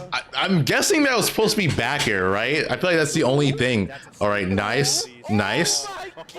Someone was asking me, how do you punish side B? That's how you punish it. You could parry the side B. Just one follow-up after another. So much confidence. But this is not year 1 of Ultimate. Like, we don't just pop off for parry Counter, yeah. anymore. But damn, that was some matchup knowledge. It really was. Just all the right options right there. Still, though, it is Unleash's game to lose right now. 124%, looking for the follow-up, but there's that K-Rool weight coming in handy. AG/chat, can anyone explain to me why Capitancito's tag is Yamcha? Dead. Easy confirm. I understand Dragon Ball Z, yeah, Dragon Ball Z. I understand that they are a character. I was gonna say, what's your level of understanding? That was definitely Bear. He definitely wanted back air there. Okay. I'm there. Yeah, Tweak lost to me twice this tournament. All right, chat, give it up. Stop asking. It's over. I farmed Tweak, then I farmed Blade. Oh no. Fee got that. So you're just sitting in top 8. Making everyone look foolish. That's why Mars. Why do you think Mars didn't? Up air, another up air. Oh no, goes for a beat. Almost killed him. You're gonna bring up that video. Up smash? No. Down throw forward smash. That's just disrespectful. That's the you're not fast enough at mashing out of this. Easy to break out of move. Shout out to Unleash doing one aerial and then stopping, which baited Brujo. Ended up getting Unleashed the grab to set up. He's trying to reach fast smash, air dodge to the ground. Pressure and the timing makes up so important as well. Oh, okay. That's it. That move is so good. Now, I feel like there's no reason to do that versus K-Rool though. What a change of pace! A 2-stock from Unleashed after, frankly, getting beat up that last game after switching to Sora. Such a gem, but well played. Yes. By Unleashed. Yes. And We're starting to see the Sora agenda. We'll see. It's not Steve anymore. It is not. Yeah. Did you hear that? That was He chases you with double jump up air. I'm putting on Steve. I don't know if chat even heard you, honestly. All right, man. I still don't. Sora down the bottom left. Red Burpo. I understand what you're saying, but I still don't think it's a good idea to do that versus K-Rool. But I do get what you're saying. Look at the idea. I mean, you got to make a big play there, right? You're down almost a perfect stock. to Capitancito. Wow, what just happened on the bottom right, by the way? See? Oh, yeah, you can't do that. K-Rool's side B is so good. Like, it's armor throughout the entirety of the animation. Throughout the entirety of the animation. Opportunity, but trying to go for a little something extra, and Nuggets is not having it going up. What a counter, wow. What's bad about that forward air is the startup on it. The hitbox is insane. Hitting above Peach, all that good stuff. Very nice. Nuggets loves that move. Very, very good with it. Very proficient with the forward air, as you have to be if you want to be a good Peach. Oh, that was nice. Good mix up. Especially in this matchup, you have to have the timing right. Yo, take care, Peach. It'll come up so often. Minecart takes up that exact space that you're going to want to hit with the forward air. And even those anvil landings can lead to a 2 down throw into a big swing. Okay, up tilt. The back air, though. Yeah. Could be the last stock. Could be the last stock for Red Burpo here at Shine, but still trying to hold on. Still mining. The diamond tools are always something to worry about, but Nuggets is just looking like, you know, trying to seal the deal right now. Ooh. Boom. Oh. Interesting option. Feel a little bounce shot right there. You see that? Off the wall? Yeah, what the heck? Up air? I don't know. Okay. Should be able to make it back here. I was gonna 20. Say, yeah, he activated float and started falling. It was like, that might be it, honestly. No. What? The double down tilt. Very, very competitive yet again. I mean, pretty much every game I has come down to think he's just going to freaking... very close to it, so I think he's just going to up smash. Keep an eye on that bottom left corner. Nuggets sending Red Burpo home. The final shot. Well, good performance here from Red Burpo, but, you know, it's going to be Nuggets moving on here. And they are going wild with it down on the bottom left. The dash tag almost I don't think I'll ever really get. Oh my God. Okay, well. Ever get used to how. Can we full screen? Can we just, you know, come on. Yo, thank you. Okay, thank you. All W, right, W, W. John numbers W. Okay, here we go, chat. All right, last stock, game 4. Huge situation right here. Clean stock right now to. I love the idea for the crown. Fire the wrong way is interesting. I am keeping an eye on the other side, by the way. If there's a comeback from G Extreme, I will let you guys know. All right? Thank you, no disrespect, but we got to watch this last stock situation. It's the way the quad goes sometimes, chat. The quad take it, the quad give it away. Ooh, all right? Okay. I don't know. They are playing so reserved right now. Not going for anything too crazy. Trying to get one hit, back away. Right now, though, Brujo on the offensive. The crown, though, not really working out, and it's going to be, what an up tilt. Uh-huh. That was so smart. Okay. That was a little too smart. Calm down. Nice. I feel like in some spots, instead of going for like the counter on the crown, you can just run up and grab. Yeah, there you go. Timing on the grab, good stuff from Unleashed. Oh, that's unfortunate. Misses the punish and then gets the kill. Nice job, John Numbers is on it. W. Yeah. Right back here. This K-Rool beat Mute last year. Yeah, someone was mentioning that. Okay, get the classic extended route of recovery for Pikachu. Really good stuff. Stall just a little bit, mess with the tempo. Try and get some damage if possible, but Capitancito is ready for all of it. Oh, good movement. I love, dude, the hidden movement tech. Although, you know, if you watch enough of me, Gunner, it's not hidden, but that forward air, really good to shift the momentum around. We're seeing a little bit right now. Looking for a big hit. Leaning in a little bit. Capitancito trying to close this one out. Grab. Back throw. Okay. Hey, don't call it a comeback. Even though that is exact, I don't know why they say that. If that's exactly what it's going to be. Right. That's actually probably the most applicable word. Yeah, I was going to say if there's one word for it, there it is. I love the idea of the up air there. Yeah. Super smart. That's got to be it. Hold up, chat. Chat. Why'd you guys change the chat? I am. I was trying to watch the set. Oof. Come on now. I'm surprised the Capitancito G Extreme set's still going on. This last game has been long. Yes, it's 1-2. Wait, it's 2-2. 2-2. Yeah, it's game 5. G Extreme fine for his life. Sorry, I thought he meant like on the screen. I was like, yeah, it does say that. You're right. Yeah, but no, it is 2-2. Yeah. All right, really good routes here from G Extreme. I like mixing up this offensive pressure, but somehow Capitancito finding a grab, so important right there. G Extreme's playing incredible, by the way. Right. His last stock. This has been a really, really good game 3. Forward throw, yeah. Nice. Good. Right. Good projectiles from Capitancito, putting pressure at the ledge. What a route! That dash attack. Yeah, dash attack gonna get punished. Up smash that is gonna do it. Good job. Gunner's up smash is so good. But we did. The hitbox is so big and like consistent, unlike Samus's. We love it. We love it. I do love the idea. G Extreme really making it happen. Really good options, but going for a little bit too much at the end there. And wow, what a reversal! Something or other. We got Unleashed and Brujo once again, even 2 stocks apiece. And down the bottom right, if you're interested, Guy and Stock Taker are lining up here on Pokemon Stadium 2. And is that Stock Taker with the Seth and Guy with the Greninja? All right, well, there we go. Who knows? I mean, Stocktaker, you know, Notorious Wolf, I think is his most known character for his run at Collision. I believe, Counter. Yeah. Yep. Oh, I think he hit like he either did hit the blind spot of the counter, or unleashed his counter too early. Down here, AG. Come on. Big What do you know combo about it? starter. I love all of the big mix-ups and adaptations we're seeing. The crown is less of an issue now. Unleashed really catching the tempo and the timing. Ooh. Good Wow, option. dude, that ice cube is enormous, by the way, when K rules in it. I don't think I've ever seen that. Oh, Dead. oh my God. What That's so good. Into neutral air, into up smash. Nice pickup. Sora's Bayarga is so good. It's like such a good confirm into things. Okay, the throw timing is also phenomenal. What, dude? Unleashed, picking all of the right options in terms of defense right now. And even a little extension, too, with the offense. Pick up the crown. Brujo on the back foot, but oh my. I thought somehow every time Brujo hits like a down air or rogue aerial, I'm like, oh, that's a kill. You know what I mean? Like, no idea why. I'm right there with you, too. Just like down air on the platform hits, and I said, oh, that's it. Brave the side B at him after we saw that parry punish in Game 3, Game 4, so. Thunder getting stuffed out by the crown throw, too. You can see a lot of crowns coming out right now. Brujo needs to clutch it out again. Dude, he might do it. If it's not going to lead into a kill. 73% on the last stock, and oh, looking for a grab. Unbelievable. Yeah, and we're also, this is a reverse 3-0, too, I gotta say. Right. L game 1 with Banjo, L game 2 with Sora, and then we're 2 wins with Sora deep here, so. Could be it. You can tell Brujo's feeling it right now, not going for anything besides these crown throws, but that one a little too close for comfort. Unleashed looking for a follow-up, but just back to neutral here. Oh, another one that's too close. Back throw, so smart. Unleashed so good at the timing with that back throw. We've seen it a couple times, just navigating around the crown. Okay, he'll live this. All right, this is not looking good. It's not looking good for Brujo. Brujo has to steal a stock. Wait, he definitely could right here. Nice Good nair, but not going to do the job. He had enough time to grab. Armor activated the neutral air, very clean counterplay. Okay, gets the stock there. Dude, is he gonna do it again? Is he gonna do it again? No, yeah, no. The run ins here. Fantastic showing from Unleashed. All right, yeah, Unleash moves on to bracket. And yeah, we get Jakal versus Aaron. So on the Sora win screen. I'm predicting this to be a win for Jakal because, again, Jakal's training partner is Tweak. And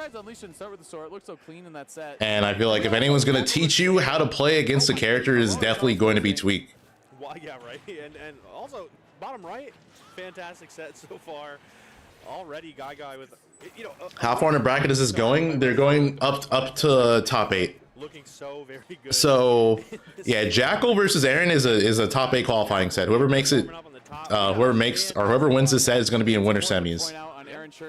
And they'll be playing against the winner of Light versus Capitancito. The camera was just like his armpit. He's not sweating that much, right? That'd be a wild pattern. Oh, I forgot about that. Yeah, Jakal also plays against Rivers a lot. That is true.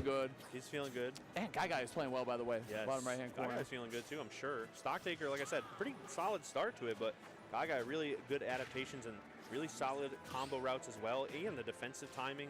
Those parries are looking so good. Chat, we're going to keep all the sets up right now. They're all good sets coming up here. All hot sets, especially in winners. Losers as well, though. I mean, Stocktakers and losers is early. You know, it's a very, very good competition here at Shrine, so. We have an interesting one lining up on the bottom left as well. It's going to be the Ice Climbers versus Me Brawler. It'll be Yossi and the Apple Reviewer as well, if you're into that. But right now, a nice slow pace. Aaron, a very aggressive player. Yeah, can we have audio for Aaron, by the way, please? Aaron Jakal, please. Very aggressive player when the combo routes are active, but sometimes like a little slower in reaction. Okay, so far, pretty even. And I think it's so interesting to see Aaron will turn it on sometimes. Yeah. And Jakal, pretty much the same thing. Something really important to point out about this matchup, too, is that Jakal, this is kind of a pride matchup for him because he does play against Tweak all the time. What a call out! Have I seen Greninja's pivot grab? I have. That move's broken. Also, how did Aaron take Jakal stock? And their record is a little better than you'd think, right? If I'm not mistaken. Dude, hold up. Aaron's cooking. Against Tweak. Oh, yeah. I thought you meant against Aaron. I was like, bro, I don't know. What the heck? Talk about with Jakal Tweak. Oh, he forward smash? Definitely a set that Jakal has practiced a ton. And Aaron, you know, no shortage of wolves out there in the world for sure. So, and he's just such a, you want to talk about fundamentally sound player. Aaron's one of them for sure. He's great, man. I love both these players. Hate to see that one of them has to lose here, but very happy that one gets to win. You know, you gotta think of it that way. Okay, always positive. As silver lining. Right, well, that was actually kind of neutral, is what I'd say. 50% good, 50% bad. Also, very true. Oh, that could have been Flash. Monkey flip, solid option. It's like a weird setup that Wolf can do. He can do like he can use his gun, the gun hitbox, and then when you know the opponent's gonna lie on the platform, you can just flash them if you know they're not gonna like try to jump away or something. Jakal is just locked in. Like he's always just playing the game, you know. Aaron is very focused but emotional too, right? I love his reactions, whether it's good or bad. Like he definitely is going to be reacting. So I'm glad we get the camps here. Good call, production. Good call, production. Is that a PS2 exclusive? No. You can do it on pretty much any platform stage, as long as you're positioned right. And that grab is such a good starter at 0%. Already 34. Wow. No hesitation, banana up smash. Like, he does not be missing those banana conversions. He does not. Very good with, again, like in the timing too. It's not just, oh, I hit the conversion. It's like the perfect timing on the target. Spargo Slayer? They both beat Spargo though. Like his offense is really wild. Very, very good. Yeah, they both beat Spargo. Follow-up, couple big aerials after the grab. Go ahead. Oh, I was gonna say, Jack was just with a banana. I was terrified. That's all. Yeah. I think an important thing to point out at the last set is I believe Aaron lost to Sen at SmashCon to be in losers. But again, you want to turn a positive or a negative into a positive. He was able to get a Spargo W because of that. You know what I mean? So Aaron, fantastic player here. I hope he has a great shine. But I also want Jakal to have a good shine too. You know, Aaron's the only Diddy Kong I've seen angle 4 tilt down when trying to 2-frame. Oh, what a jump call out! Half call out, half Jakal jumping into it, but you know, Jakal. Yeah, Aaron's the only Diddy Kong I've seen angle 4 tilt down when trying to 2-frame, which is funny because it doesn't even matter. Like Diddy's 4 tilt just 2-frame stupidly well. That opportunity, you know, and Wolves love hopping, especially Jakal. He's so good with his back airs, and he was forward airing a good amount in that game 1. Right. So Aaron feeling confident just throwing it out there. Like I said, no fear. Hey, we got one of my favorite New England players in the bottom left here. Apple. Yeah, Aaron's definitely playing on point. He was not very pleased with my choice of favorite Apple. So. Yeah, I didn't think it would be such a. I know, dude. Response, but he did have some, you know, data to back it up. Oh, the reset. Oh, hold up, we got Ices though in the building. Yep. Actually, fun fact: Yossi beating Guy on the other side right there, sending Guy to losers, where they are now both stuck. Yossi going down in game 5 against Craftus, nail biter of a set. That's right, I forgot about that. Yep. But this is gonna be tough. Like Brawler has a surprising amount of tools to break up the climbers. The command grab kind of splits them up with the fixed knockback, and then even just situations like this, Brawler's so fast and Nair is just so fantastic. Oh, okay, good pressure at the ledge, but who would have thought Squall Hammer? Such a good option. Banana downer, so much damage. Look at that, the tech chase too. Back air to cover the DI. Guy going goes on the platform, you get the tech chase anyway. Again, Greninja against so yeah. Wow, so Guy just even though he plays Luigi, he does not fuck with Luigi's bad matchups. Frustrated with that slight miss. Uh-huh. I feel like he's one of the few Luigi mains I've seen switch off of Luigi. Aaron counterplay to backwards aerial, so good so far, so good. The anti-air to close out in the last game, and then also just in the corner right there. No fear against him, man. Such a good option too, because Jakal gets a lot of. Yeah, the Brawler's running flashing Mach Punch. It's not a surprise that Jakal's landing with an aerial. It's a surprise when. You don't never know. The Nair can come out at the very last moment. The forward air could be a good mix-up as well. So it's really interesting. Someone chat said their older can't see. If you hold control, or if you hold, maybe it's the Windows button, and you... Control plus? Is it control? Yes. Oh, but it's control. Oh, stock ticker went Seth. Okay. That makes more sense, because that is definitely considered also, you could just a horrendous matchup for Luigi. That would make it bigger. What if they're really close already? They just don't have a large monitor. Well, you know? You can come to Worcester, Massachusetts. Plenty of screens here, chat. Oh, wow, big swing. And like you said before, that's fine when you're a stock up. Not as fine when you're a stock down, but very back to even, good pickup. Yeah, I feel like he's good at that too, Aaron. Like, he's one of those players that when he has a lead... I am so shocked that Apple Reviewer went for rapid jabs against the back foot, against the Nana. So patient, a Wolf that really goes to the gun when he needs to. Definitely. So good at it. There you go. Hey, we're talking about it. Almost a better trade there for Aaron, though. What a banana toss. Right. Aggressive with it. The other thing is, like, Jakal didn't have the availability to play in the lead last game, right? Luigi's go steep. That's true. Jakal in the lead or with what? Akola was a Luigi main. And all all of a sudden 2-1, 50% is not a lot of. Yanni was also a Luigi main. Do a lot of damage too with the banana. Talk about good anti-airs here too, like really, really good on both sides, but from Jakal right here. Right. Oh, the pressure. I love that, using the platform to bait out the dodge, and all of a sudden, Aaron, 82%. Crazy. The damage came out of nowhere, AG. Absolutely flying. DPS, like what? Right. There we go. Small matchup for Brawler. I would assume they lose. Into the back air. Again, Aaron's so good. Side B is actually surprisingly good at separating climbers, but the Diddy Kong proficiency coming out. yeah, good with items, you know he is. This man it's not a matchup I played enough to like two stock too. Big, big change from the nail biter the last. Be confident in. And honestly, some good wolf success. Maybe not in that exact instance in the bottom right, I was gonna say. Stocktaker did go up a game after the switch to wolf, which is what I wanted to talk about. So although this game not looking particularly hot for the wolf, still a really good change of tempo for the set. But back to top screen. Oh, I'm so enthralled in this match. Going to small battlefield for game 3. Really good counter pick. Oh, I love that. These platforms are going to be so big for Diddy. They can be good for Jakal. Oh my, they could. You think Brawler wins? I've seen that a couple times. Interesting. Definitely. Well, and Jakal's like fading in the zone where it's a good option. You know what I'm saying? There you go. Falling up there. Turnaround down tilt. That was so fast. I love that. Price didn't pick up more there, but he went for the banana pluck instead. It's all good. Sometimes it's Diddy, like just giving it up and then getting your banana is like arguably better than whatever you were going to go for afterwards. Honestly, yeah, because you could just turn that into a much larger lead at the next neutral interaction. Really good presence of mind to know when to do that too. Aaron is so sick at it. Already looking for some big hits. Stuck on the platform. Good pickup from Jakal, but no big follow-up. Just could be that one straight hit of the up air and then back to neutral. Oh no! What? One wrong move on the shield, and Aaron, big punish with the drop of the banana out of the shield. So smart. And now Jakal on the back foot here, trying to find a way down, but not fast enough for that tech chase. And we've seen how big the first stock is for both these players, AG. It totally changes the tempo. I like that jab one from Jakal. He knew if he continued jab, he was dead. Because Diddy banana. Banana on the backside of your shield, aerial in the front, and you just go for a shield grab. That is not. Wow. Aaron not getting the right angle on his recovery and just dying. And yeah, no rage. So up smash is going to kill. Taking it back still, but it's a tough spot to be in for sure. A lot of pressure here. Finding a way on. Aaron saying you got Is it there? Me too. All right. And evens it right back up. No percent on Aaron's. And trying to pull that banana though, which is all of the difference. Back to neutral here. Jakal, there's that gun we were talking about. Taking it slow and then immediately mixing it up. Run and grab. So smart. Indeed. Let's take a tour here, AG, real quick. We got game 3 coming up. Game 3 between Guy Stocktaker. I have no idea. Oh, it was a Guy. Game 2 to be able to take it and tie it up. Sticks on the board. Apple reviewer dropping game 1. What was the Ice Climber's tag? Yossi is the normal tag. Yossi, okay. We'll go with Yossi, okay.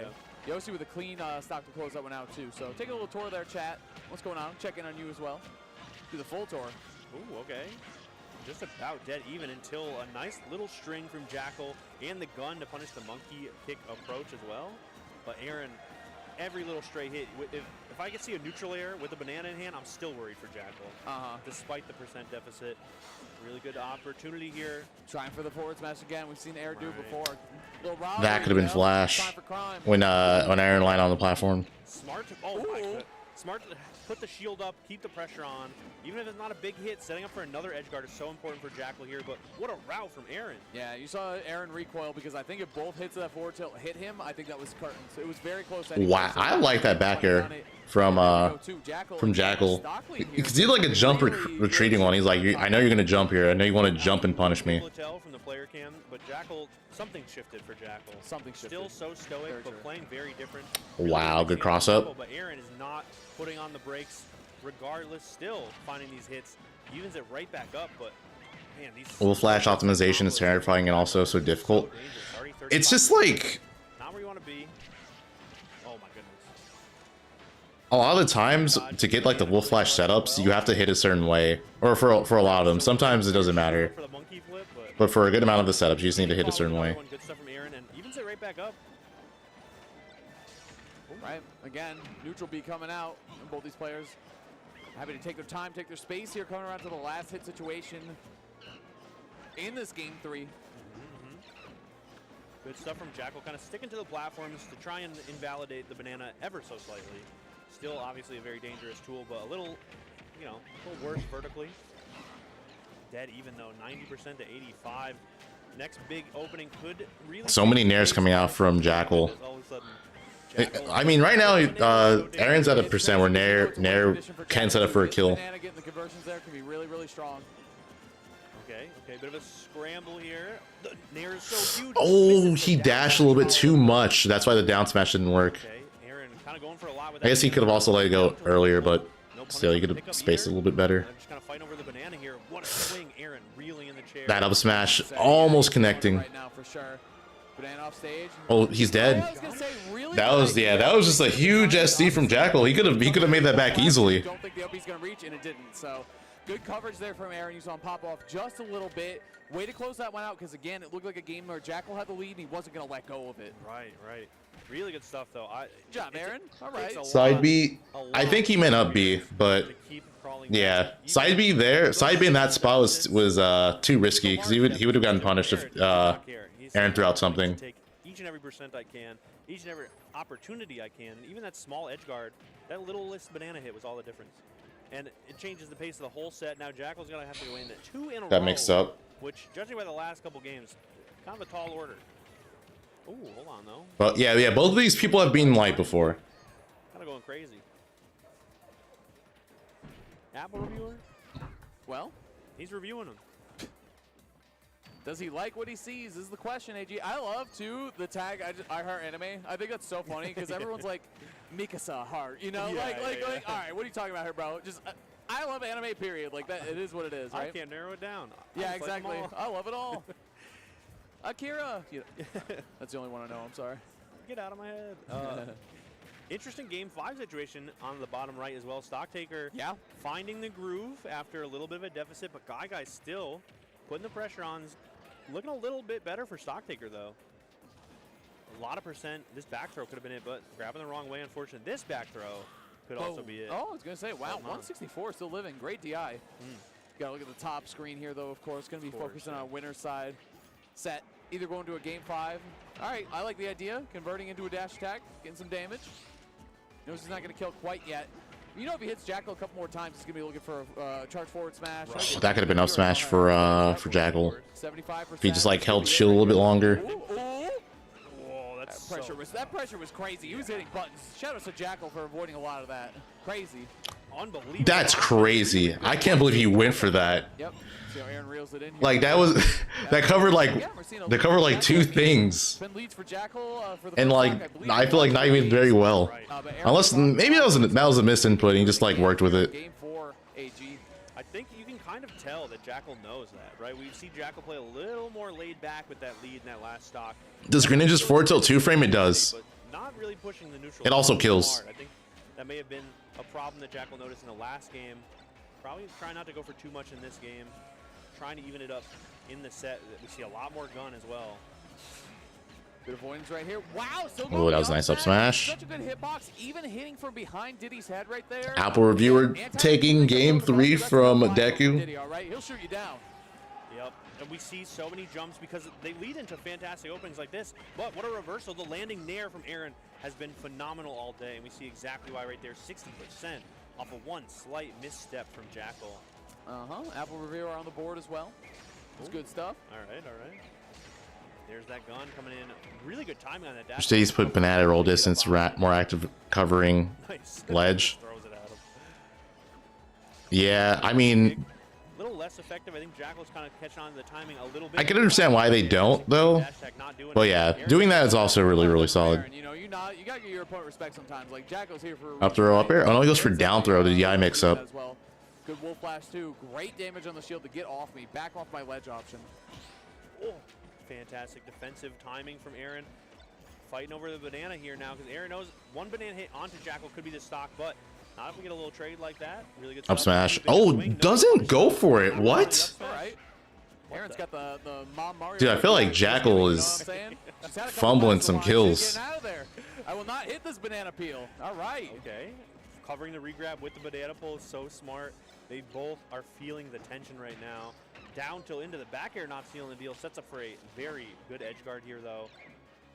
Okay, putting the pressure on those item drop back airs, like you said, but it's going to be the nair from Jakal. Unbelievable. Neutral air, dang. Still, you know, shout out to Aaron. He's going to be at 200 when he loses the stock, right? Oh, he might be dead here. Yep, that's the stock. And now Aaron is one stock away from winning the set. Very nice. That's if he loses the stock, though. Gonna get a little bit of a regrab, stuck at the ledge here. Still using that banana, trying to get any sort of lead or any sort of win. Oh, yeah, good roll read. Jakal finding any straight hit. Okay, even. One apiece. Aaron trying to take it home. Huge situation right now, right? Are we going to see game 5, or is Jakal already going to the losers bracket? I can't believe it, because he was a shoe-in, you know, in my side, and in my head, a shoe-in for top 8. I don't want to say easily, but you know. Yeah, well, I mean, those advantage state combos still looking like Jakal wants to bring it to game 5, obviously. For sure, 50% for sure. already, but Aaron's playing so on fire. Every opening has been so huge. Oh, okay. Taking it slow as I say that. Like, oh yeah, the advantage is great. And he's like, you know what, actually, I'm just going to take 2 hits, pull that banana. Oh, that was a nice monkey flip. Shield. Both these guys mixing up either their aerial command grab, all their timing around the other shield has been so good. Like, their offense in general, their tempo. Another monkey flip. Such a good command grab. Okay. Fighting over the banana, and Jakal somehow sneaks it. But it is gone so very quickly. Aaron looking to set it back up, and is still dead even on this last stock. I love just pulling the banana to threaten like that. Central zone is so important. You knew he's looking for a back air, right? Yeah. Lining up. But the thing is you get a fadeaway neutral air there into the back air. Okay. Oh, doesn't get the up air follow up. That's it. That's it. That's it. Down to left smash. Yeah. Do it just barely off the top. All right, Aaron taking it. All right, well, I was horribly wrong. I was so certain the tweak experience was going to come in clutch, but Aaron's just different. It's a whole different beast. Timing right into another game 5 situation.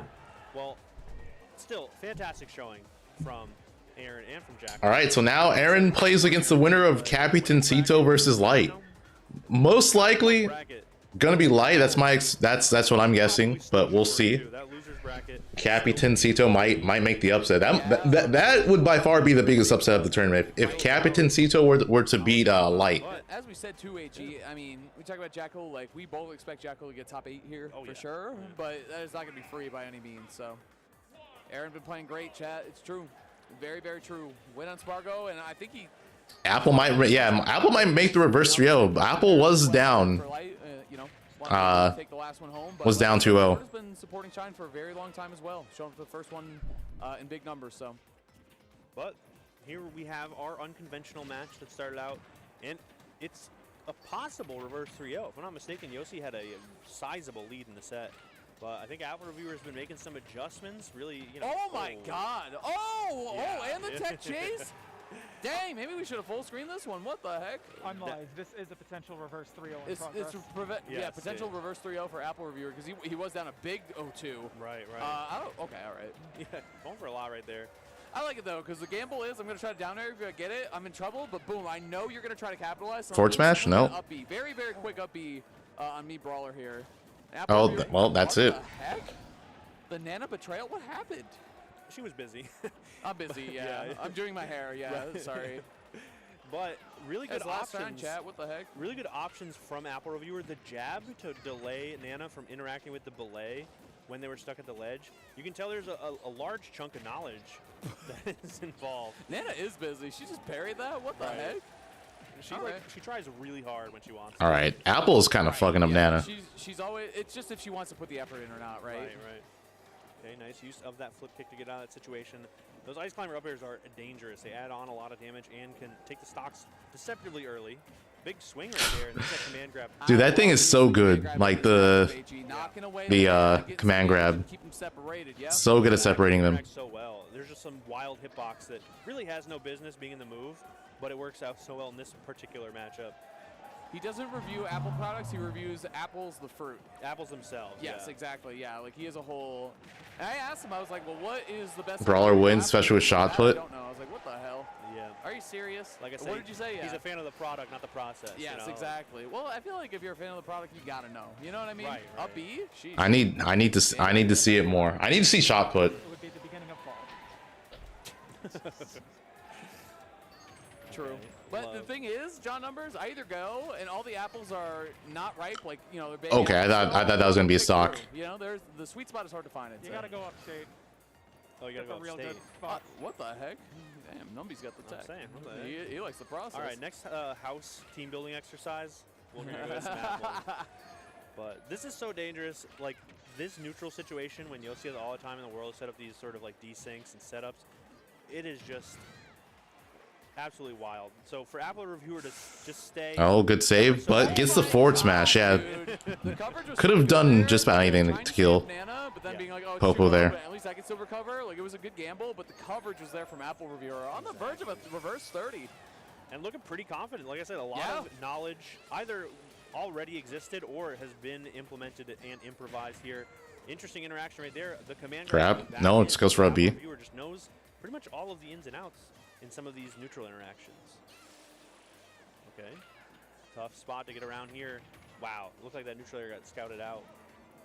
Ooh, what coverage right there, but another command grab snuck in right there. It is dangerous when you grab. I'm pretty sure you could punish the side B if you don't grab the main climber, but yeah, Deku's just missing the punishes. You know, up tilt, follow up into up air, or up air to up B is true. Not if there's another character underneath looking to shark you. That was such a good shield work. And I think you can see why Apple Reviewers did so well in doubles as well. Right. The awareness, man. So important. So true, so true. Finding all those random pickups. It's basically just a constant 2v1 situation. Right there, not able to find the punish again. So many good command grabs are getting found in this game 5. Okay, I love that movement right there. Yeah, that's good. Dude, that's why he Oh, this is GG's. You hover in that no-fly zone right against so many characters. The thing about that too is that like once flashing Mach Punch activates, Brawler's invincible throughout like the entire animation until the final hit. So you can't even interrupt it. Apple Reviewer, that back air. Very close. Oh, that's should be it. Oh, GG's. We'll do it right off the side. Reverse 3-0. All right, yeah, Apple getting the reverse 3-0, and Knight versus Capitancito is up. And it rolls right into a wild set up on the top stream. And the crowd going wild for Apple Reviewer. What the? A fan favorite. Dr. Mario? You know what? That could work. Dr. Mario versus Fox is like surprisingly good for Doc. With the Doc? Similar to Ice Climbers, if you have to fight Doc up close, it's hard. I'm not saying that Doc beats Fox at all, but I'm saying this is one of his better matchups just due to being, you know, Fox having to run up close and actually fight him. Doc's up B is frame 3, guys. That is crazy. That is really, really good. That killed. Yeah, and Doc's kill power is also stupid. That's a Doc right there. Come on. A bit of a spicy up smash, to say the least. Well, Light doing the Light classic, weak dash attack into Bear. There was like a slight miss where I thought I would see. But yeah, once Light gets like 70, he has to be careful because up B is an option and it can kill. Immediately made me feel better and a lot more comfortable. No, that was a good roll. Smash to punish that landing. Super smart. Oh my goodness. These low percent combos from Light, so fantastic. And the follow-ups, the tech chase off the platform, 74 and counting. I think we might have to see the gunner. It's just what we've come accustomed to seeing from Light, right? That offense, taking off of the lead right here. I think if anything, like taking the first stock, nice. Piss them off. Like this is where we're at right now, right? I'm wondering if Capitancito is just going to save the up B until it actually kills, because he could have done it like when Light nared into him. There's no aerial that Fox can do unless it's like super space to avoid the up B. Like if Fox nares on top of you or something, you're going to get, or you can get a bead. Bringing a, you know, Capitancito on a tour of Pokemon Stadium. I like this. That's good. Oh, the snipe? Wow. That was the craziest long distance pill I've ever seen. The Nokia, right? Oh, that should be it. Oh no, doesn't. That's gonna do it though. All right, Light taking game 1. Seen that one before. I feel like, yeah, he just needs to utilize that up B. Like that's what makes the matchup difficult for Fox. His out of shield options. But the Doc pick was ambitious. I think is. If you're not like showing you're willing to do that option, then it's not bad. What would be a successful. But yeah, so it's not going to be like scary for Fox at all. Which I thought we would see a little bit more of. Light notoriously though, like something he has gotten so good at is pressuring around the shield as Fox. He chose the worst Doc all. You know, he definitely needs to be able to do that, even if your up B is frame 3 or whatever. Tornado's good too, yeah, but up B is, I think, the most important thing to do in this matchup. Because you just get like such a strong get off me tool. So if Capitancito goes for an up B in situations like that, where Light doesn't end up committing to the approach, there's a big punish, big up smash waiting for Capitancito on the ground. So I appreciate that. Well, I'm telling you, the Gunner matchup just must be that bad. Yeah. Like, it just has to be, right? I don't know, though. Like you said, I don't know how well versed Light is in this matchup. I can't look up their set history right now. Chat will let us know, though. They always know. Honestly, the Yamcha tag does make more sense with Doc, though. I can't explain it, but it just does. Yeah, it's. I'm starting to figure it out, chat. Okay. Wow. Ooh, that was a good grab. Did not think he'd be able Up to smash. Up smash, really good punish off the whiff up tilt. A deceptive amount of Okay, yeah, Those up tilts like just reverse up B. I feel like. I don't know if Capitancito just doesn't know or if he just forgot in the matchup, but he is just not pulling the trigger on these up Bs. Off the ledge against Light, especially with a character like Doc. You don't have a lot of options. Just resetting it yet again. Nah, he's gonna ledge trapped. Pressure here. I mean, you want to talk about where Light is good at this game? At the ledge, baby. True. Okay, there it is. All right. Okay, he does know. He's just saving it until like kill percent, which I don't think is That worth. is punishable, by the way. Yeah. At 0 against Fox, he's just on the ground still. It's embarrassing. One of those moves you just don't use at that low. It's the bear. Even with that much rage. Right. But I think like the idea is here, and if the matchup is that bad, and you're able to like keep up in the first stock a good Light, I can see why you think you want to keep going. But either way, Unleashed against G Extreme going on here. Great players. That was good for Light. The weight. Yeah. I would say some of the newer players as well. Oh, up smash. That was so good. Unleashed also. Up smash was definitely the better punish there over up B. Obviously the Sora being the newer one, really finding a groove with the character, and G Extreme also kind of mixing it up a little bit. We see a little bit of Steve in the G Extreme, roster. Sticking with the Pikachu lately though, and feeling pretty comfortable about it. Already pretty close, pretty much dead even in this game 1, but Light on the last stock back up. Okay, nice. He is okay. He's doing it more. That's the important thing. Like that's why this matchup's good for Doc. Like he can't just touch your shield now, and he knows it. One of the best things Doc is good at is. Oh, goes for it again. That was good though, even though he didn't get it there. Dive to the ledge, yeah. It's a secondary, but still hitting that angle. Also, if Fox bears your shield, you can still do it. Landing bear with Fox is like really bad. He it doesn't go for the downer. That was game, but he gets it there. Down tilt up air is a real confirm, and it kills. Y'all were so smart, and you said get rid of this Doc. How about this? Get rid of Light 2 stock. Retaliation there.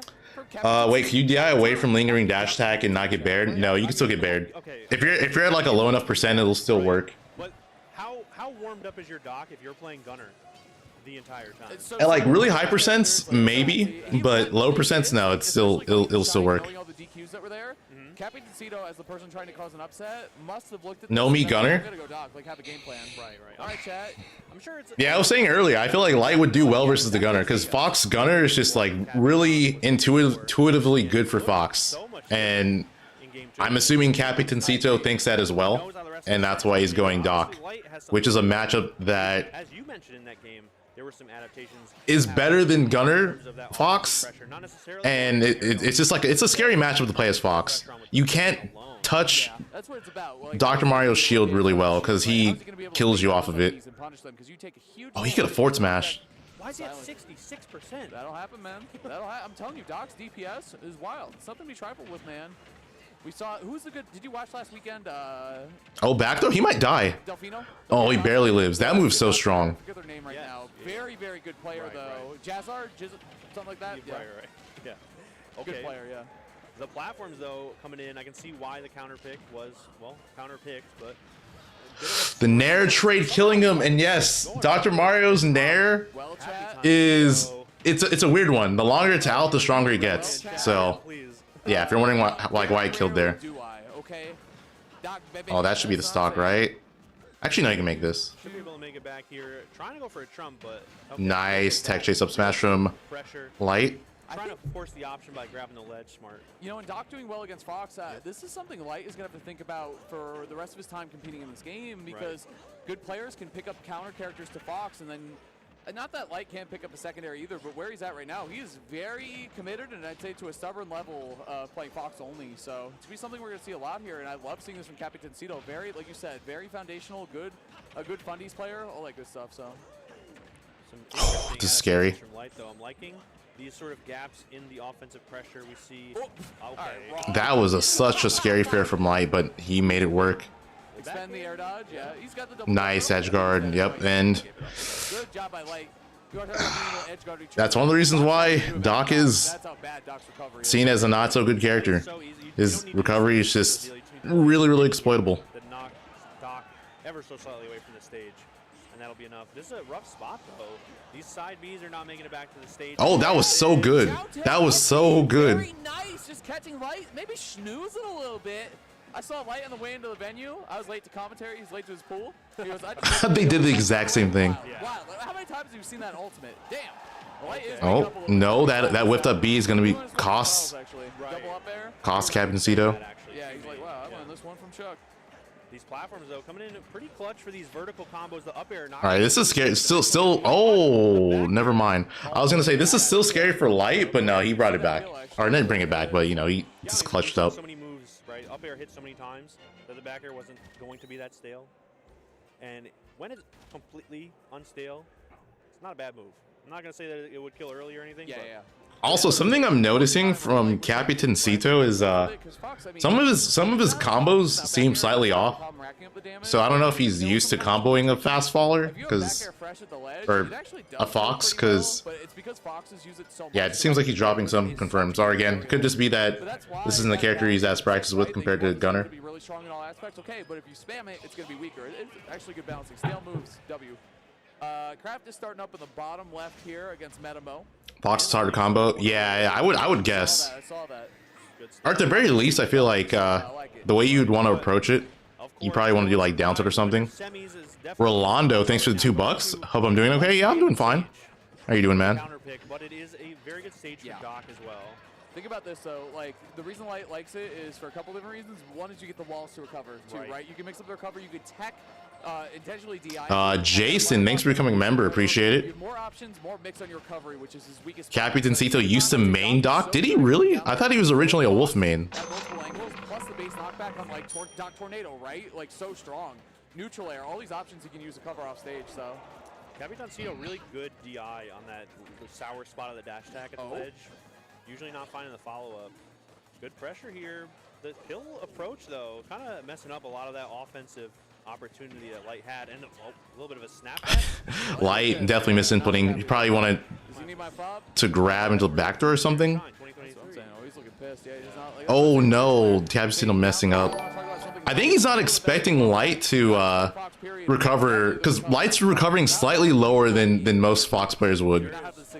So it's definitely throwing him off. Even the tiniest changes of those Firefox angles. Nice. Yep, that's just real. Down tilt, relatively safe, but leads into a kill move right there, and there go the sleeves. The Cal's counterpick's kind of weird. Yeah, I agree. This is probably Fox's best stage. Harder. Oh, can't do that. You can't do that. We learned that game 2, game 1, whatever it was.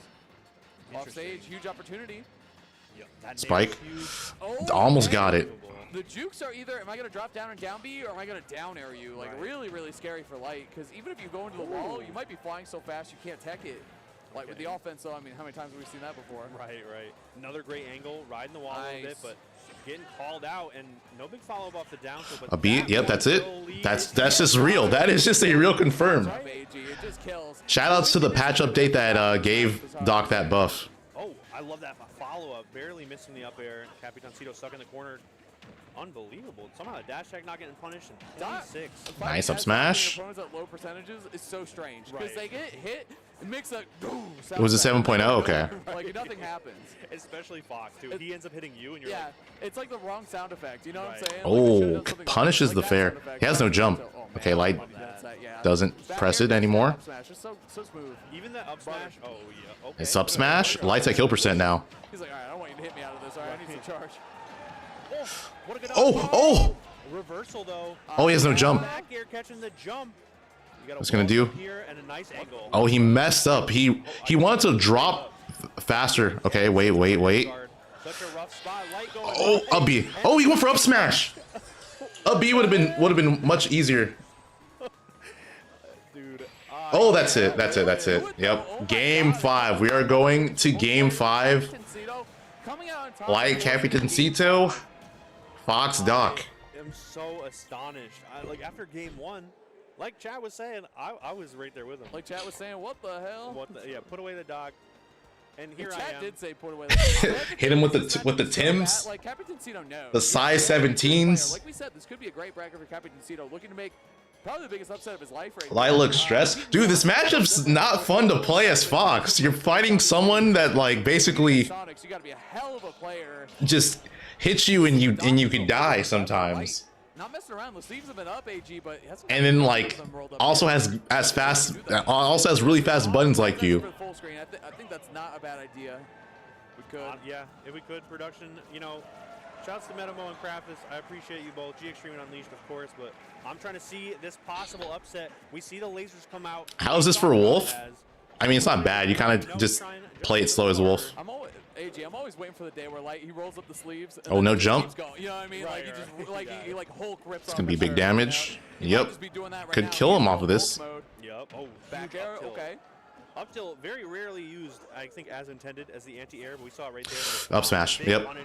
Whiffed up B. Seen that a couple times from him, man. I mean, again, you can. Yeah, there's a lot of moments where instead of like when Light's recovering with a B, he could just be doing down B. This is very true. But he is not opted to go for any of those. Oh, he's dead. Wow. What a reversal. He needed that too. Light was definitely going to try to cheese him with a shine. Holding on to those resources, making it back on the back foot now, and these vertical combos are so phenomenal for Light. Hollow Bastion, exactly the counter pick he was looking for. Now Chad is saying full screen is bad luck. Could see he had a shield. Capitancito play with tab jump? The options are basically down tilt or back air, right? Like you catch the jump off the ledge, try to keep the pressure up, but here comes Light. Oh, double jump spent, but you know what? Neutral air too. Again, that could have been an up B. That could have been it. I think Capitancito doesn't trust himself to punish Nair, because Nair is like still pretty safe. Wait, down throw, down B? Okay, up Oh, it doesn't go for the up B there. Or Cyclone. Okay, careful. In the corner, this is where Capitancito's been so good. Doc, you know. Oh, too slow. Yeah, that's why he hasn't been doing it. He's just not trusting himself to react fast enough to punish it. After it's gotten punished so many times. Oh, what is he? He's okay. He's guessing way too much, not just reacting. But again, as good as the neutral air is in the defensive, if the fast faller or Fox can just go down. Good recovery. Parry, then get an up tilt, which is exactly what he wants. Now this is getting out of hand, but not impossible yet. I'm surprised it didn't shield poke honestly with the up smash. That was a good. This might be over.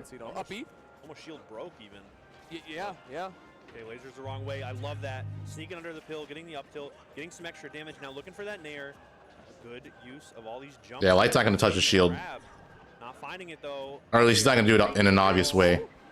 Dude, he's killed with up air already this set. Like, you gotta be careful here. Oh, that could have been the stock if Capitancito dropped a little bit faster. On the back foot yet again. That pill slowing Light down a little bit. The Trump not working out, and up throw is such a good idea. Oh, that should do it. Yep. Good way to seal the deal. And Light taking it 3-2. Unbelievable. Game 5. Y'all said put the dock away. Yeah, I felt like at the end there, Light was making Capitancito second guess himself way too much. Fantastic. And moving on down, we got G Extreme evening it up again. Yeah, good set. That was a good set. Definitely was not expecting the Dr. Mario. I thought we were going to see Gunner for sure. I will say. Okay. But I am a fan. I've watched a couple of games on stream, off the stream, and Venmo looking really good, honestly. The young Link. Young Lank, yeah. That would have been crazy. Not the most popular pick, but that would have been such a crazy win. People like moved on to new characters and stuff. I feel like Young Link fell off a little bit, but I still think the character has some potential. The game, dude, if Light got that tech chase off the nair, that would have been disgusting. Well, again, does well against some meta threats too, like Peach. And but yeah, that was a good set. Reminder, guys, if you're in chat, if you're enjoying the stream, drop a like. I would greatly appreciate it. Let's get me to 1K likes this stream. If going up, and I would say if the current one look pretty comfortable, but now 1/4 of you, damn, that back air was crazy, by the way. or the current 1/3 of you, just drop a like. I'll hit over a K likes. So back air, you all right? I might as well do it. I got 4 up Bs I can use. So yeah, that's cool. thank you guys. Thank you in advance. Okay, really good routes from G Extreme. I've been saying it all day. but Pikachu just has so many options. It's not too surprising. Okay. It might be a little surprising. Again, dude, looking for that deep back air again, by the way. Didn't even have to Sonic Blade or anything. Just being able to upbeat from that deep. It's crazy how good Sora's recovery is. Right. It just so many options, too. You can throw out so many hits and then still make it back so comfortably. Thunder interacting. Oh my goodness. Nice. I love the Sonic Blade one. Would it mean more for me for people to hit 1K likes or donate 50 for something ridiculous like calling Mars? Good follow-up, too, to set up for the edge guard. The Blizzard is so If you guys want me to call Mars again, then sure. Sure, you could also donate. I'll be right back.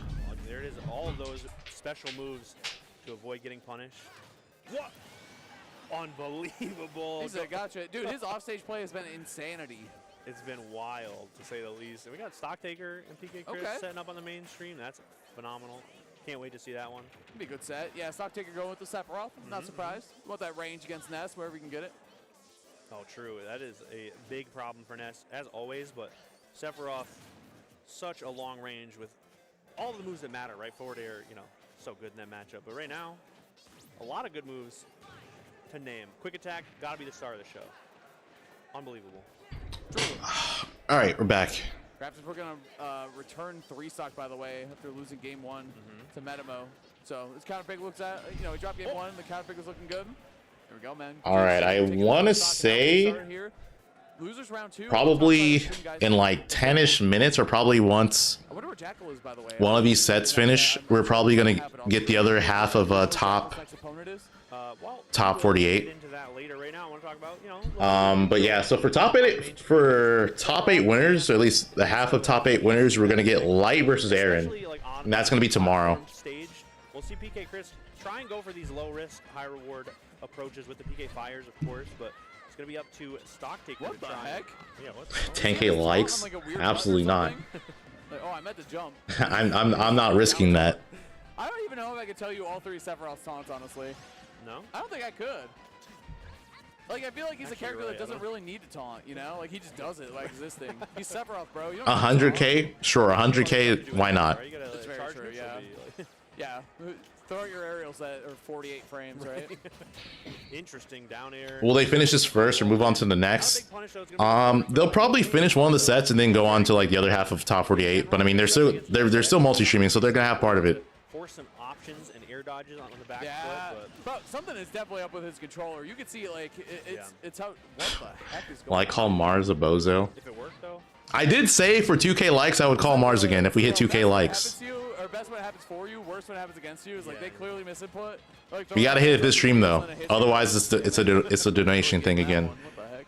Oh my goodness, PK. Wow, good Chris. good angles from PK Chris, man. True mage right now. Right. We can go to the moon next year. PK Fire from the stage to hit Sephiroth just because of the way the hurt box works. Some big damage, and I like that interaction too for PK Chris. Kind of stuck at the ledge here, swinging, but not really finding the timing. How much for me to meet up with Tweak and play Pokemon Go?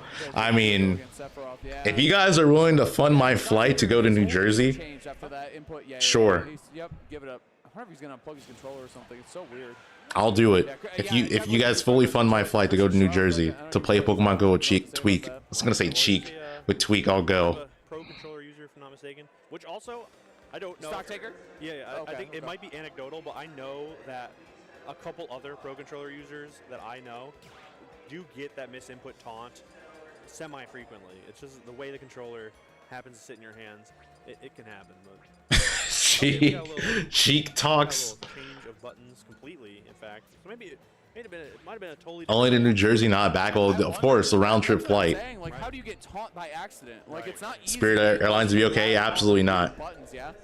It's Delta or nothing. Thank you, production, for confirming. I hate to see it, man. Yeah.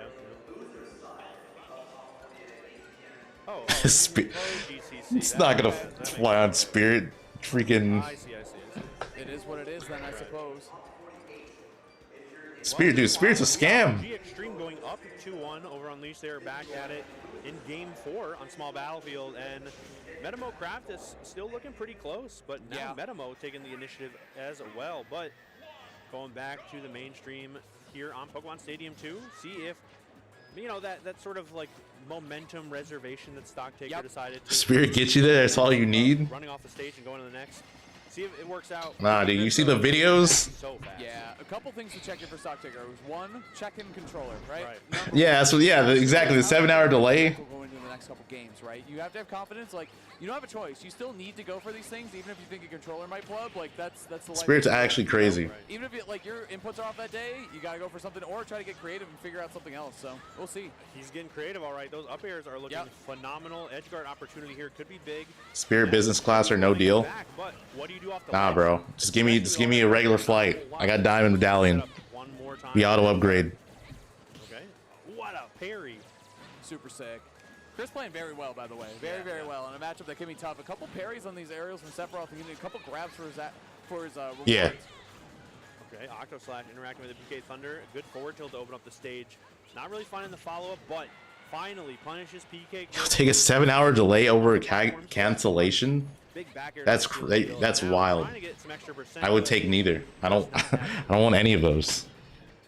Back to neutral. 2 stocks apiece. They're grooving too. Honestly, it looks like they're feeling it. Definitely. You got it, man. PS2 like a great stage for many reasons. The music is one of them too. It's very nice. Wow, the PK Fire almost connected. That one does though, and it's still such a bad situation for Stocktaker. Sephiroth, as much as I love the character, definitely has some difficulties that you must work around, and it's a good word for it. Yeah, Ness is really good at capitalizing, but Yo, this Stocktaker PK Chris set though. It just never has been, never will be, right? Imagine the It's looking pretty close. Oh, whoa. Can we name a character like that? No. I can't think of one. Chat. Oh, what a swing from PK Chris. And such good pressure too, those down tilts continuing. No gaps in that offensive pressure. All right. Counter? Okay, yeah, that makes sense. I think It can be a little difficult. he wouldn't have been able to hit him with the counter anyways. Alright, it's the bear. Mega Man. PK Chris going for the gacked attack. It fails. Wario doesn't feel small. Banjo, I meant real characters, chat. Come on. There you go, Mega Man 2. Yeah. Like, don't say Plant. Plant's pretty big. Yeah. Come on now.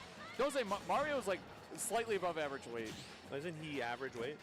I thought he was a little above though. Okay, well, we'll argue about that later. His hurtbox is tiny though. Yeah, That's what I'll say about it. Like heavy for his above his weight class, right? Yeah, I'll take that. Bowser Jr., like I said, chat. PK Rocket breaks counter. I think it depends on how close you do it. You're all right, chat. That's why I ask you. So I want to say the later hit isn't as strong. Just look it up. I'm busy. I'm doing something, chat. Down throw bear. No, goes for fair. What are you're doing nothing. Why can't you tell me? Who is busier right now, chat?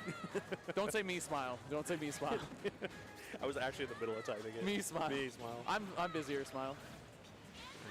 PK Chris kind of stuck at the ledge. No dodge, but I feel like that was game. As soon as Chris air dodged. Corn fan 1992. Oh, nice catch. I'd rather not. Like Stocktaker taking game 2. Corn fan 1992. Yep. Stop typing in chat. And Stocktaker, fantastic edge guard and good pressure. Really good stuff. Evens it up after an unfortunate. Name your cat Twinkie. There you go. Your cat's name is Twinkie now. But dead even across the board. Game 3 down on the bottom left. Metamo with a slight lead, and game 5 down on the bottom right. Down to the wire. But we're going right back. Sephiroth and Ness up on the mainstream, and it's going to be on Battlefield this time, which we saw was actually still very good for PK Chris in the, maybe first 30 seconds or so of game 1 when we were playing. Name your child Twinkie. Good try right there on the down. There you go. Chris still playing confidently, like you said, though. If you're asking me to name somebody, it's Twinkie. Oh, missed the edge. Close, actually, not finishing it off. I think he could have made it back too. He just had to slightly angle it instead of going straight up. Really good pressure with the aerial. Is going to air dodge back to the ledge though. Really good option with the back air. This is so tough for Ness to get off this ledge. Finally though, PK Chris, a lot of options here. Have to worry about. Oh, wow, fantastic timing with the Shadow Flare interaction. Okay, hold on. This is still like so even though. PK Chris not able to make anything happen in terms of offense. Stocktaker just kind of giving a tour right now. Very much so. Oh, he did it too late. Honestly, or too early. Great positioning right there. I love the timing of the back air from Stocktaker. Very nice. Stocktaker takes that stock, but he only got hit once and took like 2%. Oh, well now, never mind. Thankfully not seeing that jab lock 61% though, and the down smash, not exactly what the Stock Taker fans were looking for, but finally finding a way back to the stage. Oh, big back air. Okay, a little forward air too. Good pressure on the platforms. As much as I said these platforms would be good for Ness, he's kind of getting stuck on them. For sure, yeah. I mean, you got to talk about how it's been working as a counter pick, and like I said, these two guys, it's going to be a very Wow, that should be a stock. So close, this should be a counter. No, Oh, he went for side B there. I'm assuming that was counter. I think that was a misinput. Now looking for the counter. It didn't happen. Yeah, there's a very like weird interaction with PK Thunder 2 and the counter. You have to do it at a very specific spacing. Maybe Stock Taker Good parry. Wow, what a turnaround right there. Unbelievable. PK Chris, his parries against Sephiroth aerials. Up smash, but not the strong hit, so it's not going to kill. Punishes too, the Actually, that's probably the weakest hit. Small advantage, so phenomenal. Finding those big hits, even in the littlest spaces. The air dodge timing working out. No punish. Again, forward tilt, but the weakest hit. Covering the roll. Should be the stock right here. Oh, okay. PK Chris has been good in that position, avoiding the win conditions, all that good stuff in the corner. Which, I mean, Sephiroth, like, as a character, he kind of, I mean, he's not that amazing at ledge trapping, you know what I mean? He's pretty committal to his options. Forward tilt, back air. Forward air is obviously God's creation, thanks for the $4.99. Something when you do that, so you can see PK I'm glad you're enjoying it, man. I enjoy doing it. Nice up tilt. A little bit of jump scare on that one, too. I think both players were just as surprised that that worked that way. Right. But really good stuff from Stock Taker finding it after PK Chris looked untouchable for the 30 seconds. Oh my god, dude, he's been hitting. Oh my god, wait, oh my, dude, he was following up. Like, that was all muscle Dude, memory. Stock Taker has. I feel like Stock Taker's so good at has such a good advantage state. Like he's really good at just like holding the opponent in like a bad position. Get him off stage like that down angled PK fire, as we've seen PK Chris do several times. Could be really good. Down tilt, waiting it out, but fading away. Nice option to recover there. PK Chris though on the hunt here now. AG. Oh, could be dangerous. Really good option. The wing was huge right there. That extra jump is so important. Jumping out of PK fire is really dangerous if you only have one. Wow, yeah, I get the fair. That's GG's. Popping off a little bit. Stock Taker feeling good after readjusting his controller. Whatever happened there. Yeah, definitely a huge adjustment. Did Sonics get called? No, I did not call him. Pivotal moment. Everyone knows it. It could be so deflating, but Stock Taker just settled down and just ran 2 straight games, looking so comfortable, looking like that first game didn't even happen, and really making some good adaptations. The counter pick, although it was PK Chris's counter pick, still looked good for Stock Taker because of how Stock Taker was working around that new dynamic. So sick. Amazing comeback, and that's something you're going to see from Sephiroth as well. You know, the wing, he's a character that's really big. He's a How much to call Misu King? It's the same amount. Whoever you want me to call, it's going to be the same amount. As we've seen Stock Taker do since game 1. But I got to say, PK Chris is also playing very well. I'd be very surprised if we didn't get a game 5 here. But the way Stock Taker's been playing, he's been taking them stocks. I mean, he's earned that name for a reason. So true. It was not ironic. Well, okay. I think he did. Yeah. Anyway, back to the match. Yeah. Oh, I love that pressure. The up tilts have been pretty phenomenal. It's not a move that you see utilized often, but Stock Taker finding the opportunities. Oh my goodness, PK Chris though, a little opportunity right there to put some damage on. I gotta say, I do like the stage for Sephiroth. I mean, think of how much area the Masamune covers, right? Up air, back air. Dare? I feel like that was definitely not supposed to be dare.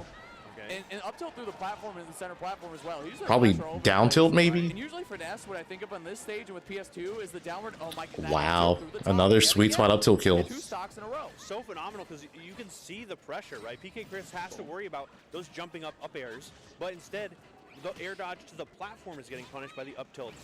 Oh, nice. My goodness. The thing I'd like to see from Stock Taker here, get PK Chris off stage and go for off stage play. You have a counter, you have a forward air. It's what won you the last game. You have a stock to gamble. Go for it, man. I know he's got the chops to do it. Right. I think we might see that more often with the wing too, because that opens up the chart. Oh, you live that. Yeah, not enough yet. I would have lost money. Okay. True. Nice. Wow, there it is. what a jump, by the way. Phenomenal. It was Castlevania, just like instant hop right over the projectile. Very quick stuff here from Stock Taker. Nice. I love the empty hop. Yes. Trying to bait an option, see what the play is here. Not going to hit it. It's all right. I like how he backed off, too. He could have gone for another down air, but it was risky. Still catching Oh. up smash, though. Again, Gets him with a Gat attack. Has been very strong. It's one thing that's keeping him alive in the set, AG. Definitely. We see a lot of really good utilization of the magnet, the jumps, the momentum shifts. That You know, I'm surprised more Sephiroths just don't go for down air. Because he's kind of getting stuck at the ledge often. I feel like they always pick the safe option with down tilt. Sephiroth as a character. Okay, I love these projectiles, but the Octo Slash, normally not the best option, working out really well for Stock Taker right there. Finding a sour spot back here, but it sets up for a wonderful edge guard here. Yep. Force him to go to the ledge, go for the ledge trapping. I like it. Do I call it Gact attack as a smash factor? Yeah, exactly. That's exactly why I call it that. Just a little bit. It's a critical situation too. Oh, I think he wanted the peak. I think he wanted the Thunder to cancel out the projectile, but he still recovered either way. Okay, runs it right back with another neutral special. I like that sort of long-range shield pressure. Oh, another up tilt kill. Kicking himself for that one. I mean, this set has been a story of a couple misinputs or controller flubs for sure. So, yeah. Okay, big forward air to start it, and the forward throw to set up the edge guard. The up special getting beat out, but still making it back. Nice. Good angle right there. I love that blade dash right into the corner. Really good vertical pressure. The forward airs Oh, that's... Chris are phenomenal, though. I'm assuming that Chris was trying to back air. Not going to be enough.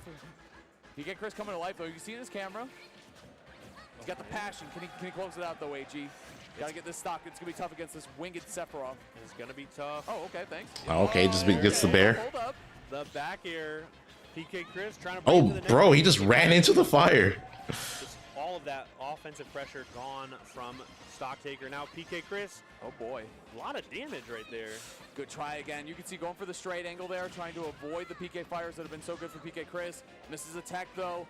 Dude, if Stock Taker gets another up tilt kill. Pressure underneath the platform this entire set. Oh, that was game. He just needs to charge it a little bit longer. The up air almost into the up smash.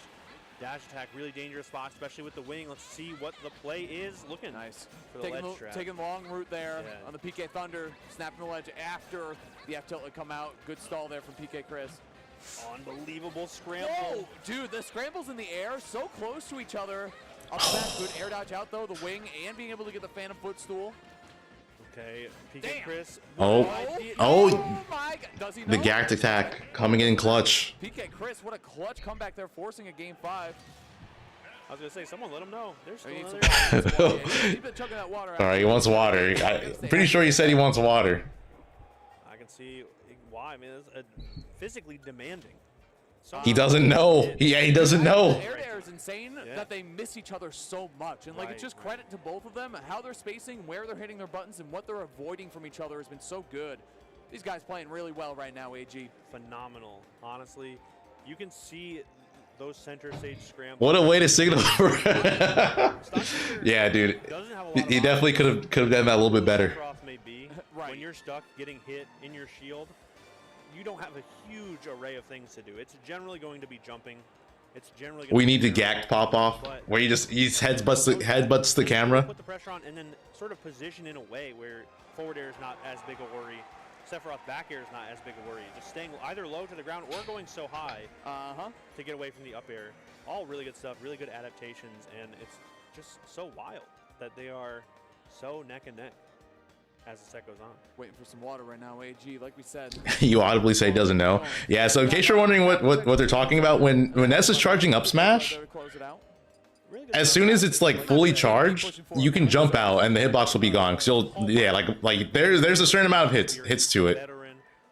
No matter what. So yeah, once you shield enough of it, you can jump out. You don't have to worry about trying to jump out and getting hit by the multi hits of the charge. Some old names go on in the bracket, and some new ones too. You know, got a couple of out-of-staters, out-of-regioners that are doing well.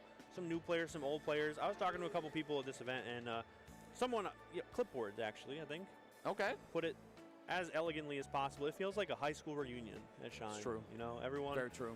Everyone's coming out to show support. People we haven't seen in 4 or 5 years showed up. You know. Yeah, they can release it. I mean, there's still mix-ups that they can do. Like obviously, if they're gonna jump out, they can release it sooner. But getting back into the game 5 here, Chris got some water. He's shaking up the hands a little bit.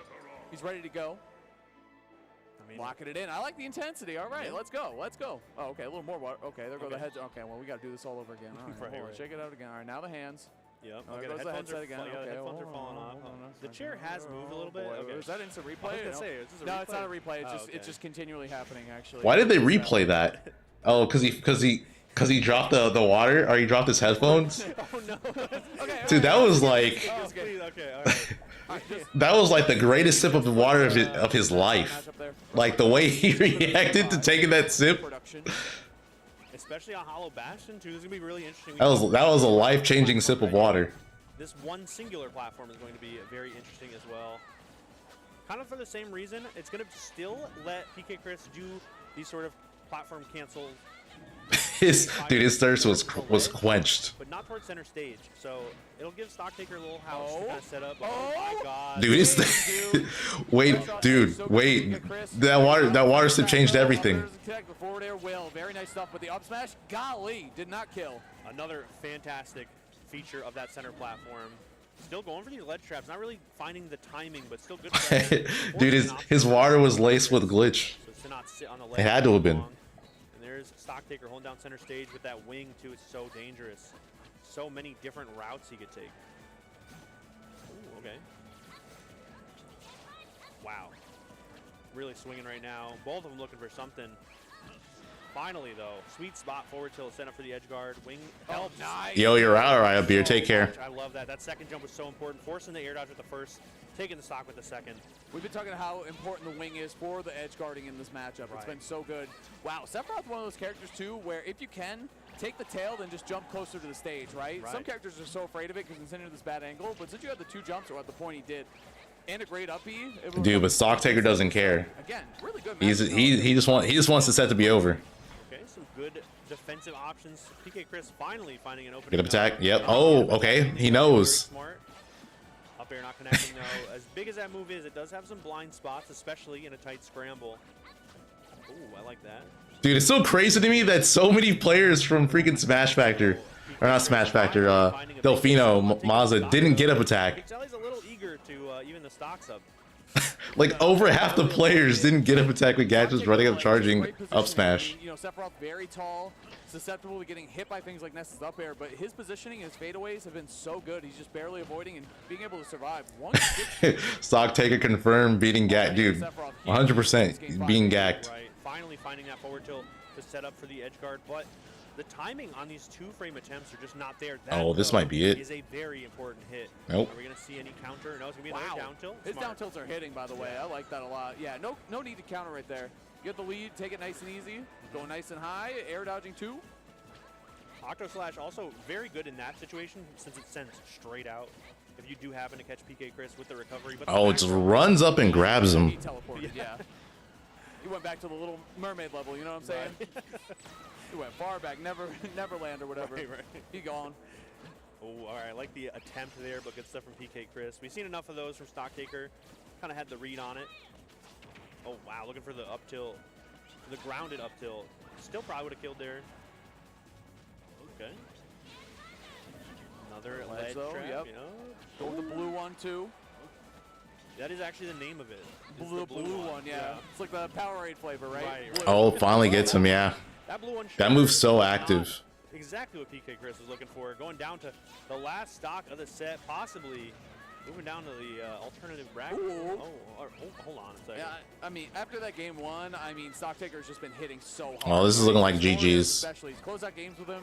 He's extended leads with them. Forward air is such an important tool in this matchup. Tempo mix up too between forward air and back air, right? You got to pay attention which way is Sephiroth facing you and how can his fastest option come out. You know? That grab was ballsy. Wow, up throw up air on the back foot. PK Chris looking to try and get some damage here. I love that. Back air follow up too. Oh, hold on. Down smash. Oh, wait a minute. PK Chris has an opportunity here. I'd love to see him take the stock and bring this down to the last game 5. Sephiroth with wing though has so many tricks up his sleeve, and you know, Stocktaker's been playing pretty conservatively so far. See if he's gonna go for a counter or for a read here. Up smash, something. He definitely could. Try to close the game out. F tilt, very nice. Great pressure right now, man. And staying at such a really good spacing too, where it's hard for us to get in, like hard to get punished by any of these out. Smash? Yep, called it. Nice. That was an amazing. Dude, I feel like I didn't realize how much Nesses do that. His movement is so good. Oh, that should be it, right? Gonna do it for sure.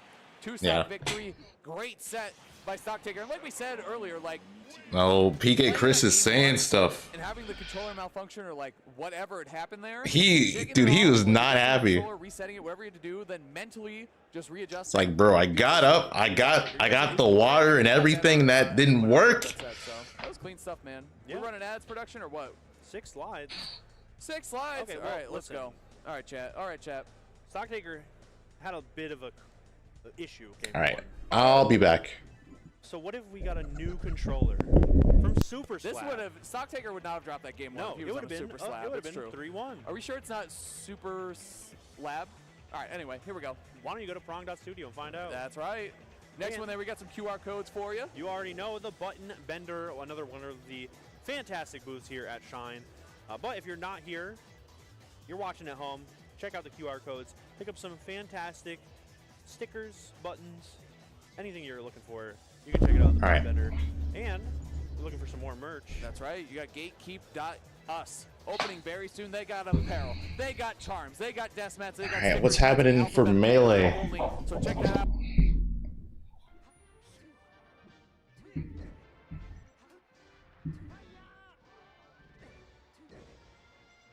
Panda versus Koopa Troopa.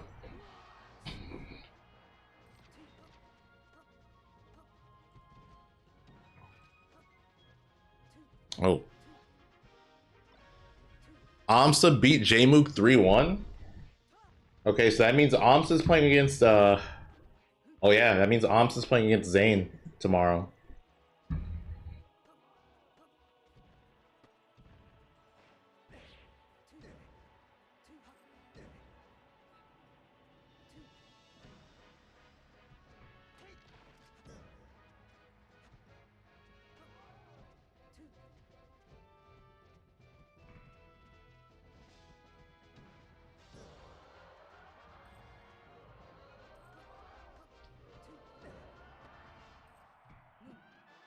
Was he cooking?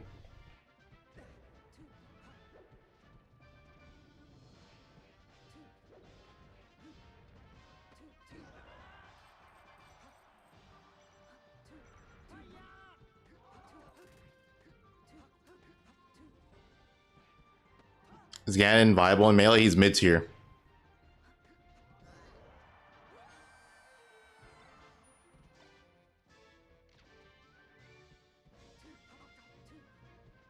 Yeah, this is by far the best Ganon's ever been. this game is by far the best he's ever been. After that, he's just been trash in every single game.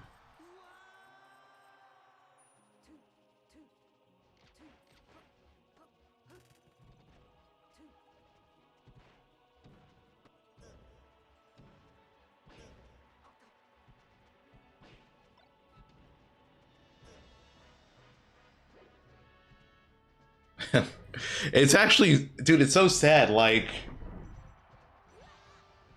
I feel like Ganon suffered from being released in Melee. Like, I think if he came out in Brawl, he would have been way better. Because in Melee, they just used Falcon's model, right? They just used Falcon's model. And then after that, they didn't give a shit. They're like, okay, we have Ganon. And they just always use Falcon's model for it.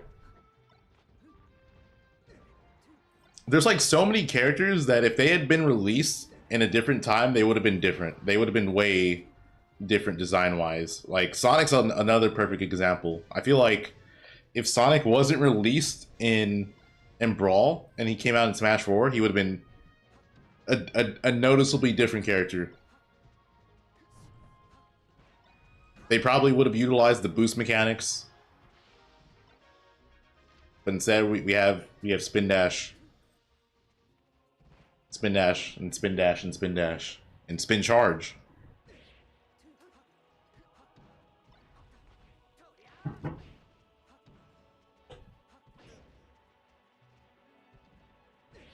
What happened to Max Captain Falcon? He decided to main Ganon. That's literally it. He legit just decided to main Ganon.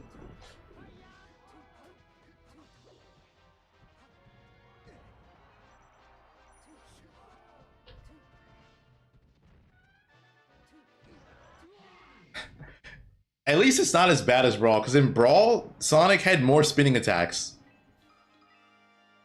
His down smash was a spinning attack.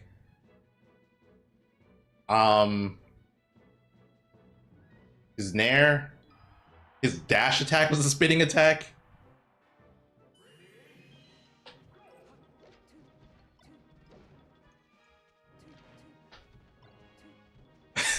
Stride, so he chose to lose.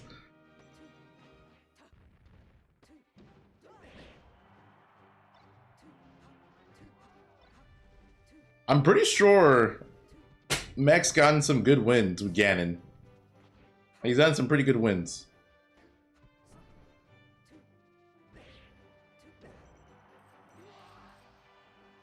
Do I think Sega had something to do with Sonic's blandness? No, I don't think so. I feel like Sega's is like a pretty chill company when it comes to using their IP. And they probably let Nintendo have pretty good liberty, but Nintendo or Sakurai is just like, yeah, like he's like, it's Sonic. All he does is turn into a ball and attack.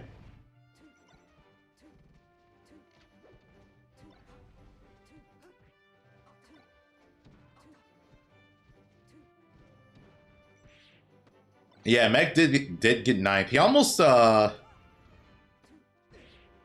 beat Mango. Pretty sure he almost beat Mango in top 8 at SmashCon.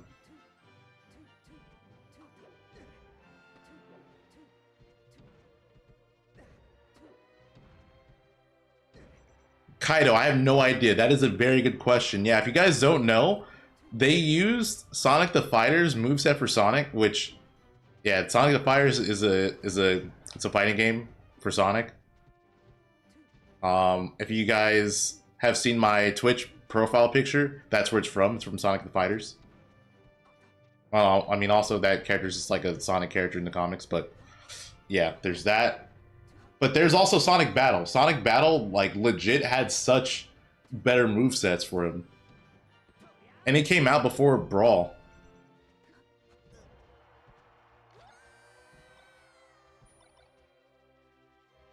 Dude, Mech is going in.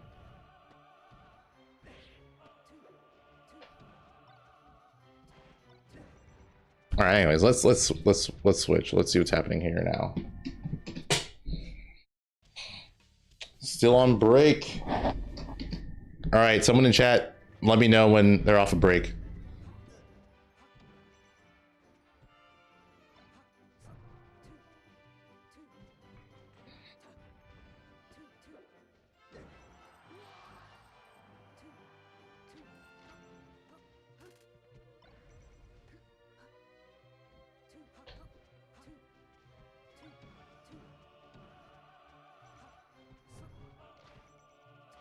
If you're wondering why the Sheik switched to Fox and FD, it's probably because they didn't want to get chain grab, because Ganon can chain grab.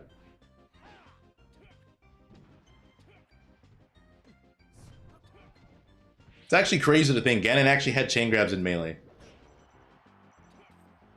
He had chain grabs in Melee. Yeah, and don't forget to like the stream. Click that like button.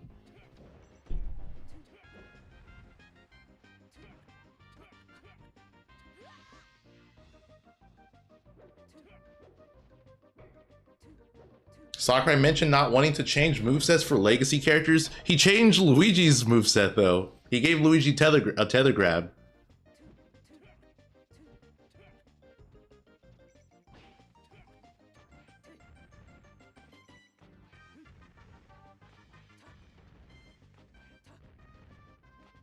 DD went crazy. Dude, DDD... Them changing DDD's moveset nerfed him so hard, because his backer was so good in Brawl. Didn't Mena have down throw chain grabs? No, he didn't.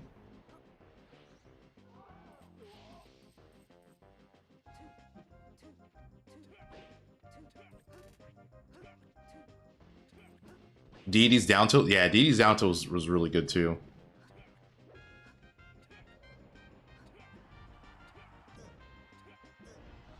Bro, that wasn't real.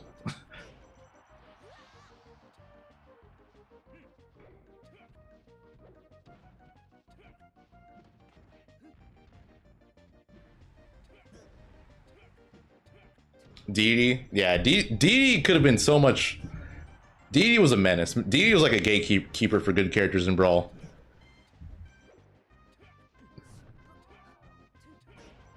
Like if you, yeah, like if you're a bad character, you probably lost to DD like really bad.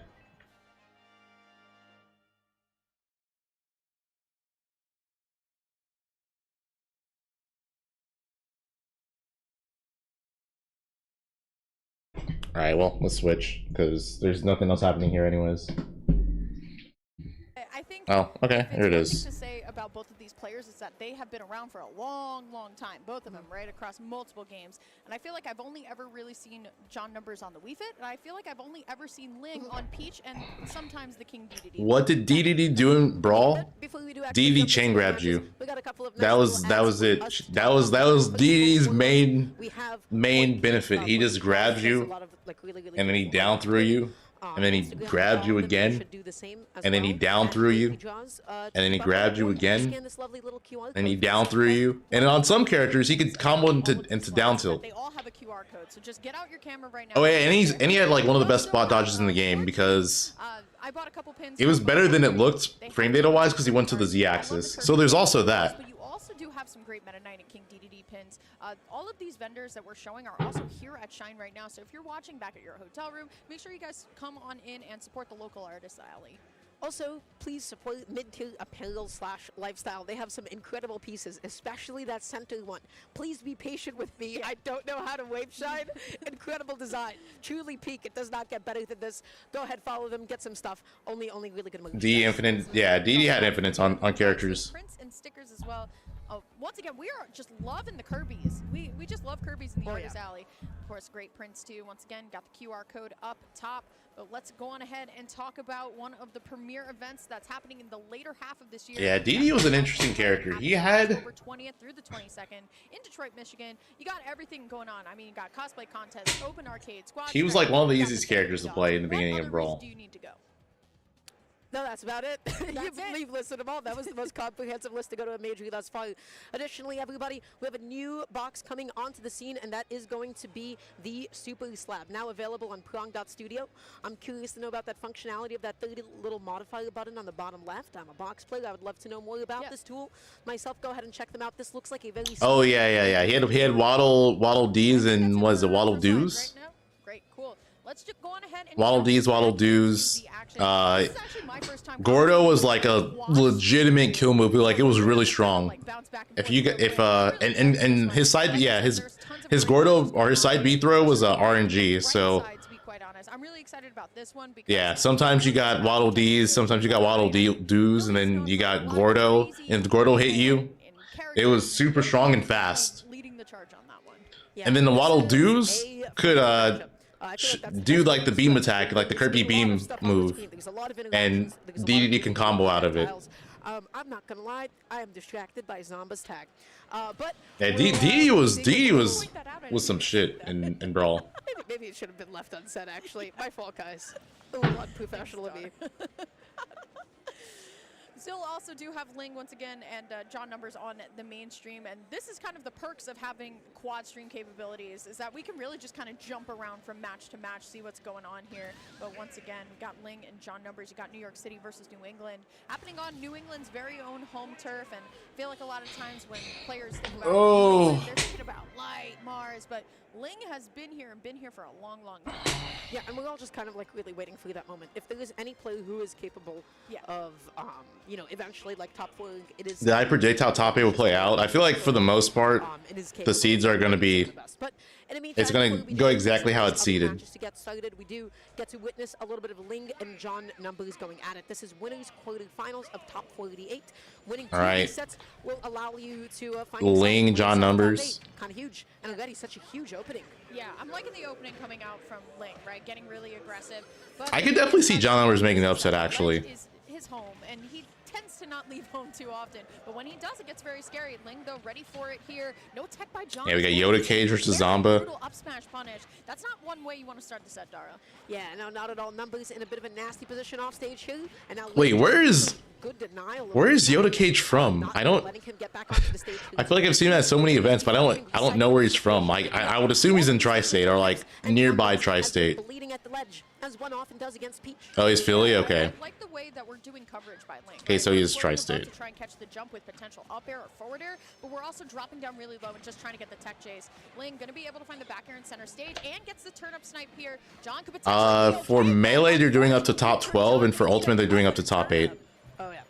In the meantime, we could also take a little look at the Zomba Yoda Cage set. Right now, Yoda Cage and Zomba. Do I remember John Number's original tag before you read? I don't. I didn't even know. Wait, did he actually change his name? I don't remember. Setting up that ledge with a gyro, and I don't think that was intentional. Yoda Cage maybe wanted to Z catch the gyro at the ledge, ended up accidentally air dodging, and this could be Zomba stock. I think one of the things that's very John about Letters. Zomba, especially in this, You know what? There's a lot of things that Yoda can do, right? Like kind of carting underneath the stage, going around the world there, and Zomba's just, you know what? I'm just gonna hold center stage. I'm not really going to play into John the 1, 2, 3, 4, 5, and 6. honestly, Yoda can definitely fire back. Yoda definitely one of the best players in Philly. You're right actually. Well, I mean it's basically John Numbers. On the platform there, Rob is going to be very successful here, and Zomba's having a really great start. Yeah. Going to be able to hit the gyro. Yeah. It down, and that's what you gotta do. No that was tech. so That was optimal. great. Yeah. Zomba sat there and looked like he was going to ledge trap, and then he did the unthinkable. He actually edge guarded Bowser Jr. and then was just able to get a stock off so early like that. I mean, that was honestly phenomenal. Yoda Cage was not ready for it. Is going to, fire back with a back heel of his own to be able to clean up that stock. And now Zomba full speed ahead here.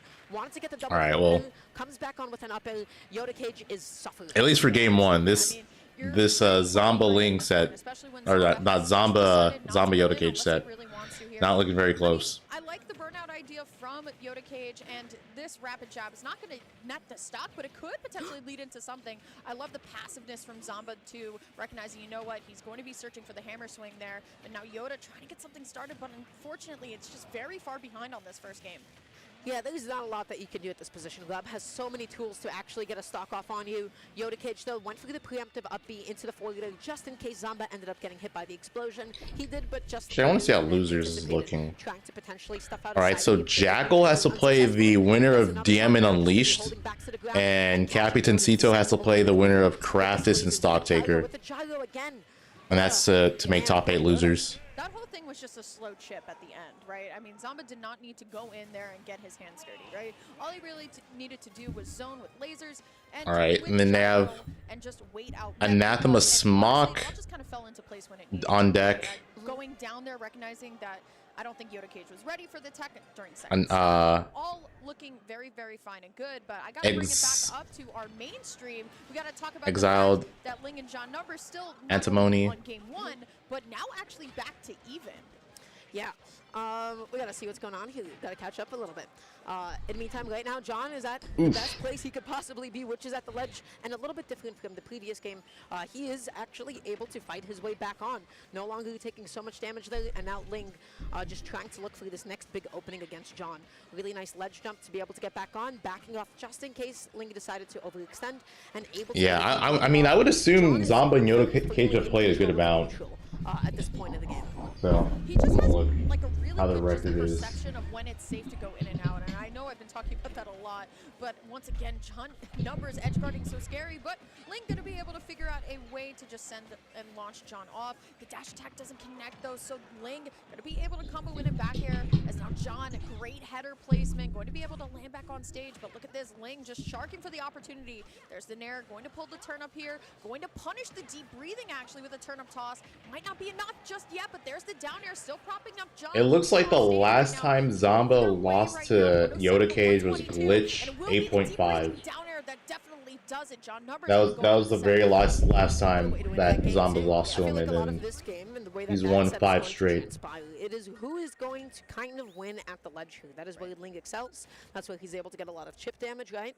And if John is able to make it back on, well, he's not only made it back on, but he also has deep breathing on deck, and he's probably hit you with a couple of headers to boot as well. And so it's just going to be up to Ling to just kind of... Yeah, see, Sam, glitch 8.5. That is... in the meantime, that's the tournament. The cage game this time around looking a lot more even than the previous game. Yeah, I'm liking the fact that we're on Battlefield, but sometimes The Ling numbers game didn't, well, I mean, in it there, but yeah. I mean, if you've never seen John Numbers play, oh my God, that was almost death. But yeah. But it is going to be Yoda going to be able to find the hammer swing. Going to be If you've never seen John Numbers play, he will make it hard for you to take a stock. But it's not going to lead into anything, as we're going to be able to miss that tech, and Zomba is going to be able to clean up that stuff. Zomba's tag? Oh, you know. Jenna? Picking up the Mecha Koopa, the laser though. Again, it is such And then it's tools. Jr. actually does. It is just going to go right through it all. So close there. Yoda, nice hammer swing to get back on here, but still a little bit of a sticky situation in neutral center stage. Ooh, okay, air dodge off, going around the world again. Once again, going to be able to grab it. Great down toss on the gyro here, and this is just textbook edge guarding from... Yeah, you know. Zomba's just a fan of one of my mods, basically. But honestly, I would just try and go for stability. Still, Yeah, Zomba's a huge fan of one of my mods. Dodge out though, just to be able to catch the gyro. That was quite a commitment. Yoda Cage not gushing back to center stage, being nice and patient, able to just get in there, get the licky down tilt, and now waiting, trying to get this juggle off though. Not able to actually anti. Dude, the tie lining on Kone was crazy. Still though, Zomba just keeping it very, very safe. All of this gyro neutral.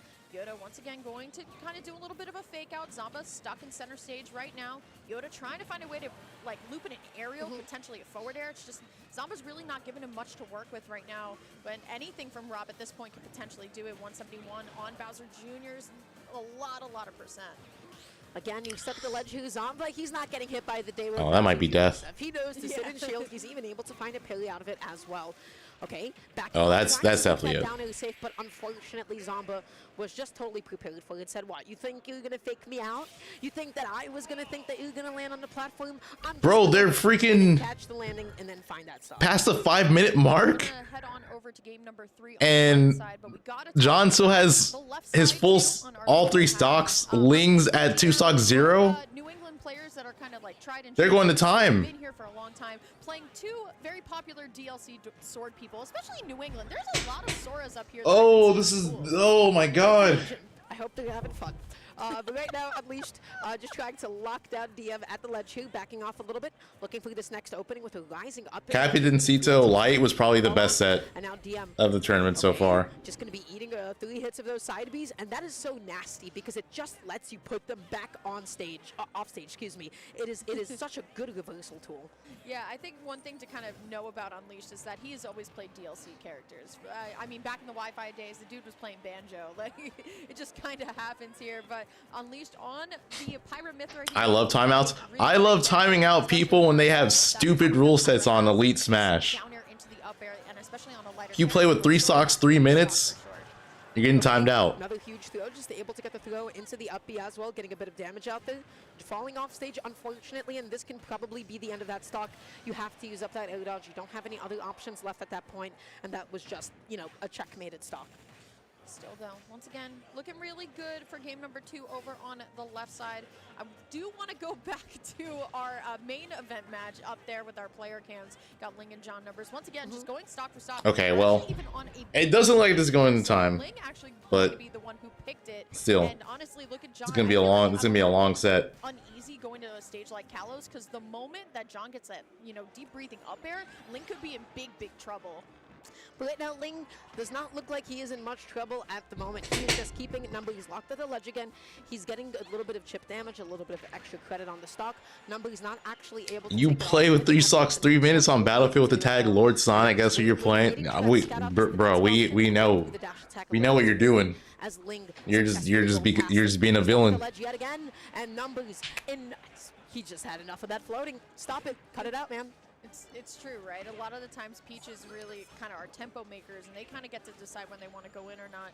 But now Number is going to be stuck on the ledge, but ban him. and I actually like the pick for numbers too, because we can actually mix up the way we get back to stage, right? We can go to the platform, we can go to the ledge, either or. We can get a little bit more cozy. But Ling has a bomb, just kind of drop it up there, very, very close. And now we're gonna go back into our neutral here. Header is going to connect. I like how John was potentially going for the down air. If Ling were to this looks gonna take back the edge guard here.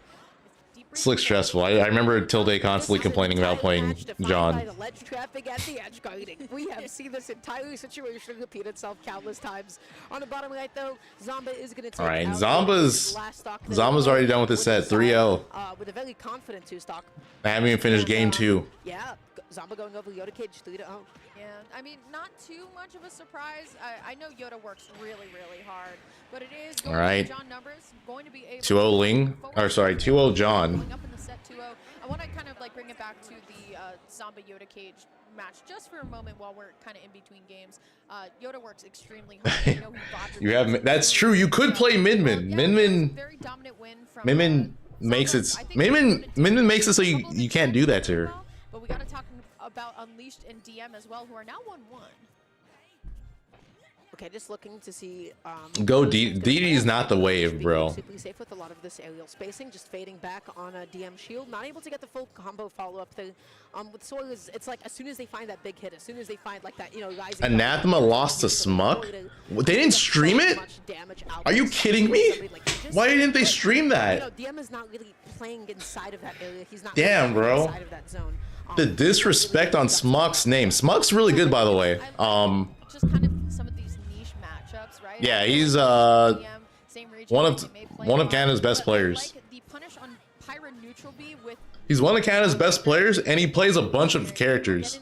He plays a bunch of characters. Kind of hard for Pyra to land, but instead Prominence Revolt gonna be able to take the first stock off of Unleash. What do you got, Dar? I don't know about that, Blizzaga. I think the intention behind it was like, hey, if you like press a button and if you air dodge, they should be able to catch. Yeah, Smuck is really good. He beat, I think he beat Dark Wizzy at Gommel too, and he beat someone else at Gommel. Unfortunately, to committal on behalf of Unleash. Still though. But yeah, he plays like so many different characters. He plays Snake, he plays Shulk, plays Ganon. He plays me Brawler now apparently too. Yeah, WeFit, if anybody is able to crouch under, Peach's neutral, it would definitely be WeFit. Right now, numbers, guess what? Guess where he's at? Well, he just fought his way off the ledge, baby. Oh yeah, Smock also plays Roy. Yeah, like I said, he has a lot of characters. He has a lot of characters. Against all odds, alive at 175 and almost taking in. All right, well this is looking. Yeah, the Sun Salutation super. This is looking over. But instead, Ling going to be able to thread the needle and find the back air here. 132 though, it's not impossible, but it's looking pretty rough. But thanks to Cal. Secondary Shulk. I mean, I don't know if he played. I don't know if he played Shulk against. I guess Anathema. Going to be able to stabilize though. Going to find the back throw here as we're going to get deep breathing once more. Great dash attack by Ling. You know what? Just gotta. Ling's still fighting. Off balance just a little bit here. Oh wait, steals the lead. That was a big stock. That was also bad down on John's numbers part. I'm assuming he's just trying to drift away. Maybe not so much, huh? Oh, takes it with Bear. Taking a stock of his own, missed how that happened, but now they're both sitting at last stock apiece. John stuck at the ledge yet again, comes back on that time. Well, I wasn't expecting a floater, and neither was Ling. That was such a dissonant option, and he used that as an opportunity to get back on, and almost started a turn-up train of his own. I'm liking also the way that they're going for grabs. They're both catching turn-ups, etc. But now Ling gonna be able to get the nair into the dash attack here. Going for John Numbers is not stuck on the ledge. He wants to be there. There we go. Forward throw is going to be our option here. It's a decision he chose. Stay in winners right now. John all charged up, at least for the moment, going to lose the deep breathing here. So now it's the green light for Ling right now. John, though, still looking really good on the ledge, but Ling actually ready for the roll in with the nair. Yeah, it's like green light for Ling, but fighting against numbers, it always feels like, hey, wait, why are the cars on the other side still moving? Why is there still traffic going perpendicular to me? You can't go. When you have numbers. Oh my God! Beautiful stuff with that up there. I was saying that a little bit earlier. That's why I was a little bit hesitant about Kalos because of the up air. That's rough, bro. That is rough. into the lower bracket here as we have Unleashed DM. Unleashed is going to be up 2-1 right now, so potential tournament life here for DM. And honestly, Unleashed looking really still solid on the Sora, but great air dodge through the up air. And I feel like I've really only We Fit with deep breathing is a different beast. Yeah, I mean, Pyra has been putting in some really good, especially when it comes to taking out some stocks. We have just seen like DM close out that much more efficiently. But now Taiwan, that is going to be the deep tilt into the up air to close out stock number 1. Did Ling? Yeah, Ling picked that stage. But man, you cannot contest with like Sora's airspeed off stage. Really good use of the up B though. Just going to be evening it up without taking any more additional damage. Yeah, absolutely. But we're going to see the Mithra start to come out here, trying to get a combo started, but great foresight here. Going to be able to shield the whole rapid jab, and once again, just going to be able to get it again as we get the crowd cheering just a little bit. Yeah, Losers is looking kind of rough for this side of bracket. Unleashed just going to use Sonic Blade. Yoda Cage, Anathema. The blazing end from DM to actually cover the end lag of Sonic Blade. Okay, dashing in, dashing out, almost finding that down, unfortunately a little bit too late on the jump, but had, you know what, the right idea. That could have been the down into the upper at that point. Now looking for this next opening as well, able to get the very last hit of that Blizzaga, and doesn't actually convert it into anything quite yet. Both of them have been getting like a lot of one-off hits, but no like huge follow-ups. Yeah, for sure. There is the Thundaga though, that will just send Mithra right into the blast zone here. Is now Unleashed once again, going to be on this point to make it into winner semis of that was almost death. And going to be going up against Zomba. They were to win this here. Already looking really good here. Love the spot dodge. Yeah, that was looking real good, right? I know Pyras love to land a little bit aggressively sometimes. So just to have the kind of thought to just still hold it into your advantage, still looking really good, but that F tilt so strong. DM trying to fight back as best as possible. Yeah, You want to see Zomba, Anathema, Rob Ditto? Dude, the Rob Ditto at what was it, Rise and Grind?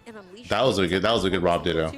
I don't think we'll see it again, at least not this tournament, unless Anathema goes on a crazy losers run. What feels like a considerable amount of time. But I feel like okay, we'll take those. Finally able to get that back into the up B. You know, dealing a nice, cool, clean 482, but what a spike! The meteor he could do it. I feel like Show might give him trouble just because Mennonite, Rob. Well, he also has Game Watch. That was pretty nice. Yeah, he can go Game Watch against Rob and just juggle him. Right below the ledge and just Pyra's sword so big. So really good comeback by DM. Imagine winning neutral and dying at 42. Like breaths of air out of my the game we play. I want to see where we're going to be able to go for our final game 5 here, as we are getting another match coming up onto the stage that I'm actually so super hyped about. You got Capitancito back on the Me Gunner. I don't know what that dock was earlier, but gave Light some problems. Going up against Stock Taker, I'm sure AG and Hazmat were talking about Stock Taker. He is the king of. You think DM should swap? I feel like I believe 17th or Pirate Mithra versus Sora is kind of annoying for them, because freaking Sora can counter Mithra's recovery like on stage, because her B like attacks through the stage. Going back to this game in the meantime, right? It is of course game number 5 here, and right now. Stock Taker versus Capitancito. Throwing out that neutral beat and catching that dash and gets the down into the up smash. Doesn't take out the stock quite yet, and now threatening with those jumps. Able to catch that air dodge as Unleashed was like, whoa, I don't want to get hit by an up air. I don't want to eat an up smash. So you know what? Better than F tilt the other direction. Yeah, I'm loving the neutral coming out from Pyra here. I mean, we're gonna go. I think this is gonna be a good set. Landing, we will be able to find one into a grab. Now Unleashed is going to try and get some of this percentage back. Going to be able to use the aerial swoop here, and I love how we didn't chase there. If we're Unleashed, we just want to kind of value all this stage ground. Yep, the ledge trapping, the ledge trapping with that move is so good. First and second bolt, but it will be DM finding the Pyra up. Like I said, in the meantime, we also Meat Gunner's bomb is better than Samus's. Going at it, and this is a match that I feel like is going to be so heavily defined by the ledge. Wolf not necessarily the best. Oh, that's not death, but and Meat Gunner maybe almost one of the best in the game at actually ledge trapping and just keeping somebody out there. But right now, Stock Taker made it back on, and now he's making the most out of it. Looking to catch a jump, looking to catch it again by fading back after just to be able to set up a tech chase, and doesn't get the tech in place or the tech roll out as Capitancito rolls in. So close here. It's so important to say that I mean, Stock Taker is not You can hit it. right? I mean, he comes out to a major every so For often. ledge trapping, Gunner can detonate it. Like, he just has a Yeah, me Gunner can detonate the bomb. taking that first stock though, but I mean, it's Wolf. We could see a back air any moment. What a call out, but not enough to kill. Capitancito as Stock Taker gonna need to work a little bit harder for this one. Closing is gonna be tough with Capitan. Yeah, by throwing out another one, you can just detonate it. Man. That's the thing. It's like Nothing. Unless they just want to do it. you do have the option to hit it on stage. I don't think it's as good, but off stage for ledge trapping, I think it's better than Samus's. It can be difficult for Stock Taker to actually get there in time and find that clean opening. Still though, once again, back to the bottom left, we do have that game 5. It looks like Unleashed is trailing by a good amount. Going to be switching back to the Pyra at this point. It could go either way. The F smash is going to be shielded, but unfortunately for DM, the down tilt was actually the wrong way, but it still doesn't matter. I feel like now there is the down air up smash. It will be DM actually making that. Maybe I just see the charge shot be better for Sam, so it ends up being better. You know, further in our lower bracket, The charge shot. I mean, you could also do that too, though. Like if you think they're gonna swing, you can just charge shot. All of that was because of that spike. All of that was because of that extra blast time that popped up in a position where Wizzy could normally make it back onto the stage. But we still, of course, have Stock Taker and Capitancito going at it.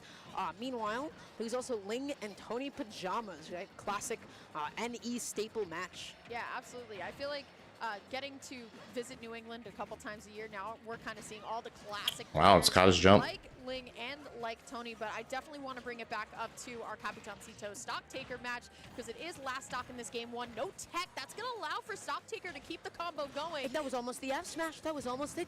I don't know how Capitancito had just a little bit. Okay, of good get up attack. Me Gunner's get up attack actually has some pretty good range. Yeah, absolutely. I like that Me Gunner up tilt. Actually does. It can lead into a couple combos here, but Stock still looking very strong. I'm liking how we're not exactly chasing the opportunity. We're just letting Capitancito recover, and we're just so confident in the neutral here. Once again, though, actually going to send the bomb a little bit with the get-up attack. I like that from Capitancito, but here's the back throw from Stock Taker. Go either way right now, but let's see how Capitancito is going to be able to respond here. I'm loving the way that we're so weary of that Wolf back air now that we're playing a little bit more safe, but now you have to get back onto stage. Here's the back throw. It's not going to be enough. The way that Capitancito held shield and released it was just in case that Stock Taker landed. Oh, that should be it. Yep. Strong hit dash attack. Stock Taker just instead went through the boldest and most committal option of all, which is to go for a tomahawk in that position. That could have been disastrous. He used it to two-shrimp. Yeah, exactly. It's just like it's just so good. But you know what? Like the fact that you can control when it detonates is huge. And then was just able to set up another ledge. Because like as soon as you think they're gonna hit it anyways, you can just activate it. This is actually the losers qualifiers to make it. Or if you think the opponent's gonna swing, you can just charge shot anyways. I mean, I would love to see a Stock Taker in top 8 here too. Once again, I mean, he's not super active in home. He's just kind of relying on those really good Wolf fundamentals, and it's paying off. Got to talk though about Ling and Tony Pajamas as well, as Ling has taken a very good. Never thought about. Yeah, no, it's crazy. It's a crazy move. It does have that drawback where you could hit it, but yeah. And the answer is, if you know how to work around it, it's pretty nuts. Drop down, double jump, forward or up until it works. And you'll do it over and over, and you'll get hit for it over and over again. Or just go super deep for some of these edge. You think Capitancito should use the grenade instead of the charge shot? I feel like he almost always plays this moveset. Tony Pajamas could not sink. Like he's just really comfortable with his moveset. 3-1 lead is a very good one for Ling here too. 124 though. Back throw will definitely do it. A loose up air too could potentially do it as well. Ling though does not want to take the risk. Love the down throw into the back air, and we're just doing our standard Peach B&B. We're just staying very safe. Gotta talk about it though. Back up top, He used the grenade quite a bit. Is off stage right now, and honestly, as Wolf, this is kind of difficult to make it back sometimes. Especially I feel like I've only seen him go grenade like in one matchup. I don't remember what it was, but yeah. I feel like for the most part, he does charge shot. Find anything though, and now back to the ledge again. You know what? Tanking that hit and then trying to land.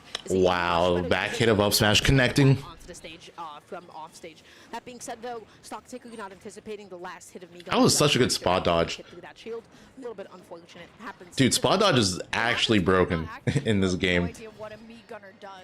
Like I feel like there's so many moments where instead of going for parry or like some option to counter, in aerial, you could just spot dodge and then attack cancel. He probably like looped in a couple more curse words, so I'm gonna just try and keep it easy. And it's like just a way better option, and like more consistent to deal with it. Really fantastic. Capitan Zito, I know we've been talking a lot about stock taker. Do I think spot dodge is better in this game or Brawl? I mean, he's super fun to watch. It's a very interesting array of characters, right? Me, Gunner, and Dr. Mario, and still playing this. I definitely feel like in Brawl it's more ridiculous. It's because you have such a smaller window to actually punish it. But right now, though, stock taker does make it back onto the stage. But the different, yeah, attack canceling is so good though. And now Capitan Zito is doing what he does best, and that is play a keep away game. Stock taker, Or not attack canceling, spot dodge canceling. I keep saying attack canceling, but yeah, spot dodge canceling is really good. But just the fact that Brawl gave you such a small window to punish is dumb.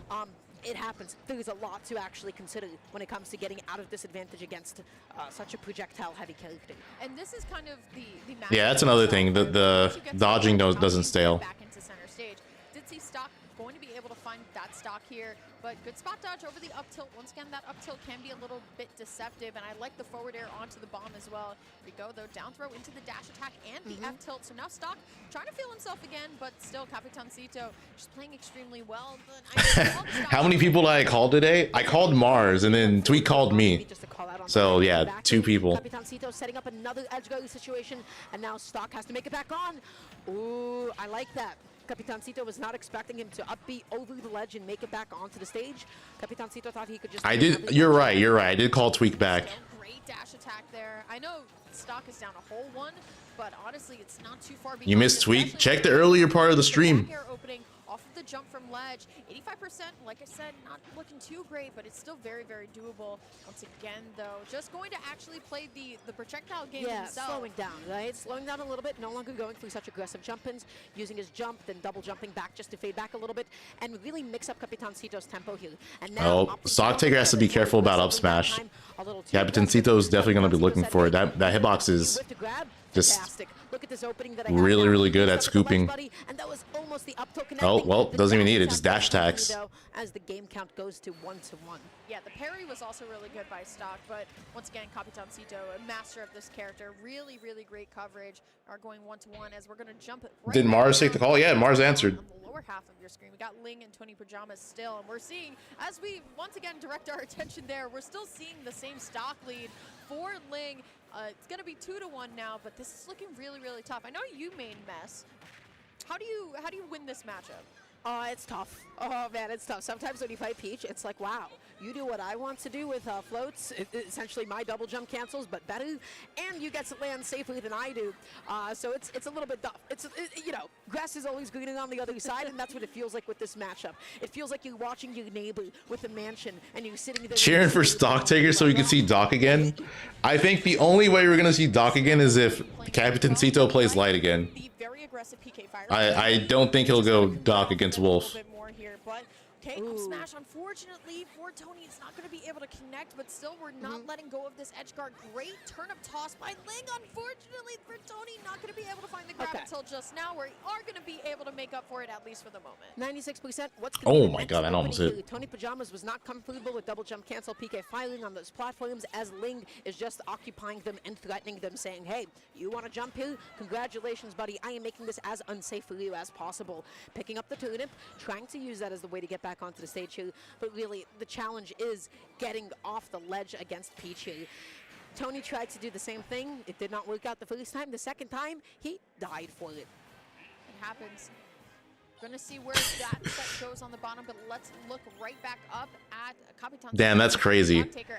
I feel like Doc, or the fact that Capitan Zito just showed that he has like a really good Doc, is gonna pull more fans his way, because people see the gunner and are like, the hell is this?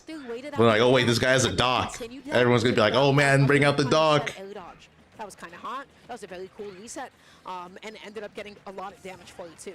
No tech though. Capitan Zito going to start clawing his way back into this, at least for the moment here. I think Stock realizing, you know what, I'm in the lead. I don't necessarily need to hold forward as much here, so I'm just going to keep using the blaster to at least push some of these projectiles away from me. There's the forward air, trying to loop in the back air once again, but great aerial movement from Capitancito here, and still just trying to get something started. I'm loving just the empty hop into the grab here, and Capitancito is going to be stuck on the ledge, at least for a moment. I feel like we could be seeing an up smash, we could be seeing a kind of short hop back air, could go either way.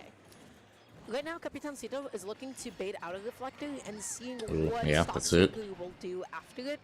Maybe trying to punish it with like a falling forward. That is something that happens like very like late game with a projectile versus reflector kind of matchup happening here. So Capitancito is still feeling that out. Now down to 2 stocks. Stock Taker's playing this really well. He's being really patient too. Like he sees Capitancito pull out like, you know, the projectile, the bomb, charging the charge shot.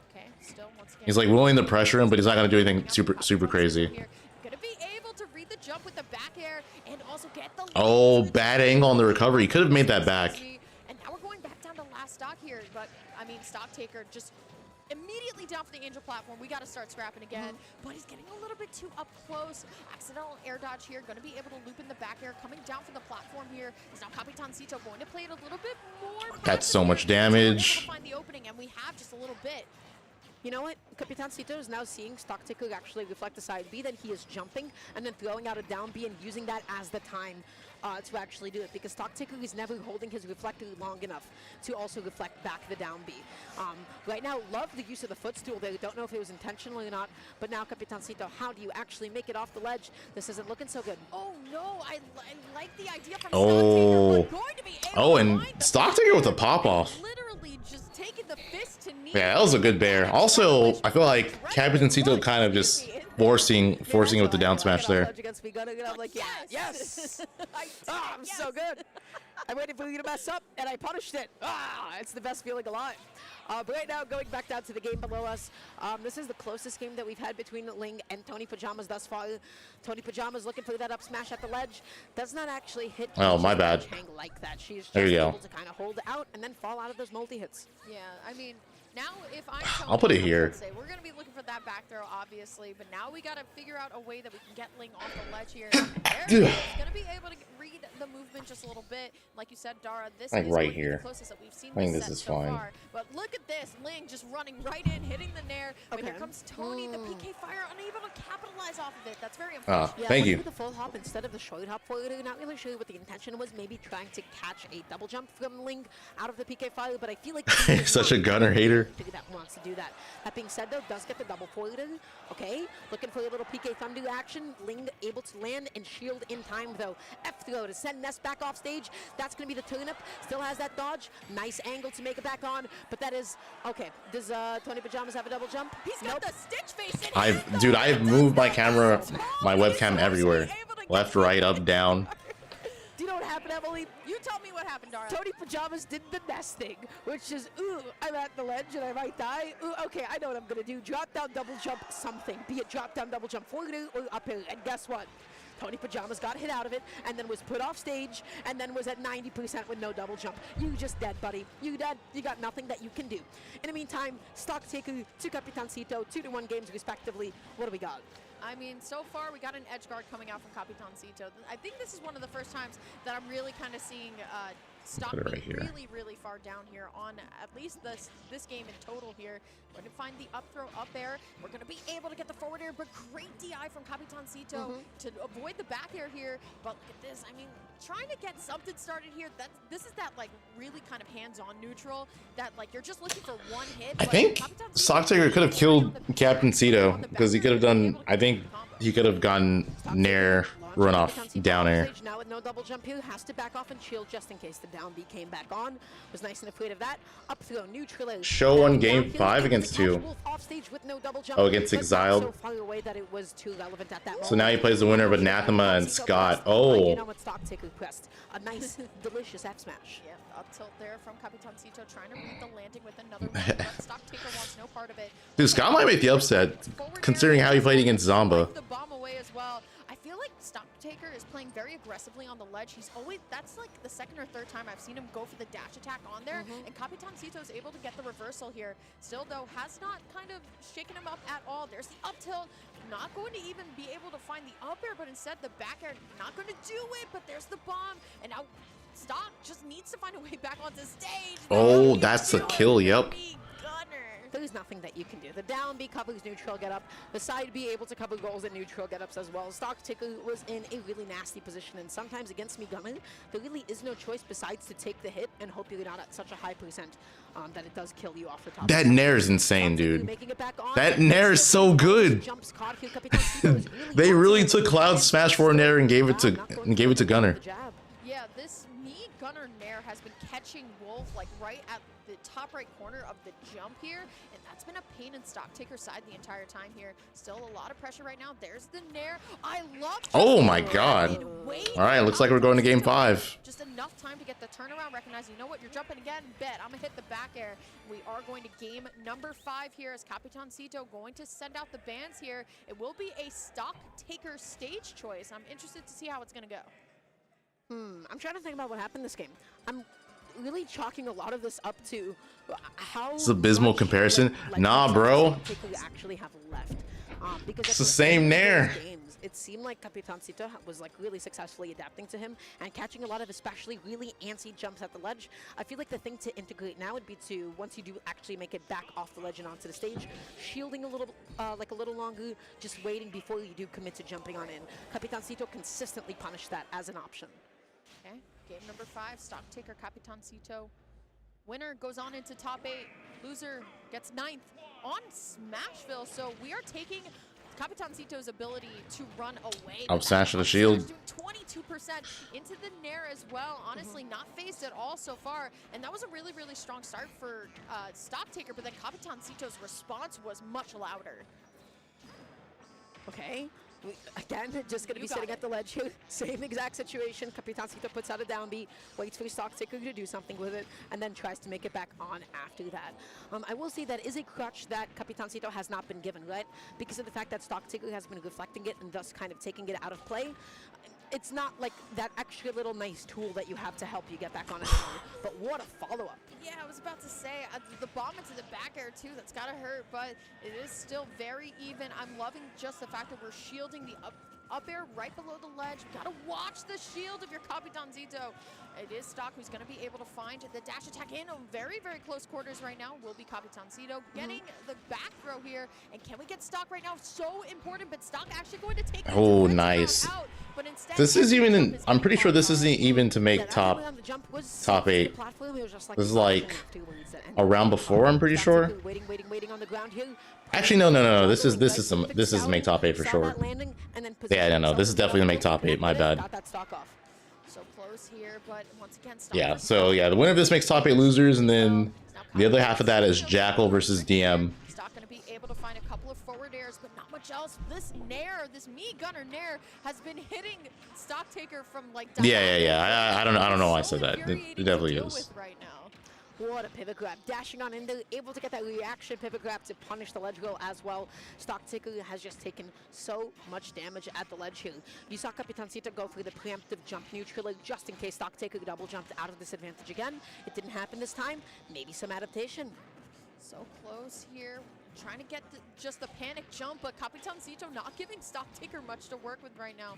Going to throw himself into the corner here. Stock Taker going to be able to punish with the forward air, but unable to get the finisher. Loving the shine there on the bombs too. Oh, not enough. I think that was like the second strongest hit of the backer, which is why he didn't kill. With the Wolf laser here, trying to catch the up tilt, but great evasiveness from Capitancito. You're just gonna have to keep trying, Stock. Reflecting it yet again, just completely removing it as a tool. And what it is doing though with Capitancito, have to get up with the dash attack. All right, one more stock, and Stock Taker will be in top 8. Getting a little bit loud here for Stock Taker, potentially huge upset. One that was honestly a little unprecedented. Yeah, absolutely. I didn't even know he was here until today. So. Top 8 too. I mean, regardless though, coming down from the platform with a little bit of rage and a little bit of forward air as well. Gonna be able to get the run-up grab into the up throw up air. And now Stock Taker looking real good right now, trying to catch another fall off from the from the platform fair here as Capitancito now stuck. Going to be able to get a little bit of something going. Oh, that's going to do it. All right. We're going last dog, Dara. So today is International Dog Day. Stocktaker just has to avoid getting hit with charge shot, or I mean, just getting ledge trapped. That's going to be Capitancito's main ways of bringing this back. Relevant to me. All right, this is important. Getting that up, looking for the back, unable to find that F smash, maybe looking to punish a potential air dodge here from Capitancito. And now this is just. Oh my God, dude! Oh, that was supposed to be down smash, I think, for Stocktaker. And then we switch, but here comes Capitancito. Oh, Capitancito messing up. Trying to get something started, trying to find the backer, but once again, the Capitancito Nair has been so good right now. Good K with grab here. We're going back. Unfortunately, an accidental B reverse from Stocktaker. Not going to be enough, though, to throw him off his game right now. Both of them just trying to find an aerial. There's the Nair to get it started from Capitancito, but it gets so close, Dara. He's being so patient. He's not double jumping out of disadvantage anymore. Just looking to catch any of Capitancito's jumps here with a back here, landing nice and safe, avoiding the dude. Stocktaker's fishing for back air. He's hard fishing for back air. To cross up, how do you make it back on? Stocktaker. That was game. That was game for Capitancito. That was the charge shot setup. Off here, and now Capitancito 122 gonna be able to just get the jab here right now. The bomb not going to lead into the demise here right now. And honestly, Stock, you gotta get off that platform, man. Trying to get something going on right now, but the scramble's so messy from both sides. Back throw, yeah, get him off stage. I feel like Stocktakers are gonna fish for back air or dash attack. Yep. Oh, that's it. That's it. That's it. That's it. That's gonna be the wait. Oh, wait, he disconnected. I mean, it didn't matter. Oh God, what is the ruling? What is the ruling, man? All right, I can't tell. Yeah, that was it. Like Capitancito had the charge shot set up and he just missed it. And then Stocktaker got him with the dash attack turnaround back throw setup.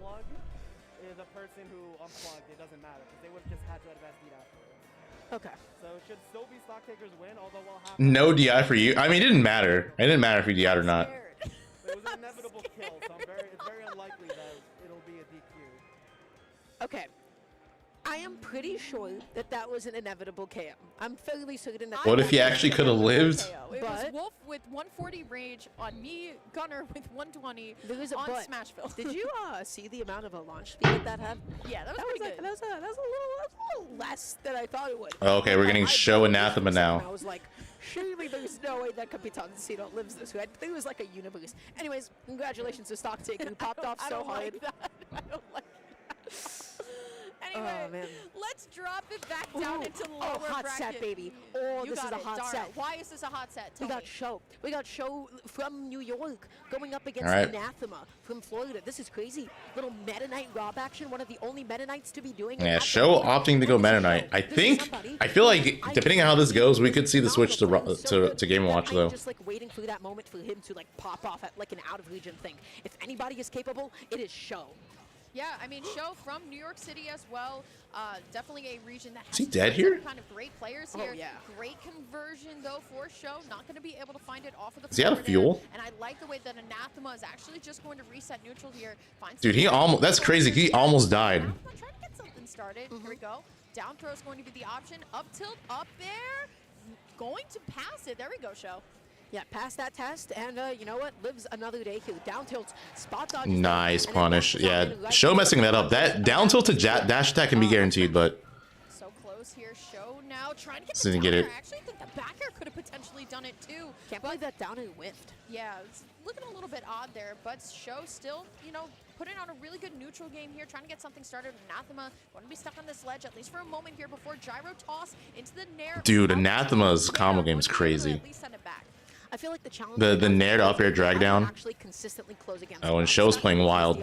Out of all those things, he's not able to. The walk down tilt. That is just going to be a back throw to maybe set up a potential edge guard here.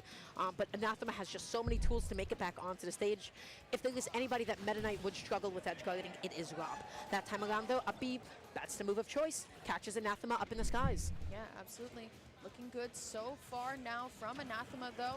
But instead, the dash attack's going to connect. I'm loving the reset on Is he dead? by Show as well. No, We're he's gonna fine. Take these stocks all the way from 0 to stock loss here. Anathema going to be able to respond at least for the moment. I like how we get a little bit tricky off stage too, where sometimes Anathema will just Wow, that was bad DI. He for sure could have lived that. I'm so sorry. That was the dirtiest spot dodge call out I've ever seen. Anathema slowly jumped in at Show, and then Show was like, oh, wait, I spot dodged the same way again for like the 3rd time. Whoops, my bad. Oh yeah, that's the stock. Wow. Meta Knight off stage versus Rob looks so good for Meta Knight. Extremely well, but it is Anathema who's going to be able to get the grab here, and also going to now get kind of caught up in the Nair just a little bit. Nair, gyro toss again. Okay, he's not dead, but that was a lot of damage. Didn't do the whole stock all the way, but it's not enough. Yeah, that coverage on the platform with that side B was insane. And now dashing in, dashing out. Yo, Anathema is so terrified. Bro. He's swinging his robot arms. He's like, He's whoa, fine, buddy. right? He's not dead. Yeah. No, not quite. What an air dodge. Yeah, what an air dodge. What great DI out of that as well. There are times where you just can't escape if your DI isn't correct. There you go. Going to get the unfortunate no punish here. So instead, it will be Anathema finding the down smash here. There is the shuttle loop, but it's not going to be enough here. Going last stock. This is only game. Oh, he saved him. Never mind. Oh, no. Town gonna be able to Show SD'd anyways. Like he was dead regardless. Yeah, I thought Anathema. Yeah, Anathema taking game 1. That was. For a second, but then it just Yeah, that was the offstage play looks so crazy. Close out that stock with an up air. And now, of course, on the mainstream we have Jakal going up against DM Wolf Pikachu. Just a quick Yeah, interjection. I'm excited to see this. What's up, Helper? Just a quick interjection. We did get a ruling from the TOs, and yes, that was ruled as stock takers win. All right. DI. I feel like he might have died off the side, even if he held right. Oh, Show going Game & Watch. Wait, was that game? That was game 2? What is Show playing? Game & Watch. Oh. Also, this is a button check. Okay. Still, though, I mean, we got to talk about another Tri-State Wolf. Jakal, Dara, you look so distressed. I didn't see this coming. Why not? It's 23. All morals are past us, I suppose. Oh, he's dead. Jesus Christ. Side B off the side. Oh, man. I did not anticipate this future. Well, here's the thing, right? I mean, Game & Watch is a little bit lighter, so can be kind of more of a victim to the Rob stuff at the end of the day. Double Nair into the rotor arms is definitely going to be able to take it. And honestly, it just looks like Anathema is just another day in the office. I mean, once again, this Rob is very, very strong. And now Show has to figure out a way to get this first stock off. There's the Nair, but it's not going to lead into much else. I like the punish, though, on the up B onto Laser here. And Show definitely clawing his way back into this. But how do you do so confidently when Anathema has surmounted a huge lead? I don't know. I don't have that answer for you. And right now, it does not look like Show does either. Almost getting sandwiched between that D-tilt and gyro. Anathema has just been... Dude, Anathema's just so efficient with his punishes. Now Show going to be forced to go over the ledge so that he doesn't re-grab. That being said, D-smash into... He's the only Rob I've seen walk down tilt. Yeah, absolutely. And still Show... And then the other crazy upper drag down stuff he does. Get him down too much. Right now playing very well, but... At least, like, consistently. He's going to at least turn the tides back into his favor. There's the down tilt into the gyro, and that is going to be stock. Show last stock here at Shine needs to at least get 2 Rob stocks off, but with Game & Watch, that could be a little bit difficult. Definitely does have a little bit of bucket to work with right now, but instead we got to look around at what else is happening here too. We have Just Blue, who ran through Philly, beating both Beast and Yoda Cage, and now is at Ling with this Steve, and then you also have Jakal and DM, another Tri-State New England match. Oh my God, Ling is getting... He's getting diapered, bro. Like Just Blue just gave all of these like potential... Oh, he didn't kill him? Way that he could successfully and safely continue... Still didn't kill him? Up tilt onslaught. Yeah, this is actually kind of huge. That is indeed quite the bracket path. Yeah, absolutely. I mean, you go through Charizard, Pokemon Trainer, and then you go through Morton, Bowser Jr., and then you go through Ling here. It's a very interesting path that a lot of our Steves have taken this bracket so far. No tech, though. I mean, Ling is very, very curtains to potentially an F smash to a diamond back air. There's a lot of things that could go wrong right now for Ling. Okay, landing back down here with a neutral, just looking for the next option here. Able to get a couple more materials as well. And 99%, I mean, Steve just has a plethora of kill options to take the stock. Okay, still though, once again, trying to figure out a way to get back into this. Whenever I cast Steve, I always like to kind of notice how they're using their material bar, right? Are we going all the way down and then kind of replenishing the tools? Are we kind of Oh, that might be it. Yep. All right, so Anathema wins 3-0, unless they got the score wrong. Has taken game 1 on main stage, and Anathema has just taken the set over show. Ah, man. That Game & Watch was it was a pick. It was a valiant effort. Sure. One that was a little unsuccessful, though, considering the 3-0. But yeah, I mean, I understand the switch to Game & Watch, right? You have a little bit more. Isn't it 2-0? Yeah, I guess they just didn't show game 1. And some easier juggling with, like, you know, an upping projectile, right? But ultimately, Anathema, I just feel like he was. Yeah, I guess they just didn't show game 1. Spot dodging. Sure. In the Meta Knight games, that was the thing that I saw the most kind of happen. Okay. Once again, Ling just blue going on over to Battlefield here, as we are going to be seeing the switch from DM. All right, we're still waiting on the 2 top 8 qualifying sets. We have Zomba, John Numbers, and Antimony versus Smock. Which one is the best going into game 3? Yeah, so we didn't get too much of a chance to catch like some of the Jakal DM match, but I do know that it was very confidently in the favor of Jakal. Right, it was either like a 2-stock or a 3-stock even. And yeah, hopefully the Aegis switch ends up playing out here. Okay, still though, when you are fighting against Wolf, Mithra is the obvious choice here. I mean, she's fast. She can get a lot of chops in, just like Wolf. So the winner of Ling and Just Blue set have to play the loser of Smock and Antimony. Jakal still once again so consistently calling out jumps with that back air. DM gonna go for. And yeah, top 8's tomorrow. They're not finishing the tournament today. So difficult to match no matter who you are. That neutral does not come out. DM's down and it did. Okay, getting the footstool, just not the way that DM had anticipated it going. Jakal 2 fights to the left, directional hill dodging right to the ledge, and still making it back safely. Somehow still avoiding death against all odds. One of the things I always praise. Yeah, no, this is looking rough for Ling. He is so confident in resetting neutral that he will give up the opportunity and say, you know what, you got it. I'll wait for you to make an unsafe move, and then I'm able to link in my dash attack and my down throw, my forward airs, and just reset it and start again. But so far, DM fighting back very extremely well here. Love the grab on the platform. Has Jakal stuck, and now is actually going to surpass Jakal in the percentage war right now. All right. Looking real good. I'll be right back. He's going to throw himself into the corner until a fair opportunity comes around again.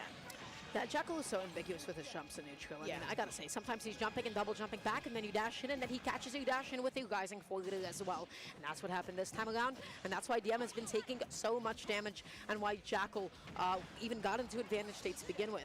How do you make it back onto the ledge here? You hope that Jakal misses an F-tilt, and guess what? He does. Jakal does not find that F-tilt either, and DM just turning that situation into his own.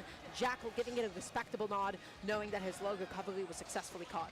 Yeah, absolutely. It was a really good switch from from Mithra to Pyra on that one too by DM. But there's that F-tilt we've been looking for here. Great laser placement, and that is going to be the end of that stock for DM here. Still sticking it onto the Mithra though. Once again, this character is amazing in the neutral, especially versus Wolf here.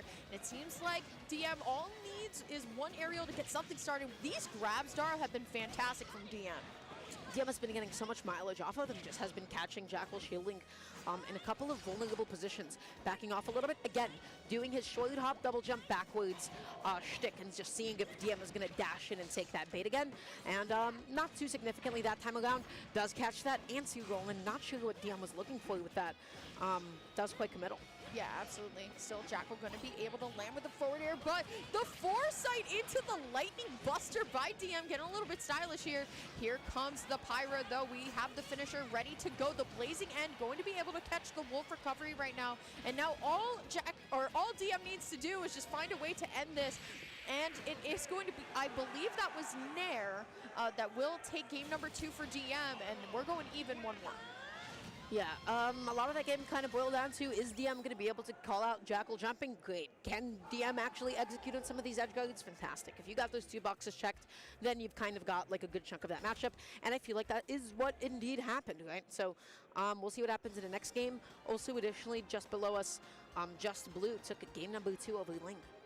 I have to imagine that Peach Steve is not exactly the most fun matchup for Peach. Yeah, it's a floaty against Steve. So you're like, huh, damn, jumping on you is a little difficult, isn't it? And the answer is yes, especially when they've got blocks set up. It's a little bit tricky. You can get turnips all you want. You can even pull a bomb if you like. It does not matter. Steve is just going to get so many more useful materials than you could ever hope to imagine. And the thing is also, I mean, how do you even contest Diamond back air at certain points, right? Peach being a little bit lighter, but we are going to turn back into our winner set over here. I love game 3s, especially on PS2. Things are looking really, really good for DM now. Back on the ages here, and Mythra, I feel like wasn't getting a little bit of spotlight when we saw DM a little bit earlier in the day, but now Mythra getting the spotlight here versus Jakal. Jakal, though, going to be able to respond at least for a moment here as great down air into the up smash from DM's Pyra. It's going to send him up in the game 3 stocks to 2. Oh yeah, DM coming alive a little bit for sure. Jakal neutral out of shield. All right, I'm back. Chase goes through the back heel too late. Up tilt, neutral reset. Oh, yo, what happened with DM Jakal? DM won game 2 going Pirate Mythra? DM has been playing with a lot of precision.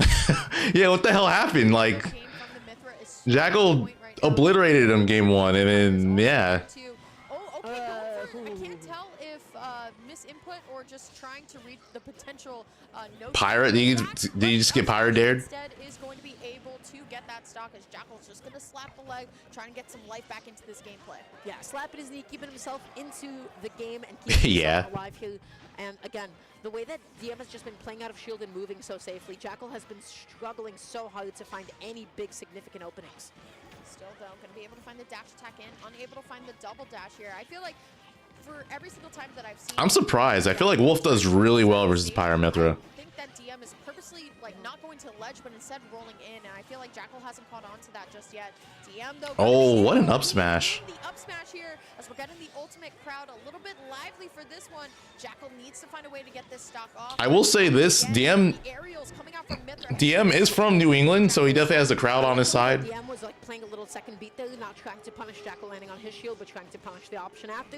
And then Jakal was on just a completely different level of Yomi and was punishing the option after.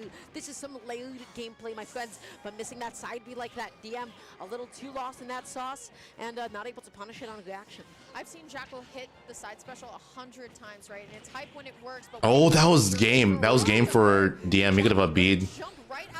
But he's still in a really good spot. Oh, gets the up smash. Wow. All right, 2-1 DM. Into, you know, a very advantageous state of game number 4. Yeah, that is the second time that DM hit that kind of an up smash. Yeah. If Jakal got hit by 2 of those up smashes at that exact kind of proximity, be it from Mythra or Pyra, that tells you, hey, wait a second. DM is so gaming right now. Maybe I should not dash in here. DM is kind of going nuts. It's kind of difficult. You don't really want to dash back there as much because you'll just put yourself at the ledge. But just waiting an extra second longer might be good. This doesn't look... Yeah, no, this is basically who his main is. I'm pretty sure what happened was DM started Pikachu because Pikachu is just a better matchup against Wolf. But yeah, his Pikachu is just not as polished as his Pirate Mythra. At least for a moment, but I mean, once again, DM playing so extremely well here. There, it's the good old aerial chain from Wolf. I mean, sometimes it just works out in that favor. Right, looking through this down here, and then, oh, that was so smart. Jakal has been consistently full hopping out of shield, and guess what? DM has been catching on now, and oh my god, the dare up smash underneath the platform.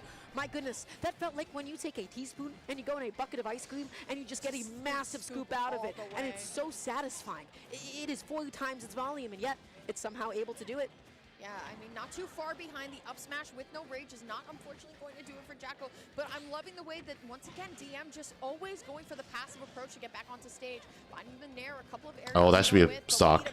Oh, no, doesn't get the punish, but gets up smash there. Will be able to at least even things up in terms of stock. 2-2, but it could go either way, but it's super, super close. I know neither of these players want to get out right before top 8 because the loser here gets knifed. Yeah, that'd be a little sad. I know, poetic, truly. But right now, Jakal able to get the DPO into the down. Nice tech chase from Jakal. Oh, gets down smash. That could be a stock. Nope. Options, and then he reminds you just exactly how brutal Wolf's damage output is. Teching that footstool, not getting hit by any day 1 Pyra combos, and just continuing to press on and hold forward as best as he can. A very, very risky switch coming out from Oh, DM was a little bit too slow on that. That should have worked. Also, Ling might be making a reverse 3-0. down tilt up air, and honestly, if we're able to find another one of those, it could be stock here. Looking very, very close right now in the center of the stage here. DM will be able to get the back throw, trying to read the jump to potentially get the down air, but instead, Jakal going to be able to get the reversal right now, patiently waiting out the blazing end, at least for the first one, as the second one. Time. That's the second time that footstool has resulted in Jakal not going on the platform. Oh, that's a stock. Yeah, you can't do that. The back heel does catch the cross up. DM up 2 stocks to 1. Potentially huge upset. Oh, Jakal's getting desperate for the kill. Crowd screaming one more stock for their boy. Dash attack not going to be enough, but the second one will, as Jakal going to put out the flames of the crowd just a little bit, but not before DM comes right down for that angel platform, starts hitting the nair here. But here comes Jakal, only finding one forward air. Things are looking a little bit tough here, but here we go. Here's the chain of aerials that I was talking about a little bit earlier, but DM just trying to find a nair in, but Jakal now actually going Jakal brings us back. Jakal double jumping out of disadvantage that time, and it does work out. Dash attack does convert it into a little follow-up. Ooh. Now, I like DM going Pyra might seal his fate. Or maybe not. Oh, he missed. He popped off. He did too.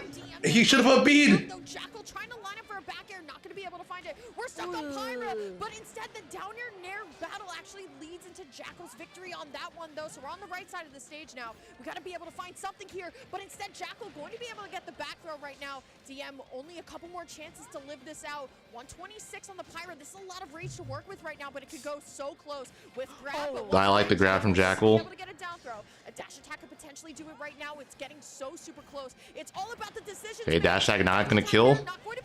Oh, reversal nair. Oh, he almost got it. Special not going to be enough. It could go once again just 100 different ways right now. The neutral constantly speeds up. They're not gonna kill. Doesn't get the spike. Oh, 1, 2, 3 jab. Dude, he's staying Pyra. This is so scary. That's okay. He doesn't know. You can be able to shield the dash attack. Even if it crosses up, you can punish it. Oh, that should be it. That's it. And oh. Yep. Like I said, hometown hero. Just all of the minor interactions just led all of it there. The stage is shaking. I'm sure our melee friends on the other side of the stage didn't really. Yeah, dude, Jakal's pissed. I feel like for him, he was just playing really nervous.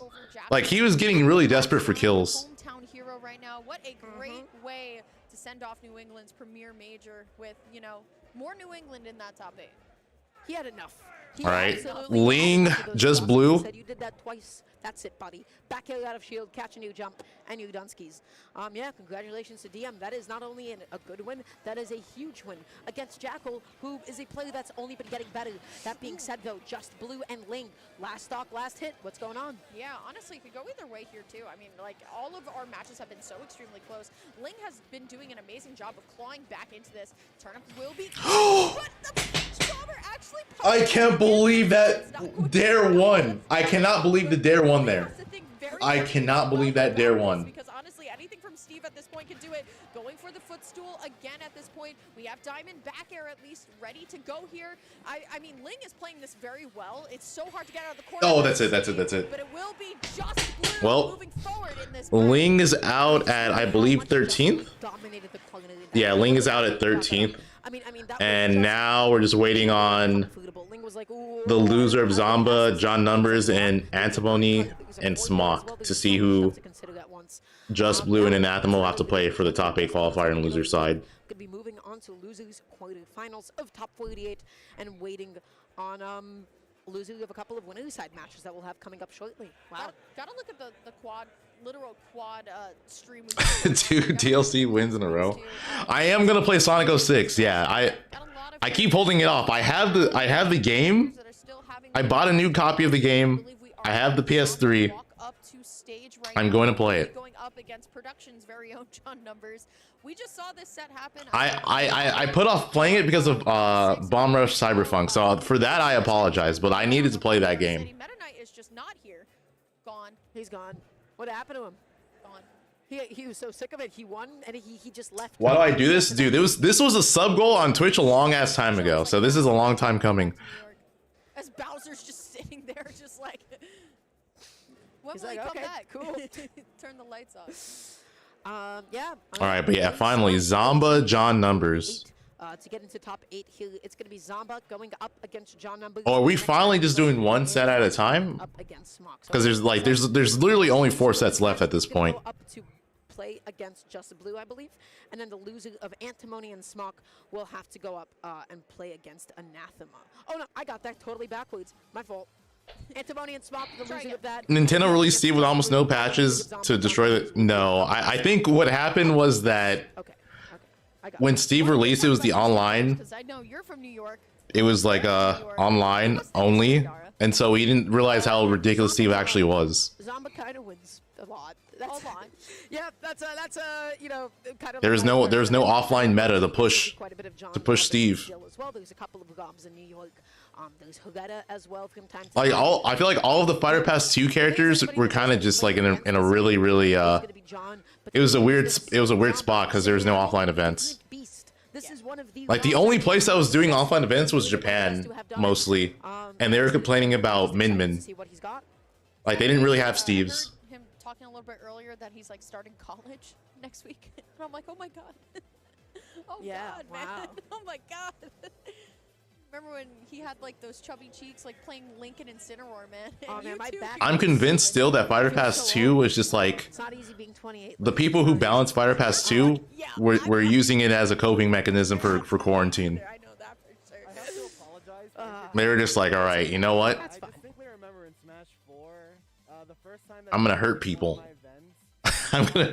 I've been stuck in my home. I've been stuck in my home for days, for months. I need to feel something.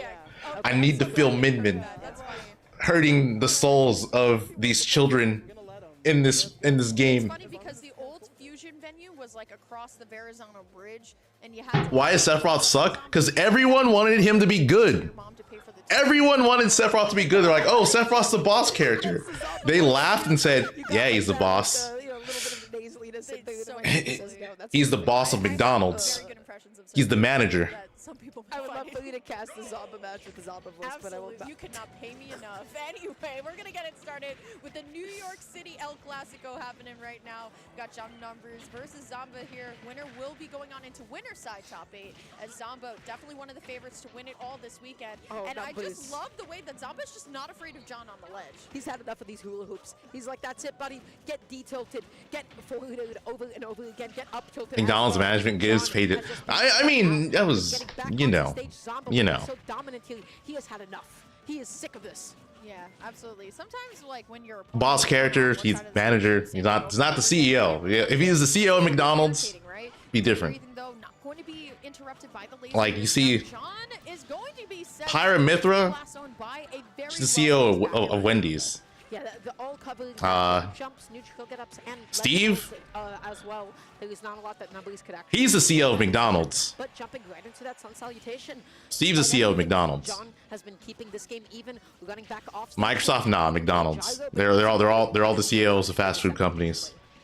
Okay, Rotor Arms are going to connect, but it's not going to be enough. Just barely grazing the blast zone here. John not going to get spiked by the down air. Zomba CEO of Tesla. At all. Going to continue this edge guard onslaught right now, but John going to be able to find the header. At least Kazi is the CEO of Burger King, yeah. Zomba covered a little bit of that ledge play with that gyro there.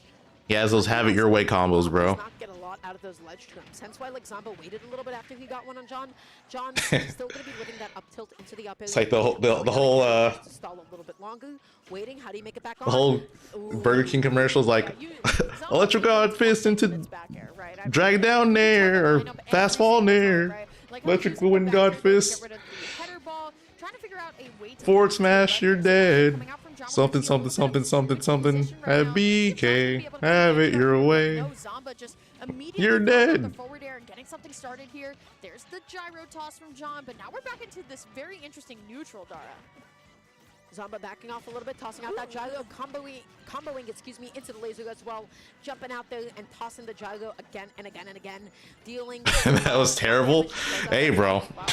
Yeah, looking really good from Zomba right now. Doesn't have to be pretty. Kazi combos aren't beautiful either, but they do the job. Still with the deep breathing, at least least for a moment here, trying to get something started, but still Zomba just so strong right now. Here we go. It's going to be the up throw, trying to get the forward air out, but instead it's actually Oh, I thought that was going to be dead. I feel like if Zomba had a charged laser, that probably was death. It's going to do a little bit of damage here. John at 109%.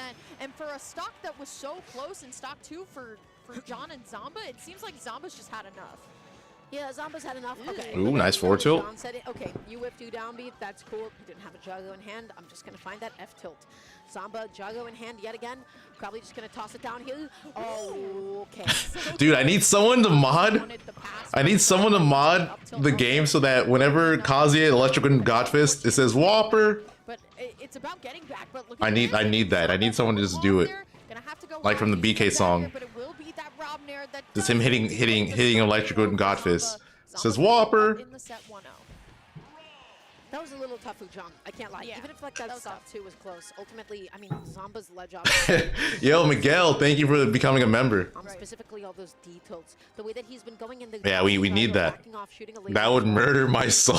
A little pained at the ledge. He just kept on taking damage over and over, and he never found a. So we need Kazuya to be modded as like some BK employee, and then you just hear him sing the jingle whenever he does moves. And that just says a lot to how effectively Zomba uses all of Rob's like million ledge trapping tools. Yeah, that's the thing, right? I mean, yeah, this is basically Xeno. This is a Xeno local. John numbers versus Zomba. It just seems like Zomba just has John's number right now. Now, granted, set counts go back and forth here, but sometimes it just looks like Zomba is just understanding exactly what John wants to do, and John is just still. Oh my! He even chased him. He said, "I know you. I know who you are. I know what you're about. You're gonna do this here." The only times that he was doing it were like safe fade back down news. That was a call out down news. That was like, okay, you think you can make it back on safe, buddy? You cannot. It's over. Okay, going to be able to pick up the gyro, find a nair.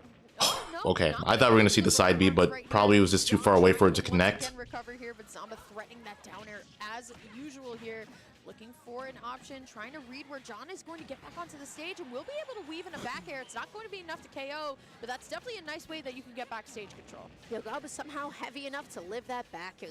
Lands back down, nice and safe here.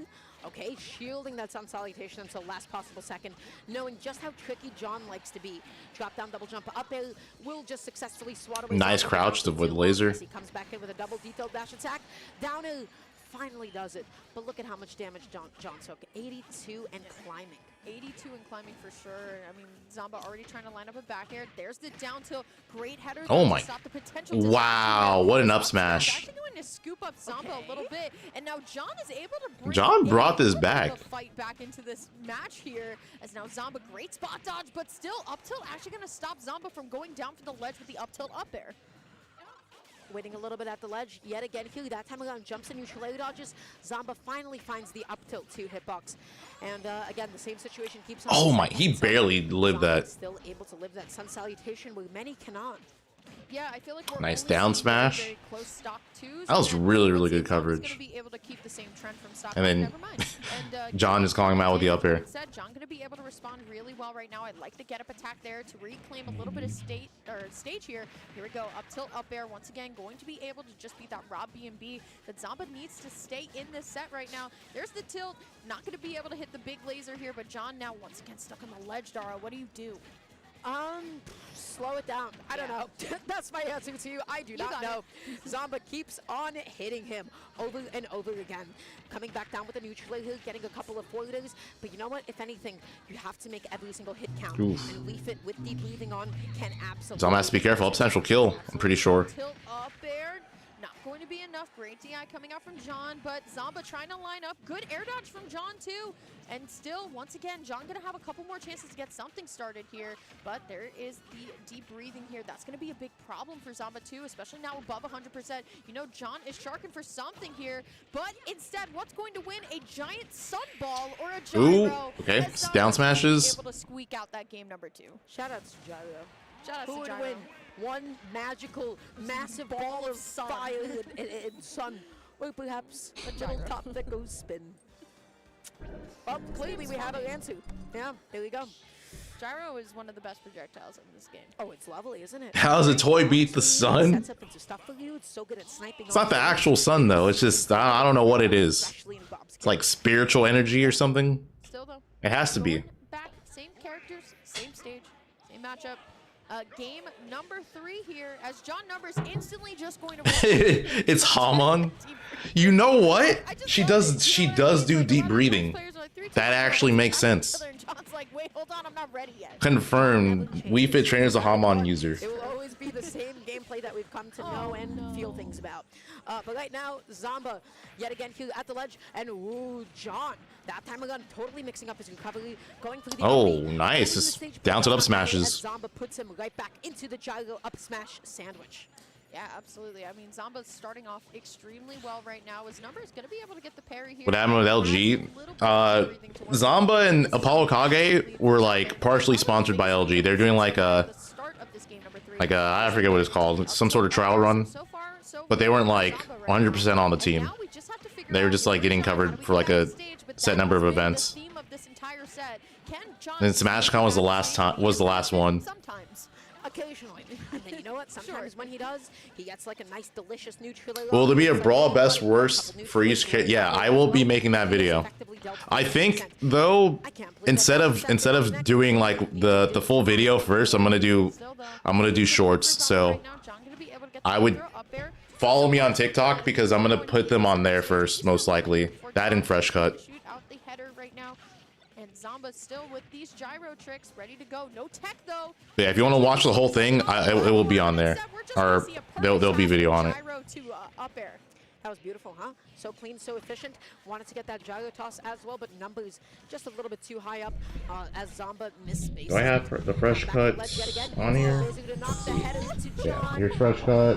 Here's TikTok. I think. If you're a John Numbers fan, that one's gotta hurt here. Zomba though, going for the rotor arms, even with Rage, it's not going to be. There you go.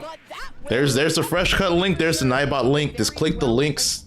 Click the links that the Nightbot has. It's a perfect call out, and Zomba going to continue leading that set record by a lot. All right, Zomba making top 8 winners. I do not have the set record off the top. That was rough. That last game was rough. Fantastic exhibition as to like what Zomba is capable of. I mean, Zomba sending John Numbers into anathema. He's able to edge guard you so efficiently, and then he is able to vanquish of all foes John Numbers at the ledge as well. That was stupid. Against him. Oof, that was quite the match. What would win in a fight? All of the Pokemon or John Numbers at the ledge, or whatever Max says. All right, well, we are just going to be looking through our bracket. We only have a couple more sets left. I do believe that is Antimony stepping up to bat with his partner that he actually won. All right, so now we're getting Smock versus Antimony. Doubles tournament that was and how that ended. Antimony playing really hot today. I got to see a couple of matches before. The Steve is doing Steve things and doing Steve things well. So Antimony looking real good for this potential top 8 spot. And now once again, the only, if I'm not mistaken, Canadian representative that Zomba and Anathema is pretty rough. Yeah, that's really sad. Actually. Yeah. Roy, Snake, or Steve? What would you play if your characters are Roy and Snake? Do you fight projectile with projectile and go Snake, or do you just run in there and hope that Antimony just can't? Smog Ganon. I highly doubt Smog's going Ganon. I'm trying to think about what was the last thing that Roy. I'm assuming Roy. I feel like he goes mostly Roy. Not a lot of them out there at the moment, I can't lie, right? But yeah, I guess we'll just have to see like in a moment here. Snake is interesting. Snake is just kind of able to toss up like grenades over some of the walls. He's able to like throw out a couple of side Bs as well. But it still can be a challenge, especially when it comes to getting back onto the stage. But high recoveries against Steve are so nice because it just invalidates all of his funny little ledge trapping shenanigans. If we're talking about Roy, that is somebody that, given the right openings and opportunities, especially with a couple of down tilts, you can find your openings. You can get onto Steve and never let go. But man, let me tell you, that disadvantage is damning at best. You get hit with a jab and you're like, oh, am I dead? Sometimes, yeah. Am I off stage? Am I going to die? Quite often as well. Yeah. I would personally think that the Snake is what we'll see. Absolutely. And once again, we got to kind of like go back to it. Smock is the only Canadian representative, I believe, left in this bracket. Hailing from Montreal, according to Start GG. So I'm going to go with that. You know, just in case. Claw, the reason why some people DQ'd is because of once again, Antimony on a well, the reason why Tweak DQ'd was because of Terra, because the event that's happening next weekend. You just rather rest and then go I there. can't look at that DBZ shoot. Why? What's wrong with it? What do you think of what I think of DBZ? What's the only thing that comes to mind anymore? I don't know. You don't know? Well, that's okay. You're putting me on the spot. What am I missing here? Well, it's okay. You're not missing anything so specific. Yeah, one more week. Yeah. No, That event's going to be crazy. What did I miss? It's all right. Don't sweat it. I'm just, you know, my hands are shaking a little bit, sweating a little bit. It's fine. It's okay. I like their nail color. Oh, I was about to point that out as well. Those are some lovely nails. I can't match with the shirt. Match with the I hate D-pad as having well. like nail polish on my fingernails because it like gives me the ick for some reason because I feel like my fingers are so weird. But everybody else that wears nail polish usually Looks great on you guys. Yeah. Looks great on y'all. I'm happy for you guys. I know Antimony also before Steve was released used to play Peach, and I just have to call this out. I have to say this before it happens. Antimony. Yeah, Chad, don't forget to like the stream. Let's get me to 1K likes. Park album, and I saw them turn on a. We're almost there. We're at 870 likes currently. So shout out to Antimony. Got my gold star for the day for sure. I was getting the zoom in as well. Yeah. Look at What that. song is that? Well, we can't tell because Helper, the iPhone can we send just Dill to got find the out what song DM. that is, please? I have to know. I'm just kidding. Once again, we're just waiting for the match to start here. Okay. Snake, Roy, no, it's actually going to be Aegis here. What do you think about Aegis? 1K like at Call Sonics. No. All right. Oh, Smock's going Pyramithra. Wow. Okay. So this is game one. But Antimony's got a lovely little wooden sword to kind of, you know, swing back with. Yeah, whenever I kind of look at Steve, I always like to, you know, see a couple things. How are you building your blocks? How are you using your materials, right? It seems like Antimony was very comfortable at the start of the game actually going back and getting more materials before we decided to go in. And now we're just going to use a little bit of space now to once again collect these materials. Accidentally sending the minecart the wrong way, but I think this Steve is more prone to just littering the battlefield with blocks instead of just going in sometimes. I wonder if we're gonna see Smock change again at any point this set, because again he does play a lot of characters. Antimony, I don't know who else he plays. Baby, you put up a block and then you get that side B and then you rush back on and you sneak that stage away. Whipping that grab though is not a good decision as Smock dashes into D-tilt up a couple more juggles, looking like a clown right now. I believe we're still in International Clown Week. This is it. I gotta talk about it too. I mean, Ooh, no tech. First of all, I love when Steves get spiked by their own block. That's really funny. But we gotta talk about the material bar once again. I have not seen a diamond come out from Antimony just yet. We're starting to be in that percent where we need to start figuring it out. Still though, back air is going to do it as we're gonna upgrade our tool. It is going to be the minecart that does beat it. Oh wow, that just flat out killed him. I actually feel like if he DI'd in, he would have lived, because when you jump off of the anvil with Steve, it's not nearly as strong. Aegis, everybody backing up Antimony, I believe, here. But right now, Smock just looking for that opening. Does get that diamond sword. You know what? That means big damage inbound, my friends. Okay, still, once again, Antimony always likes to set up the block into the minecart too, what I like to call the little roller coaster here. And now trying to get something started here. You can always tell when Antimony is going for the back throw into the block because the block is perfectly set up and Antimony is just throwing out the fishing rod for it. But Oh, he might be dead. Oh, he has no jump. He tried to jump out of that. Yeah, the anvil's going to kill for sure there. Antimony gonna go up in the game.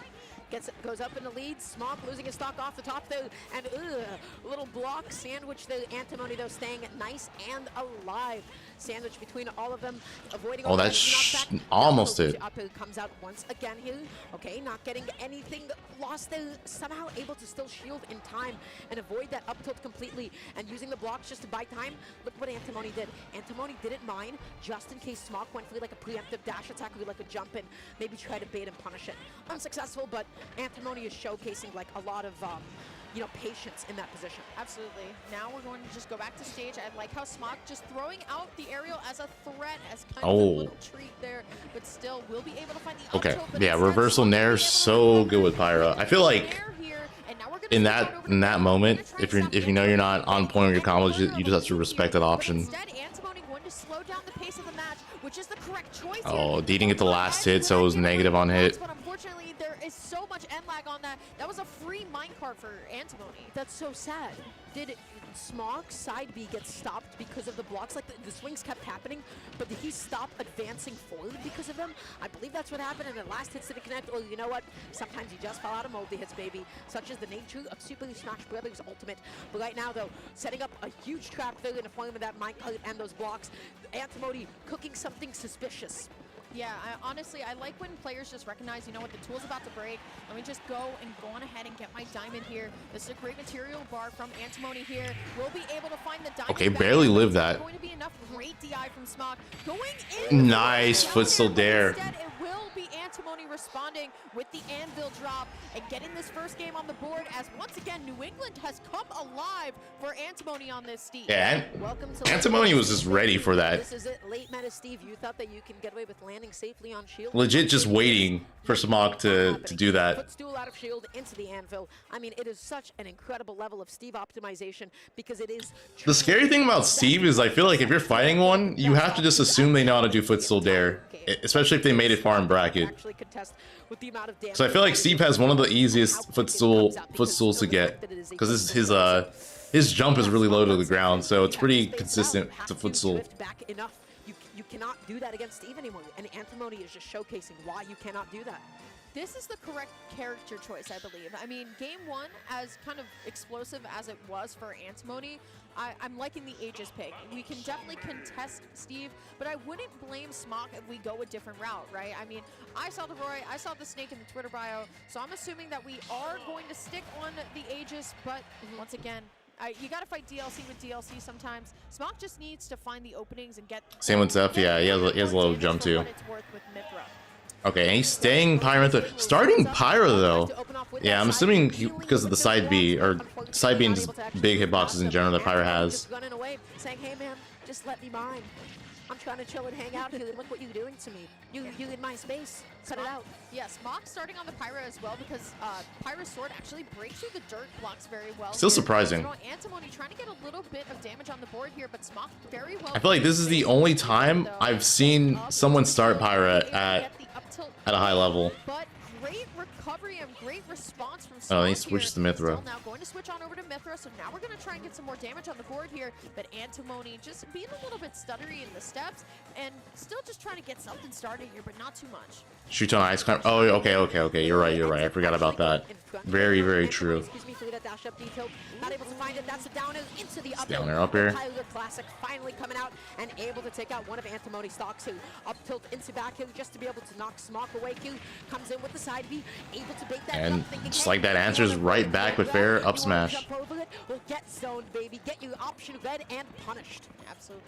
Antimony now. We're going to see a little bit of a trade here, but great pickup from Smock here. Down tilt up air. Well, it doesn't get the stock. Using the great sword of that back air that's actually going to break apart the minecart too. If I'm Smock, I do not want to let this pressure up, even though the gold tool is out for Antimony here. And here we go. It is going to break. This gold breaks a little bit faster here. Okay. Look at this. Yeah, go ahead. Smock wanted to get that double down and maybe try to catch a potential air dodge from Antimony. Didn't find it. Whiffing that grab is going to leave you really, really vulnerable. And now Antimony has to find a way to make it out of the corner here. Smock is getting really tricky with this movement. Super ambiguous. Up tilt though, doing exactly what it says on the tin. It is, you know, being used as an anti-air. Didn't follow up into anything huge yet. All right, I'm assuming Antimony is gonna save the diamond for the next stock. Just well enough where Antimony is kind of off tempo here, but stuck on the platform just a little bit. You saw the charge up for the up smash. It's not going to be enough though. Air dodge in is actually not going to get caught. Dude, freaking gold. Gold tools are so scary because they're so fast. Just bashing on my shield here, and now it's all Antimony. You see the block high in the sky, at least for the moment there, trying to go for the spike, but it's not going to be enough. Smock gonna be able to at least get the crafting table out of there gets and it. be able to find the F tilt, and now Antimony on the back foot. All right, the diamond is out. pretty comfortable percent here. This is a very comfy lead to have at the moment. You can't run away with anything quite yet, though, but you can get that detailed tech chase. Oh, he read the roll, but he just did it too early. Goes back onto the stage. Nice tech away, excuse me, as Smock just completely avoids anything that Antimony was cooking.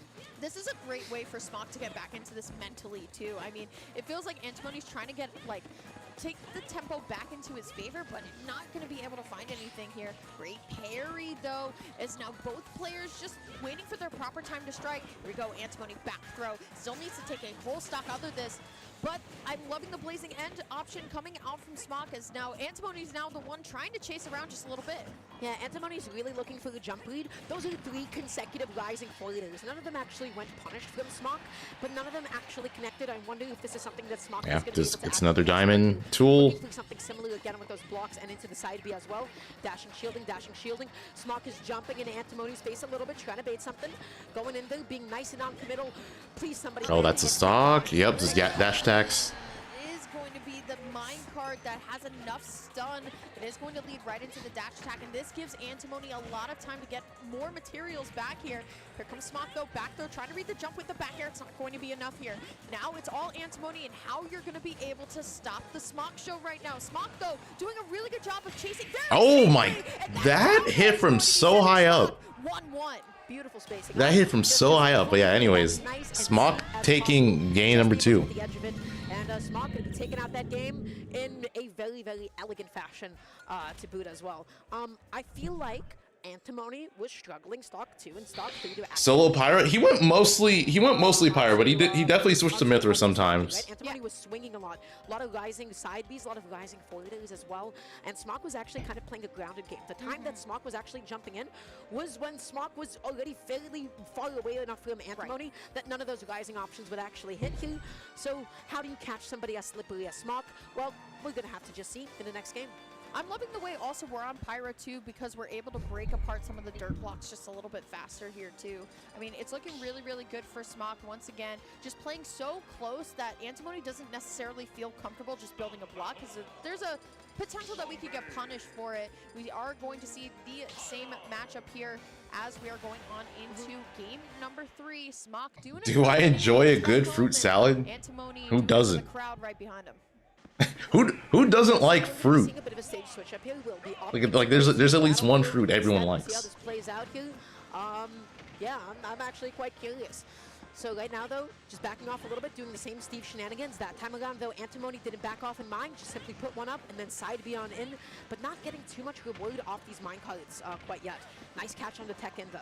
Yeah, absolutely. I wanted to kind of capitalize on that too, Dara. I mean, I'm loving the way that Smock is perfectly lining up a lot of these back airs to just invalidate minecart as a whole. Your cousin doesn't like fruit for no reason. Steve, and you're going on the stairway to heaven. It's a lie, bro. Up airs combined here. Smock already at 89%, about a minute and a half in. There's the back throw from Antimony, going to get the stone tool out going, but instead we're going to try and like do a little bit of a bait away, but instead the minecart's going to swing through, and now Smock just trying to find a way in, but Antimony's lead is now starting to get very big. Okay, backing off. Yeah, I feel like that's why Smock picked Pyra, or saying mostly Pyra, because of her response to fighting against minecart is really, really good. Just honestly trying to wait and bait Antimony to do something that he really shouldn't. Yeah, like she just fair minecart pretty easily. A little bit more materials here. Great spot dodge over the grab here. Going to be able to get a diamond for the troubles, but not if Blazing End has anything to say for it. Oh my, he had the stock. Honestly, I was hoping for a prominence revolt, the up B instead of the option that was chosen. I feel like so many Pyras don't like to opt. Oh, I feel like so many Pyras don't like to opt for up B when they get dare and they're not confident in up smash and connecting. Too far behind, but that one's gotta hurt. I saw Antimony go through that grab, and I'm like, surely you're looking for a forward throw, aren't you? You gotta get a forward throw into that TNT. It would have been super sick. Nonetheless, Antimony was able to take that stock. Nice and patient at the ledge. Smock misses the neutral get-up reaction punish as Antimony descends back onto the stage here, applying a lot of pressure, dashing in, dashing out. Smock able to roll in F-throw for a bit of stage advantage. Okay, what's gonna be the play? Oh, the setup. Yeah, you're just dead. Even if he techs, you're dead. The crowd goes wild. You just can't be there. You can't be in that spot. When a Regent loves a player, they'll still show up for that play. All I'm going to say is that I love Steve when my friends are playing in bracket. So New England getting loud for Antimony, going to be able to find the spike, and now Smog is down so much right now. Nepotism is wrong when others do it. When I do it, it's like fine. It's fine. Don't worry about it. Support the homies. Okay, Antimony with a great opening with the minecart here, going for the anvil drop. But honestly, that spike was all that Antimony needed to get back into this game. Yeah, the TNT setup. Oh, good spot dodge. Swag and style for it. The great air But this is looking rough. Looking really rough. There's the forward throw. The down air is not going to be able to connect, but great spacing once No, again. don't get grabbed again. Yeah, get away from there. Whenever you see Steve put a block there and he's standing near the corner, just disrespect it. Okay, double jumping back onto the stage here, able to get that back here. Antimony, oh my goodness, just barely avoiding that down as Smog ends and lands a little bit too soon here. Backing off here, just swinging at seemingly nothing. Antimony, I gotta say, looking kind of comfortable at the moment. Looking for this up B into the up smash, and you know what? Still was able to get back to center stage, even if it didn't connect. Smog has to be careful about daring, because, like, you know, that's why he lost game 1. He got footstool dared, so yeah, if he's gonna do it, he has to make sure he spaces it. He really kind of decides to go back and fill it up just a little bit. Still, though, diamond on deck, and all we need is just one hit that we can go out and build it. But no, instead we're going to prioritize stage control. There's a little bit of the jab, not going to be enough. Smog still fighting with these aerials to get something started, but Antimony just once again looking Dude, Smog is fighting. Antimony is looking a lot more comfortable with spacing out Smog than Smog is spacing out Antimony at the moment. Finally able to land it aggressively, but the question is it too late? You got 158%. You have to play perfectly, and the issue is Aegis just sometimes at moments like these not able to get the kill when it matters most. Yeah, now Antimony just the tempo maker right now as Smog has just been chasing cat and mouse this entire time. There's the F tilt, and even if you get this first stock gone, you still have a whole nother one to deal with. Here we go, though. There's the up throw. Up throws him. All right, that's game. And we are going to see that very signature pointer finger. Game number 3. We're going to go right back, but Smog needs an answer and needs an answer now. I'm trying to think about what happened, and honestly, an up throw. There you go. Thanks, production. Thank you. Yeah, beautiful timing. Antimony was waiting a lot.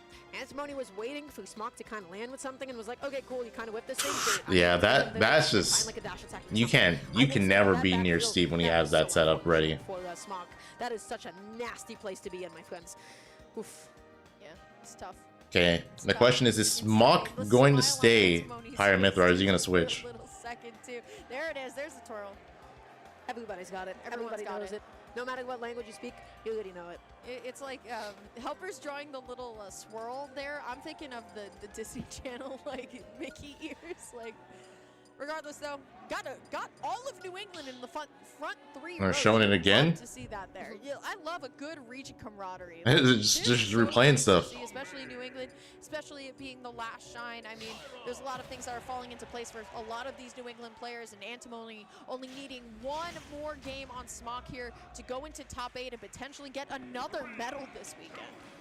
Okay, and he's staying, and he's picking Hollow Bastion, alright. I think Just Blue has to fight, I believe, the loser of this, which could be Smog, which could be a very unfortunate bracket for Smog. But here we go, Hollow Bastion not going to do Smog any favors, as Antimony is going to have a huge 60% opening. Yeah, you just gotta hold that. That is like the first 60 that you give to Steve. It's like, okay, cool, I got hit by up tilt, and now, oh my gosh. Oh, is he dead? He is. He has those. Wow. All right, this is.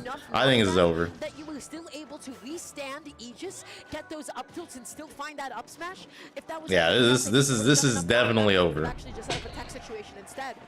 Oh my God, Antimony. Oh my God, that was great. Smog not letting it deter him at all here, as now Antimony actually going to take the more passive route. I do not blame you. There's the downer, but it's not going to lead into anything. Breaking apart the crafting table actually gave Antimony some time to kind of roll back into the corner and get a little bit more comfortable. There's a sweet spot. Oh, I was going to say, unless he gets the up smash, but nah. Throw the anvil down too, and even getting a diamond for the troubles as well. I mean, if you're Smog, this is looking really tough because now Antimony's lapped you and trying to read the air dodge in with the F smash, but still not going to be able to find anything. Had the idea on the air dodge, but then alas, you know, Smog ended up dodging and drifting outwards. Smog, though, just looking for anything, trying to catch Antimony getting back onto the stage, but Antimony has just not been left in disadvantage. Okay, that was a very worth it trade. Yeah. I would like to see a replay on that a little bit later. I'm pretty sure that Smock ended up bouncing off the block or something. But right now, falling neutral and not actually able to get the full like extensions that Aegis is capable of.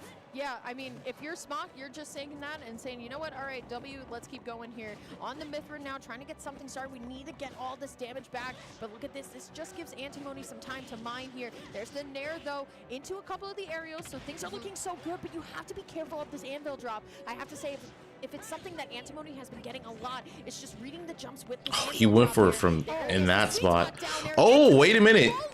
The great equalizer. Down air, up smash. That was Smock dashing on into an Antimony thinking, ooh, I'm going to avoid your left tilt. I'm going to avoid your dash attack. Nope. Rolls in. Smock jumps. All right, it's even. It is even. And then was able to get set up smash. That being said, Antimony cleaning up that second stock off of Smock, bringing it to last stock apiece, and Smock potentially on the winner's side. Final game here before you get knocked down to losers. You do not want to go down to losers now. You want to get this to a game 5. Here we go. It is going to be the up tilts and the up airs that does get Smock a little bit higher in percent. And now it's all the Antimony show. We have a nice big material bar to kind of work with right now. We have to be very careful if we're Smock. Tons of minecarts are going to be coming at us here. We just have to play the spacing game very, very correctly. Dude, Smock is being so aggressive right now. Jab back here, not going to be enough, though. I mean, it's kind of working, but he definitely needs to be careful.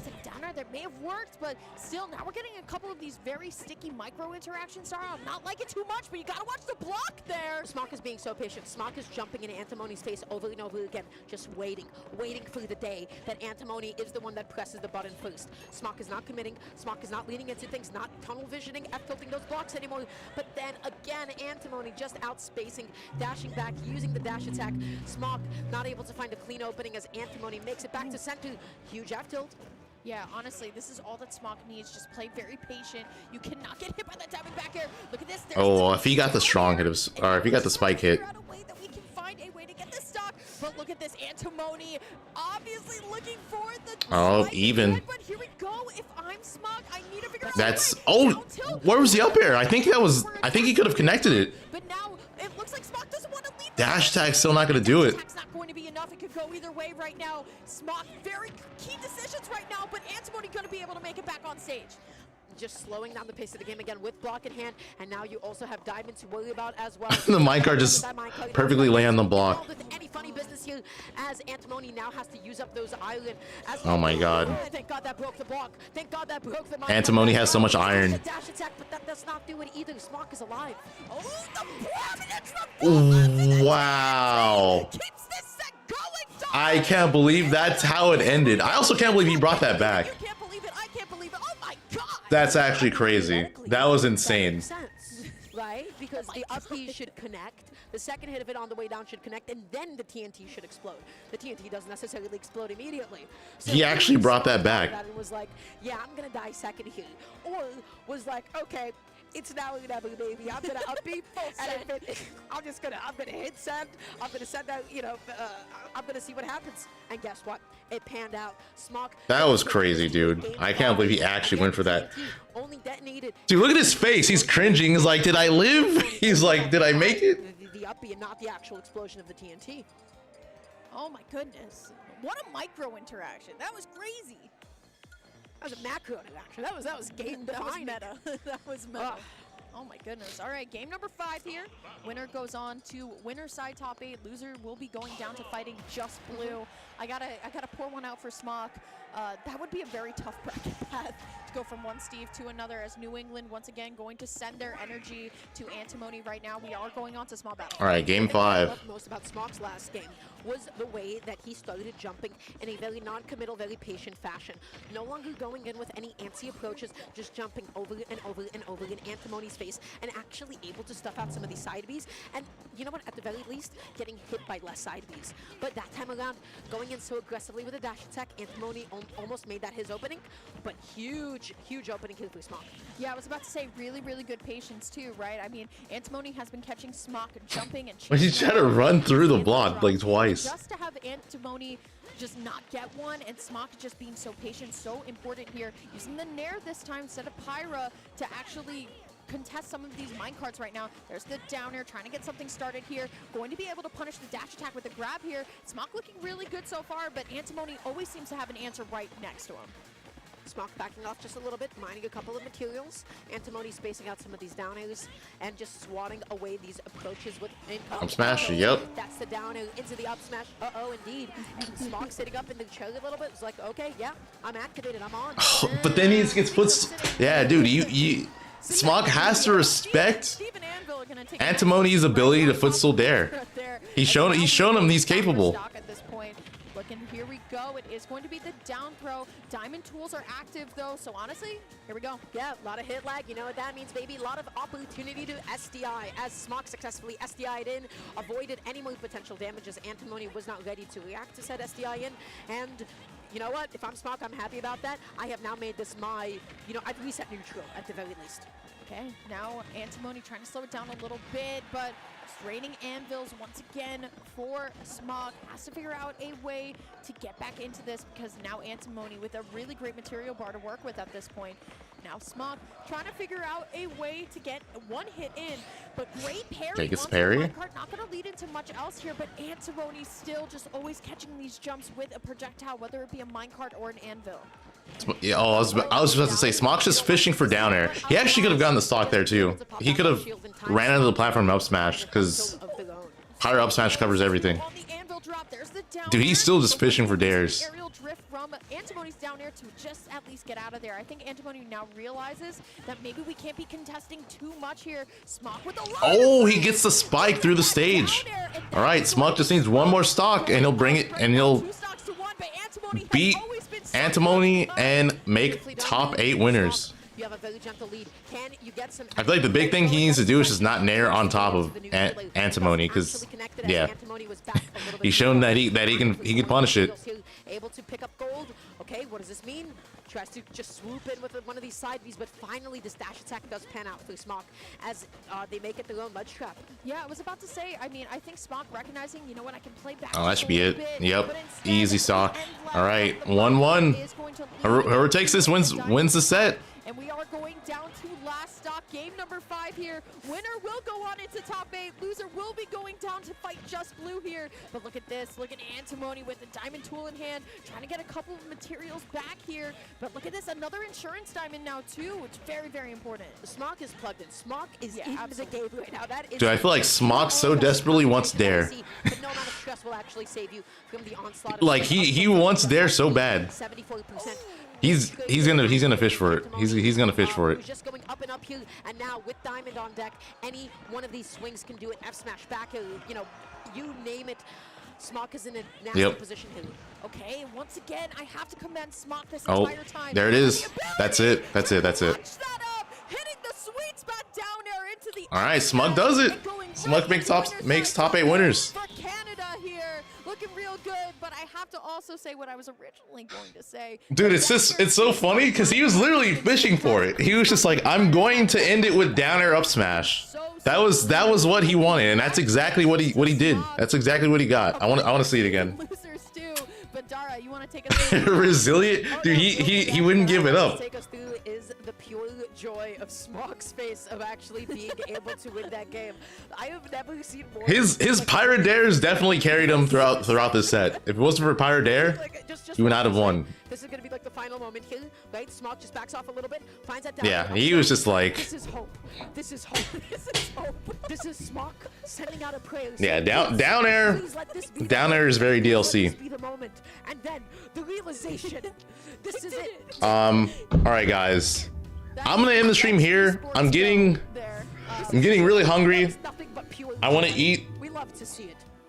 I want to eat like a good meal before tomorrow. So I will see you guys. Yeah, I'll see you guys tomorrow. I'll be live for top 8. Take care. Have a good one. Imagine losing game 5 to Antimony and then having to go down to Just Blue.